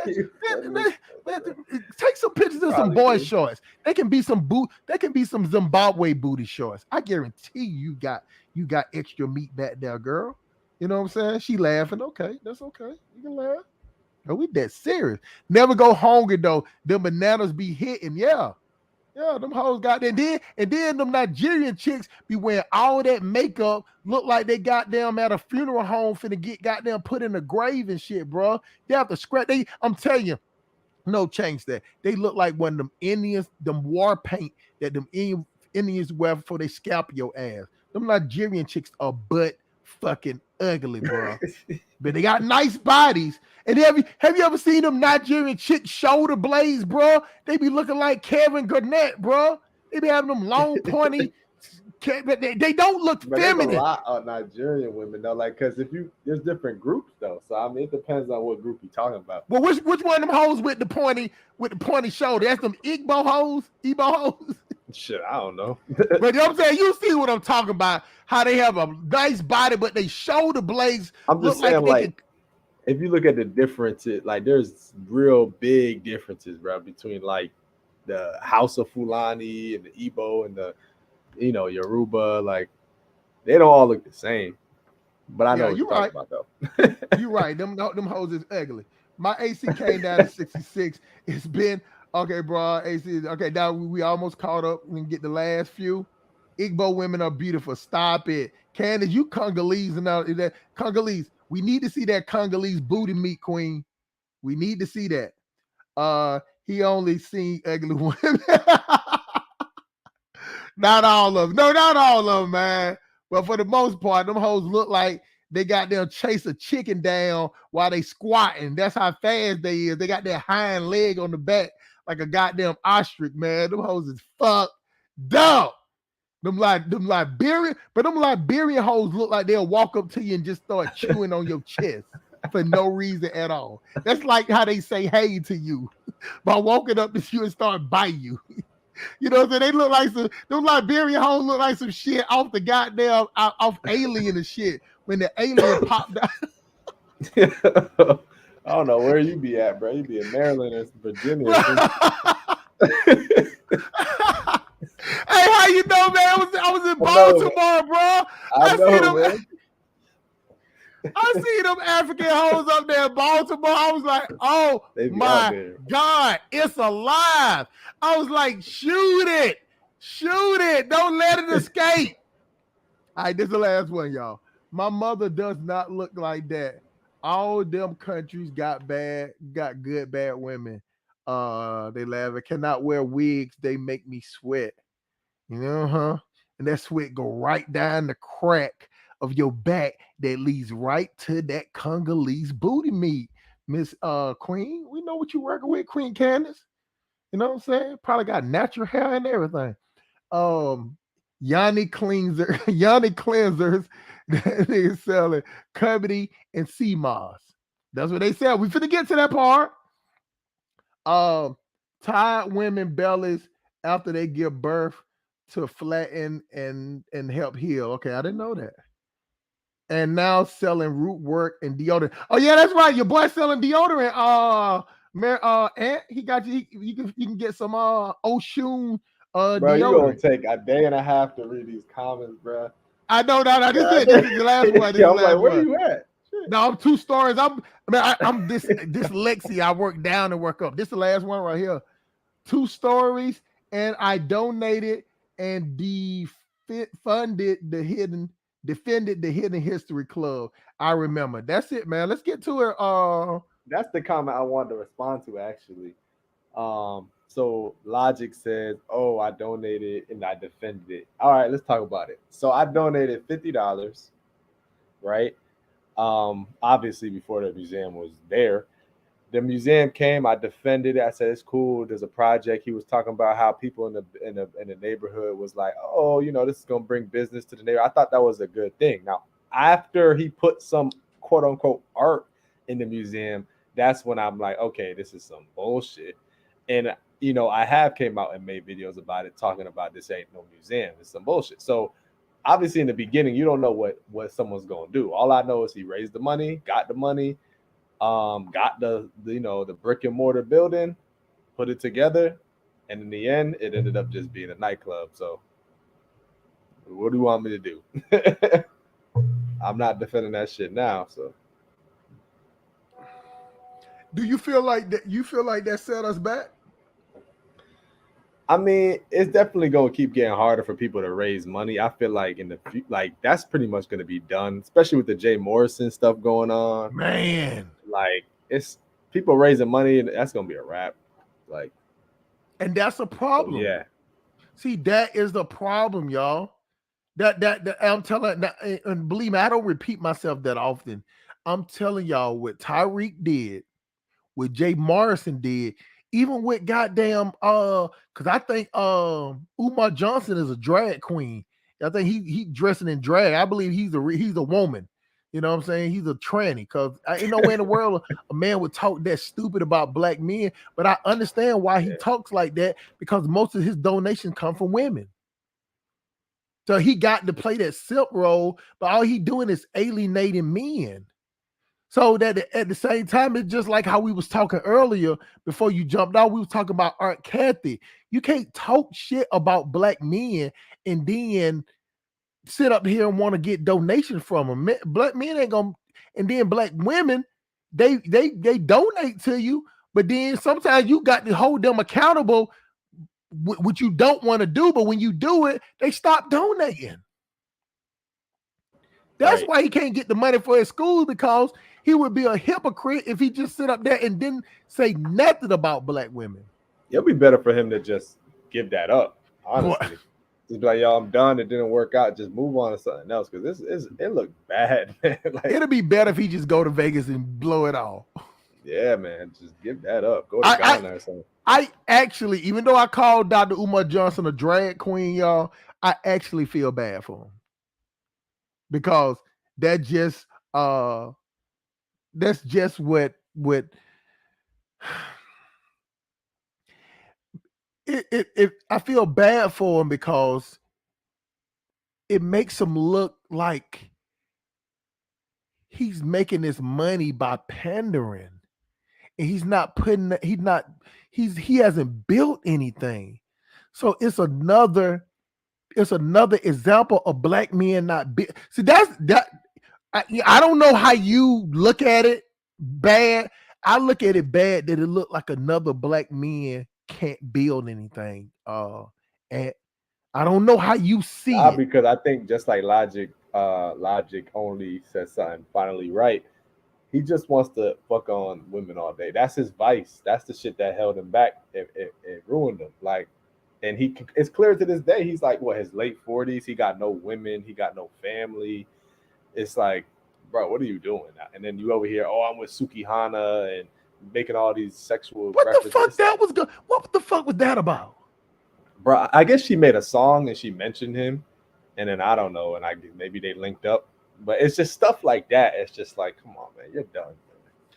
He thought that talking to a chick that talking about he eat my ass, now it's my turn to eat his ass, now I'm eating his ass, that some type of way that she was gonna be delivered. Like, that's her whole stick. I ain't never even listened to any of her shit. So you don't even know the verse I'm talking about, do you? Nah. That's what. Yeah, she got a song. She's like, goddamn, we were fucking and he was eating my ass. And now, you know, I'm a real bitch. Now I turned around and I start eating his ass. Eating his ass. Eating his ass. She said it like 6 times. Yeah, and this is the thing, and that's the woman he want to go meet up with. It's just like, come on. Cause he thinking that bitch gonna donate some money. That bitch ain't finna donate no money. If she do, she gonna send him $100. You get what I'm saying? Like, the thing about it is, what he doing is showing people that black people really don't fuck with him. That's the sad part.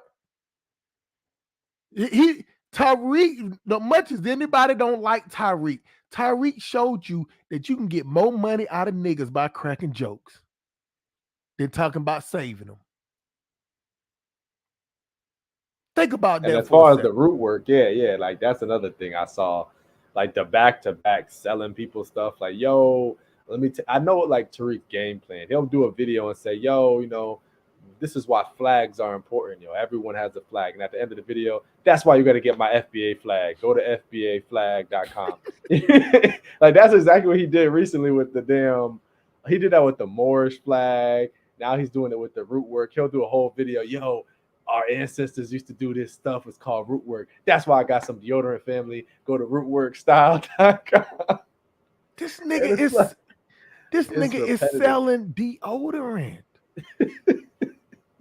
He had Ogun juice. It's like, damn, man, this dude. You're gonna have to switch up your shit a little bit. And it's like, see, my thing is this. I think he sees that even though he always talk about, we got, it always tripped me out how he talk. He like, man, we had a lot of people do this. We had a lot of people sponsor this. We had a lot of people buy this movie. He always, but let me tell you something.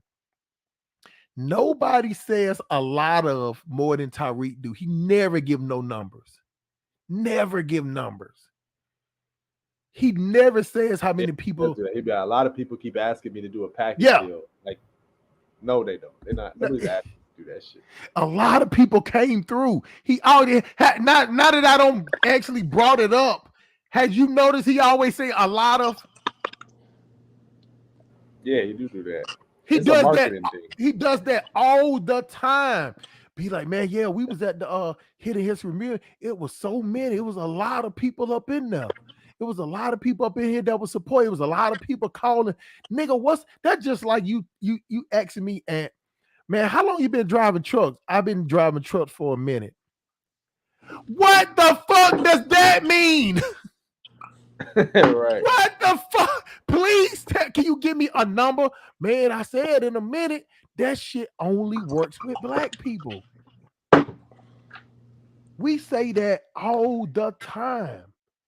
A lot of, in a minute, right around the corner. We the only group of people that when we say right down the street, we mean about 30, 40 minutes. We are never right down the street when we right down the street. Never. Not in my life. I ain't never met a nigga that was right down the street that was actually down the street like I can walk out and see the nigga car coming down the street. It always means something else. So what did that tell you, Aunt? We some double talking, shifty ass niggas. And one thing about it, I will say it and I will preach it hard. We are descendants of the original fuck nigga over there in Africa. They are the originals. They the one that was warring with each other. They the one that was snatching people out their huts and selling them. Those are the ones that retaliated, and when they did it, and the white people, all they had to do is sit out there on the boats and let these niggas bring them niggas to the goddamn Cape Coast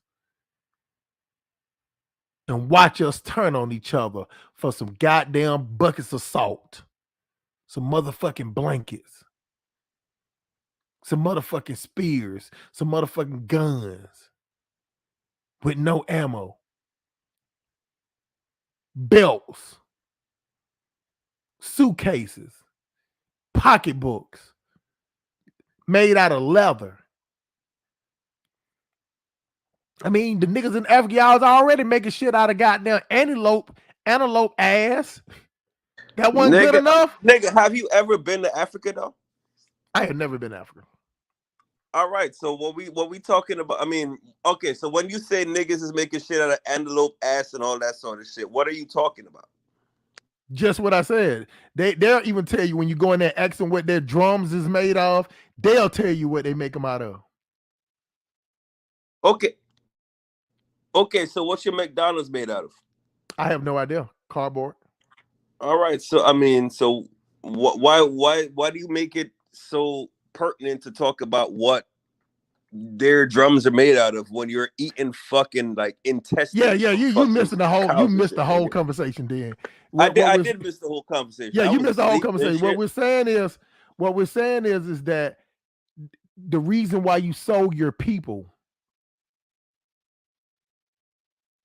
what they gave you in return for selling your people, they gave you leather. So why would you need leather when you was making what Ronald Reagan gave you in turn for But it selling doesn't to matter. We're your not people. talking about Ronald Reagan, Kangaroo. Well, We're talking we about got to talk about. hold We on got for to a second, talk about Kangaroo. Ronald Hold on, Reagan. use common sense for a second. We're talking about 400 years. So it's nowhere in the world you can add a conversation where we're talking about 400 years and start talking about 1980. Okay. It's no Ronald Reagan. Hold on for a second, bro. Hold on for a black, second. nigga. Just listen. 40 years ago, 30 years Listen and ago, comprehend for a second. It's no way in the world, if we're talking about 400, 500 years ago, that your rebuttal can be 1980. It's no way logically. Hey, big guy. Logically, that would make sense. Homeboy. My dad was a crackhead, right? Guru, just hold on for a second. Let me finish talking. So when back in those days, when all these warring tribes, we talking about the Ashantis, we talking about all the tribes, the Zulu tribes, we talking about the Mende Temne tribe. They are the ones that started. It would not be a transatlantic slave trade without the help of Africans. I mean, hey, listen, niggas. So, listen, Kangaroo. Hold on, Kangaroo. Let me tell you something, bro. Calm down, bro. Calm down. You my dog, bro. But come on, dog. Don't interrupt the host like that, bro. I let you do that to American First Rifleman, bro. So I'm thinking you would just come, bro. I'm thinking that you would just understand that, Kangaroo. It is nowhere in the world I'm gonna let you overtalk me, bro. I fought with you the long way. It is nowhere in the world I'm gonna let you overtalk me, and there's nowhere in the world when you start talking, I'm gonna start interrupting you, bro. I'm not gonna do that. My bad, bro. All right, I don't have conversations like that. My bad. Yeah, just cool out. So this is the thing. What I'm saying is that if we bring that same mentality to where we get down like that, it doesn't matter who orchestrated. I said it off the rip. The white people sitting out there on the boats just sit up there. They're like the puppet masters. But it's still, no matter who's pulling the strings, it can, now I'll bring it to your point. So from 400 years to the 1980s to the 2023, we're still sitting up here letting people puppet master. So who's the loser in this? So it doesn't matter if they're the ones that still pulling the strings, then that just shows how stupid we are as a people. That we can't break the chain. We will never break the chains of the puppet master. Because it's been going on since the 1400s, the 1500s, the 1600s, the 1700s, up until the millennium now, where white people are still in control. So what has that showed you for over 800 years? That we are that easily divided, and we're easy to be manipulated from a people that been doing it to us from 800 years. So now I pass the mic to you, my brother. When are we as black people are gonna stop letting the puppet master pull our strings, Kangaroo? The floor is yours, my brother.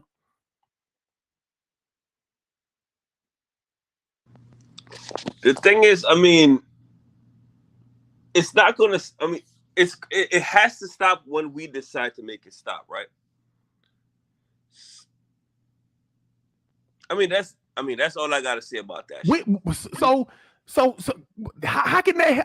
How by your statement can help anything when we're saying that? So okay, by what you're saying, then what if we don't stop then? What if we don't stop it? What if we don't never stand up? What if we don't never come together, Kangaroo? I think that we actually really don't want to have to. I think that we actually really don't want to stop it. I mean, I think that, I mean, in some cases, I mean, I want to believe different, but I think that there's a subsector of us that believe that, hey, we got it, because our ancestors, got sold over here and all that sort of shit, that we're good and that we benefit from that whole situation, and that's not the case, man. I mean, I don't believe that. But what does the majority show you? Kangaroo, let me tell you something, bro. I would let me tell you something. If it was me, you in a fight against 30 people, I'll stand back to back with you, bro.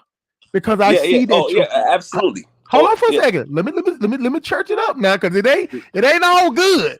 Now I stand there fight back to back with you, but I don't see that fight in a lot of black people, Kangaroo. So it's good. So let me tell you what's gonna happen with me and you. We're gonna end up dying off. Because eventually we can't whoop everybody's ass, bro. I mean, we'll whoop enough ass, but eventually, But what I'm saying is, eventually we will perish because nobody ain't coming to help us. They're gonna think we stupid for sitting up there fighting against goddamn. That's how black people are. They'll sit up there, man. You would have just catch your mud clothes. You know what I'm saying? You just would have. That type of lingo been going on since the slave ship. If you would have never ran, if you would just did what Master said, if you would just pick your quota of cotton, if you would have just did this, like it's that perpetual victim shit, and it's a perpetual victim mentality. My problem with some of these black folks out here, right, is this, right? They want to talk about the black plight and they play in on it, but then they talk about victimhood when we want to talk about how we got here.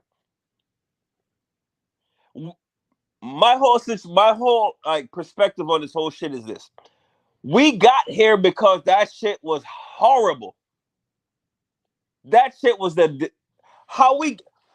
my last name is Taylor. It should not be that. And I don't know what my last name should be. But that's what it is right now. And that's what my children's name is right now, and that's what their cousin's name is right now. Why are we going to act like questioning that shit? It's a problem. Like, literally, there's a whole history behind why. I don't know what your last name is, Hustle Smart, but that's not supposed to be your last name at all. And I don't know America's First Rifleman, what that nigga, whatever his last name is not supposed to be that. Hey, you know he's Jamaican, right? Word? His daddy is Jamaican. I didn't even know that. I told him I couldn't wait for you to come. Right when you was texting me, hit me on WhatsApp, I was finna tell you till I said we still live and you came up. I said, well, I'm gonna tell him when he live. I said he gonna be shocked when he hear this. I said, Cook Guru is gonna be shocked when he hear this. His daddy is Jamaican, nigga. That nigga probably my cousin. Anyway. Go ahead, man. Continue. Yeah, but the thing about it is, we need to, like, what the fuck is like, we need to understand our whole lineage and how we got here and how we need to maintain that sort of shit and understand how to navigate that. This shit crazy. Where we gonna get that information from, Kangaroo? Listen, bro, I'm on your side. But where we gonna get that information from? Who gonna give it to us? Us. We have old people that are about to die off. Like, I mean, we're gonna really be able to get that type of information from. There's a few people that we have in our lineage right now that we have access to, and they're going to die in like 4 years. That's who we need to talk to. And we need to understand, and we need to learn, and shit like that. Even them, you still talking about 80 years old. You're talking about 5 generations back. They can't tell you. They can't. They can give you. Listen, my grandmama. Let me tell you something real quick before you continue. Right, my grandma was 89 years old before she died when I was 12 years old. So that means that she was born in the 1920. She was born in 1910. 1910. 1910. Okay. She couldn't even tell me. Cause you know what she told me? She's like, I was like, well, Grandma, where we came from or whatever. She's like, my mama, we wasn't allowed to talk about it. They wasn't allowed to talk about it, Kangaroo. So her mama wouldn't tell you. This is the thing. She said her mama wouldn't tell her because if she told her and started talking about it, she would have got punished. Mm-hmm. So we won't get it from them. The only people we can get it from is Africa, and we can't get it because they was all running around selling each other. So everybody got it twisted. Eric, we all just guessing. Even with the DNA test, we're guessing. We just throwing darts. All right. So how? Okay. All right. So how do you think we should do it? I don't think. I think we're doomed. See, everything that I line up in perspective. Me too. I actually also do think we're doomed. I hate to say it, but when you put everything together, we have no choice but to be doomed. Think about how we act and how the Latinos act. That's all you got to look at. So put it this way, Kangaroo. If you finna start the new millennium and you said, okay, we need a group of people that work together, that have high family values, and that their entrepreneur spirit, they practice nepotism, they hold each other accountable, and they have a hierarchy patriarch system. Mm-hmm. And you got to hire one group. You got the black people and you got the Latinos. Which one would you hire? The Latinos. If that's your answer, no matter how much you care for black people, logically speaking, that's how everybody else sees it. I love my people, but still, listen, dog. The American race is a business. Facts. They sit up and talk about they care and everything. When you get born, you get a social security number. That is a part of debt. You're either plus debt or you're negative debt. And those Latinos is plus debt. Facts. We're not. And they stick together. And they ain't like us, Kangaroo. Man, I work this job, man. Ain't nobody hiring here, man. You got to get it on your own, man. You know, the game is to be sold, not told. We say that shit to each other. Latinos don't talk like that. You'll have 1,300 of them on the goddamn back of a Toyota truck. Trying to cut somebody's grass, trying to clean up, trying to offer their service. They'd be on the back of a Nissan Patrol. Man, they'll be on a fucking bicycle, walk around selling ice cream if they had to, because it's no shame in their society of how they get their money. Black people we shame each other for certain jobs we have. You think the Latino women shame they men for being out there on the corner at the Home Depot doing day labor, Kangaroo? Not at all. Matter of fact, they'll be at the Home Depot with their bitch, and she is rocking with them. Nuh-uh. Not only that, she gonna be out there selling goddamn Tostitos. She gonna be out there selling chimichangas. Yup. That's how they get down. We sit up here because we always copying what white people literally do. The chick. Okay, so I sent Hustle Smart a picture, a few pictures of me and my woman and all that sort of stuff. Right. That woman is not willing to hop in on Home Depot with me to do certain things that's gonna make us some money. Jose, his bitch is over there doing what she got to do to make sure that they're going to bring more and more and more money into the crib. It's wild, bro. It's wild. Jose bitch gonna be out there with Cersei bitch too, and they gonna be out there talking shit to each other, playing in each other hair, sitting up there, goddamn, open up a booth, selling the motherfucking goddamn them sugar ass drinks. Absolutely. While we sitting up here cracking jokes about everything. Yeah. We're over here cracking jokes and all that sort of shit. And Jose and Marilinda or whatever the fuck. She over there doing her thing. Shit that your bitch ain't gonna do. She's doing it. And you missed the most important part, Kangaroo.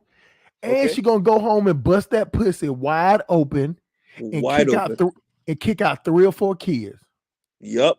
And she gonna make some like tamales and shit while she doing that. Yeah, that's what I was thinking about saying. She's tamales. And I can't stand tamales. I think tamales is the worst food ever. Them shits are nasty, man. But I know. I mean, but see, yeah, this is the thing though, y'all. And I want y'all to remember this. I want y'all to remember this for the one basic reason why Latinos is not gonna lose. And this finna fuck y'all up. Latinos never get tired of eating tacos. Sounds racist, right? They never get tired of eating tacos. They eat them shits every day and they buy it from each other. One of the simplest foods to make. They got multi-million-dollar business to the point that y'all niggas showing up at the motherfuckers drinking goddamn daiquiris and shit. Y'all the ones showing up, making them rich, going up there. Y'all are the reason they opened the big bar restaurant. Cause you know what, Kangaroo, in the South, I don't know about up north. The Latinos don't go to them big restaurants, Mexican restaurant. It's only white people and black people. Latinos go to the corner store, them little booths that's in the middle of nowhere. They don't care about sitting down having a meal like that. They take that shit and go home with it. They just make sure there's support on lunchtime. They eat at home.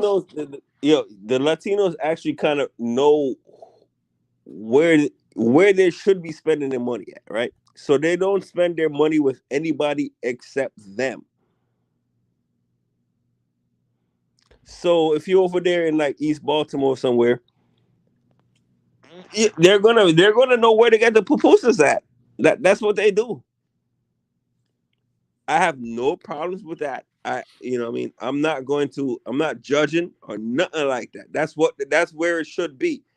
So how can we ever just by that logic alone? Just by you don't even understand how profound your point is. It's actually the nail in the coffin. They know where to spend their money at, and when they do spend it, they spend it with other Latinos. We talking about majority of them. Yeah, that's them. That's them. They do not go to McDonald's like that. They do not go to Big Shorty's like that. I know you can change your slave name, but the thing about it, we're not finna change it to no damn X, and we ain't finna just make up no name. That's one thing black people ain't gonna do. We might make up a nickname, but we ain't finna make up no motherfucking last name. Mm-hmm. We just ain't finna do it. We'll just stick with whatever last, because the rest of our dumbass family got the same name. They all get together once a year and all that shit. It's just what it is. We not unless the whole family changes it. That's the only way it's gonna happen. Facts. Niggas just don't change their last name. I get what it sounds simple since we complain about it, but unless the whole family complains about it, because like I like that my son has my last name. I know it's a slave last name, but unless his mama let him change it to whatever name I pick, then it's useless. Then I got to go get my daughter to convince her to do it. That just ain't gonna happen. It's like a matter of fact thought process, but it's not gonna happen unless the majority do it. And let me tell you something. Our team in Noosa. Most niggas don't even goddamn listen to African music. And I'm gonna tell you something. I'm one of them. I try my best, Kangaroo. I can't get jiggy with that African music, bro. I don't connect to it at all. I can listen to Jamaican music, but that African music, especially when you go to the different coasts, listen to the different music, but that shit sound like a bunch of shit, man. I can't get jiggy with that African music. Now, no DeVito, no Burna Boy, none of that shit, Shawty. I can't listen to it. Hey man, let me tell y'all something, man. I appreciate all y'all niggas coming through here, man. I'm finna read the rest of these messages, and I'm finna go pop the motherfucking salmon in the air fryer. Hey, y'all, I got one. I got one question though. When I do cook the salmon in the air fryer, do I cook it with the skin down or the skin up? Anybody in the chat, let me know how I should put the salmon in the air fryer, and that'll be good. We finna end this thing at the 8:30 mark. There are different types, but we all know what you're doing after this live hustle. What I'm doing after this live? What I'm doing after live? I'm gonna eat me some salmon that I got from Aldi's. I got some salmon and stuff, so I'm finna pop that. Got some salmon, some salad, and some and a salmon and a salad. That's what I'm gonna eat. Yeah, that's what I'm gonna eat, a salmon and a salad. Real simple. Do a straight protein today. Uh, Skin up, trap flavors. All right, skin up. Got you covered. All right, so the skin gonna be crispy. All right, so that's how I'm gonna do the salmon, man. All right, you can change it. Let's see. Bam, bam. Let's go to the next one. Can anyone show me a successful country run by Latino? That's true. That's true. Can anyone show me a country run by black people that's successful? That's true. Nigga adopt a West African surname and keep it moving. That's true. That is true. African American never gonna do it right. That's true. Fuck. He don't have the answer. Nah, HCT, he did have an answer, man. But I had to stop my brother from being emotional to making a decision. Because he wanted to be emotional. And I just wanted to push him past the emotions and be like, okay, if that's the case, I agree with you. But when are we gonna ever break away? And my thing is that most black people don't want to break away, man. Pan-African or perish. I do believe in that, man. I do believe in Pan-Africanism. But we were never unified. That is true. That is true. Afri, you get what he's saying though? Oh, yeah, hey, he got to get what I'm saying, man. None of us are Zulus. Okay. I mean, I'm thinking about the chick, this chick I fuck with from South Africa. That's why the Zulus, it came up like that, man. That name came up. I can remember all the tribe. Some of these Negroes was already enslaved in Africa. That's true. That's why I was saying the warring time, they was already enslaved. So the white people like, we'll take them. Like, yeah, take these slaves. Get them out of here. We don't want them. Oh, you gonna give us something for them too? Shit. Have that nigga. Put that nigga on the goddamn cornfield. The same tribe. Now, this is a good one right here. All y'all comments a good one, but it's a good one. P-Folk 100.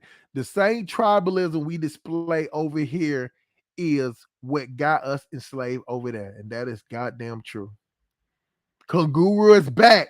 The live is never ended. If it end right now at 8:30 mark. It's tough to hear, but I agree for the most part. Hey. Gullible. Hey. Don't forget Gullible. Hey. Nobody in real life knows him. For sure. Hustle, how is it that you keep whispering on your live? I don't have no idea what you're talking about, Shawty. Talking about whisper. I just do this thing with my voice. My daughter always talks about it to where 1 minute my voice goes super high and the next minute I go super low. It just, it's just how I talk. No accolades. He is a scrub, bro. All right. You talking about Umar Johnson, y'all. Umar Johnson just likes fucking black women. That is true. All right, let's see. My dyslexia is kicking in. I'm reading from bottom to top, which is dumb, but I'm still gonna do it. Umar Johnson likes. Let's see. Don't feel bad for him, dog. I got it. YouTube ain't real. It ain't real, but it's real popular, bro. He's grifting to women. He grifting women. That's straight up. Stop depending on these YouTube clowns. It's amazing, but people look at them like they're the heroes, bro. It's easy said than done on that one. Negroes just need to work and start a business. Definitely. That's the only thing gonna get us out of his entrepreneurship. Oh, yeah, they got the best shapes in Africa. They do. All hustle think about is fucking. No, I do not. No, I do not. Shit, I guess that's what I was talking about. The Mendika women, bad. Okay. Man, them women from Ghanaian bad. So, yeah, I seen those women from Ghanaian. Hey, it's a chick that I follow on Instagram. I'm gonna show y'all. I'm gonna put y'all on game on this chick, boy. She's from Guyana. She's from Guyana. Something like that. She is. Hopefully, she just pop up. Cause let's see if she. Nope. Damn, she ain't gonna even pop up. Fuck it.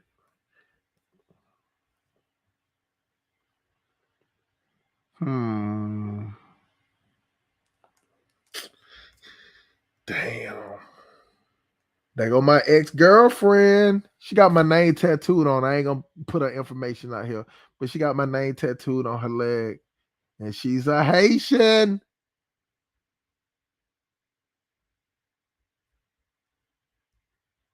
But we didn't work out though, because she was Americanized. I would have married her, shawty. That would have been my third wife. I would have had one wife from Trinidad, one wife from Haiti, and one wife from Bahamas. But she fucked up, man. She fucked up because she was Americanized. She was Americanized before the rest of them. Damn, I can't even see the chick.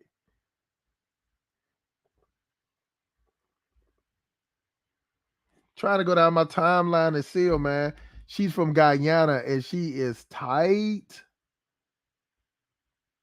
Oh, shit.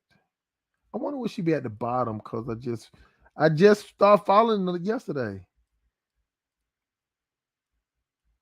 Okay, let's see. Her name is Dutch Banks. That's her name, y'all. If y'all on Instagram right now, go to Dutch Banks. DUTCHBANKS.